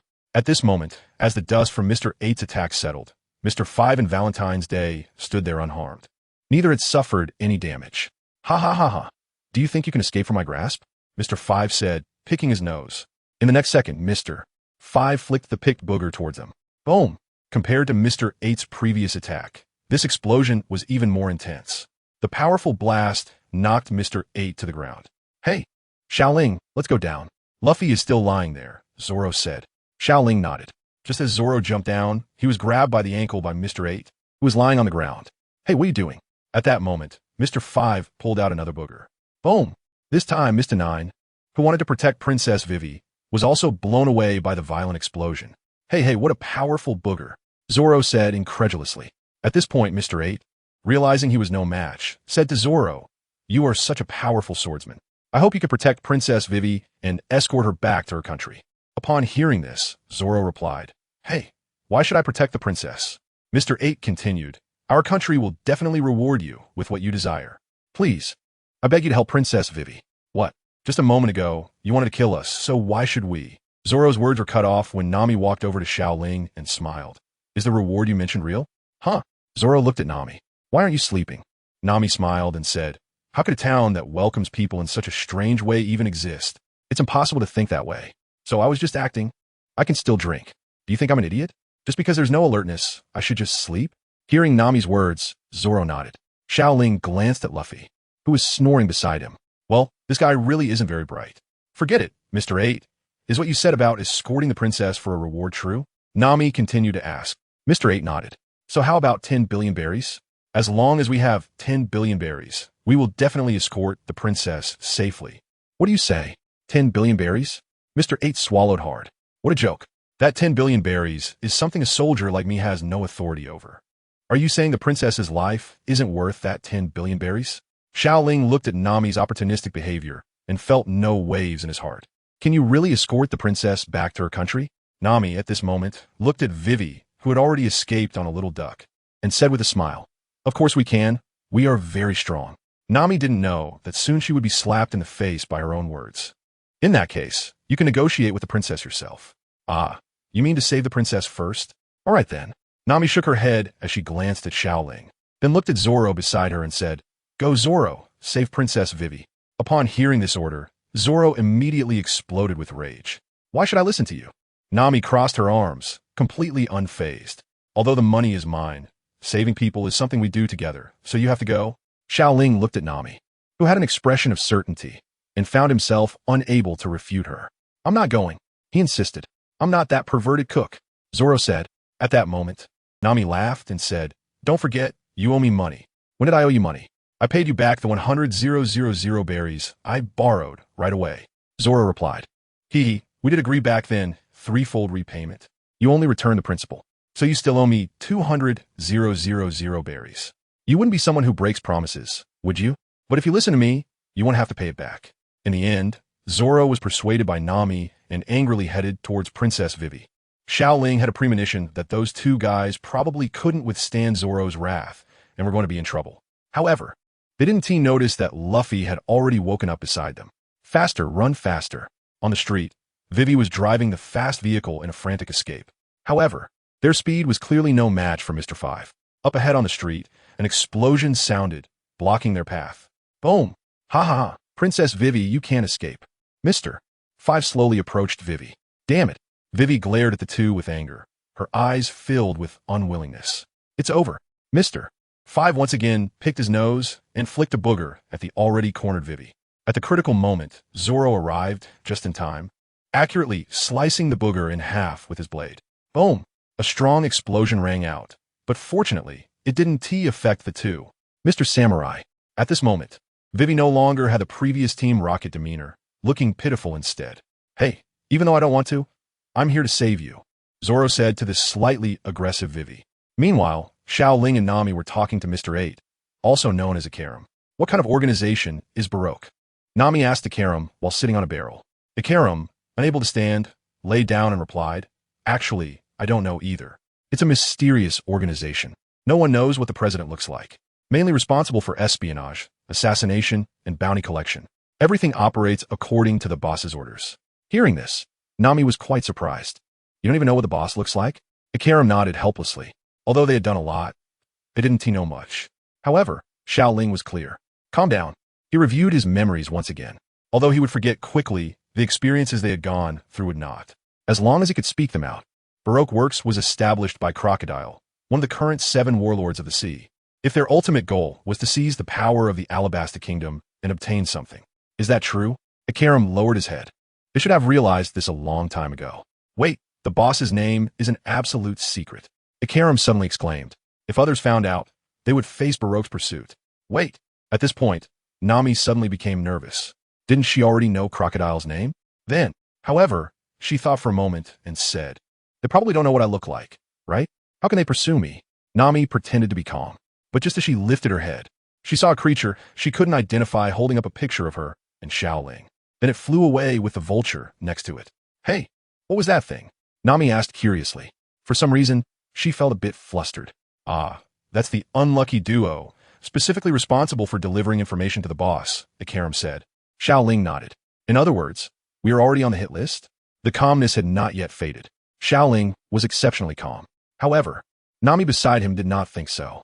Tears had already soaked the sleeve of Xiao Ling's shirt. Hey, we just entered the Grand Line, and we've already become targets of the 7 warlords? Why are we so pathetic? And also, Nami lifted her head. What's going on with you right now? Nami looked at Xiao Ling's current state, which was somewhat different from usual. Shouldn't they be crying helplessly together at times like this? Why was it only her left to cry now? I used a special method to temporarily eliminate my emotions, Xiao Ling said. Are there any side effects? This was the first question that came to Nami's mind. Xiao Ling shook her head. After hearing this, Nami continued to cry. Ooh, I'm still young. But the next second, she suddenly thought of something and said, No way. Why should it only be the 2 of us? Let's go find those 2 monsters, Zoro and Luffy. Xiao Ling nodded. On the other side, the battle between Zoro and Mr. 5 had not begun. The one standing against Zoro was none other than his respected captain, Luffy. Zoro, you ungrateful guy. Luffy's anger had reached its peak at this moment. Zoro looked at Luffy, so foolish, and said angrily, Hey, Luffy, this is a bounty hunter town, full of bounty hunters, our enemies. I don't care. How could bad guys invite us for a meal? Luffy said as he began his attack. Boom! This punch directly shattered a nearby boulder. Zoro broke out in a cold sweat seeing this strike. Hey, do you really want to kill me? Yes. Luffy continued to roar. This statement completely ignited Zoro's anger. Fine, since that's the case, I want to cut you down for a long time. Let's see which is stronger, martial arts or swordsmanship. This was definitely Zoro truly wanting to kill Luffy. Bring it on. Both of them became serious, with Zoro putting on the scarf on his head. Meanwhile, Mr. 5 and Miss Valentine, who were ignored by the 2, watched them with a hint of anger. Damn it, are they having an internal conflict? They actually ignore us, who are so powerful, Mr. 5 said fiercely. They were very confident in their strength. They were true elite agents, devil fruit users. Damn it. Miss Valentine, let's show them our power. Okay. The 2 rushed towards the direction of Zoro and Luffy's battle. But before they could reach the 2, they were suddenly blocked by Xiao Ling. Who are you? Mr. 5 asked the seemingly oblivious girl in front of him. The one who will deal with you. Xiao Ling then looked up at Nami, who still had no intention of stopping Zoro and Luffy from fighting. It seemed she planned to let them continue for a while longer. However, Xiao Ling didn't want these 2 to disrupt their battle. With his calmness and enhanced focus, he quickly analyzed the situation. These 2 were not very strong and were quite lacking compared to him. They were practically walking experience points. Xiao Ling gently licked her lips. Mr. 5 and Miss Valentine's Day, upon seeing this Xiao Ling, felt a chilling sensation that made their hearts tremble. What's wrong with this guy? It feels like being targeted by a venomous snake. Miss Valentine's Day said, TCH, putting on airs. We are high-ranking agents of Baroque Works. Just die already. A glob of human secretion was launched towards Xiao Ling. Boom. A violent explosion sounded, and thick smoke surrounded Xiao Ling. TCH, thought you were stronger than this. Mr. 5 continued to pinch his nose and looked at the explosion ahead with a smile. Ha ha ha ha ha. After taking your attack, even the strongest would not be able to withstand it. Miss Valentine's Day said with a laugh. Really? Just then? A voice devoid of any emotion echoed from behind the two. Haven't you heard of the law that smoke doesn't harm? Forget it. You probably haven't. Hearing the voice, the two immediately turned around. How is this possible? You were clearly in front of us just now. When did you get behind us? Xiao Ling was not in a hurry to attack and looked at the two. Why should I tell you? Mr. Five frowned upon seeing this. And once again, a bodily secretion appeared, launching towards Xiao Ling. In the next second, Xiao Ling, who was already prepared, began to hand seal. Wind release. Great breakthrough. A fierce gust of wind was expelled from Xiao Ling's mouth. This guy is also a devil fruit user? Then a strange scene occurred. Mr. Five's bodily secretion, which was a booger, happened to be blown into his mouth by Xiao Ling's attack while he was speaking. Boom! It turned out that the rule of no damage when there's smoke only applies to the protagonist. After the huge explosion, Mr. Five lay quietly on the ground, his mouth completely swollen. Mr. Five, his partner Miss Valentine's Day, nervously shouted upon seeing Mr. Five taken down by his own attack. However, Mr. Five did not respond to her question. The ones answering Miss Valentine's Day were a group of small snakes. What is this? Miss Valentine's Day was frightened and kept retreating from the suddenly appearing small snakes. Although the small snakes did not approach Miss Valentine's Day's body, they surrounded Mr. Five, who was lying on the ground. Ding! Killed a B-rank powerhouse, awarded 100 experience points. It seems that the range of each level is quite significant. Mr. Five should be considered an outstanding B-rank powerhouse. After all, he is a devil fruit user. I wonder what kind of strength this Miss Valentine's Day has. Just as Xiao Ling finished speaking and was about to chase after her, he heard the system's prompt. Ding! The calm emotion card has ended. At that moment, Xiao Ling closed his eyes. Forget it. Since I've already killed so many, I might as well let Miss Valentine's Day go. Xiao Ling let out a sigh. The calming card had stabilized all his previous emotions. Then he saw Mr. Five lying on the ground. He was now just a corpse. Huh. It seems like killing has become a habit. Saying this, Xiao Ling did not give Miss Valentine's Day a chance and walked around Mr. Five's body, 10 meters away, slowly making his way towards Vivi. Miss Valentine's Day was already shocked by Xiao Ling's terrifying methods and dared not confront him. Meanwhile, Vivi had been paying attention to the battle situation on Xiao Ling's side. Seeing him win effortlessly, her inner shock was beyond words. Could it be that he really could defeat Crocodile? Witnessing Xiao Ling's methods and seeing him approach her, Vivi unconsciously took a step back. Bang! Ouch! Xiao Ling shook his head and stood up again. How could there be a stone on the ground? Damn it, I actually tripped over it. How can I make a fool of myself in front of Wei Wei? Immediately, Xiao Ling planned to kick the stone away with his foot. However, his human instinct told him that it wouldn't hurt the stone, but rather his foot. This time, Xiao Ling took a detour once again. Princess Wei Wei. Xiao Ling had just shouted when he felt a tremendous amount of killing intent coming from both sides. The terrifying level of this killing intent even made the hairs on his body stand on end. Hey, Xiao Ling, get out of the way. I'm definitely going to take down this idiot today. TCH, come on, you ungrateful jerk. Let me knock you flying. Two voices came from either side of Xiao Ling. It was Luffy and Zoro, who were about to duel. What the hell? When did I walk into the middle of them? With that thought, Xiao Ling ran towards Vivi again. I definitely don't want to get involved in a fight between these two big shots. However, just as Xiao Ling ran away, a woman appeared above the two, just as their attacks were about to collide. Bang! Then, a voice filled with resentment rang out from behind Xiao Ling. Hey, Xiao Ling. You didn't stop them, so now I, a weak woman, have to intervene. How can you live with yourself? Xiao Ling turned around and saw the two people who had been knocked down by a punch being dragged over by Nami. Weak women? Who are these guys? This time, Vivi's worldview was somewhat shattered. Are these people in front of her monsters? The two people being lifted by Nami were still unwilling to back down, attacking each other. Bang! You two be quiet. With Nami's roar, the two finally fell silent. Then, Nami took a deep breath. Since they were already being hunted, they couldn't give up the 1 billion berries. At this moment, Nami revealed what she thought was her sweetest smile and said to Vivi, Princess Vivi, I have already discussed with your guards to send you back to your country. You've assessed these guys, and their strength is pretty good, right? Vivi was momentarily stunned and nodded slightly. All right, since you've assessed them, I will now state my price. Just 1 billion berries. Isn't that cheap? Upon hearing the mention of 1 billion berries, Vivi lowered her head. I'm sorry, I can't come up with 1 billion berries. Hearing this, Nami's expression changed. How could that be? You're a princess, it's just 1 billion berries. Nami said, perhaps in her impression, A princess should be the happiest existence. Vivi shook her head again and said, "You may not understand the country of Alabasta. This country has been in turmoil and cannot come up with that much money." Meanwhile, Xiao Ling had already finished explaining the situation to Luffy. Luffy laughed apologetically. "Sorry, Zoro. Why didn't you tell me? Making me misunderstand? Hey, I already said it. Were you even listening, idiot?" Xiao Ling couldn't help but laugh out loud. Zoro must have wanted to kill Luffy many times, right? "Hey, you guys be quiet," Nami shouted at the group. The three of them simultaneously chose to shut their mouths. "Sigh, we don't even have a billion berries.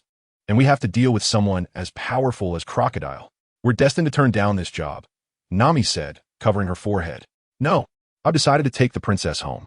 Just as Nami decided not to take the risk, Luffy's voice rang out. "Hey, Luffy, are you kidding? That's a pirate who can fight against a whole country." Nami yelled at Luffy. Meanwhile, Zoro was very pleased with Luffy's decision. "Warlord, huh? I didn't expect to encounter one so soon. Hawkeye is also one of the warlords, right?" Zoro smiled with excitement. Xiao Ling nodded and said, "Humph. They're just the 7 warlords of the sea. Back in the day, I could defeat 10 or 12 of them with one hand. And Crocodile was one of my defeated opponents." "Bang. Xiao Ling, stop bragging," Nami said, directly pinching Xiao Ling's ear. "They are the 7 warlords of the sea. Luffy, are you sure about this?" Nami said pitifully. Although Nami usually acted tough, the captain of the ship was still Luffy. "No need. I made up my mind to send the princess home." Nami was at a loss for words. "Forget it. Anyway, we've already been drawn by Crocodile's men. We can't escape now." At this moment, Ikaram came over, and seeing his appearance, Xiao Ling couldn't help but laugh. "Was this a man in women's clothing?" Ikaram, dressed in Vivi's clothes, said, "Soon the Baroque works will come to hunt us down. I'll act as bait, and you all need to quickly send the princess back to the Alabasta kingdom." "Thank you." In the end, Nami stood up. Since the decision was made, she could only brace herself. At this time, Xiao Ling used Shadow Clone Jutsu and said to Luffy and the others, "I'll go wake Usopp and Sanji. Once Ikaram leaves, we'll take action." "Okay." The others nodded, and Nami sighed helplessly. Xiao Ling actually agreed to Luffy's dangerous idea. Under the technique of Shadow Clone, Luffy and the others can't tell which one is the real Xiao Ling. In fact, the Xiao Ling following Luffy and the others is the clone, because Xiao Ling feels that perhaps following Luffy at this moment is the biggest danger. Meanwhile, his real body has already arrived in front of Sanji and Usopp. Are these two guys sleeping so soundly? Xiao Ling felt a bit helpless and then patted Sanji's face with her hand. So many beautiful girls. Sanji, who was being patted, not only didn't wake up, but also showed a lewd expression, about to kiss Xiao Ling's hand. This guy, seeing Sanji like this, Xiao Ling couldn't help but unleash a full-force slap that sent him flying. He then ignored Sanji, believing that such power should be enough to wake him up. "Usopp!" Xiao Ling shouted loudly at Usopp. "What the hell? What's going on with these two?" Just when Xiao Ling wasn't paying attention, Sanji had already appeared in front of him, his eyes still squinting as if he hadn't woken up. "Am I dreaming?" Sanji began to mumble to himself. "Why would I dream about Xiao Ling, the guy who almost ruined my life?" While speaking, Sanji started to tear up. "But this guy is too good looking. Why is he a man? But even if he's a man..." Sanji didn't finish his sentence before Xiao Ling landed another punch in his abdomen. What the hell? This guy Sanji's thoughts are really dangerous. Xiao Ling's punch completely woke Sanji up. At that moment, a huge explosion sounded nearby. "Sanji, hurry up. Let's go back to the Mary, and I'll explain later." Saying this, Xiao Ling ignored whether Usopp was awake and directly grabbed his nose, running towards the outside. "Hey, what's going on?" Sanji asked while running after Xiao Ling. Meanwhile, Usopp on the ground kept making intimate contact with the ground, and the intense vibrations and pain in his nose brought him back to consciousness. Hey, it hurts. It hurts. What are you doing, Xiao Ling?" But the rushing Xiao Ling did not hear Usopp shouting. "Hey, Xiao Ling, did you hear any sounds?" Sanji suddenly stopped and said. Xiao Ling shook his head, and the two continued to run, while Usopp on the ground shed tears of pain. What kind of teammate is this? He couldn't even hear the voice of the great Captain Usopp. The two increased their speed. Beside the Mary, a duck was already waiting nearby. "Huh, is this Vivi's duck? How did it end up here?" Xiao Ling asked with curiosity. He then casually tossed Usopp onto the ground and climbed onto the ship. The duck followed Xiao Ling up as well. Why is it a duck and not a chicken? Do you look down on my chicken brother? Hey, what the hell is going on? Xiao Ling, you bastard, do you know it hurts?" Usopp finally got his freedom and pointed at Xiao Ling, cursing loudly. Bang! Just as Usopp was about to continue, Sanji kicked him away. This time, Usopp was completely stunned. What the heck is going on? Sanji, why did you kick me? Usopp knew he wasn't Sanji's match, so his tone softened. Sanji shook his head. I don't know. I couldn't help it. But Xiao Ling must have brought us here for a reason. What kind of reason is that? Usopp was on the verge of tears. At this moment, Luffy and the others also arrived. Xiao Ling's shadow clone had already dissipated, and he knew what had happened over there. When they reached near the Mary, Vivi looked around nervously, as if searching for something. By this time, everyone had boarded the ship, and Xiao Ling shouted to Vivi, Vivi, what are you looking for? Vivi said anxiously, it's running too fast. I can't find it. At this moment, Xiao Ling pointed to the duck nearby and said, are you looking for it? This chicken? Seeing that the duck was fine, Vivi let out a sigh of relief. That's it. It's a duck. How could it be a chicken? Seeing Vivi board the ship, Xiao Ling said, ducks and chickens look quite similar, and you're so beautiful. Wouldn't it be chicken? You're too beautiful with this chicken? Everyone was speechless at Xiao Ling's remarks. What is this? Meanwhile, Xiao Ling, unaware of the idiotic looks from everyone, continued to mumble to himself. I wonder if it can fight. Xiao Ling had not finished speaking when Luffy said, since everyone is here, let's set off. Nami nodded and said, we need to hurry and get Vivi back to her country, or her homeland will be in danger. Xiao Ling, Zoro, you go get the anchor. Okay, the two shouted in unison.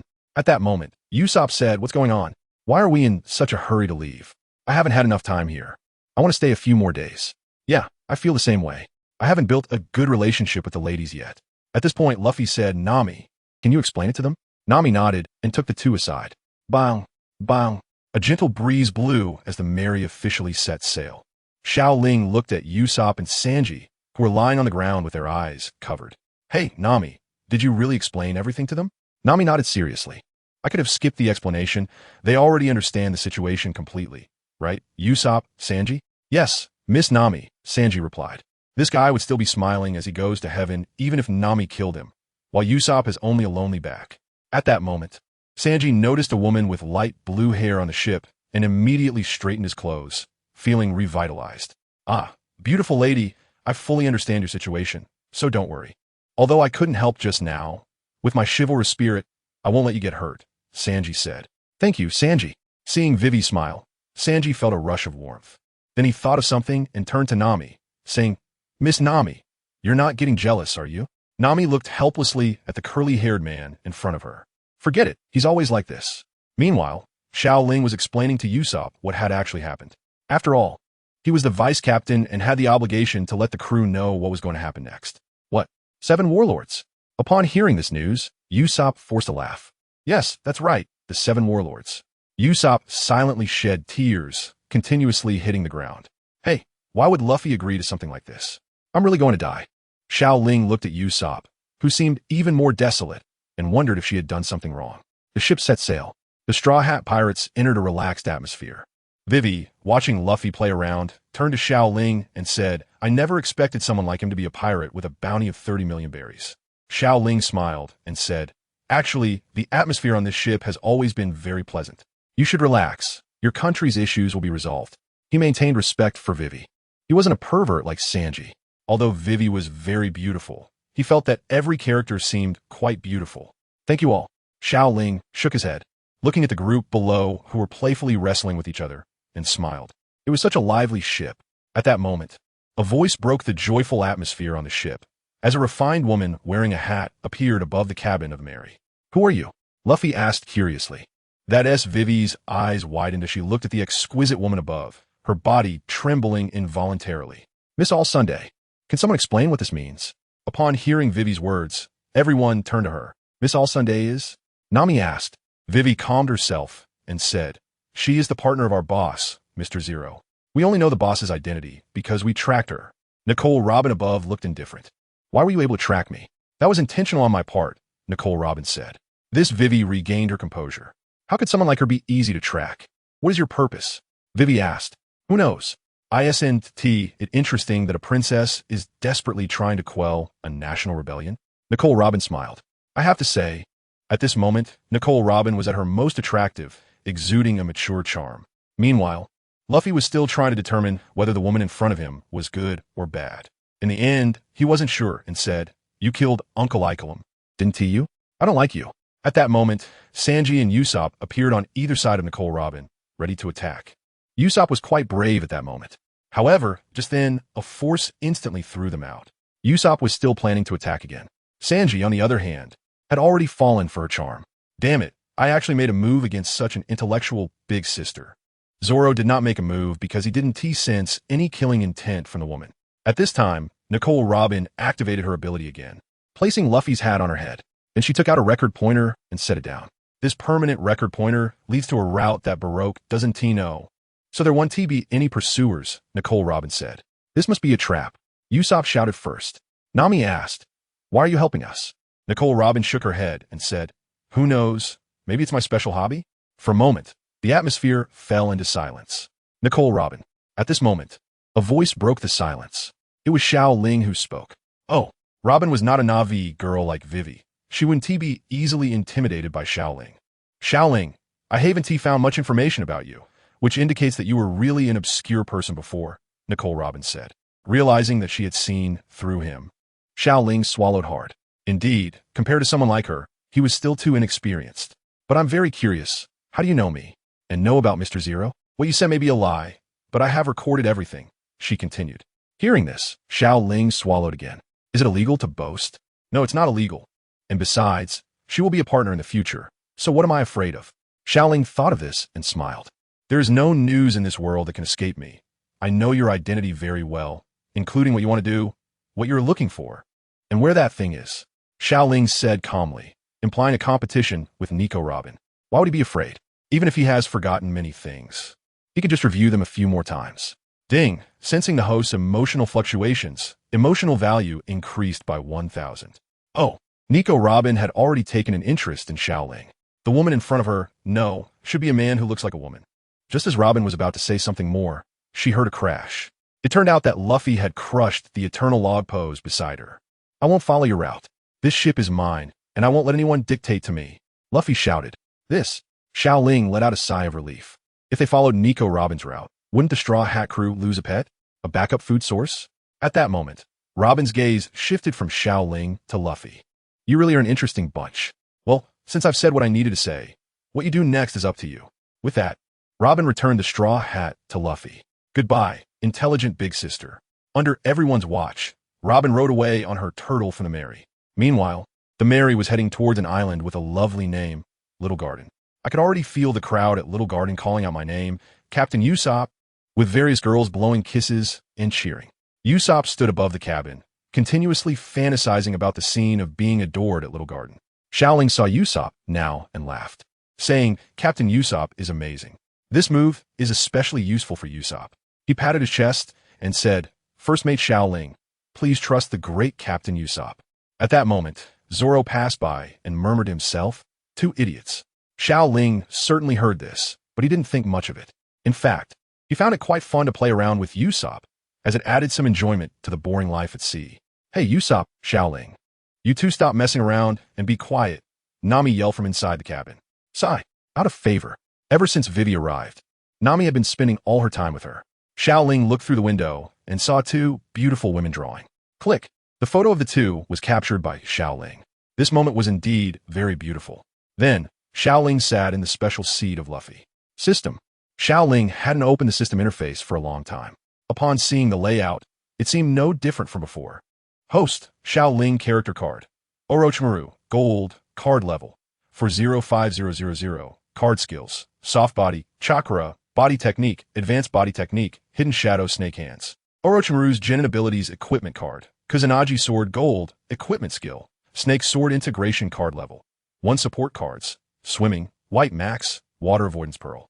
Tai Chi, level 1, combat power evaluation. B emotional value. 60124 experience value. 200 now, 100 emotional points can be exchanged for 1 experience point. And he now has a bounty system that allows him to gain experience without using emotional points. By this calculation, using the bounty system to gain experience is more appropriate than exchanging emotional points. However, the bounty system requires defeating or killing. System, can I defeat the same person repeatedly? Xiao Ling asked. Yes. Doesn't that mean I can exploit a bug? At this moment, Xiao Ling turned around and saw Zoro, who was about to sleep, and said, Zoro, can I defeat you once? Huh? Zoro looked at Xiao Ling. Xiao Ling didn't wait for Zoro to explain and said, let me defeat you once. I'll hit you once, and you just fall down and admit defeat. Help me out a bit. Zoro ignored Xiao Ling and closed his eyes, saying, if you want to play house, go find Usopp. Hey Zoro. Seeing that the other party still wasn't paying attention to him, Xiao Ling decided not to say anything more. It was just a test anyway. It was the same for everyone. Usopp. Xiao Ling shouted at Usopp. What is it? Usopp looked up, but just as he did, a group of small white snakes wrapped around him. Xiao Ling would certainly not go so far as to kill him. He merely wrapped him up and threw him to the ground. Immediately afterward, the little snake left Usopp with only his mouth. Xiao Ling, what are you doing? Sneaking up on Captain Usopp? Are you planning to usurp power? Xiao Ling did not pay attention to Usopp, but instead looked at the system interface and said, System, can you determine if I have defeated the enemy? The system replied, this system is a very rigorous existence. Don't have the idea of trying to exploit bugs. The determination of defeat is when the opponent has no power to resist at all. Upon seeing this, Xiao Ling sighed. Although he felt there were loopholes in what the system said, they were hard to catch. Thinking of this, Xiao Ling retracted his ability, and Usopp was released. The first thing Usopp did after being released was to come in front of Xiao Ling and pointed at him, saying, what are you doing? Trying to commit murder? You are indeed a dangerous person, despicable. Look at me, Captain Usopp. Bang. It was not Xiao Ling who attacked Usopp, but Sanji. Hey, Sanji, what are you doing? Usopp said, holding his head. Sanji took a puff of smoke and said, you disturbed Miss Nami and Miss Vivi in the room while they were enjoying the dessert I specially prepared. Hey, that's the reason? Upon seeing Sanji's gaze, Usopp swallowed the words he wanted to say. Damn it. How dare you bully me, the great Captain Usopp? Xiao Ling ignored Usopp and entered the cabin, taking out his recliner. This weather was perfect for a good nap. Saying this, he enjoyed the gentle breeze and fell asleep. After an unknown amount of time, Xiao Ling felt the noisy environment around him. However, he had long adapted to the chaotic activities of the Straw Hat Pirates. The playful antics of Luffy and Usopp had no effect on the sleeping Zoro and Xiao Ling. However, Vivi, above in the cabin, felt a bit uncomfortable seeing this scene. Although she knew they were strong, were they really pirates? Could they be trusted? Vivi murmured to herself. At that moment, Nami appeared beside her and said, although they act like this usually, they are reliable at crucial moments. Plus, this kind of ship makes people feel relaxed, doesn't it? Nami said with a smile. Yes, it does make me feel a bit more at ease, Vivi replied. Hey, there's an island up ahead. Luffy, who was playing around with Usopp, looked ahead and shouted to everyone. After hearing this, Xiao Ling opened his eyes. Are we there?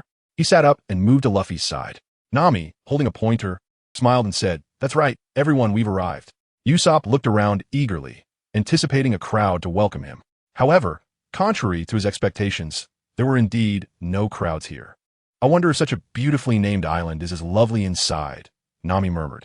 At this moment, Xiao Ling shook his head and said, I once read in a book that Little Garden is an ancient island, still stuck in the dinosaur era.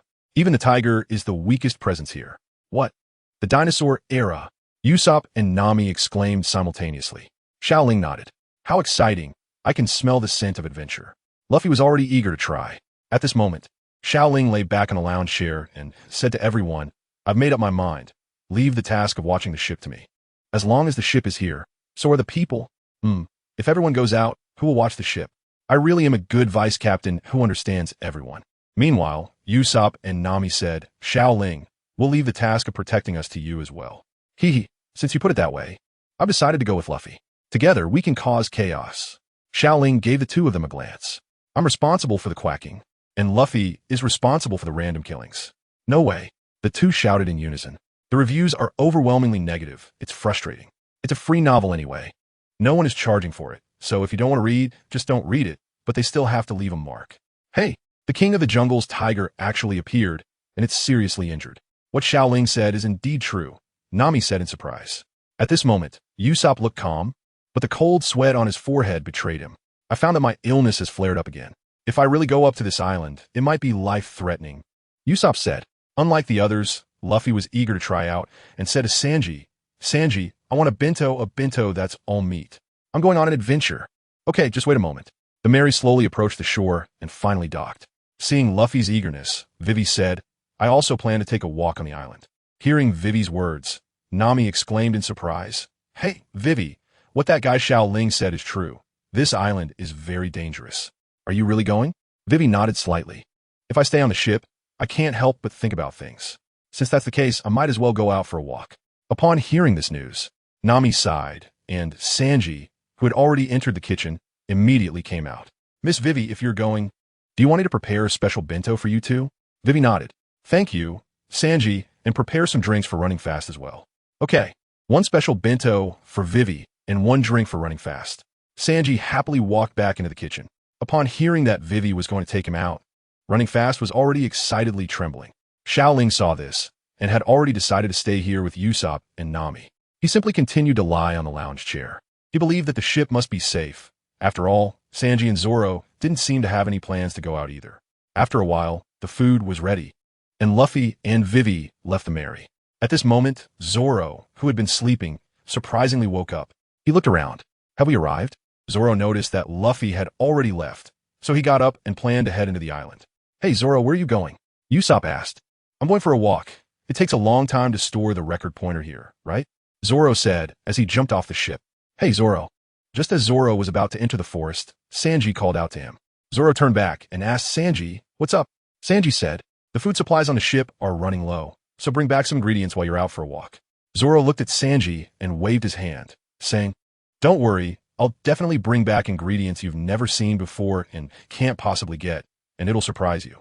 That didn't seem like a problem. However, it became a problem in Sanji's ears. What? There are ingredients I can't get? What are you talking about? Sanji seemed to be ignited by Zoro's words and became furious. Hearing Sanji's words, Zoro was not to be outdone and continued, yes, ingredients you definitely can't get. Thus, the competition between the two inexplicably began. Xiao Ling looked at the two rivals leaving together with some helplessness. What's going on here? It's so baffling. Wait, Sanji and Zoro have both left. Forget it. The ship must be safe. With that thought, Xiao Ling slowly closed his eyes. Meanwhile, Usopp and Nami looked at Xiao Ling as if they had found a lifeline. Are we the only three left? Nami said, on the verge of tears.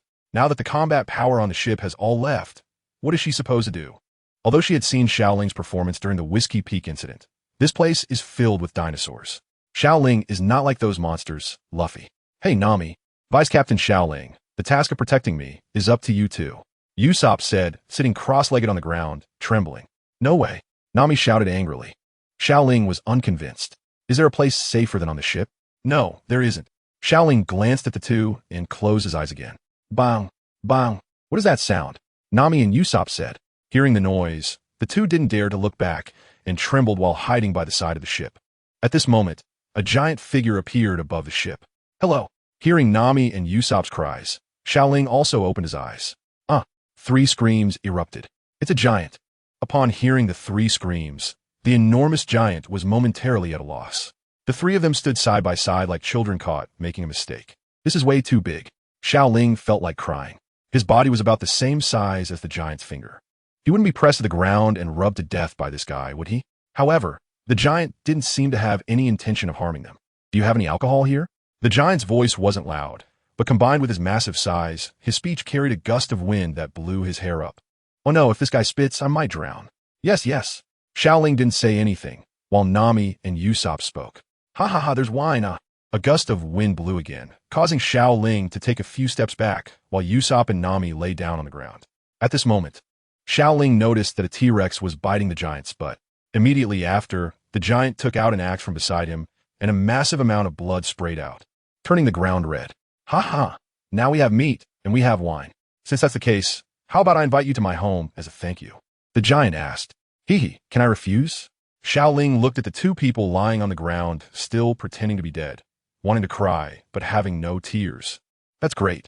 Then Xiao Ling pointed at Nami and Usopp, and said, can I bring my companions along? At that moment, Usopp and Nami felt as if they had been struck by lightning. Tears kept flowing out, and they had already cursed Xiao Ling in their hearts. Xiao Ling swallowed hard. Ding! Sensing the host's emotional fluctuations, the emotional value increased by 1,000. It seemed the other party had no intention of engaging them in battle.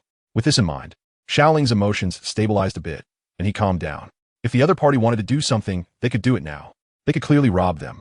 Yet they invited them as guests. They should not be bad people. Thinking of this, Xiao Ling took out all the alcohol on the ship.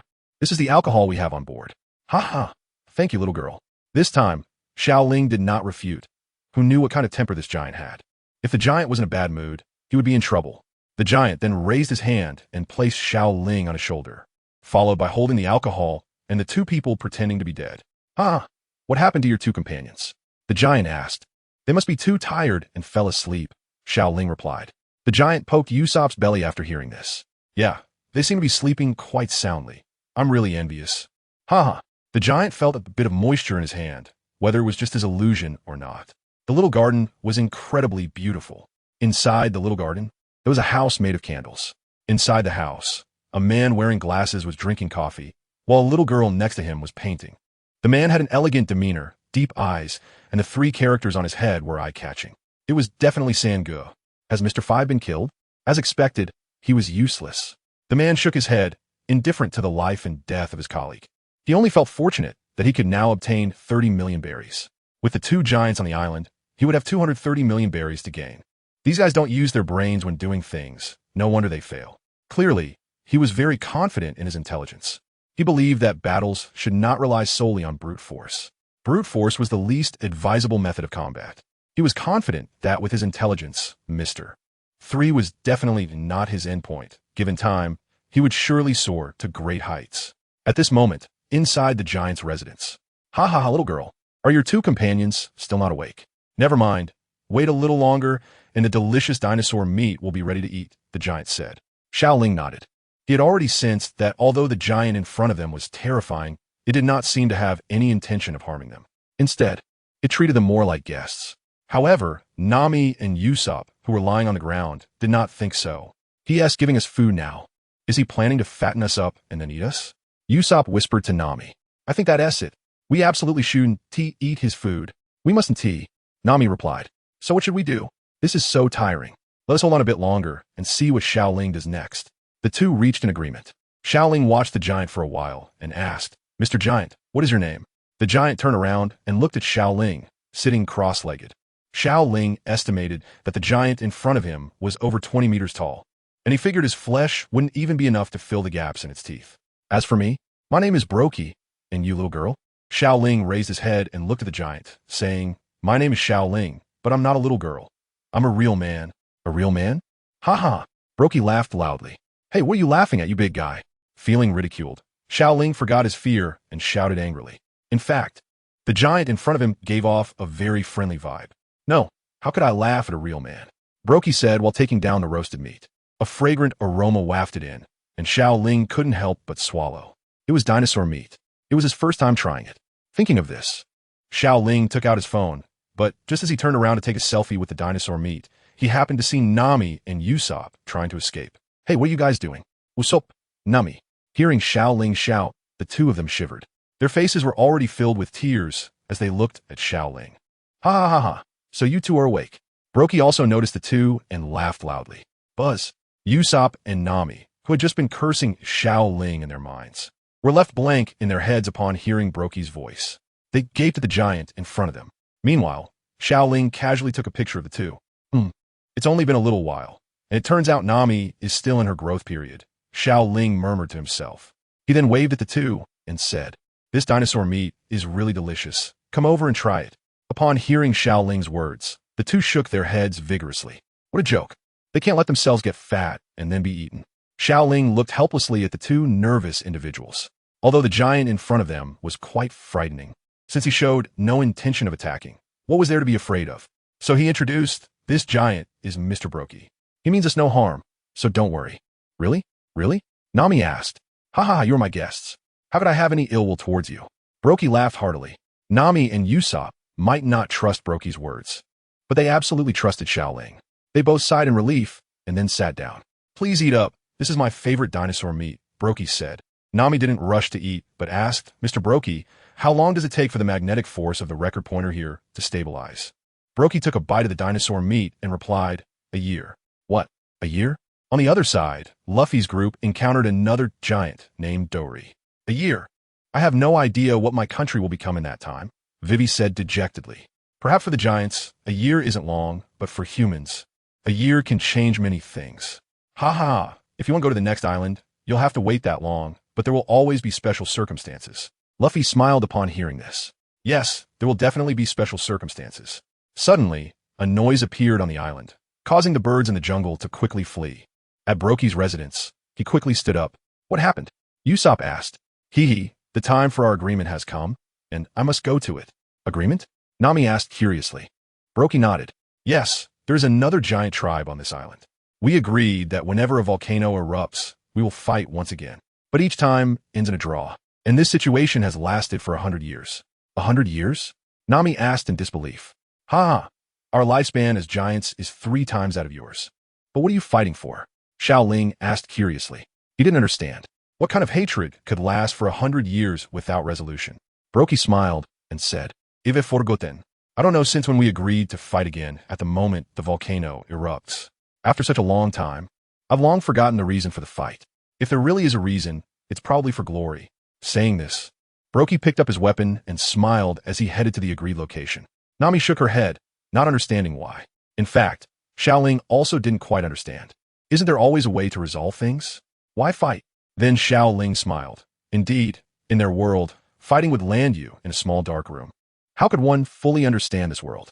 However, Brokey's words shocked Usopp. For glory. Usopp's eyes sparkled with excitement. Isn't that the kind of person I want to become? A brave warrior of the sea. So cool. Xiao Ling's stomach was already filled with dinosaur meat, and then he looked towards Brokey, who was running away. Since both of them were giants, incredibly tall, their movements were particularly striking. The battle between giants was very clear to see. A fight for glory. Since they have left, should we also leave? Nami asked Usopp and Xiao Ling. She wasn't interested in such battles. Xiao Ling wanted to nod, but seeing Usopp completely engrossed, he shook his head. Since his companions wanted to watch this battle, and they were also guests of Broggy, why leave without permission? Forget it. Nami also noticed Usopp, who was fully absorbed. Never mind. With no interest in watching the fight, Xiao Ling lay down on the ground after finishing his meal. System. The system interface popped up. Xiao Ling looked at his over 60,000 emotional points and fell into deep thought. Having accumulated so many emotional points, and with the bounty system in place, it was time to add some new power to himself once again. System, give me a 10 consecutive draw. A bold tone emerged from Xiao Ling's mouth.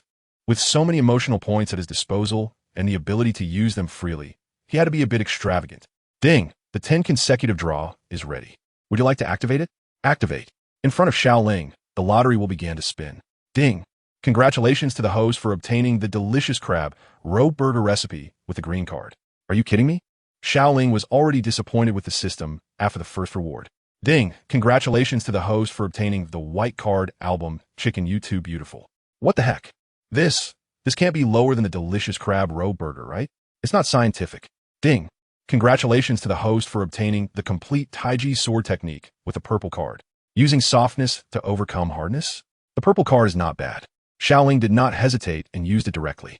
Ding! Congratulations to the host for obtaining the green card of the turtle shell of the double-sided turtle. Ding! Congratulations to the host for obtaining the green card of the sheep horn of Fei Yangyang. Ding! Congratulations to the host for obtaining the green card of Zheng Nan's pants. Ding! Congratulations to the host for obtaining the green card of the high crown of the black little tiger. Xiao Ling always felt that these things were strange, but he couldn't pinpoint what was odd about them. Are they all green cards? This system is indeed a scam. Ding! Congratulations to the host for obtaining the orange card, Kaneki Kin's Kakuja. An orange card? However, upon seeing the information about Kaneki Kin's Kakuja, Xiao Ling fell silent. If I use this, doesn't that mean I'll have to eat human flesh in the future? What useless power. But for some reason, seeing the information on this card made him feel a slight excitement deep inside. He wanted to study this thing carefully. Then Xiao Ling shook his head. This dangerous item should stay in the system's backpack. Ding! Congratulations to the host for obtaining the green card, the teeth of the fishman along. What? Is my young age affecting my teeth? Just one card away. It must be gold. Buzz. The next moment, golden light flickered in front of Xiao Ling. But in an instant, it turned orange. Can the system still fool people? Ding! Congratulations to the host for obtaining the orange card, Pet Super Pocket Snake. System. Where's my golden legend? Did you cheat me? I clearly saw gold just now. Ding! This system does not make mistakes. Indeed a heartless system. However, this time the rewards from the lottery were indeed substantial. 2 orange cards, 1 purple card, and other lower-level cards were ignored by Xiao Ling. But when he saw that one album, he fell silent. Then he sighed. The Tai Chi sword has already been used. As for what this pocket snake is, he has no idea. Xiao Ling opened the introduction of the pocket snake. Greedily insufficient, the snake swallows elephants, having learned from the lessons of its ancestors. The pocket snake has developed an almost bottomless stomach, which also creates a space of its own. This stomach can hold anything, and the items placed inside do not change over time. The pocket snake has a gentle temperament, making it very suitable as a pet. Note: the pocket snake has almost no offensive power, but possesses an incredibly resilient life that is nearly impossible to kill. Ding! The pocket snake really likes you. Would you like to sign a contract? Hee hee, a high-level storage bag, not bad at all. Sign!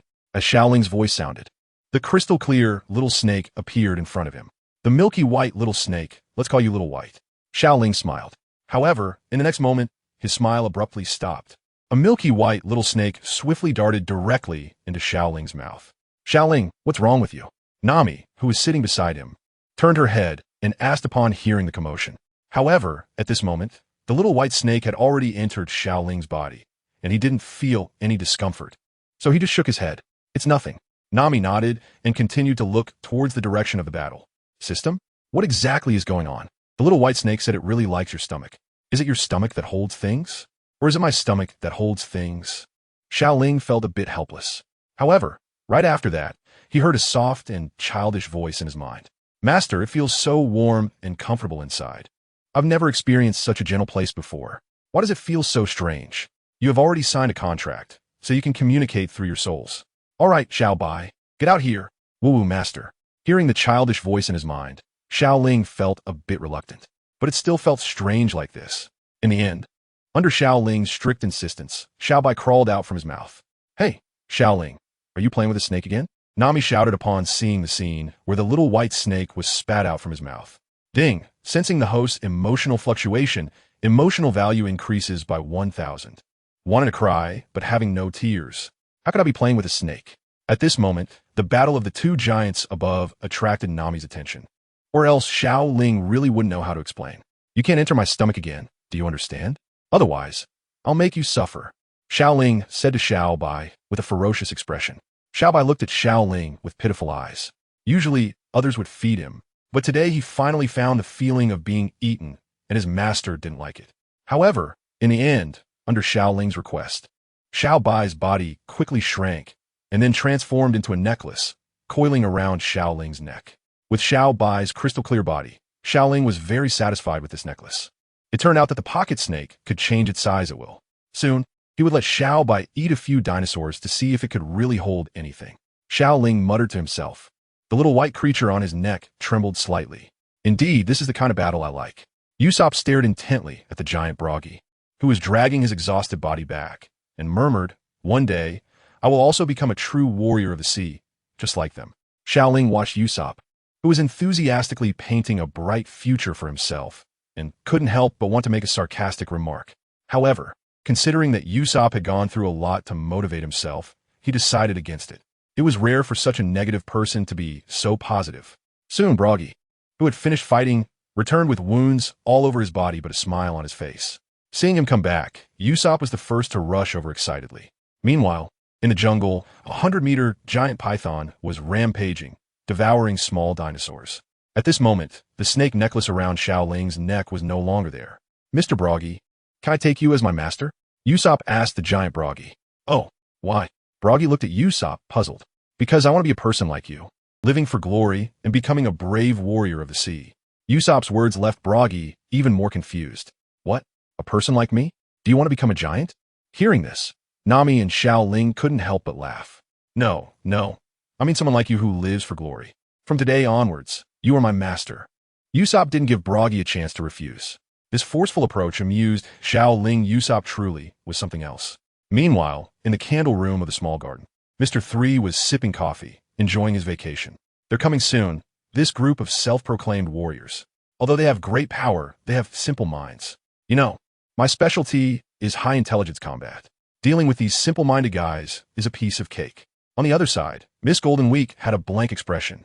Ugh, I really can't deal with you. Saying this, Mr. 3 placed a cup of coffee in front of Miss Golden Week. He then added, we need to start our operation. I've planted a bomb in the wine of the giant Dory. As long as he drinks it, the violent explosion will injure him from the inside. Although this won't be enough to take him down, it will definitely ensure he is defeated shortly after. This miniature bomb was hard to come by. If it weren't for that useless Mr. 5 being taken out, it wouldn't be so troublesome. But it doesn't matter. The outcome will be the same. Next, we will separate and defeat the Straw Hat crew. Just then, there was a sound of a volcanic eruption in the room, and Mr. 3 smiled. Just as expected of me, Mr. 3. The flawless show is about to begin. Uncle Broggy, are you really going to go? But you've been hurt so badly. Xiao Ling said to Broggy, who had already stood up and was ready to fight. Yes, I must go. For the glory of Elbaf, and besides. Both sides are in the same condition.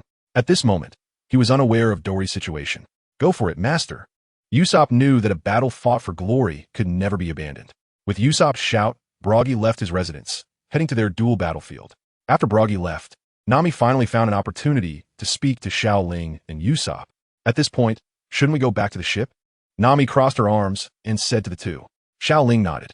However, the road back to the Mary was filled with ferocious beasts, and if we go back, we might lose our lives.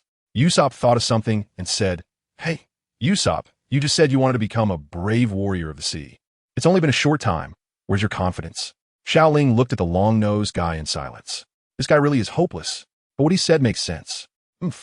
I said I want to become a brave warrior of the sea in the future. That has nothing to do with now. Besides, going back to the ship is not the right choice. According to what Master Brokey said, Luffy is with another giant, so it's safer for us to go to Luffy. Xiao Ling and Nami nodded at the same time. Then shall we go together? Nami said. At this moment, she didn't want to stay here at all. No. Actually, I think it's safer here, Usopp said. Bang.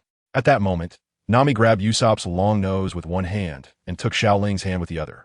We need to quickly find Luffy and the others. We can't delay any longer. And Usopp, I hope you can be brave this time. Yes. I also think you should be brave now, Usopp, Xiao Ling said. Then he found the most comfortable position and stood between Nami and Usopp. At that moment, a small snake slowly crawled up Xiao Ling's leg and onto his neck. It turned out that Little White had returned. Master, the mission is complete. I have stored all kinds of fierce beasts from this island in my belly. Xiao Ling nodded. The snakes were very pleased. Not bad. So, Master, can I go in now? Go in? Where? However, since its task was completed so smoothly, it wouldn't hurt to let it enjoy itself a bit. With this thought, Xiao Ling nodded. The next moment, the little snake directly burrowed into his mouth. Thanks to the experience from last time, the little white snake was familiar with the process. So Xiao Ling didn't feel any discomfort. Hey, Xiao Ling, did you just eat something? Usopp asked. Xiao Ling shook his head. No, what joke? If others found out I ate a snake, it would ruin my image. Roar. At that moment, a roar sounded from behind them. Hey, Xiao Ling, don't make random noises. It's really scary, Usopp said, trembling. Nami, on the side, had already clung tightly to Xiao Ling's arm. Seeing this, Usopp also hugged him. The once safest middle position was now occupied by two people. The three of them looked back at the same time. A Tyrannosaurus Rex with its mouth wide open was staring at them. The next second, help. Usopp dropped Xiao Ling and Nami and ran out. Roar. Damn, Usopp, you coward. Saying this, Xiao Ling grabbed Nami and began to flee, while Usopp's figure had long disappeared ahead. This guy, did fear awaken his potential? How could he run so fast? At that moment, Xiao Ling suddenly thought, is the T-Rex really strong? I should be able to beat it. Why am I running? Maybe it's instinct. Hey, Xiao Ling, hurry up, it's going to catch up. Nami was already in tears, just as Xiao Ling was preparing to deal with the T-Rex. Luffy's figure appeared in front of them. Luffy. Just as their hands were about to touch Luffy's body instantly transformed into a candle, enveloping both of them in an instant. Bang! The two fell to the ground, watching as Luffy disappeared, turning into a man with a big number 3 on his head. Third brother, Xiao Ling blurted out. However, after thinking about it, he realized he didn't know this person. But looking at the current situation, the person in front of him was definitely not a good person. This group of guys is really a bunch of simple-minded individuals. In a little while, I can take care of everyone on this island without wasting a single soldier. As expected of me, Mr. 3 smiled. Sure. Xiao Ling made a gesture to Nami, signaling her not to speak. It seemed that this person did not intend to kill them right away. Sure enough, Mr. 3 easily picked up the two and walked towards a certain direction. On the ground were Zoro and Vivi, who were also tied up. Hey, no way. How come we're here too? Nami asked incredulously. Even Zoro was captured? They both thought at the same time. At this moment, Mr. 3 ignored the three of them and looked up at the person who had already won this battle. Broggy. That's right, Broggy had already defeated his opponent, Dory, and was continuously smiling. However, tears were streaming down his face amid the smile. Ha. You big guy, is this really the expression you have after winning? Mr. Three's loud voice was heard by the tall Broggy. What do you know? What kind of victory is this? Broggy roared at Mr. Three. However, Mr. Three was now a cold and high-intelligence criminal. TCH, it's just a boring act by you simple-minded people, but now you've been caught by me, Mr. Three said. At this time, Broggy also noticed that his feet were covered in wax. Now, he was at the end of his rope and couldn't break free no matter what. Ha ha, my wax is as hard as steel. You can't break free no matter what. Then Mr. Three waved his hand again, and a large number of candles appeared around Broggy. The tall Broggy was thus knocked down by Mr. Three. Ha ha ha, how could you possibly be my opponent now? Damn it, so it was you who did this. No wonder I noticed something was off with Dory from the very beginning, Broggy said angrily. However, he had no way out now. Ha ha ha, how could you, simple-minded fools, understand the function of the mind? Saying this, Mr. Three activated his devil fruit ability again. A large number of candles flowed out from his body. Supersized candle feast. The shape of the candles quickly changed, forming a giant tower that resembled a fancy cake. Soon after, Vivi, Xiao Ling, Zoro, and Nami were placed on top of the candles. Hey, what are we going to do? It can't end like this, right? Nami said to Xiao Ling and Zoro beside her. The most anxious was Vivi. If they died here, it would be somewhat unwilling. Zoro drew his sword and slashed at the giant candle. But the candle didn't budge at all. What a sturdy candle, and I can't exert any strength in this position. Mr. Three saw everyone's actions and laughed loudly. Ha ha ha ha, you don't need to waste your efforts. The flames above you will burn faster, and the resulting candle shavings will drown you, ultimately turning you into wax figures that I cannot even create. This will be my most perfect work, ha ha ha ha. Sure enough, the flames above began to swirl, and a large amount of sparks flew down, making everyone feel increasingly uncomfortable. Everyone think of a way. Nami continued. She noticed that Zoro and Vivi were looking ahead. What happened? Nami also looked forward. Behind Mr. Three stood a person. Even Mr. Three himself didn't notice, as he was excited about his upcoming masterpiece. Could this really be the most perfect wax figure in the world? Xiao Ling slowly spoke. Ha, of course. This kind of work is my favorite. Mr. Three laughed. Just then, he felt something was off. He had never heard that voice before. And how could there be someone here? Mr. Three turned around and saw Xiao Ling smiling and waving at him. Why you? How did you escape? Mr. Three looked at the candles above. This guy was clearly up there. Then, Xiao Ling's body on the candlestick suddenly transformed into countless small snakes and began to disintegrate. This. Mr. Three quickly stepped back a few steps, putting distance between him and Xiao Ling. In fact, this was exactly what Xiao Ling wanted to do. What the hell is going on? Mr. Three calmed down and asked. It's quite simple. Your candlestick has flaws. This design is fundamentally wrong and allows for easy escape. Xiao Ling said, pretending to be calm. At this moment, what he needed to do was buy time. Flaws? Impossible. This is my most perfect artwork. How could there be flaws? Mr. Three said doubtfully. I'm proficient in lock-picking skills. Can something like this stop me? Xiao Ling continued. Upon hearing this, Mr. Three sneered. If Xiao Ling had said something else, he might not have refuted it. But when it came to lock-picking skills, Mr. Three was the best. Do you think you can be arrogant just because you escaped my artwork? You want to compare lock-picking skills? Xiao Ling said nonchalantly, as if he didn't take Mr. Three seriously at all. Hey, Xiao Ling, you have to save us. At this rate, we're going to die. Nami shouted from aside. Damn, Xiao Ling. We're about to be finished, and you still have the mood to compete with others in lock-picking. At that moment, Nami felt the temperature suddenly rise significantly. The next second, Mr. Three's candlestick was suddenly engulfed in flames. What is going on? Why is it suddenly burning? Nami looked around. Even Mr. Three beside her was shocked. What the hell is happening? At that moment, from behind the candlestick, a person who looked exactly like the one in front of him slowly walked out.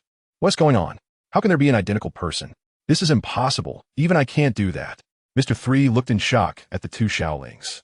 Damn it. The candle itself is not afraid of fire, but his hardened candle is afraid of it. If it encounters fire, it will become soft, and then its steel-like solidity will disappear. Mr. Three's gaze towards Xiao Ling had changed. It was as if he saw his lifelong enemy. How did you do it? Mr. Three asked again.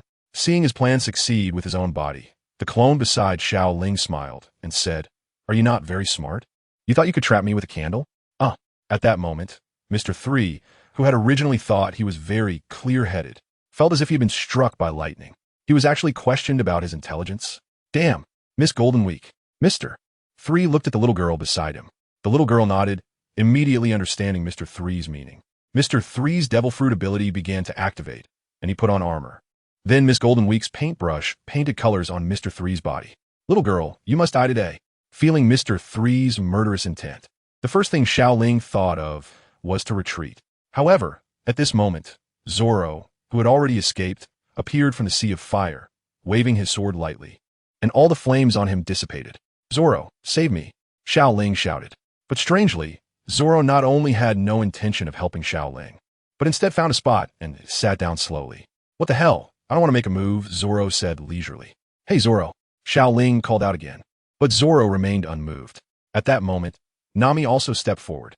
She had heard the conversation between Xiao Ling and Zoro and said, Zoro, why? But before she could finish, Zoro spoke again. Why are there so many pointless words? I said I don't want to help, so I want to help. He wants to be the vice captain, but in his current state, I'm the first to disagree with that position. Zoro's expression became serious. At a time like this, even Nami wouldn't refute Zoro's words. Xiao Ling immediately understood Zoro's meaning. However, he knew Zoro's character. Indeed, does he really deserve to be like this? Xiao Ling looked at Mr. Three, her fear turning into fighting spirit. Ding! Sensing the host's emotional fluctuation, emotional value increased by 1,000. Xiao Ling and Mr. Three would never have imagined that this battle would become the first fight between two vice emperors in the eyes of future generations. Shadow Snake Hand. Xiao Ling took the first move, his arms transforming into countless white snakes. However, the target of the snakes was not Mr. Three, but rather spreading out to look for an opportunity to launch a surprise attack. Meanwhile, Xiao Ling was already advancing towards Mr. Three with the Kusanagi sword in hand. Come on, you who dare to disrupt my plans. Mr. Three roared, and his armor began to move, his fists swinging towards Xiao Ling bang. The Kusanagi sword collided with the armor, buzzing loudly, but left no marks on Mr. Three's armor, instead sending Xiao Ling flying several meters away. Damn it, what's going on? System, why can't the Kusanagi sword, a divine artifact, cut through his armor? The equipment levels are divided into 3 tiers, and the Kusanagi sword is a tier 1. Moreover, the strength of the sword does not depend on the sword itself, but on the person wielding it. Huh, you even dare to mock me back. The system is really too much. Even a piece of equipment is divided by level. Xiao Ling completely disregarded the system's second statement and immediately shifted the blame to the system. However, his strength couldn't damage the Kusanagi sword, so my chances were quite high. Xiao Ling lowered his head, and in the next second, his body became extremely soft. Huh, planning to give up? Then let me show you my anger. Saying this, Mr. Three attacked once more. What's going on? This time, his powerful attack felt like it struck a mass of flowing water. His own strength was dispersed, and he even felt a backlash. TCH, a little trick? Mr. Three's other fist struck simultaneously, with both fists coming down. Boom! This punch Xiao Ling could not withstand, hitting directly on his arm. Poof! Blood splattered as the immense force shattered Xiao Ling's arm. Xiao Ling, Nami and Vivi shouted, while Zoro beside them couldn't help but touch the sword in his hand. No, this isn't right. Xiao Ling can't be this weak. Zoro recalled their first battle together when Xiao Ling was shot, but could use his technique to revive unharmed. This must be his plan. It has to be. This time, Zoro was indeed correct. Suddenly, a giant python crawled out of Xiao Ling's mouth, instantly biting towards Mr. Three's neck. This guy, Mr. Three's armored arms were all blocked by Xiao Ling, and he could no longer defend with his armor. Now, his only option was to abandon the armor to evade. TCH, even if you give up your armor, what of it? Do you still have the strength to fight? Moreover, it seems your so-called partners want you dead. With that, Mr. Three leaped up, and Xiao Ling's attack missed. The distance between the two was widened, and the state of their battle was evident. Mr. Three had lost his armor, but was unscathed, while Xiao Ling had lost an arm. Xiao Ling. 2 voices called out simultaneously, accompanied by hurried footsteps. It was Usopp and Luffy riding on a duck. Upon seeing Xiao Ling's current state, along with Mr. Three's earlier destruction of the battlefield, Luffy's anger surged completely. At this moment, Zoro approached Luffy and said, "This is Xiao Ling's battle. Let him handle it." Upon hearing Zoro's words, Luffy's expression changed dramatically, and he immediately stepped aside with Zoro. "Hey, you can't just change your stance like that. Xiao Ling is already in this state." Nami shouted at the two. Luffy smiled and said to Nami, "Just believe in Xiao Ling. He's strong. Since it's his battle, I believe he will definitely win." Mr. Three nearby also noticed Luffy and the others' conversation. "Ha, it seems that even if you die here today, no one will care for you. Can you still continue fighting in your current state?" Xiao Ling didn't speak, but lowered his head. In the next moment, Vivi, Nami, Usopp, and Mr. 3 beside them all widened their eyes. They saw Xiao Ling's gaze become hollow. Then he tilted his head back and opened his mouth wide. This terrifying scene made Usopp and Nami break out in a cold sweat. Zoro, on the other hand, just smiled. Was it really like this? Xiao Ling's mouth was getting larger, and then a pair of hands unexpectedly stretched out from his mouth. In the next second, Xiao Ling's body began to shrivel. Hey, Usopp, is this guy really human? Nami asked incredulously, looking at Xiao Ling, who was half crawling out of his own body, beside Usopp. Probably, Usopp said, sweating profusely. No one would think this was something humans should do. What amazing technique. He clearly suffered such serious injuries just now, and now he's perfectly fine. As expected of Xiao Ling, Luffy said, his eyes sparkling. This kind of thing actually made him feel entertained. Vivi, who had just boarded the ship, swallowed hard. These people really are monsters, aren't they? This group might really be able to deal with Crocodile. Meanwhile, Xiao Ling shook off the slime on his body, looking at the half of his body that had already emerged. Why don't I have clothes when I shed my skin? At that moment, he suddenly remembered something. It seemed that there were clothes in his system store. Xiao Ling opened the system warehouse. Black stockings and a white JK? What is this? Can I wear this? What a joke. In the end, Xiao Ling's gaze shifted to the item he had just drawn. Jinnan's pants. Although it's just pants, isn't it reasonable for a big man to be bare-chested? System, does it provide a service to directly put on clothes? Yes. Give me Jinnan's pants. Immediately, Xiao Ling's body completely crawled out from his original body, and under him, he was only wearing a small pair of shorts. Haha, the atmosphere shifted. Usopp and Nami, who had just been terrified, suddenly burst into laughter. Xiao Ling's current appearance is indeed a bit funny. Is that guy wearing a child's pants? Usopp said. System, what's up with Jinnan's pants? Ding, Jiannan is just a little kid. Xiao Ling helplessly looked at himself. Wearing Jinnan's pants made him feel like he was only wearing underwear. Damn it. Then Xiao Ling quickly took off the clothes he was originally wearing and put them on himself. Mr. 3, watching this hilarious scene, didn't find it funny at all. Just a moment ago, he clearly had the advantage, but now the opponent was standing in front of him completely unharmed. Who exactly are you? Mr. 3 said nervously. Your lifelong enemy. Xiao Ling smiled and then looked at Mr. 3.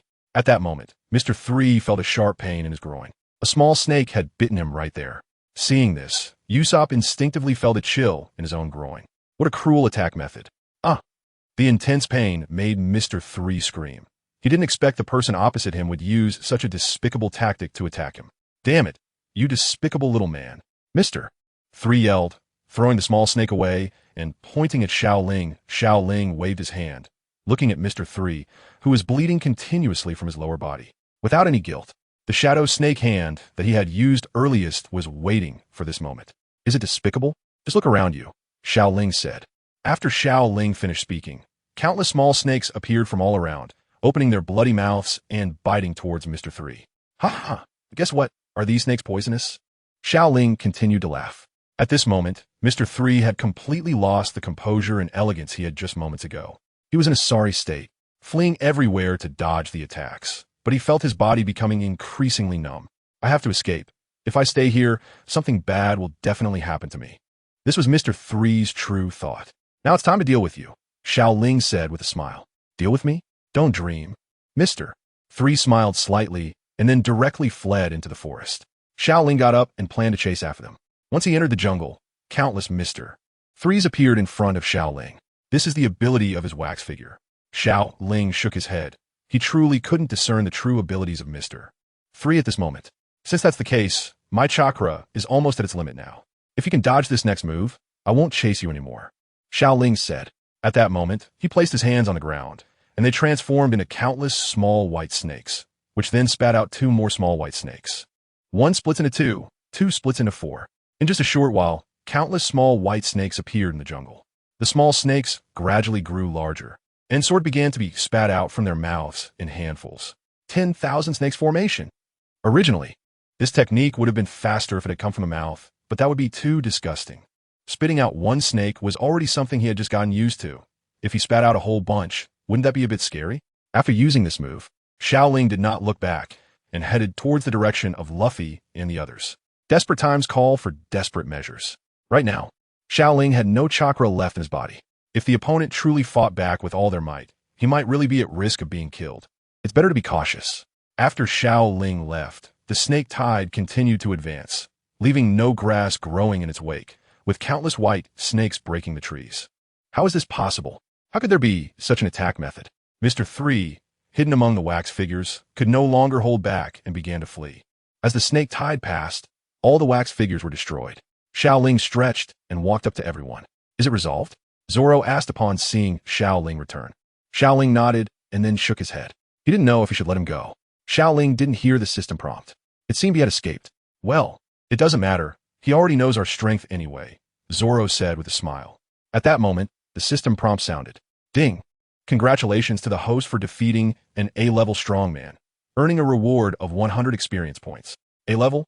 Has Mr. 3 already reached A-level strength? And I'm only B-level in combat power, yet I managed to defeat an A-level strongman. That's a bit terrifying. I actually have the strength to fight beyond my level. Although A-level is strong, they are still mortal. A gunshot to the forehead would still result in death. What does that mean? Is the system implying that I won by luck? But Xiao Ling didn't care. After all, he had won. Just then, Xiao Ling felt raindrops falling from the sky, and it was pouring rain. Why did it suddenly start to rain? Xiao Ling looked up and saw the enormous Brokey crying, followed by a booming sound of sobs. Dory. Brokey sat cross-legged in front of Dory, his eyes transforming into a rainbow. The giants of this world are so amazing. Then, Xiao Ling unknowingly approached Dory's side, watching a small snake crawl out from his hand, completely wiping the bloodstains on the ground. Huh, what do I need the giant's blood for? Immediately, Xiao Ling shook his head. Never mind. After all, the space inside Little White is very large, so there's no need to worry about not being able to store things. Hey Nami, where are your clothes? Xiao Ling looked at Nami, who was only wearing lace underwear, and said to her, You just got burned in the fire. Nami waved her hand and replied, There's no helping it. Xiao Ling originally wanted to give the uniform from the system to Nami, but then he thought that if he did that, he wouldn't get to see such a sexy view. He finally decided that since the weather was so pleasant, it was worth taking another look at Nami. Hey, Xiao Ling, why are you looking at me like that? Nami said as she grabbed Xiao Ling's ear. Hee, you owe me 100,000 berries now. Want to give it a try? Just 1,000,000 berries? Give it a try? What? Is that possible? Bang.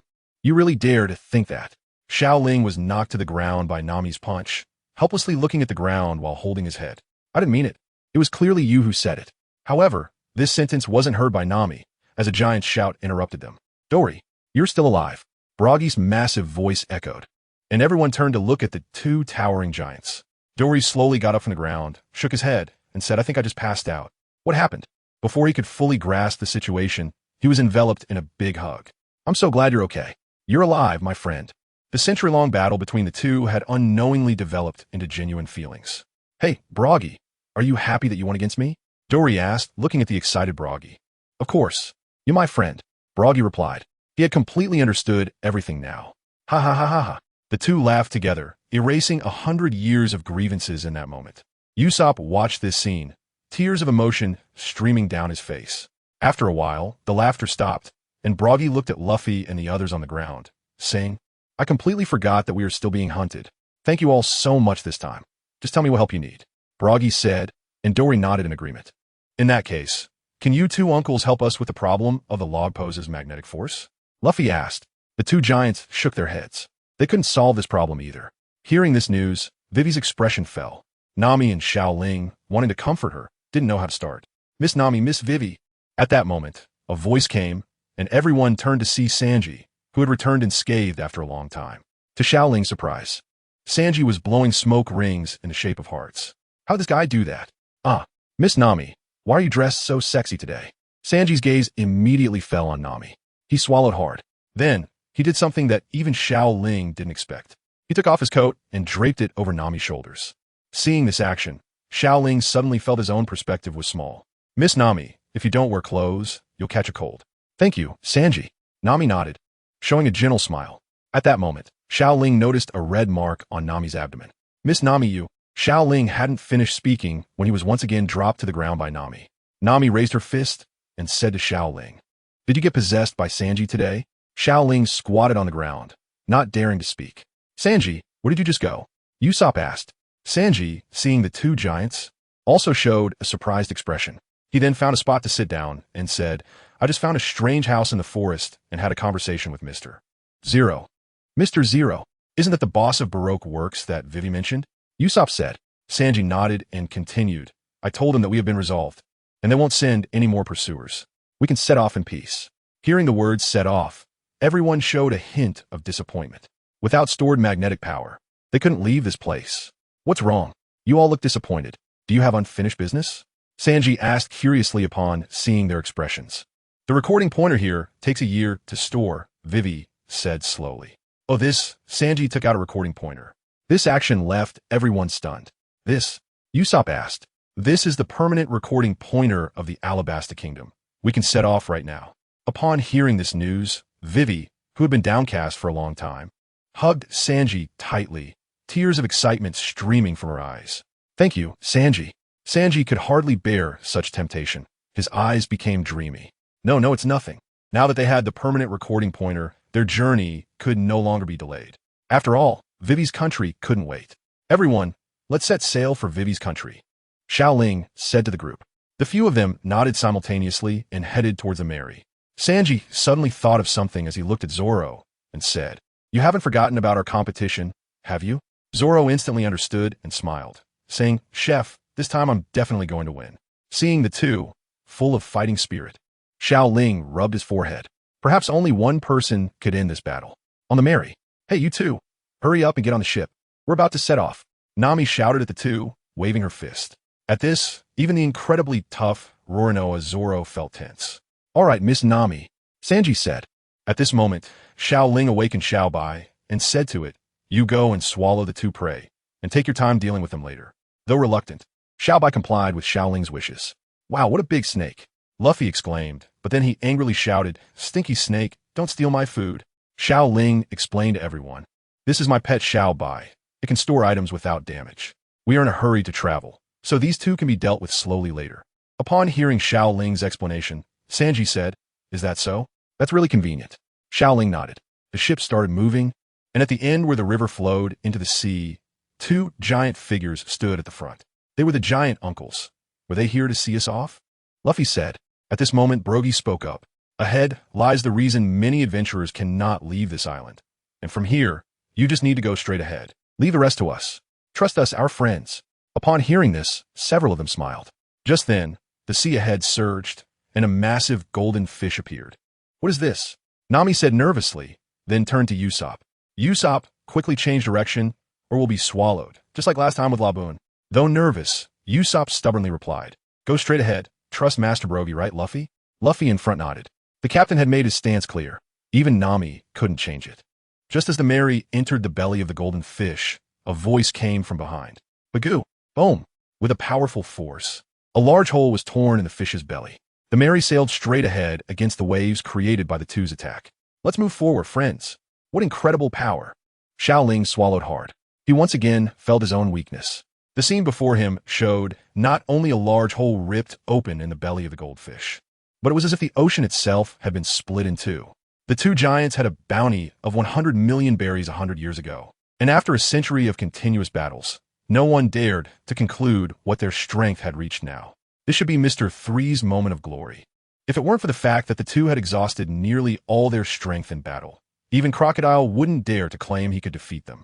2602, 2603, 2604. The weather in the Grand Line cannot be described by common sense. The current temperature is scorching, and Xiao Ling didn't understand why he didn't like basking in such a hot sun. At that moment, he was holding up a large sun umbrella, and beside him was a Zoro brand fan. Hey, Zoro, don't you think your training is too exhausting? How about switching to a horizontal / position for a while? Xiao Ling said leisurely. Hey, you guy, are you using me as a fan? Zoro said fiercely. Forget it, you have a point. Saying this, Zoro lifted the equipment that weighed who knows how many kilograms and changed to a horizontal / position. Not bad. Xiao Ling slowly closed his eyes, and at that moment, he suddenly thought of something and asked Nami below. Nami, how long will it take to reach the Alabasta Kingdom? Huh? His voice wasn't small, but he didn't hear Nami's response. Nami? Xiao Ling looked down. Nami. Bang. Xiao Ling saw that Nami was extremely weak and quickly got up. However, at that moment, Zoro's sideways slash came at him, directly knocking Xiao Ling away. What are you getting up for? Zoro put down his equipment, scratched his head, and then thought of something and continued training. This guy's body should be as tough as Luffy's. Forget it, I'll just keep training. Xiao Ling was hit by Zoro's strike and landed on the deck. He turned back to look at Zoro with a somewhat resentful gaze. This guy, forget it. He won't listen to anything I say. He quickly got up and went to Nami's side. Nami, how are you feeling? Saying that, Xiao Ling placed his hand on Nami's forehead. You're so hot. Nami, you have a fever, Xiao Ling said. Nami was leaning against the railing of the cabin, her face flushed and looking very weak. I'm fine, Nami gently said, pushing Xiao Ling's hand away from her forehead. Hey, Nami, don't be strong. You should really rest. At that moment, Vivi also came over, and in the next second, Nami's body slumped to the ground. Nami, with Vivi's shout, all the members of the Straw Hat Pirates had arrived on the deck. Everyone make way. Xiao Ling quickly picked Nami up. Now Xiao Ling's physique was completely different from before. Carrying Nami felt no different than picking up a chicken. The members of the Straw Hat Pirates consciously made way. Even Zoro stopped training above. Zoro, Nami's voice came from Xiao Ling's arms. Huh? What's wrong, Nami? Zoro asked. Then Nami took out the log pose and said, Can you help me check the course? I need to rest for a bit. To Nami, Zoro was now the most reliable person on this ship. Unfortunately. Don't worry, just rest well. I'll keep an eye on the course. It won't be wrong. With that, Zoro got up and took the log pose. One dares to give, and the other dares to take. Xiao Ling brought Nami back to the room, and then placed her on the bed. At this moment, Vivi came over with a basin of water, placed a towel on Nami's forehead, and then handed the thermometer to Xiao Ling. How do you use this? Oh, just put it in your mouth, Vivi said. Oh. Xiao Ling heard this and inserted the thermometer into Nami's mouth. When he took it out, Vivi was shocked. 40? The thermometer doesn't lie. Nami has a high fever now. Is there anyone on the ship who knows medicine? Vivi asked. Luffy and the others shook their heads. And at that moment, Luffy said, Is Nami sick? Sanji, hurry up and prepare some food for Nami. She'll feel better after eating. Sanji shook his head and said, I don't know medicine, but I do know about nutrition. Whether it's Miss Nami or Miss Vivi. The food is made from the freshest ingredients, and I personally prepared it, so it can't be a food issue. The ingredients that we're about to spoil, I already cooked for you guys. Sanji. Usopp was the first to erupt in anger, but Luffy didn't think much of it. Really? But it's really delicious. Meanwhile, Xiao Ling had started to inquire with the system about whether it could treat Nami's condition. This system is omnipotent, but I've seen through the plot of One Piece. At this point, the next companion is unlocked, and it's not recommended to use it. Is that so? Xiao Ling looked at Nami with a pained expression. Then he raised his head and said to everyone, let's find a ship's doctor. Xiao Ling's gaze was firm. No need, Nami said, struggling to get up. I'm Fine. We can't delay our journey to the Alabasta Kingdom. Nami continued, taking a newspaper out of the drawer. This is a report from the Alabasta Kingdom. The situation there is severe, and we can't afford to delay any longer. I'm fine, I just need to rest a bit. Saying this, Nami walked towards the outside. Vivi, seeing the situation in the newspaper, knelt down on the ground. How could this happen? Xiao Ling walked up to Vivi and said, Don't worry. We will help you solve the problems in your country. But before that, we need to treat Nami. Without her, our ship cannot safely reach the Alabasta Kingdom. A ship without a navigator, a group of unreliable crew members, and an even more unreliable captain. Without Nami, this ship cannot succeed in reaching its destination. Although Vivi was sad, she understood the current situation. I know. Xiao Ling smiled and nodded, continuing, Since that's the case, everyone needs your affirmation. At this moment, all the crew members of the Straw Hat Pirates had already left the place. Everyone was more concerned about Nami, and they all knew what was really going on. Xiao Ling was the first to walk out of the room and happened to see Nami arguing with Zoro. Zoro, can't you read the log pose? Huh, is this useful? As long as there are clouds, I can identify the direction, Zoro said with a determined look. Nami was at a loss for words at his confidence. You all, my country is in rebellion. I need to hurry back to Alabasta. So we must reach my country as quickly as possible, Vivi said to everyone on the ship. At that moment, everyone's expressions gradually turned unfriendly, including Sanji's. That's only right. This is what we promised you, Nami said with a smile when she sensed the situation was off. In fact, Nami was truly a very gentle person. However, the other crew members were not convinced by her words. So, let's all go look for the ship's doctor. Only by getting the navigator healed can we make the ship reach my country as fast as possible, right? After Vivi finished speaking, she smiled at Nami. The previously serious atmosphere on the Mary instantly became relaxed. All right, let's go find the ship's doctor, Luffy said with a smile. However, the journey ahead became even more difficult without Nami, the navigator. The weather in the Grand Line is known for its sudden changes. In the blink of an eye, the originally clear skies turned into a snowy landscape. Zoro had put on a coat and was now observing the surroundings from the top. Strangely, Xiao Ling was still wearing the short-sleeved shirt that Nami had bought for him.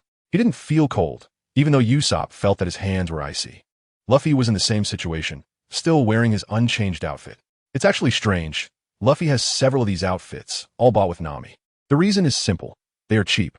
With Luffy's personality, even wearing good clothes would be a waste. The Mary kept sailing forward. Xiao Ling and Luffy stood at the front, while Zoro waited on the platform. "Hey, look, there's someone standing on the surface of the sea," Zoro said to the two below. "Really? How can someone stand on the sea?" Luffy asked curiously, feeling it was a bit unbelievable. "What's the big deal? The guy next to you can do it too, right?" Zoro replied. Luffy clapped his hands and said, "Wow. Xiao Ling, how did you do that?" Xiao Ling smiled and said, "That dates back to when I started practicing martial arts at the age of 8. Xiao Ling's story has just begun when Luffy pointed to the opposite side and said, "Look at that guy, he looks so strange." Xiao Ling interrupted, felt a bit unhappy, and reached out to grab Luffy's straw hat off his head and put it on her own. However, Luffy didn't mind. He continued, "Aren't we going to run into him? Wait a minute."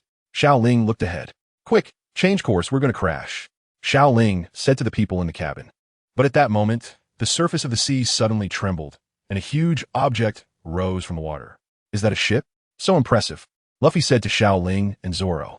As the enormous ship emerged, many people came out from inside, each carrying firearms. Sanji in the cabin sensed the situation outside and immediately walked out. "Luffy, Xiao Ling, what is going on?" Luffy pointed at the ship and said, "What a big ship." "I'm not blind," Sanji shouted angrily. In the next moment, the people on the ship descended and surrounded them. Ding!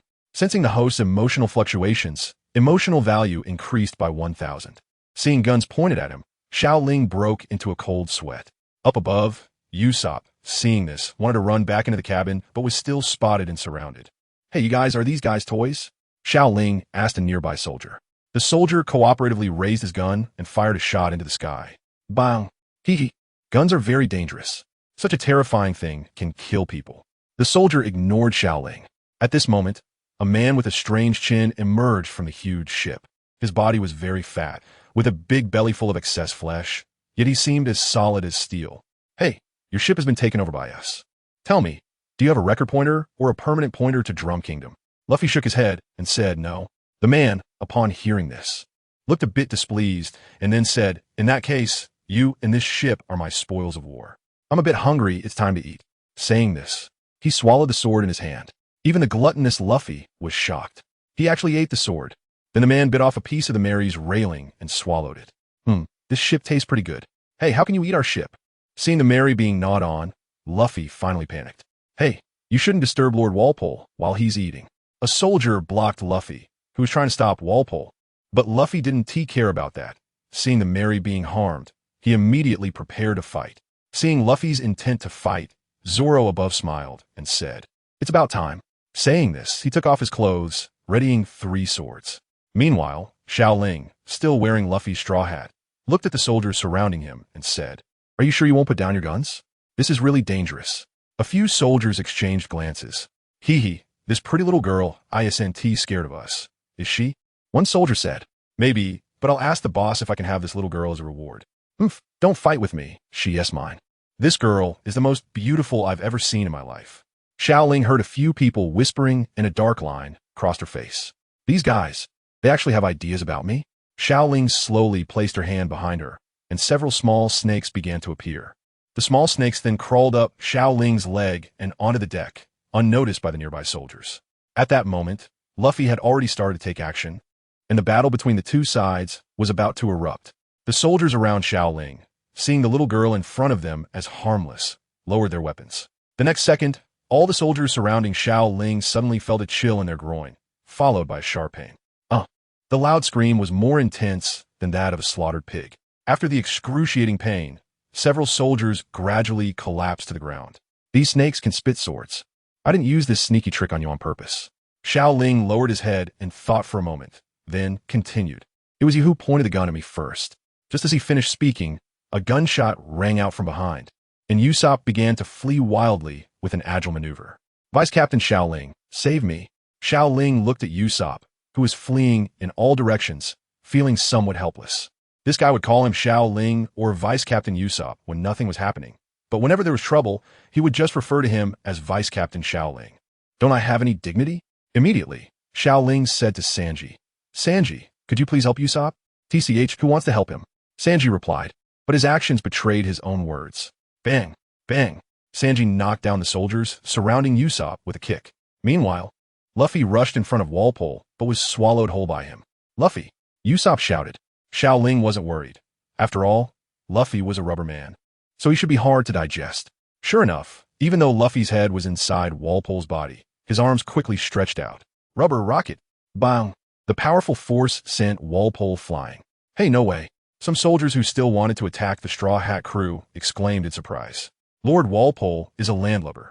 We need to hurry and rescue him before he sinks to the bottom of the sea. With that, they began to leave the Mary, preparing to set sail. Are we just going to let them go? Usopp said. Our priority now is to treat Nami. Let us put their word aside for now. We might encounter them again. Xiao Ling said as he kicked a knocked-out person into the sea. Luffy took the straw hat off Xiao Ling's head and said to everyone, Friends, let's continue sailing. The Mary set sail, and for some reason, Xiao Ling felt drowsy due to the cold. He felt like he had changed. He got sleepy in hot weather and also in cold weather. Could it be that he had a tendency to sleep easily? That shouldn't be the case. Xiao Ling shook her head and said to everyone, It's getting dark. I'll keep watch tonight, so you all should rest well. Saying this, Xiao Ling took a blanket and walked up to the high platform. Hey, you should rest well too. I'm not really tired tonight, Sanji said to Xiao Ling from below. Thank you, Sanji, but I'm more resistant to the cold. Please prepare some hot drinks for me. Thanks. Sanji wanted to say something else, but when he saw Xiao Ling already sitting on the high platform, he simply went into the kitchen. Once in the kitchen, Sanji suddenly thought about the terrible weather and muttered to himself, In this weather, even hot drinks won't last long. All right, that little white snake on him seems to be able to store items. Since that's the case, I'll prepare a few more cups and bring some desserts as well. Saying this, Sanji began to prepare a late-night snack for Xiao Ling. At the last moment, Nami confirmed the direction once more and then fainted. The progress of the next route was not very fast due to the absence of a navigator. Nighttime. Xiao Ling sat on the lookout of the Mary, wrapped in a thick blanket, holding a special hot drink made by Sanji.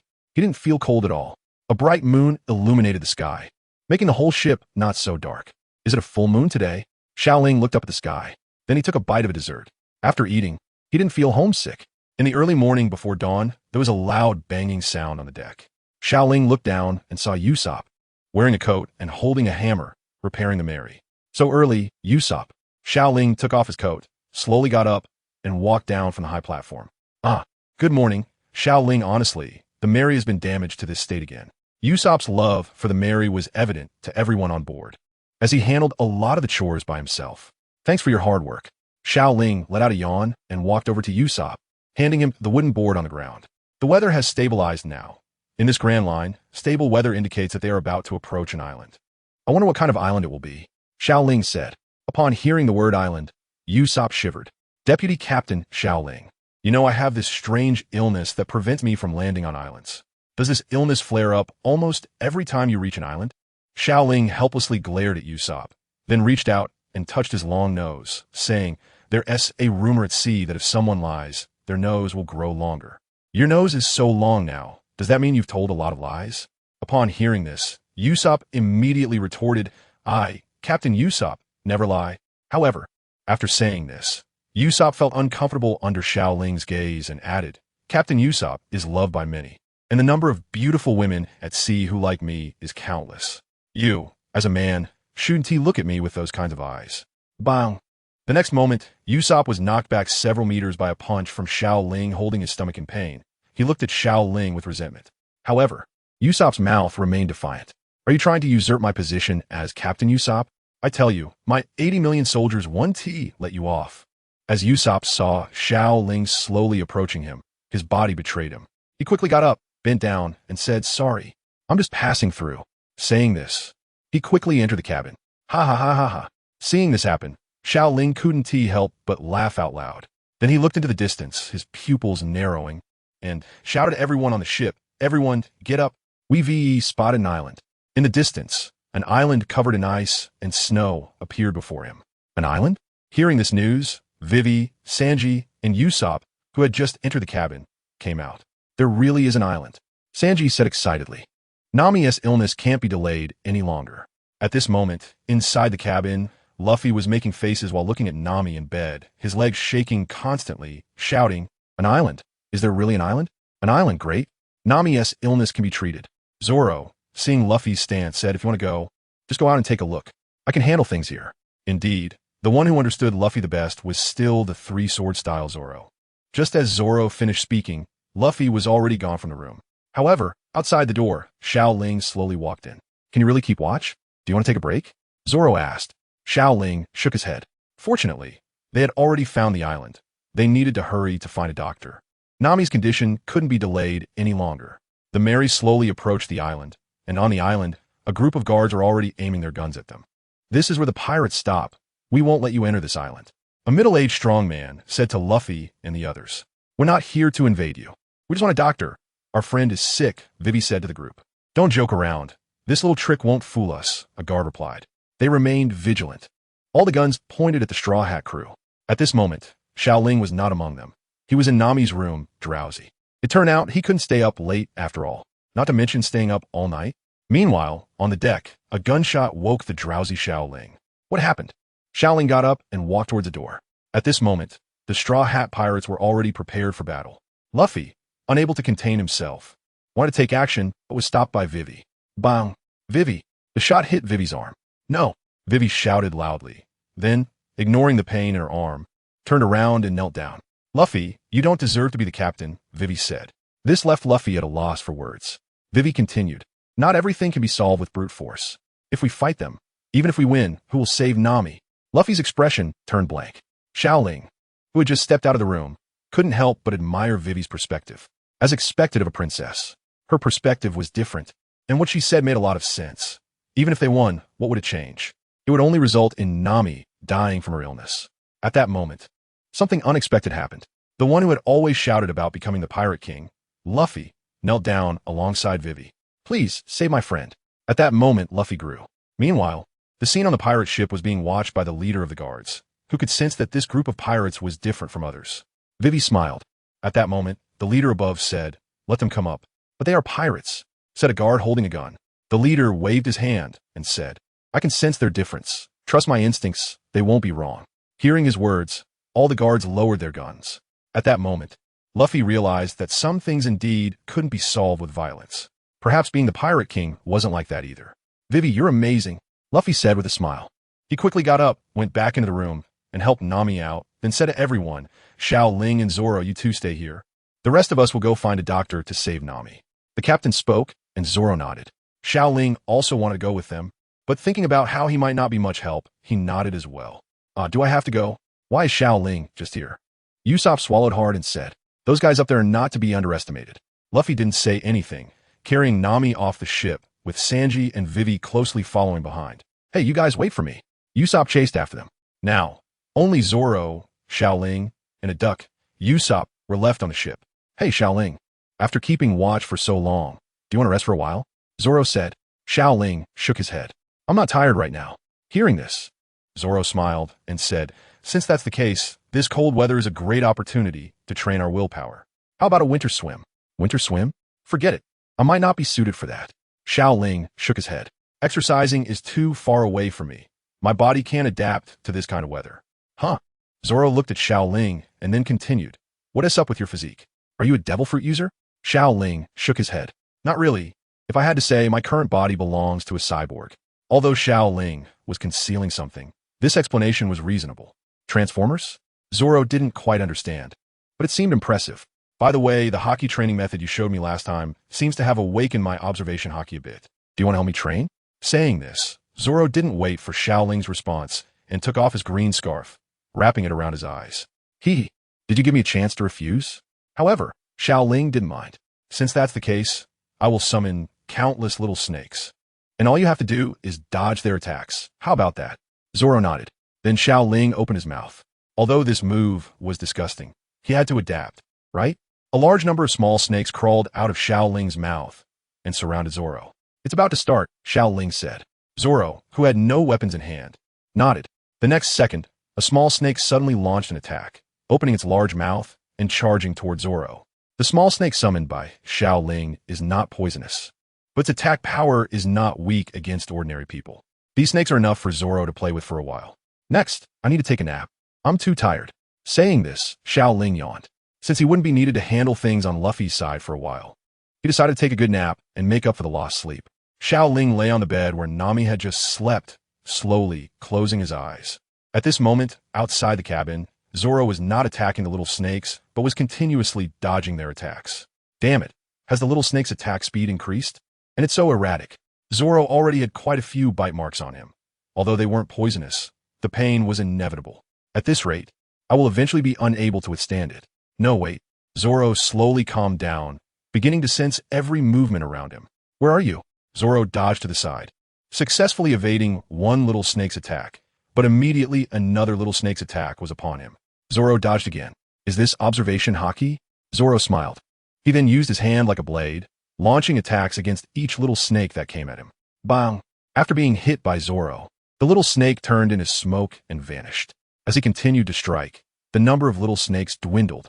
When the last little snake disappeared, Zoro removed the green scar from his eyes. Observation haki isn't so special after all. Zoro panted heavily as he slowly walked back into the cabin. Meanwhile, the duck, having seen the little snake that made it shiver finally vanish, also slowly followed him. Hey, Xiao Ling, hurry up and come out. In a daze, Xiao Ling heard Zoro's voice, and then he felt his body being pulled up. Huh, what's wrong?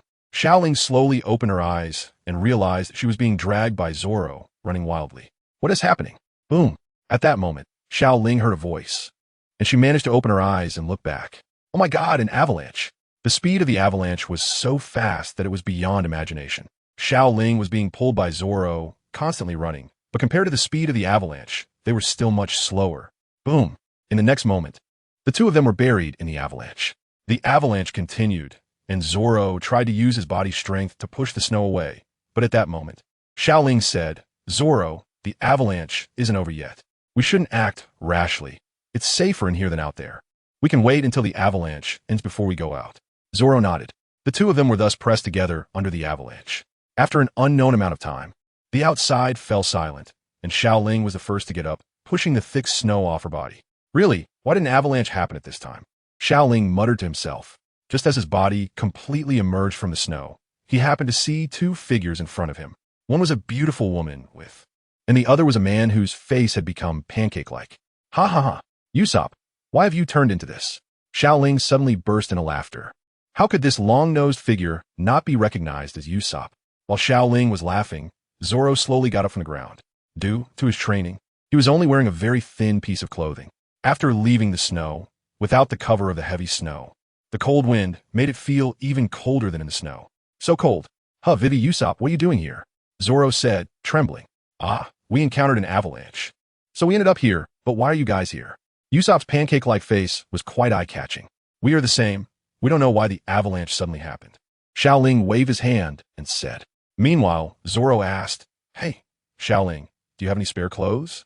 Zoro knew that Xiao Ling had a snake that could hold many things, and he thought there might be clothes stored inside. Clothes? Xiao Ling immediately thought of that JK uniform in the system space. It would be quite funny to see Zoro wear it, she thought. For some reason, Zoro had a bad premonition. Zoro, I have a piece of clothing. Do you want to wear it? Xiao Ling said. Although he had a bad feeling.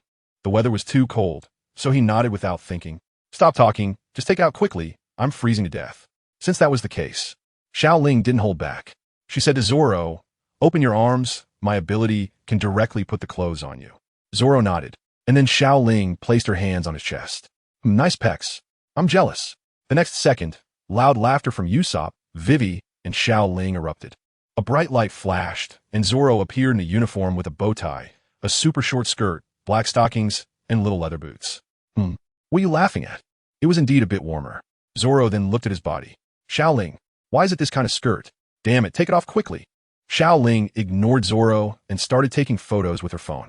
Zoro in a JK uniform was a once-in-a-lifetime opportunity. What? You begged me to let you wear this. I never intended to have you wear it. Xiao Ling waved her hand and said. The next second, a sword was pointed at Xiao Ling's neck. Hey, are you taking it off or not? Zoro said.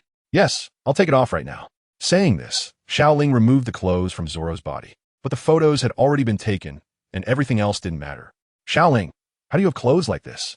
Usopp exclaimed in surprise. Xiao Ling was slightly taken aback, then smiled and said, Nami bought this for me, but how could I wear something like this? So I haven't worn it. The others nodded. Then, under Vivi's lead, they headed towards the town they had visited before. After the avalanche, the town had long lost its former appearance, completely covered in snow. What's going on here? Upon arriving in the town, the four of them saw two groups confronting each other. What's going on? Vivi said, looking at the group of people. Xiao Ling looked at the armed group and said, These guys seem a bit familiar. They should be the ones we encountered at sea. Looks like it. Zoro smiled as he glanced at the clothes of those few people. Hey, let us through. Daunting is buried underneath. A resident said. At that moment, a soldier frowned and said, We can't let you through. This is the area ruled by Lord Whirlpool, and we must obey his orders. Damn it. The residents felt helpless as they looked at the weapons in the opponent's hands. However, at that moment, Zoro slowly walked over. Hey, they saw Zoro walking over, a resident reminded. However, before the resident could finish speaking, Zoro had already dashed forward, and in the blink of an eye, all the soldiers were knocked down to the ground. This guy is so strong. Not only the residents, even Vivi was shocked by Zoro's power. Xiao Ling waved his hand and said to Wei Wei, Actually, we are all pretty strong. Back in the day, Zoro, Luffy, and I were invincible in the EC. Xiao Ling brought up the events of the past once again. Zoro, beside him, took off the clothes from Soldier and put them on himself. These clothes were much more comfortable than the previous ones. And now he finally felt warm. Zoro murmured to himself. Seeing Valpo defeated, all the residents rushed forward, picking up tools to start digging in the snow, because their leader Daunting was still buried under the heavy snow.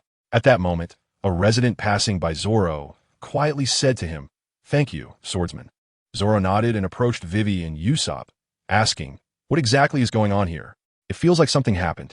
Usopp then took out some tools and handed them to Zoro and Xiao Ling, saying, I'll explain later. For now, let's help out together. Xiao Ling glanced at the tools Usopp handed over, casually taking them, and then pointed at Zoro, saying, If it's him, Usopp. Giving him 3 should make it easier for him to use. Huh. After everyone's efforts, Daunting was rescued. However, he was seriously injured at this point. Although he had awakened, walking had become difficult for him. Outside the house, Vivi, Xiao Ling, Usopp, and Zoro were discussing. I wonder how Nami is doing right now. If they have reached the castle for treatment. Should we go check on them? Vivi spoke up.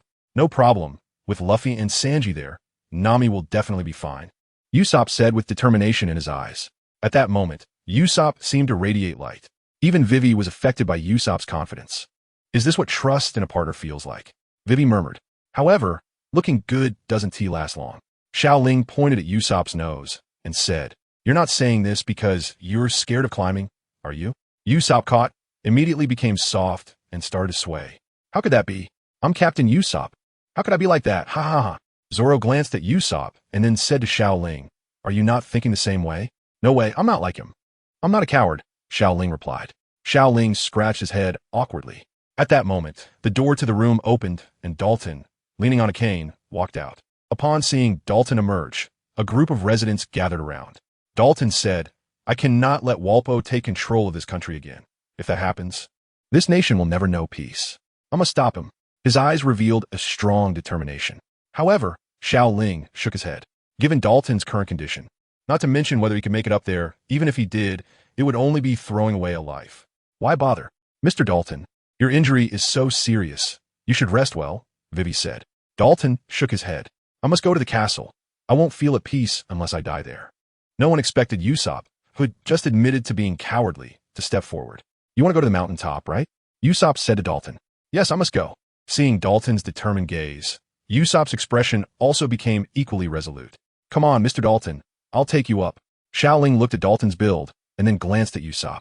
Can this guy really do it? As expected, when Daunting climbed onto Usopp's back, Usopp was already regretting it.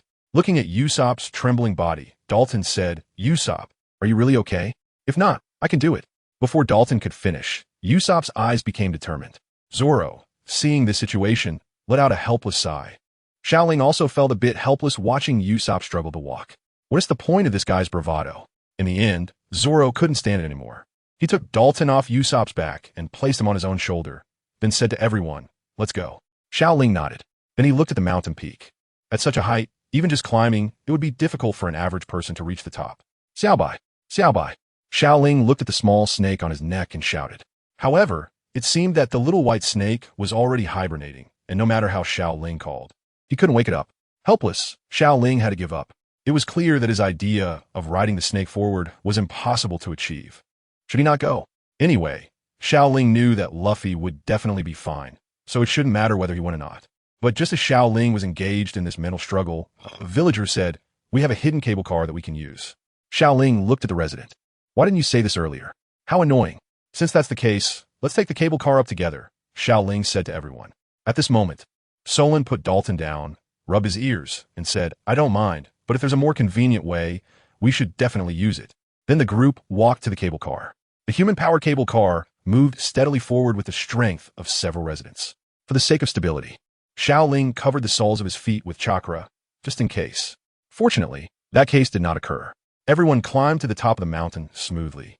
When getting off the cable car, Xiao Ling followed behind Zoro, with Usopp hiding behind him. "Hey, Usopp, are you really that scared?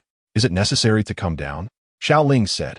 Although he wasn't trembling like Usopp, his hands were tightly gripping Zoro's shirt. "I'm doing this just in case, to protect Zoro," Xiao Ling thought to himself. "No way, Captain Usopp must lead the charge. I'm a brave warrior of the sea." Boom!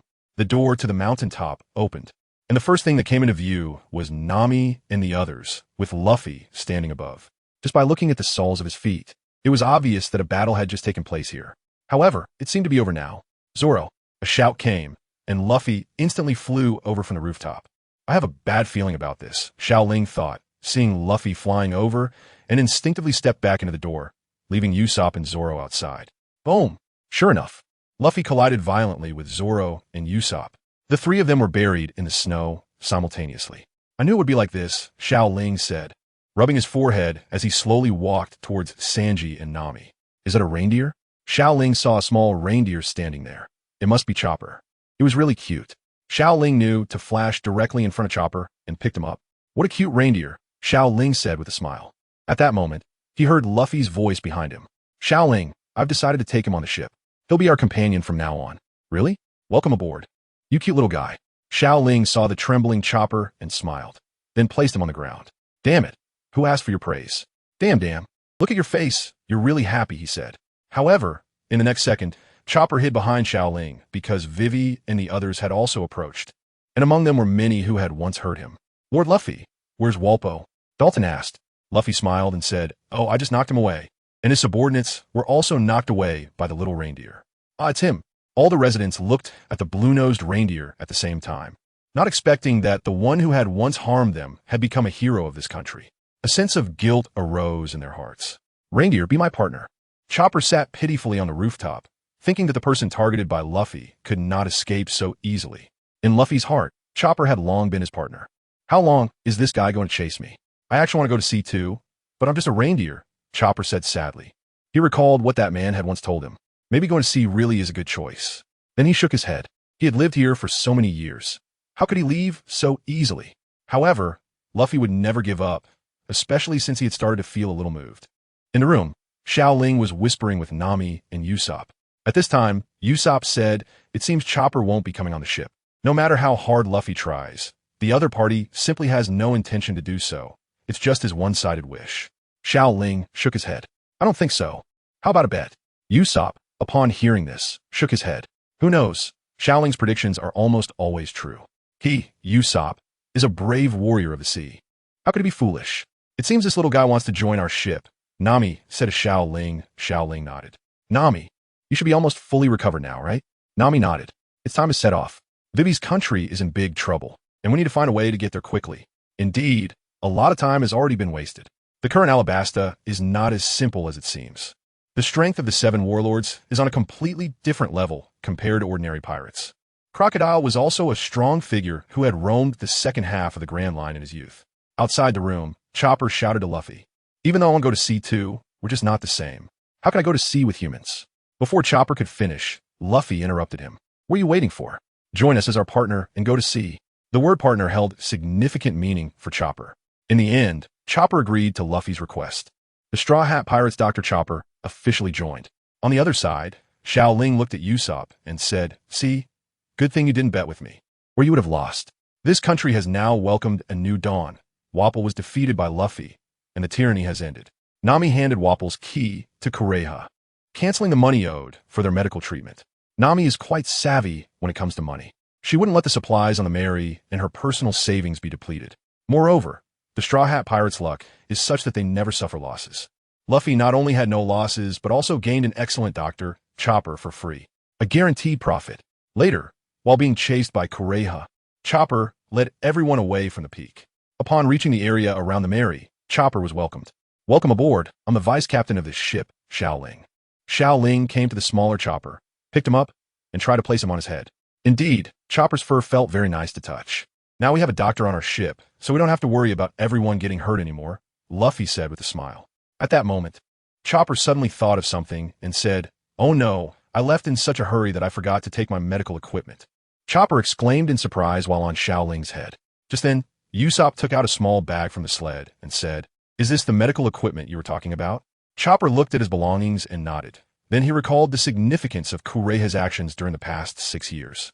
"Thank you, Dr. Kureha," Chopper said, tears streaming down his face as he looked towards the top of the mountain. Xiao Ling then looked around to see that everyone had arrived and said to the crowd, "Since that's the case, let's set sail. We've already wasted quite a bit of time here, and now we need to hurry to the kingdom of Alabasta." All right, Zoro pulled up the anchor, and the Mary began to sail. At that moment, cannon fire sounded from behind. The snowflakes were affected by the cannon fire and turned pink. So beautiful. Xiao Ling took out his phone and captured the scene. Such beautiful scenery is rare, facing the gentle breeze and bidding farewell like cherry blossoms. The Mary set sail at full speed towards the Alabasta kingdom. A day later, everyone had left the range of Winter Island, and the weather had turned clear. Zoro was still engaged in his strength training, while Xiao Ling and Chopper were enjoying the breeze and taking a nap. For Chopper, who was out at sea for the first time, the ocean was magical, and every scene filled him with curiosity. At that moment, Xiao Ling turned his head again and shouted loudly, "Nami, when will we reach the Alabasta kingdom?" This time, Nami's voice came from the deck. "We've only been sailing for a day. It will take at least 3 more days to reach Alabasta," Nami said, looking at the nautical chart. "Also, Xiao Ling, why do you do this every day, eating and sleeping? Now you've got little Chopper lying around like you." Nami then yelled at Xiao Ling. Although there was nothing wrong, why did Chopper's name feel strange? Never mind. Xiao Ling ignored Nami and continued to lie down with Chopper. However, this action angered Nami. "Damn it, Xiao Ling, how dare you ignore me?" Nami said angrily. Zoro then noticed a hint of killing intent, turned his head to look, and immediately stopped his actions. Crash! In the blink of an eye, Nami was already in front of Xiao Ling, delivering a punch that instantly destroyed the lounge chair with tremendous force. Boom! Xiao Ling was directly knocked away by this punch, his body rolling continuously until he fell off the ship's deck and finally came to a stop. Meanwhile, Chopper was stunned by this scene. From then on, Nami had entered the list of people he couldn't provoke. "Hey Nami, why did you hit me?" Xiao Ling slowly got up from the deck and said to Nami with a mournful expression, "I don't think I did anything to offend her, right? Wait, could it be that time of the month for girls? Never mind, it's better not to provoke her." At this moment, how could he possibly explain? Ding. Feeling the host's emotional fluctuation, emotional value increased by 1,000. Nami looked at Xiao Ling, who had a confused expression and helplessly rubbed her forehead. Forget it. This guy might have already been influenced by that idiot Luffy. He probably won't understand anything I say. So Nami said to Xiao Ling, "It's nothing. Just felt a bit annoyed seeing you lying here every day." Sure enough, women are unreasonable. This chapter is a bit dull, I apologize. Regarding other readers wanting the protagonist to have a harem, while my readers want the protagonist to find a male lead. The sun is warm, and there's a gentle breeze over the sea. On the deck of the Mary, Sanji was continuously yelling at Luffy. "Tell me, did you eat all the food I just cooked?" On the other side, Luffy seemed unconcerned. He wasn't good at hiding his emotions, and anyone could tell. "Luffy, you still haven't wiped your mouth clean," Sanji said while taking a puff of smoke, but this made him nervous. "What? Really? Oh no, I forgot to wipe my mouth after eating." Bang! The next moment, Luffy was kicked away by Sanji. "It was you who ate it," Sanji said fiercely. Then, Sanji turned to Nami and Vivi and said, "Miss Nami, Miss Vivi, you saw it too? All our food has been eaten by Luffy." At this moment, Sanji suddenly thought of something and turned to Xiao Ling, saying, "I remember you said that the little snake on your neck can store items, right? So can we take out the dinosaur meat we stored in the little garden?" Xiao Ling nodded upon hearing this. If Sanji hadn't mentioned it, he would have forgotten about it. On the side, Luffy's eyes lit up upon hearing this, and he immediately grabbed Xiao Ling's shoulder and shook it repeatedly. Yeah. Dinosaur meat. Hurry up and take it out. Then he reached for Xiao Ling's neck. Bang! Luffy was kicked away by Sanji once again. Hey, Sanji, why did you kick me? Luffy said, holding onto a straw hat and looking at Sanji. No, maybe it was just an impulse. Luffy pouted and quietly complained. Meanwhile, Xiao Ling woke up Xiao Bai and communicated with it for a while. Xiao Bai's body kept expanding until it filled the deck of a Mary. Let's take out the dinosaur meat together, Xiao Ling said to Sanji. Then Xiao Bai opened its mouth wide, and Sanji extinguished his cigarette and walked into Xiao Bai's belly with Xiao Ling rubber. Rocket. Just as the two entered Xiao Bai's mouth, Luffy's voice rang out, and they were directly pulled into Xiao Bai's belly by Luffy. Wow, is this the belly of that white snake? So much meat, Luffy exclaimed, looking at the floating dinosaur meat with shining eyes. Xiao Ling once let Xiao Bai eat more dinosaurs on the island. It seems that Xiao Bai is very obedient. Sanji, however, looked incredulous, not expecting that there was such a hidden world in Xiao Bai's stomach. This is truly a miraculous item. Subsequently, Xiao Ling handed the Kusanagi sword to Sanji and said, these dinosaurs are quite large. You can take out the parts for cooking, and it's more convenient to leave the rest here. Sanji nodded. The Kusanagi sword performs different functions in different hands and in Sanji's hands. It has already transformed into a kitchen knife. Bang, bang, bang. Sanji severed the neck of a long-necked dinosaur. Then he said to Luffy, Luffy, you move the meat outside. I'll handle the cooking. Luffy, of course, would not refuse this task. Soon, the three of them took out 5 huge pieces of dinosaur meat from Xiao Bai's mouth. Sanji took 2 pieces, and Luffy took 3, holding them high above their heads. This amount of meat could feed an ordinary person for a month. However, for them, it might only be a day's worth of food, because with Luffy, the foodie, this much food is hardly considered a lot. The few of them exited Xiao Bai's body, and Xiao Bai transformed back into a small snake, coiling around Xiao Ling's neck once again. Meanwhile, Usopp was still trying to fish. Upon seeing the others bring out the meat, he immediately dropped his fishing rod. No wonder he's my first mate, Usopp thought, truly a visionary. Now I don't need to fish anymore. But at that moment, a cry for help suddenly came from below the ship. Help! I'm a landlubber. Someone come save me. Huh? Xiao Ling, is there a cry for help coming from below? Luffy asked blankly. Xiao Ling nodded and then said to Usopp, you should go take a look, Usopp. Usopp nodded, and sure enough, below the Mary, there was a strangely dressed man calling for help. In a moment of urgency, Usopp threw out a rope, which just happened to catch the man's body. Ah, what a strange person, Xiao Ling said, looking at the man who seemed to be dressed in women's clothing. Then, he went to the kitchen with Sanji to bring in some meat. Cough, cough. After Xiao Ling and Sanji left, the man woke up. I was saved by unknown pirates. Thank you for rescuing me. I will find a way to repay you, the man said. He spoke in a very interesting manner and quickly became friendly with Usopp, Luffy, and Chopper. Xiao Ling looked at the few people outside the window and shook his head helplessly. If they weren't so noisy, he could sleep a few more hours every day. Sanji noticed Xiao Ling's gaze and said gently, Xiao Ling, just leave the cooking to me. You can go outside. It seems like they're putting on a show. Xiao Ling shook his head and said, forget it. I'll stay here. I'm afraid I won't be able to grab food from Luffy later and won't fill my stomach. This was indeed the case. Although he ate less, it didn't mean he could skip meals. And now, he had almost gone a day without eating. No way. I absolutely won't let that guy Luffy eat the food before me again, Sanji said fiercely. The two continued to talk for a while. In fact, among the people on the ship, everyone had a fixed way of communicating with each other.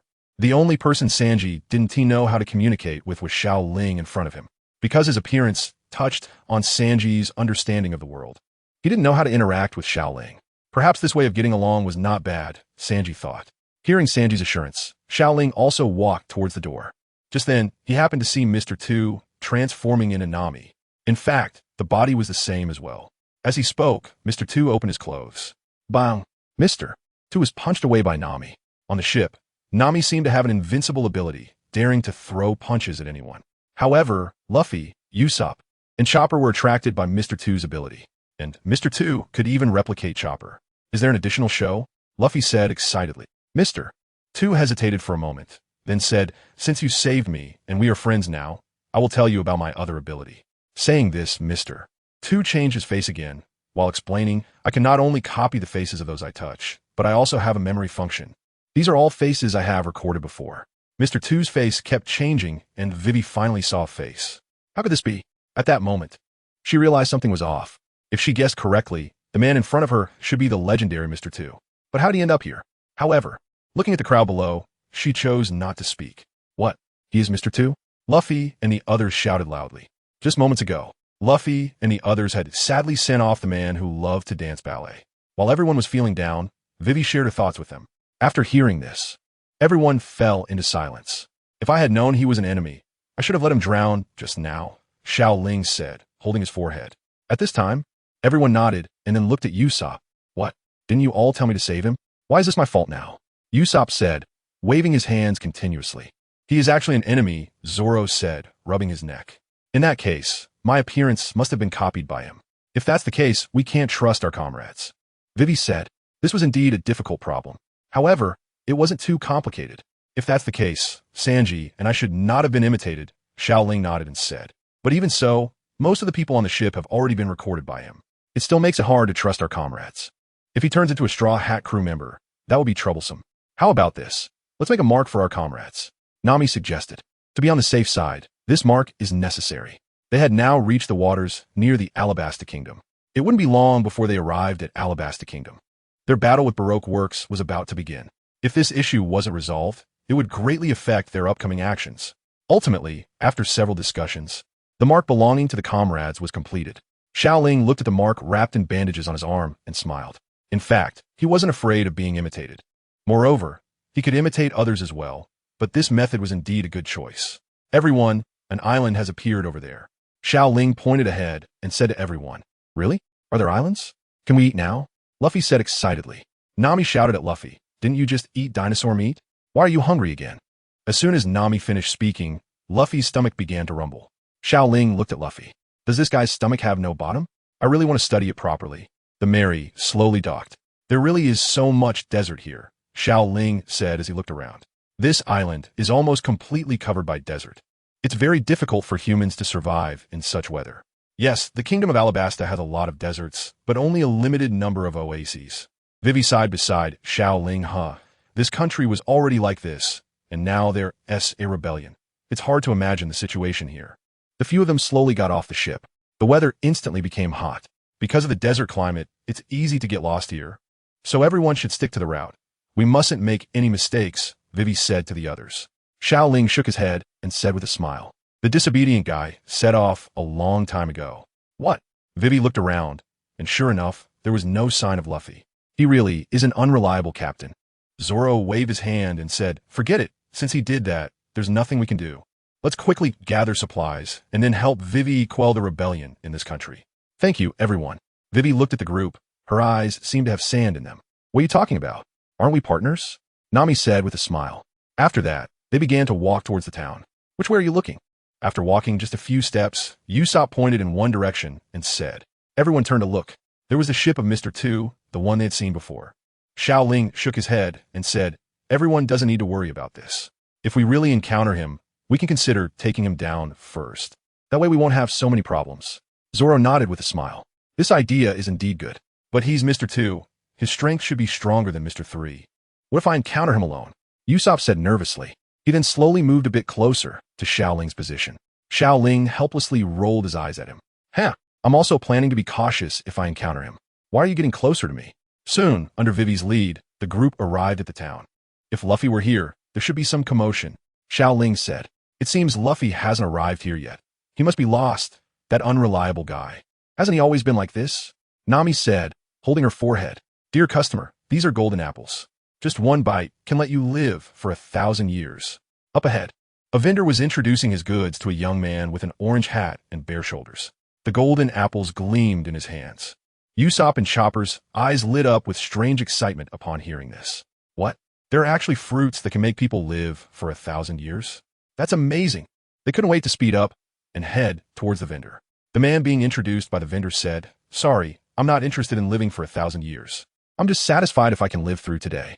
After saying that, he ignored the vendor and turned to leave. Zoro, seeing the mark on the man's back, revealed a shocked expression. What's wrong, Zoro? Xiao Ling asked. He also felt that the mark was somewhat familiar, but there was no time to investigate now.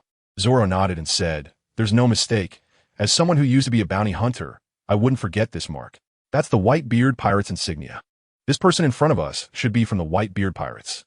Why would someone like him appear here? The Whitebeard Pirates? That pirate crew has a reputation that truly shakes the world. They are currently the #1 pirate crew in the world. Moreover, Whitebeard is hailed as the strongest man in the world. Xiao Ling shook his head.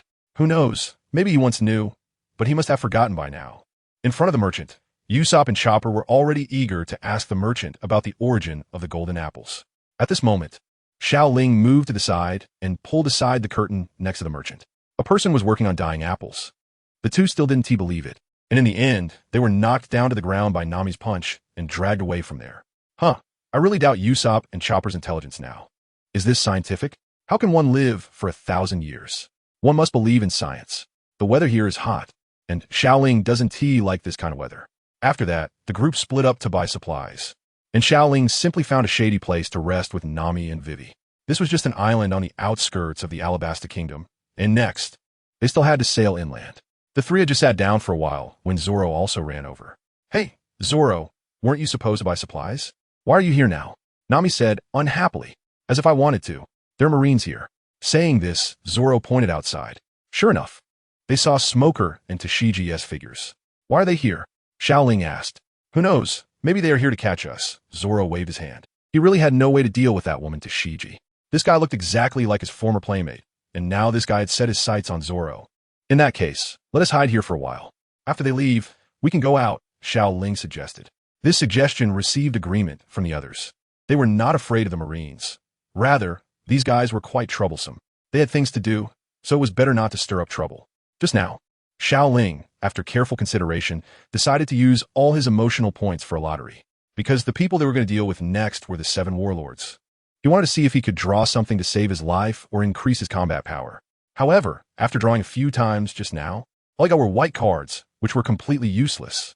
System, give me a 50 consecutive draws. He looked at his remaining 50,000 emotional points.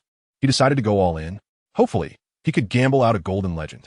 He now realized that perhaps using up all his luck on the 2 golden legends at the beginning had left him with nothing. Unknowingly, the system spinning wheel had already turned to 30 draws. There was only 1 purple card, and the rest were white, with just a few green ones. Damn, system. Are you trying to cheat me? 30 draws without a golden card is fine, but not even an orange card? The system did not respond. The lottery system began to spin again. 10 more draws were used up, yielding a bunch of green and white cards. What is all this? Conan's glasses? Green cards? All right. The last chance for 10 consecutive draws must yield gold. The final wheel began to spin continuously. Ding! Congratulations to the host for obtaining white card 6. Dog system. If you don't give me a golden legend, I'll 1T draw again from now on. Xiao Ling was lost in thought as he looked at a group of white cards in his system. Ding! Obtain the green card. Ace's blood. On the other side, in the restaurant, a man with a glowing back was eating heartily when he suddenly felt something was off. However, he shook his head and continued eating. It felt like he had been bitten by a mosquito. Never mind, it might really have been mosquito bite. Bang! In an instant, he suddenly went silent and collapsed onto the table. After the green card, the system spinning wheel flashed with golden light. Ding! Congratulations to the host for obtaining the golden card. Curse Seal, Mother Body Version Sage, Transformation Physique. Damn, finally. Ding! Congratulations to the host for obtaining the orange card. Enhanced version of the Heaven's Curse. Ding! Congratulations to the host for obtaining the white card, 6 walnuts. After the golden light, Xiao Ling fell into thought as he looked at the last 6 walnuts. Who should he give this to? He heard this thing was great for the brain. From the 12th until today, he went from 50,000 words to 200,000 words. Colossal. Xiao Ling saw the 2 seals he drew. One was the Seal of Heaven, and it was an enhanced version. According to the description, it eliminated the side effect of transplant death, but the success rate still depended on willpower. It was somewhat lackluster, but the removal of the negative effect of death provided a baseline strength. Then he looked at the golden one. This one was quite powerful. No wonder it was a golden legend. The golden seal could be used directly, but only by the host. However, there was a warning on it. The power was too strong and could easily lead to a rampage state, so caution was advised. In simple terms, it was very difficult to control this power, and if not controlled well, it could easily go out of control. However, fortune favors the bold. Xiao Ling decided to merge this power after returning to the ship. As for the enhanced version of the Heavenly Curse Seal, it could be considered for use by the people on the ship. However, it requires a strong will and a desire to become stronger. Zoro and Luffy are good choices, as both are determined individuals. Just as Xiao Ling was hesitating, Sanji slowly walked over with Chopper, strutting confidently. The Navy had already left this place. Phew, the Navy has finally left, Usopp sighed in relief. Sanji waved his hand and approached the group. Miss Nami, Miss Vivi, Sanji said with a smile. It was hard to see anyone else in Sanji's eyes. Chopper was panting behind Sanji, as he was very afraid of high temperatures due to his fur. He particularly disliked the climate of Alabasta. After all, he came from Winter Island. Have you finished shopping? Nami asked quietly upon seeing Sanji. Yes, I've completed all the purchases, and I've also bought clothes for you, Sanji replied. Xiao Ling thought for a moment, and if he were to buy it, then, sure enough, the fabric of the clothes for both of them was indeed pitifully little. Hey, Sanji, are these really common people's clothes? Nami asked helplessly, although she also thought these clothes were very beautiful. Ha, the dancer outfit is also a commoner's outfit, Sanji said, looking at Nami with a lecherous gaze. He was quite satisfied with his taste. Afterwards, Nami and Vivi found a spot to change into the clothes. This made Sanji, who was already satisfied, look dreamy. Even Xiao Ling thought Sanji had good taste. At that moment, Nami mischievously said, Sanji, why didn't you buy one for Xiao Ling too? Huh? Sanji was caught off guard by Nami's question. He looked at Xiao Ling, I'm sorry, Miss Nami, I forgot. Xiao Ling sensed that the situation was off and immediately shifted the topic, asking Wei Wei, what should we do next? After all, your plan is the most important for saving this country. Xiao Ling had always believed that Wei Wei, as a princess, was not simple. Her vision definitely surpassed that of everyone present, completely different from their group of pirates. When it came to saving the Alabasta kingdom, the conversation was easily redirected by Xiao Ling. Well, my plan is to first negotiate with the leader of the rebel army. This way, we can minimize the losses. In fact, our only enemy has always been Crocodile, who is one of the 7 warlords of the sea. Next, we need to cross the desert without any problems. So I asked for everyone's help. Upon hearing Wei Wei's plea, everyone smiled. Those present had already considered Wei Wei as their comrade. Since it was a request from a comrade, how could they possibly refuse? In that case, let's follow Wei Wei's plan to minimize the losses and thwart Crocodile's scheme, Xiao Ling said. Also, I suspect the Crocodile is already on the move. I can't believe that the rebellion in this country doesn't have his involvement. And why are so many Baroque Works members gathered here?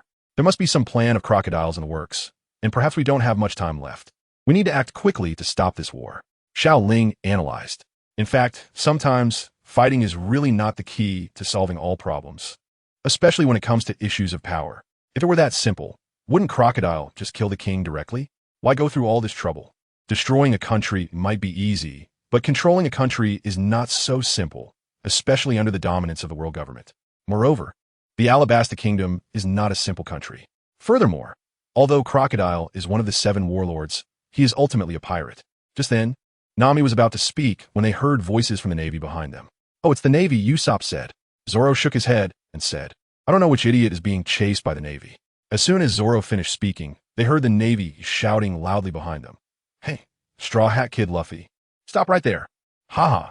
As expected, the one who can cause so much trouble is that guy Luffy, Xiao Ling said. Zoro helplessly rubbed his forehead. However, the next scene left everyone even more helpless. Luffy saw them and shouted loudly, Xiao Ling, Zoro, Nami, Vivi, Sanji, Usopp. His voice was so loud that it was hard not to hear. This guy, everyone said helplessly. The Navy finally spotted them. That's the crew of the Straw Hats. Everyone chase. One of the Navy shouted. Damn it, Xiao Ling said helplessly. No wonder it said that when there's no trouble, Luffy is the most troublesome person. What can they do? They can only pick up their luggage and hurry towards the Mary. Leading the Navy was Smoker. And the story of Smoker and the Straw Hat Pirates could practically fill a book. This guy's perseverance is too strong. And now, their haki is not fully developed. They have no effective means to attack Smoker, who has a Logia-type devil fruit, and can only retreat when encountering him. White blow. Just as they were about to be caught, a flame fell from the sky, blocking Smoker's attack. The person was the man they had previously seen promoting golden apples. Smoker frowned upon seeing this man. This guy is not someone the current Straw Hat Pirates can compare to. Why would Portgas D. Ace, the captain of the Whitebeard Pirate 2nd Division, appear here? Smoker said. The other party is a real big pirate. Haha, of course there are some matters. But what I want to do now is to stop you from chasing after Luffy and the others, Ace said with a smile. Oh, Do you have some connection with the Straw Hat Kid? Smoker asked. Ace smiled slightly and said, as an older brother, I have to help my troublesome little brother, right? Oh, the Straw Hat Kid is actually the brother of the captain of the Whitebeard Pirate 2nd Division? Smoker frowned. He never expected that the Straw Hat Kid had such a connection. However, he could not imagine that this connection meant nothing to Luffy. Luffy's network of relationships spans the entire world. Just like a domineering CEO thinking he is pursuing Cinderella, only to find out that Cinderella is actually the true second-generation boss. Yes, so no matter what, I won't let you pass, Ace said with a smile. Smoker, being a genius of the Navy, also has his pride. He is not afraid even of the big pirates of the New World. In that case, Smoker quickly elementalized his body, and thick smoke began to appear. Smoke, huh? You should know that you are smoke, and I am fire. It's difficult to determine who is the opponent, Ace said. Ace also did not intend to use lethal force against Smoker. The true strength of Ace now is not something Smoker can contend with. Boom! In the next moment, the two began to fight, flames and smoke intertwining, hard to distinguish. Meanwhile, the fleeing Straw Hat pirates looked back at the battle with surprise. Hey, Luffy, how could the captain of the Whitebeard Pirate 2nd Division help us? Zoro asked. He's called Ace, my brother, Luffy said with a smile. Zoro nodded. No one doubts the strength of the Whitebeard pirates in this world. The group continued to run and soon saw the shadow of the Mary, but for some reason, Xiao Ling felt that something was missing. Hey Zoro, where's Luffy? Xiao Ling asked. He was clearly there just a moment ago. How could he be gone so quickly? Huh? Everyone quickly looked around. At this time, Nami said he must have gotten lost, but in the current situation, we should start the ship first and then look for him. This island is very dangerous now. Xiao Ling and Zoro nodded. With Ace here, Luffy wouldn't be in any danger. If Ace couldn't handle a naval colonel, then the Whitebeard pirates will be living a lie. The few of them quickly boarded the ship, and the Mary began to start up. But they weren't in a hurry to leave. Instead, they sailed around the island. This guy Luffy really gives me a headache. It seems I have to give him some walnut milk, Xiao Ling muttered to himself. This guy is too unpredictable. But maybe it's precisely because he can be so reckless that he brings chaos to this world. If he always kept a low profile, then what would be the point of being a pirate? Just as the Mary was sailing, they caught sight of Luffy's figure at the edge of the town. For some reason, seeing Luffy gave Xiao Ling an ominous feeling. Xiao Ling shook his head and walked into the cabin. Just as he stepped inside, a loud bang echoed. The few people on the deck were all knocked to the ground by Luffy's rubber rocket. Indeed, when there was no danger, Luffy was the biggest danger. Xiao Ling firmly believed in this statement. Since we are here, let's head towards the Alabasta kingdom, Nami said to everyone. All right. After that, Nami confirmed the course, and the Going Merry was ready to set sail. Luffy, is your brother strong? Sanji asked. Yeah, I didn't expect him to eat a devil fruit. And even before he ate it, I wasn't his match. But I think he's definitely not my match now, Luffy said with a big laugh. Just then, a person jumped up from the bottom of the ship and spoke. Luffy, who are you saying is not your match? Huh? Luffy looked at Ace and continued. Ace rubbed his forehead, then ignored Luffy and said to everyone, I have such a troublesome little brother. Sorry for causing everyone trouble. After finishing, he bowed deeply. Everyone was surprised by Ace's politeness and bowed as well. No need to be polite. Xiao Ling looked at Ace in front of him, with small freckles on his face, black hair, and a strong physique. A great pirate of the New World. Perhaps on the surface, there was no sense of oppression, but his strength should not be that simple. And he had obtained his blood. Xiao Ling thought for a moment, but couldn't remember anything. He had completely forgotten everything about this world. Moreover, he had fully integrated into this world. Forget it. It's better to follow his feelings. Knowing everything might not be a good thing after all. At that moment, Sanji took out a cigarette and was about to light it when he snapped his fingers. Huh? Sanji looked at his already lit cigarette and then glanced at Ace. Ace smiled slightly. After some discussion, Ace and Luffy's group decided to sail together since their paths coincided. At this point, Xiao Ling stepped forward, extended his hand in front of Ace, and smiled as he said, Welcome, Ace. Ace shook hands with Xiao Ling and then bowed to him. You're the vice captain of this ship, the one Luffy mentioned. Ace then felt something was off and corrected himself. Luffy really likes you guys, his crew. Xiao Ling's gaze turned cold as he looked at Luffy. After noticing Xiao Ling's gaze, Luffy stared blankly at the sky and whistled. T-Sage, forget it. That damn guy, Xiao Ling said fiercely. At that moment, a large number of ships appeared in front of the Mary. It's the members of Baroque, Vivi said. Xiao Ling looked at the people in front of him. There were probably over 100 of them. However, he was not worried. After all, he was the one who had defeated Mr. 3. So why should he be afraid of them? In fact, Xiao Ling didn't even notice the shift in his mindset. Perhaps he had already adapted to his own strength, realizing that he was far superior to ordinary people, which made him unafraid of these individuals. Or maybe it was because he knew his vitality was resilient and he was not so easily killed, which made him even less concerned. Moreover, he had strong companions like Luffy and Zoro by his side, so what was there to fear? Overall, he had become somewhat overconfident, no longer looking down on ordinary people. But caution was still necessary. Just as everyone was preparing for battle, Ace said, "Leave these guys to me." Luffy nodded, and Zoro was also curious to see the rumored strength of the great pirate. At that moment, Ace stepped onto his small boat, propelled by flames, and sped forward. As everyone watched, a voice rang out, "Fire Fist!" Boom! The enemy ship was instantly destroyed, and Xiao Ling dropped his jaw in shock. His previously inflated ego had completely deflated. So strong. Just like that, the enemy was easily dealt with. Xiao Ling noticed that there were quite a few enemies in the water who had jumped off or had not died, and an idea formed in his mind. This was a walking experience point. Xiao Ling walked to the back of the ship, continuously conjuring small snakes with his palms. Ding! Killed a sea-level character. Gained 10 experience points. Is this considered picking up the scraps? Countless small snakes floated in the seawater, swimming towards the enemies in the ocean. So amazing. Luffy's eyes sparkled as he said to Ace, who had already boarded the ship. Everyone nodded in agreement.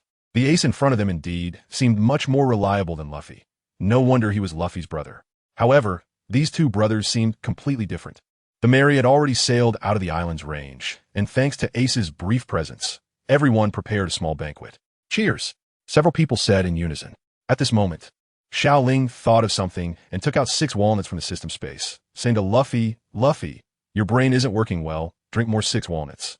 Ha ha! Everyone was amused by Xiao Ling's words, and then looked at the iron can he was holding. "Where's 6 walnuts?" Luffy asked, still not quite understanding. "It's something to boost your brain." Xiao Ling tossed the 6 walnuts to Luffy and continued speaking to everyone. "I need to go into seclusion for training, so please don't disturb me." Next, he would fuse the curse marks to gain new powers. Although there was a possibility of going berserk, it was better than not doing it at all, and going berserk at a critical moment was certainly better than death. After Xiao Ling left, Luffy looked at the iron can in his hand and then opened it with his hand. Gulu gulu. So delicious. Everyone looked at Luffy speechlessly. As expected, this guy really needs to improve his brain. Xiao Ling entered the room and found a spot to sit down. System. Use the spell imprint mother version. Ding. Do you confirm usage? Do you need to confirm usage again? Is there a problem with this spell imprint? However, Xiao Ling shook his head. Confirm. The next second, a sharp pain struck, and Xiao Ling felt as if his body was being torn apart, as if he were undergoing a blood transfusion. The roar echoed throughout the ship. "Hey, what happened to him?" Sanji said as he stood up, intending to check the room. At that moment, Zoro stopped him. "Sanji, don't worry about him. He specifically said not to disturb him." Sanji lit a cigarette. The screams continued to come from the room, and Nami, standing nearby, felt a bit sympathetic. "Aren't you going to check on your friend?" Ace couldn't help but remind them. He felt a bit uncomfortable hearing those agonizing cries. Only Luffy shook his head and said, "No need. He said not to disturb him, so we just need to trust him." An hour later, the sound from the room disappeared. Xiao Ling was lying on the ground, gasping for breath. The pain in his body still existed, but he had already adapted to it, and it wasn't as painful as before. He had already cursed the system in his mind. The previous sensation felt like his flesh was being cut off and then reattached. The pain was nearly unbearable. He had even thought about ending it earlier, but the damn system wouldn't let him. Damn it. Another hour had passed. Xiao Ling was finally able to stand up. The pain in his body had dissipated, and he felt that the power he possessed had significantly increased. This curse mark was not a seal. There was no mark on his body. In other words, his entire body was the source of the curse mark. Xiao Ling slowly walked out of the room, and everyone outside was staring intently at the door, looking like they wanted to go in but didn't dare. Creak. The door was opened. "Oh, everyone." As soon as Xiao Ling finished speaking, everyone turned around and continued to toast. However, this gesture warmed Xiao Ling's heart. They were probably worried about him. Xiao Ling found a spot and sat down. At this moment, Zoro beside him asked, "What just happened to you?" Xiao Ling was a bit lost in thought. He thought it might be because his voice was too loud, which caught the attention of a few people. After a complete transformation, his strength had increased significantly. As he spoke, Xiao Ling wanted to show off his muscles. However, as soon as he stretched out his arm, he quickly put it back down. He chuckled. There were no muscles at all. Zoro nodded, and at that moment, Xiao Ling continued. Do you want to give it a try? If you can hold on, your physical strength will greatly increase, and you'll gain unimaginable power. Hearing the words become stronger piqued Zoro's interest. Then Xiao Ling thought of something and continued, but this power requires great willpower to control. If your self-discipline isn't strong, it's easy to run into problems. I think it's better if you don't. Indeed, this power was hard to control. If Zoro went berserk, who could rein him in? Even Luffy would find it difficult. However, what Xiao Ling didn't know was that Zoro, who initially didn't want this power, was provoked by Xiao Ling's mention of great willpower and lack of self-discipline. What do you mean by that? Are you saying my will isn't strong enough? Zoro said fiercely. Stop talking nonsense, I want that power. If I call out, you better make me go east and not west. Zoro declared. What a joke. I am Orochimaru Zoro, the three-sword style master. Xiao Ling continued to refuse. Maybe it's best to forget it. This power is really hard to control. What? There's a power I can't control? Do you look down on me? Zoro pressed on. I'm just being kind. Why are you so worked up? Xiao Ling sighed. Forget it. Let's get a room. With that, under the gaze of the crowd, Xiao Ling and Zoro walked into the room together. System, use the heavenly curse seal on Zoro, Xiao Ling said. Ding. The heavenly curse seal can preserve the soul. Would you like to use it? Preserve the soul? That's a good skill. Zoro, sit cross-legged. Zoro nodded and then sat down on the ground. In the next second, a small snake slowly crawled out from Xiao Ling's hand. It's about to begin. Steady your mind. This power, though not evil, can easily make one lose their rationality, Xiao Ling continued. Cut the nonsense. Just get started, Zoro said. Xiao Ling nodded. The small white snake slowly crawled up Zoro's neck, and he only felt a tickling sensation. However, this atmosphere made him a bit anxious. In the next moment, the small snake opened its mouth and bit down on Zoro's neck, and a wave of pain hit him, making Zoro feel as if the blood in his body had stopped flowing. Damn it. But the one who screamed was not Zoro, but Xiao Ling. The last time it was physical pain, and this time it was the pain of a soul being torn apart, a pain that was even harder to bear. Although Zoro found the pain unbearable, with sweat pouring down his forehead, he held on. However, Xiao Ling, caught off guard, didn't expect that the system's mention of storing souls would tear his soul apart. After several hours of enduring so much pain, Xiao Ling fainted from exhaustion. Outside the room, Sanji took a deep drag from his cigarette. What were they doing inside? Why do I always feel something's off? Then he shook his head. The green-haired guy shouldn't be like this. When Xiao Ling woke up again, he had no idea how much time had passed. The pain of his soul being torn apart still left him dizzy. Damn it, system, get out here. Please use civilized language, host. Xiao Ling calmed down. System, will my soul tearing cause any problems? No, with this system, you won't have any issues because this system is all-powerful. Is all-powerful the system's catchphrase now? Hell, what a waste. After finishing the conversation with the system, Xiao Ling slowly got up and walked outside. Oh, Xiao Ling, you're awake? Are you okay? Nami smiled and asked as she saw Xiao Ling come out. Xiao Ling nodded. It's okay. Nami breathed a sigh of relief after hearing this and continued. Chopper has checked your body, and he said there's nothing wrong. What exactly happened? Xiao Ling smiled and said, this is my special way of practicing, but it consumes a lot of mental energy. I fainted because I was exhausted. Are we almost there? Xiao Ling changed the topic. Nami looked at the sea chart and then said, it will take a while longer. You should rest a bit more. We'll be crossing the desert soon. Xiao Ling shook his head. I've already rested well. Then Xiao Ling found his recliner and saw Chopper lying on it. Xiao Ling placed Chopper on his belly and then enjoyed the Zoro brand hairdryer together with him. Hee. Nami looked at Xiao Ling with a bit of helplessness. Xiao Ling was lying on a lounge chair and noticed the mark on Zoro's neck. He then spoke. Zoro, how do you feel? Zoro nodded. Ever since the curse mark was implanted in him, the methods of using the curse mark had also entered his mind. Because of the implantation of the curse mark, his current strength was indeed much greater than before. However, this power belonged to an external force, which Zoro didn't particularly like, so he planned not to use it. Such simple power, of course, I feel very easy to control. Xiao Ling believed it. He nodded and continued to enjoy the gentle breeze. On the other side, Ace had already understood the situation. He was very disdainful of the seven warlords seizing power. It was surprising that such a thing could happen with pirates seizing power, but since he wanted to take over, there must be some unknown secrets in this country that piqued his interest. Ace said. Sanji nodded at Ace's analysis. Ace was different from them, the newly emerged pirates. There were some things Ace might see more clearly than they did. Yes, but no matter what, we have decided to help Vivi, so we must do this. Ace nodded. He understood Luffy. The Mary slowly approached the shore, and just as everyone was preparing to disembark, a creature suddenly swam out of the sea. A group of manatees appeared on the ground, waving their limbs at them. They said that if they wanted to come ashore, they had to defeat them first. Chopper translated. Chopper's ability to communicate with animals was indeed impressive. Then Usopp, seeing such small creatures yelling at them, volunteered, saying, "Ha ha ha, I am a brave sea warrior. Leave the next part to me." With that, Usopp was the first to jump off the ship. At that moment, Vivi reminded him, "Usopp, these manatees are quite strong. Be careful."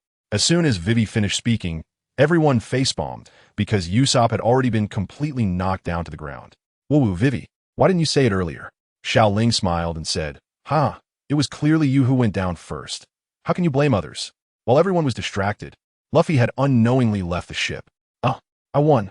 Luffy's voice rang out, and only then did everyone notice that they had already disembarked. At that moment, Luffy had defeated the powerful Kung Fu manatee. These guys admired strong individuals, and seeing Luffy's strength, they quickly began to ask him to be their master. Xiao Ling watched with a bit of helplessness as Luffy kept playing with the Kung Fu manatee. However, they needed to hurry on their journey and couldn't delay here for too long. "Luffy, say goodbye to them. We need to get going," Xiao Ling said to Luffy. Just as Luffy was about to say goodbye, the Kung Fu manatee understood Xiao Ling's words and felt reluctant to part ways with him. In the end, the Straw Hat crew bid farewell to the Kung Fu manatee, shedding tears and parting ways for half of their food. "I feel like we got the short end of the stick," Xiao Ling murmured on the way. As they entered the inland area, the wind and sand became violent, and the hot weather was very uncomfortable. "It's so hot," Luffy complained after just a few steps. "I want to drink water," Luffy shouted loudly.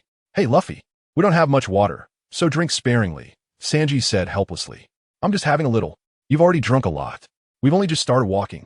Ace smiled as he watched Luffy and Sanji bicker. Xiao Ling seemed to see a hint of indulgence. After a while, the group arrived at what appeared to be an abandoned city, now buried under sand and dust. Vivi, upon seeing this, had a somewhat sad look in her eyes. "Vivi, what's wrong?" Nami asked beside her.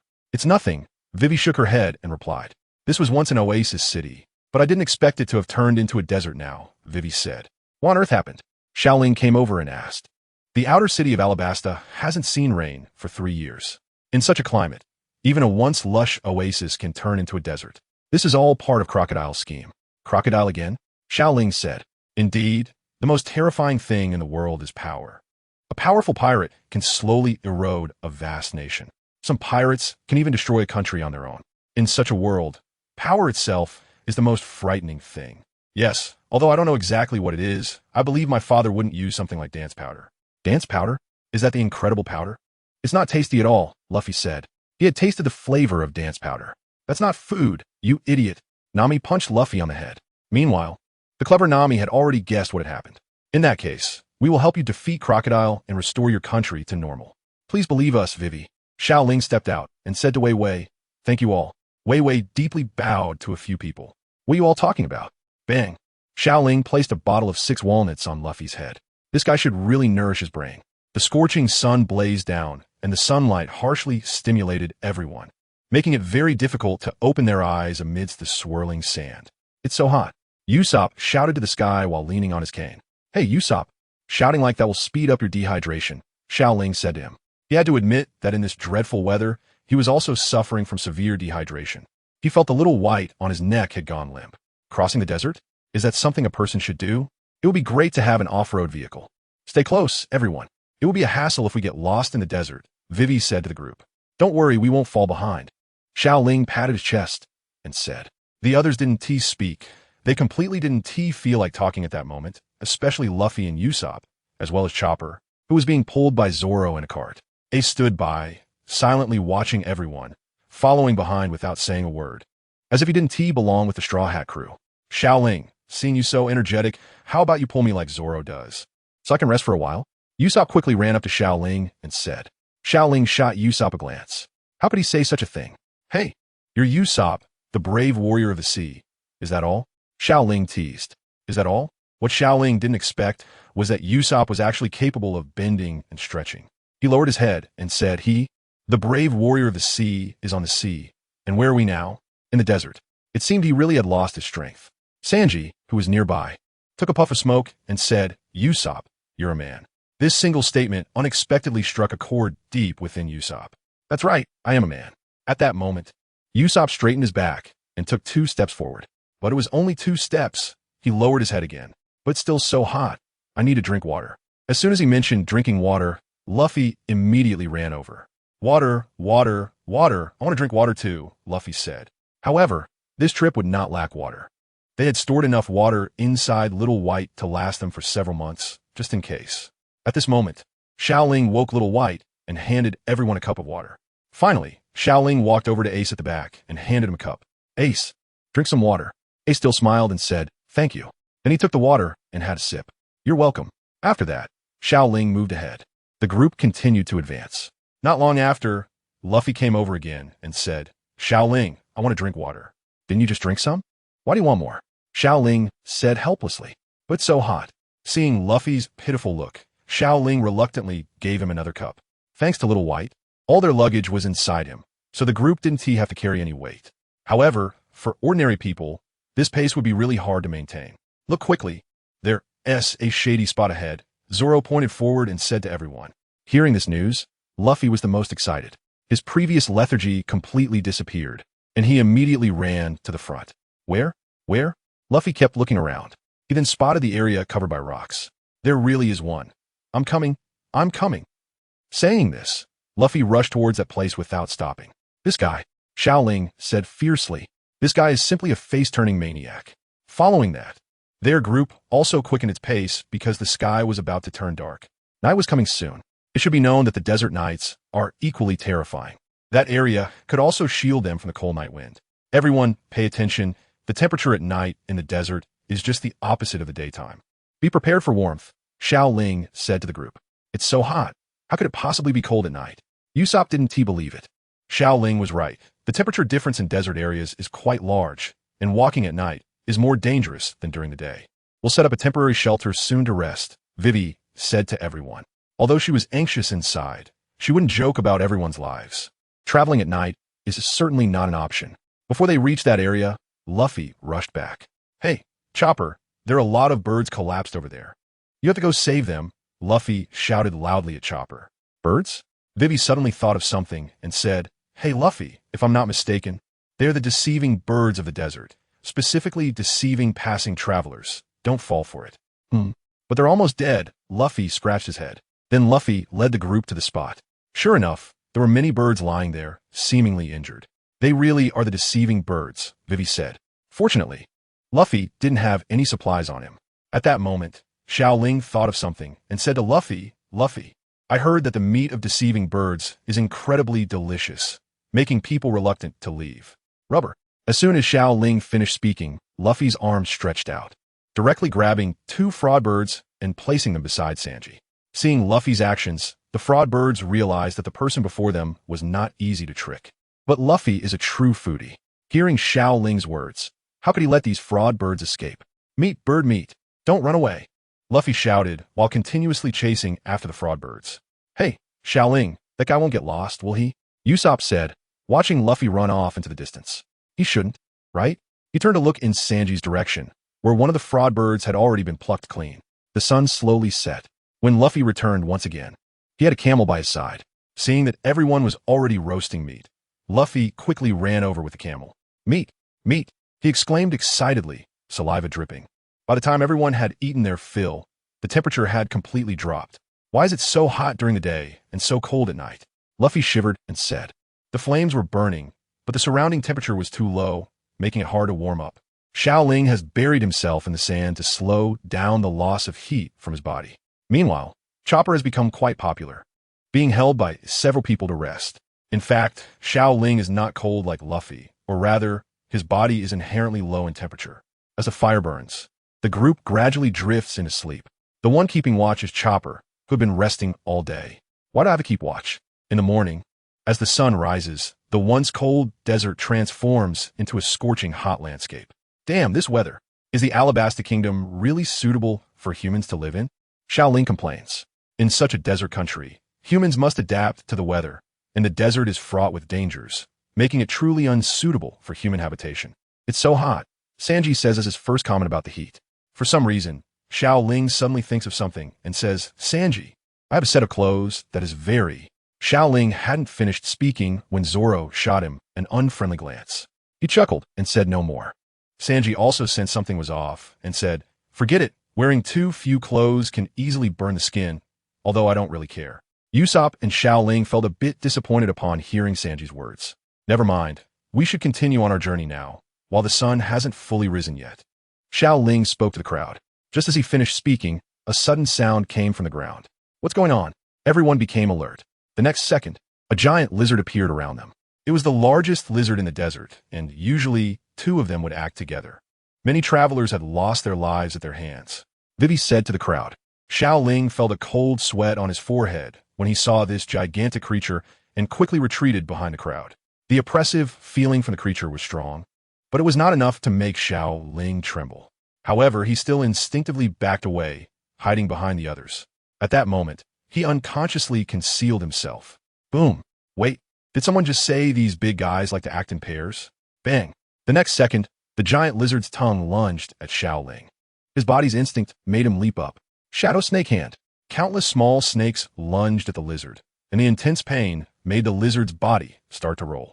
It turned out to be just a bluffer. Its strength was so weak. Xiao Ling's body relaxed, and he immediately began to form hand seals. Shadow Clone Technique. Following that, Xiao Ling and his clone simultaneously formed seals. Wind Release, Great Breakthrough. Fire Release, Great Fireball Technique. Orochimaru's lower ninja should know this. After all, it's a C-rank ninjutsu.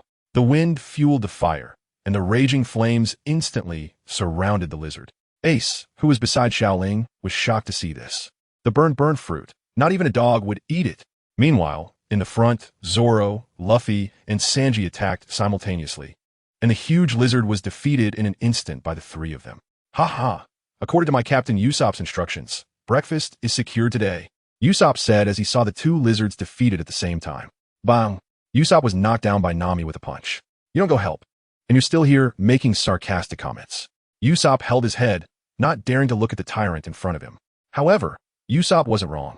The meat from the two lizards was enough for them to have a big feast. Even Luffy was well fed. So full, Luffy patted his belly. Xiao Ling turned around and said to everyone, "Let's continue our journey." The group nodded. Under the scorching sun, they pressed on, but at this speed, they wouldn't be able to reach their destination in a short time. However, Nami and Vivi were different, as they now had camels to ride. To everyone's surprise, a camel walked right up to Xiao Ling. At that moment, Chopper translated, "Beautiful miss, I'm very strong, and if possible, I hope to take you along with me." Not just Xiao Ling, but at that moment, everyone in the Straw Hat crew fell silent. Xiao Ling felt greatly insulted. The despicable, lecherous camel in front of him actually didn't treat him as a man. Even if I, Xiao Ling, were to let the sun shine, it's foolish not to take advantage of a good deal. Xiao Ling lightly leaped and landed behind the camel, also sitting behind Vivi and Nami. The camel, seeing Xiao Ling climb up, proudly raised its head and started moving forward with the three of them. After Xiao Ling left, Usopp said, "I suddenly feel like Xiao Ling doesn't look so feminine anymore. This is such an unfair advantage. Why do I look like this? Boo-hoo. I still have to walk by myself. How frustrating." With no other choice, the rest could only rely on themselves to move forward. On the camel, Xiao Ling felt no embarrassment at all. As long as he wasn't embarrassed, the embarrassment belonged to others. Nami chuckled and said, "Xiao Ling, where did that moment of confidence go?" Xiao Ling looked up, whistling and gazing at the sky, completely unconcerned with these trivial matters. "Can integrity be eaten? Can integrity help you avoid walking?" Xiao Ling said. Wei Wei and Nami rolled their eyes at Xiao Ling's remarks simultaneously. This guy, how can he be so shameless? Just then, on the other side of the desert, a ship appeared, surprisingly flying a pirate flag. "Is that?" Wei Wei looked at the pirate flag and said. She had heard rumors about desert pirates before, but she never expected to actually see them today. "Hey, can you really sail a ship in the desert?" Xiao Ling was somewhat curious about this phenomenon. Why would something that defies scientific logic appear in this world? Well, this world is not one that can be judged by common sense. Whether it's the giant creatures or the powers possessed by people in this world, common sense does not apply here. "Pirates in the desert," Wei Wei said. Xiao Ling nodded. "I have a question. Could they be our enemies? Or are they just passing by?" As soon as Xiao Ling finished speaking, the answer to the question appeared. The group of pirates docked their ship next to them, and a bunch of pirates slowly got off. It was three little girls, haha, and there was even a camel. It seemed that this time we had a big harvest. We could eat camel. At this moment, they had already been surrounded. What should we do? Nami said. Should we deal with them? Xiao Ling looked at the group. They probably didn't have any real strong fighters. If he took action, he could defeat them. Let's wait and see how it develops, Wei Wei whispered. A tall, sturdy man slowly walked over and came in front of the three and the camel. He lifted his head, and in the next second, a small pink umbrella appeared above his head. This scene almost made Xiao Ling laugh out loud. This guy was really interesting. Did such a getup really suit a strong man? A cute contrast? At that moment, the strong man said to them, "Our sand pirate Barbaro crew has a motto. Anything that can move in the desert, except for our own companions, is food. Eat anything? Does that mean we would also become food? Should we take action?" Xiao Ling asked the two. The main purpose of coming to this country was to help Wei Wei, so he was mainly asking for her opinion. Moreover, Xiao Ling could really feel that Wei Wei's vision and perspective were definitely not comparable to this group of pirates. For a country, none of the Straw Hat crew could manage a nation. Let's wait and see how it develops. After careful consideration, Wei Wei finally answered. She didn't want to cause any trouble right now. If the other party didn't block their purpose, then there was no need to engage. "Hey, Sanji, I want water." "I want meat," Luffy shouted loudly. "Water and meat are with Xiao Ling. We have to catch up with them first," Sanji said, taking a puff of smoke. "What? Where are they going?" "No way, I have to find them. I want water, I want water." With the shouting, Luffy's speed kept increasing. This guy is really energetic, Usopp said helplessly, watching Luffy run off. On the Sand Pirates ship, cheers. At this moment, Xiao Ling and the others had mingled with the Sand Pirates. It was actually quite simple. This group of Sand Pirates was quite interesting. Xiao Ling just took out some food and wine, and everyone already regarded him as a companion who couldn't be eaten. "Ha ha ha, we're the freest people in the desert. Come on, cheers. My comrades." The Sand Pirates raised their glasses and said to Xiao Ling.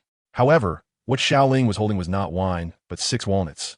On the other side, Wei Wei had also asked the questions she wanted to know. Sure enough, sometimes fighting was the least rational choice. Just as everyone was having a great time, a hand suddenly appeared, wrapping around the sail. In the next second, everyone had a sense of ominous foreboding. Bang! Boom! A figure fell from the sky and directly smashed onto the Sand Pirates ship, creating a hole in the ship, and their sail fell to the ground due to the immense force. The members of the Barbaro's Sand Pirate crew all opened their mouths wide. They knew that without a sail, their ship wouldn't be able to navigate in the desert. If this continued, wouldn't they all be left to die in the sun? "You," said the pirate captain, looking at Luffy. Meat." Luffy ignored everyone and immediately went to the meat, devouring it. Xiao Ling helplessly waved his hand and said, "This is our partner. Sorry for the trouble we've caused you." After hearing this, the bandit leader remembered that these supplies were originally given by Xiao Ling. So he laughed and said, "Haha, it's all right." Then he looked at the sail and said, "However, now that the sail is destroyed, our ship cannot move," which is a big problem. Xiao Ling nodded, and at that moment, Zoro and the others had also walked over. Xiao Ling then pulled Luffy over and said, "Captain, is there another way? Since it was this guy who caused the damage, let him deal with the rest." Luffy, the troublemaker, was really a headache. The pirate leader scratched his head and said, "The nearest city should have the wood needed to repair the sails, and it's not too far away. If your companions go, then this matter can be resolved." Zoro and the others arrived and saw the damaged ship. They didn't need to think to know that Luffy had caused trouble again. Xiao Ling continued, "Then let's leave this matter to Luffy." In the end, the group decided that Luffy, Vivi, and 2 members of the Barbaro crew would go together to search for wood, while the others would wait here. After they left, Xiao Ling stretched and planned to take a break. Having been exposed to the scorching sun for some time, he didn't like this kind of weather at all. He felt very tired. Meanwhile, Usopp was helping the Barbaro crew fix the big hole that Luffy had made. Xiao Ling looked around and couldn't see Ace. So he asked Sanji beside him, "Sanji, did Ace get lost?" Sanji nodded and said helplessly, "It's all Luffy's fault. He always likes to run around. We thought we were lost, but it turns out Ace is the one who got lost." At that moment, Zoro walked over and said, "It's okay. Luffy's brother will definitely be fine." Zoro said, "Oh, you trust him that much?" Sanji asked curiously. "TCH, I used to be a pirate hunter out of necessity. I must know a bit about the Whitebeard Pirates." Ace is the captain of the 2nd Division of the Whitebeard Pirates, with a bounty of up to 500 million berries. What? Nami appeared in the middle of them. This number shocked her. If a big pirate with a bounty of 500 million berries could easily get into trouble, then the Whitebeard Pirates wouldn't give the Navy such a headache. Zoro continued. The few of them nodded. Xiao Ling smiled and said, "It seems that Crocodile's bounty is indeed pitifully low. The real strong ones are right beside us." "Hey, Xiao Ling, don't underestimate the warlords of the sea. They are not ordinary pirates. and after becoming warlords, their bounties are much higher than what they were offered before becoming warlords, Zoro said. Xiao Ling and Zoro nodded. Meanwhile, Nami's perception of pirates has changed. Back then, she worked hard for many years for a bounty of 100 million berries, while a notorious pirate can have a bounty as high as 500 million berries. Xiao Ling stretched lazily once again and was about to go rest when he heard a voice nearby. Hey, that group of guys is coming. A member of the Balubalu team said. Huh? Xiao Ling walked to the side and soon saw a group of people approaching. They were armed and riding camels, quickly making their way towards them. Xiao Ling shook his head and then murmured to himself. These guys don't seem very strong. I can leave it to Zoro and Sanji. I need to catch up on sleep. I'm just too tired. Then Xiao Ling walked down to the cabin. Without the sunlight, the temperature inside the cabin was relatively cooler. However, the smell sure enough, a ship full of rough men would not be particularly clean. Eventually, Xiao Ling found a girl-less room. After all, it was a girl-less room. Compared to other places, it was like heaven and earth. Finally, he could have a good sleep. Meanwhile, outside the ship, a giant ball of feces was heading towards them. Leave it to me. The leader of the Barbaru crew jumped up and tried to block the feces with his palm. However, the next second, the feces rolled over him. Seeing this, Zoro snatched 2 knives from the sand pirate's hands. It was already disgusting enough to cut nose boogers last time. This time, he couldn't use his own knife to chop up poop, Zoro murmured to himself. Then he lightly jumped, and with 2 slashes, he split the feces in half. Sanji, noticing another ball of feces flying towards them, instinctively kicked it out. With a loud bang, all the feces were sent flying. Then he looked at his foot. Sigh, what a stroke of bad luck. Because at the end of the month, the store needed to tally up the bonuses. And they were almost counting accounts until 11 or 12 every day, and couldn't rest during the day either. So there would be 3 chapters every day for these 2 days. Sorry about that. Xiao Ling was awakened by the loud shouting from above the ship. He sighed and muttered to himself, it's really too noisy. Can't anyone let me rest properly? That said, he felt like he had been sleeping for a long time. And then he got out of bed. He slowly walked towards the deck. On the deck, Usopp was repairing the sail, and Luffy and the others had already returned. It seemed he really had slept for quite a while. Just as he finished speaking, Usopp had placed the last wooden board, and at that moment, the ship of the Barbaru pirates was officially repaired. Phew, I'm so exhausted, but it's finally fixed, Usopp said, looking at his work with a smile. At that moment, he turned around and saw Xiao Ling. His original smile immediately faded. Xiao Ling, you bastard, you've been sleeping the whole time. How infuriating, Usopp said fiercely. The others also noticed that Xiao Ling had woken up. Xiao Ling waved his hand and said, I can't help with this either, and it might even make things worse. So sleeping is the best choice for me. As he spoke, he sensed a hint of danger and instinctively dodged. Sure enough, Nami's fist missed him. Stop talking nonsense over there, Nami said. Xiao Ling waved his hand again. Then let's take a break for a bit and then set off, he suggested. The others no longer cared about Xiao Ling sleeping and nodded in agreement. Unknowingly, they had delayed for a while again. After a while, the Straw Hat crew bid farewell to the Barbaru pirate group. This time, Xiao Ling did not ride a camel, but walked alongside Luffy and the others. A small pink umbrella was set up on Xiao Ling's head. He had asked for it from the Barbaru pirate crew, as he felt it could at least provide some shade and serve a purpose. After taking a short break, their pace had quickened, but soon, due to the blazing sun, Usopp and Chopper began to slow down. Helpless, Zoro started his journey of pulling the cart again. Speaking of which, both Xiao Ling and Usopp wanted to lie down in the cart. After a while of moving forward, they heard a man's shout from a distance. Luffy. Xiao Ling looked up and saw a long-lost person, Ace. Luffy saw Ace and then pouted, saying, "You only found us now, this guy is really a headache." Speechless, Nami said, "Luffy, I don't know how you have the nerve to say that. The most troublesome person on this ship should be you." And Ace didn't come empty-handed. He was riding a giant creature that looked like a gecko, and behind the giant creature was a large amount of water and food. Luffy, look at your brother. He went out and brought back so much stuff, while you just end up getting lost. Xiao Ling smiled at Luffy and said, "What? He's clearly the one causing more trouble." Luffy pouted and replied, "You guy." At that moment, Ace had already walked over, distributing food and water to everyone. Where did Ace get this from? Nami asked Ace while looking at Luffy, who had already picked up food and started munching. Ace touched his hat, smiled, and said, "There's a village ahead. I found the food there." Upon hearing this, Vivi thought of something and asked Ace, "You don't have any money, so how did you get the food? You didn't steal it, did you?" Ace shook his head. "No way. Our Whitebeard pirates would never do such a thing. I found a village ahead, and there were 3 little delinquents claiming to be rebels, scamming food and drinks from the villagers. They gave me these. Ace said to Vivi. Self-proclaimed rebels? Nami turned to Vivi and continued. Vivi, should we drive them away? People like that who scam food and drinks are like vampires, right? Indeed, Vivi replied. However, they still needed to ask Vivi's opinion on the matter. It's just 3 little delinquents.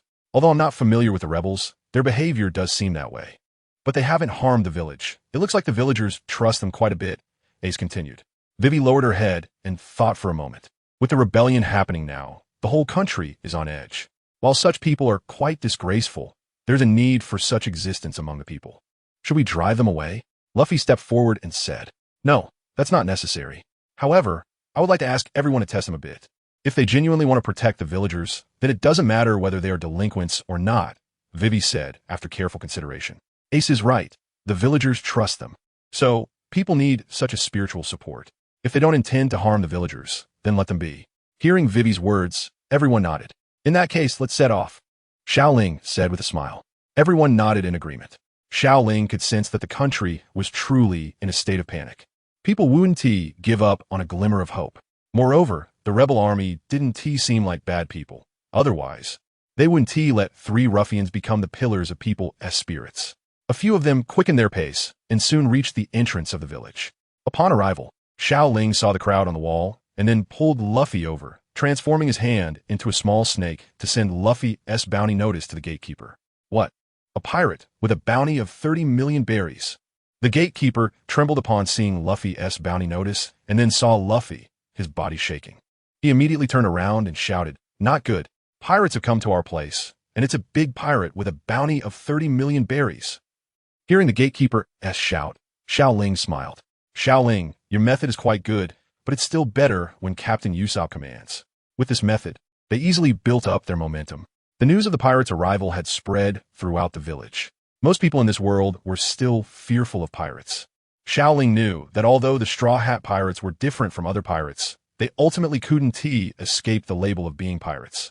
In people's minds, the Navy had become synonymous with justice, while pirates were part of evil. And this thought wasn't wrong. Countless civilians had suffered at the hands of pirates. And while the Navy also had its flaws and corruption, it was truly negligible compared to the harm pirates brought to the people. The news of the pirates' arrival had spread throughout the village, and the 3 ruffians initially planned to run away. However, in the end, under the gaze of the villagers and children, they reluctantly faced their fears and walked out the gate. Why does this guy seem so timid? Xiao Ling whispered. This was Xiao Ling's first impression, and Usopp beside him heard it. Xiao Ling, what did you say? What timid? Haha, you heard me, so I must explain. Xiao Ling said. This guy really resembles you. Usopp, hearing this, looked ahead and touched his nose. Resemble? Not at all. After walking out the gate, the ruffian leader's legs began to tremble. Is this guy really reliable? He seems even more cowardly than the old Xiao Ling, Zoro murmured. Coincidentally, Xiao Ling's hearing was no longer that of an ordinary person. What did you say? Xiao Ling shouted at Zoro. I'm strong now, okay? Meanwhile, Usopp seized the opportunity and immediately laughed. Yes, he is really more cowardly than the old Xiao Ling. Sanji took a puff of smoke and said, You still have the nerve to talk about others. Their interaction was witnessed by the ruffians. These guys are actually ignoring me? If so, why don't you make way for me to escape? But he quickly remembered the children with dreams behind him, and he thought of his own dreams. Yes, once upon a time, he was a person with dreams, just like those naive children. Evil pirates, I have an army of 100 million rebels. If you're sensible, get out of here, and I'll spare your lives. But just then, a long fist interrupted his words. Bang! Luffy knocked him away with a punch. What an obvious lie. This guy is really stupid. Usopp waved his hand and said, Ha! You still have a nerve to talk about others. He has 20 million more in his army. Great Captain Usopp, Xiao Ling said with a smile to Usopp. Hearing Xiao Ling's words, Zoro and Sanji also showed a hint of a smile. Indeed, Xiao Ling was right. This guy was really timid. What? Is this a devil fruit user? A resident above said. Damn, it's a devil fruit user. Even the Lord of the Rebels would find it hard to defeat such a guy. Right? No. The Lord of the Rebels will definitely not lose. He will win, and he will protect us. The rebel leader, who had fallen on the ground, initially wanted to play dead, but heard the children's trust in him from behind.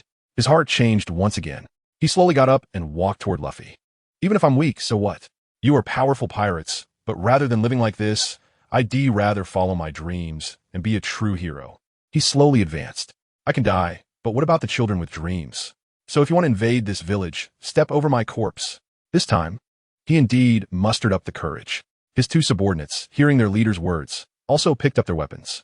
Big Brother's idea is my idea. Since Big Brother has made a decision, I can't lag behind. Yes, we must defend this village. The three ruffians pretending to be revolutionaries simultaneously made their decision. The ruffian leader looked at his two brothers and smiled. Then he charged at Luffy, his legs no longer trembling as before. This is how it should be. This is how it should look. Luffy laughed heartily. At that moment, a light shone from a distance inside a rock. This was their signal, indicating they were to retreat. The guy in front had successfully passed the test from Princess Vivi of the Alabasta Kingdom. Luffy, we need to retreat, Xiao Ling said. Bang!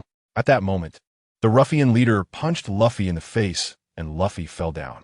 Ah, the opposing rebel is so strong. We need to retreat. Usopp was the first to speak. Yes, the other side is so strong, Luffy shouted as he got up to flee.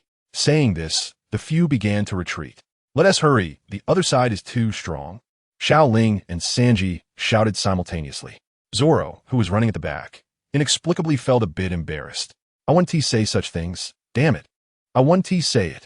The few of them fled frantically, while the three ruffians at the gate were somewhat at a loss. What is going on with these people? Did they just win like that? Just like this? It was until they heard the shouting from behind that they came to their senses. It turned out they had really become heroes. At least for this moment, they had become heroes. On the other side, Luffy and the others were panting heavily. It should be fine. We've run quite a distance now, Xiao Ling said. This hot weather is indeed not suitable for exercise. The few nodded in agreement.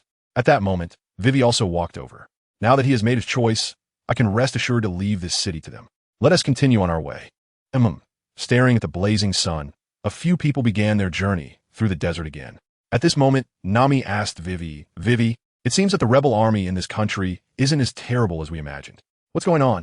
Indeed, the rebel army actually gained the support of the people. Even more strangely, some citizens of this country supported both the king and the rebel army. This shouldn't be the case. Vivi nodded and then began to tell her story from 11 years ago. She recounted her childhood when she had joined a children's organization called the Sansan Group. Their leader was named Kocha. Xiao Ling listened on the side while Luffy and the others began to mess around behind her. Xiao Ling did not expect that the childhood of a princess was not much different from that of an ordinary child. Could this Kocha be a key figure? Xiao Ling asked Vivi.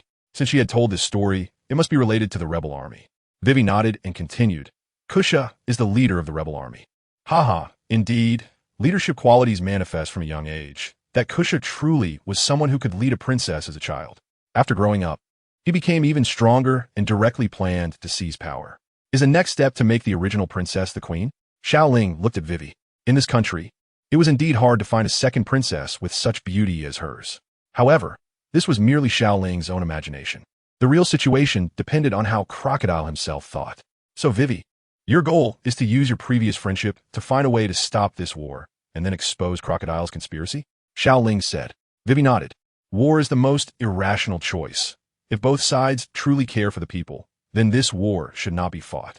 If it really breaks out, it will not only fulfill Crocodile's plans, but also leave the people of this country in misery. Xiao Ling nodded and then said, have you ever thought about a question? After all, you and Kocha haven't been in contact for 11 years. People always change. Would he really give up everything for your friendship? Looking at the current situation, the rebel army is already within reach. 11 years can change a lot, and a person's heart is even harder to fathom. Perhaps back then, Wei Wei and Kocha had a good relationship. But after such a long time,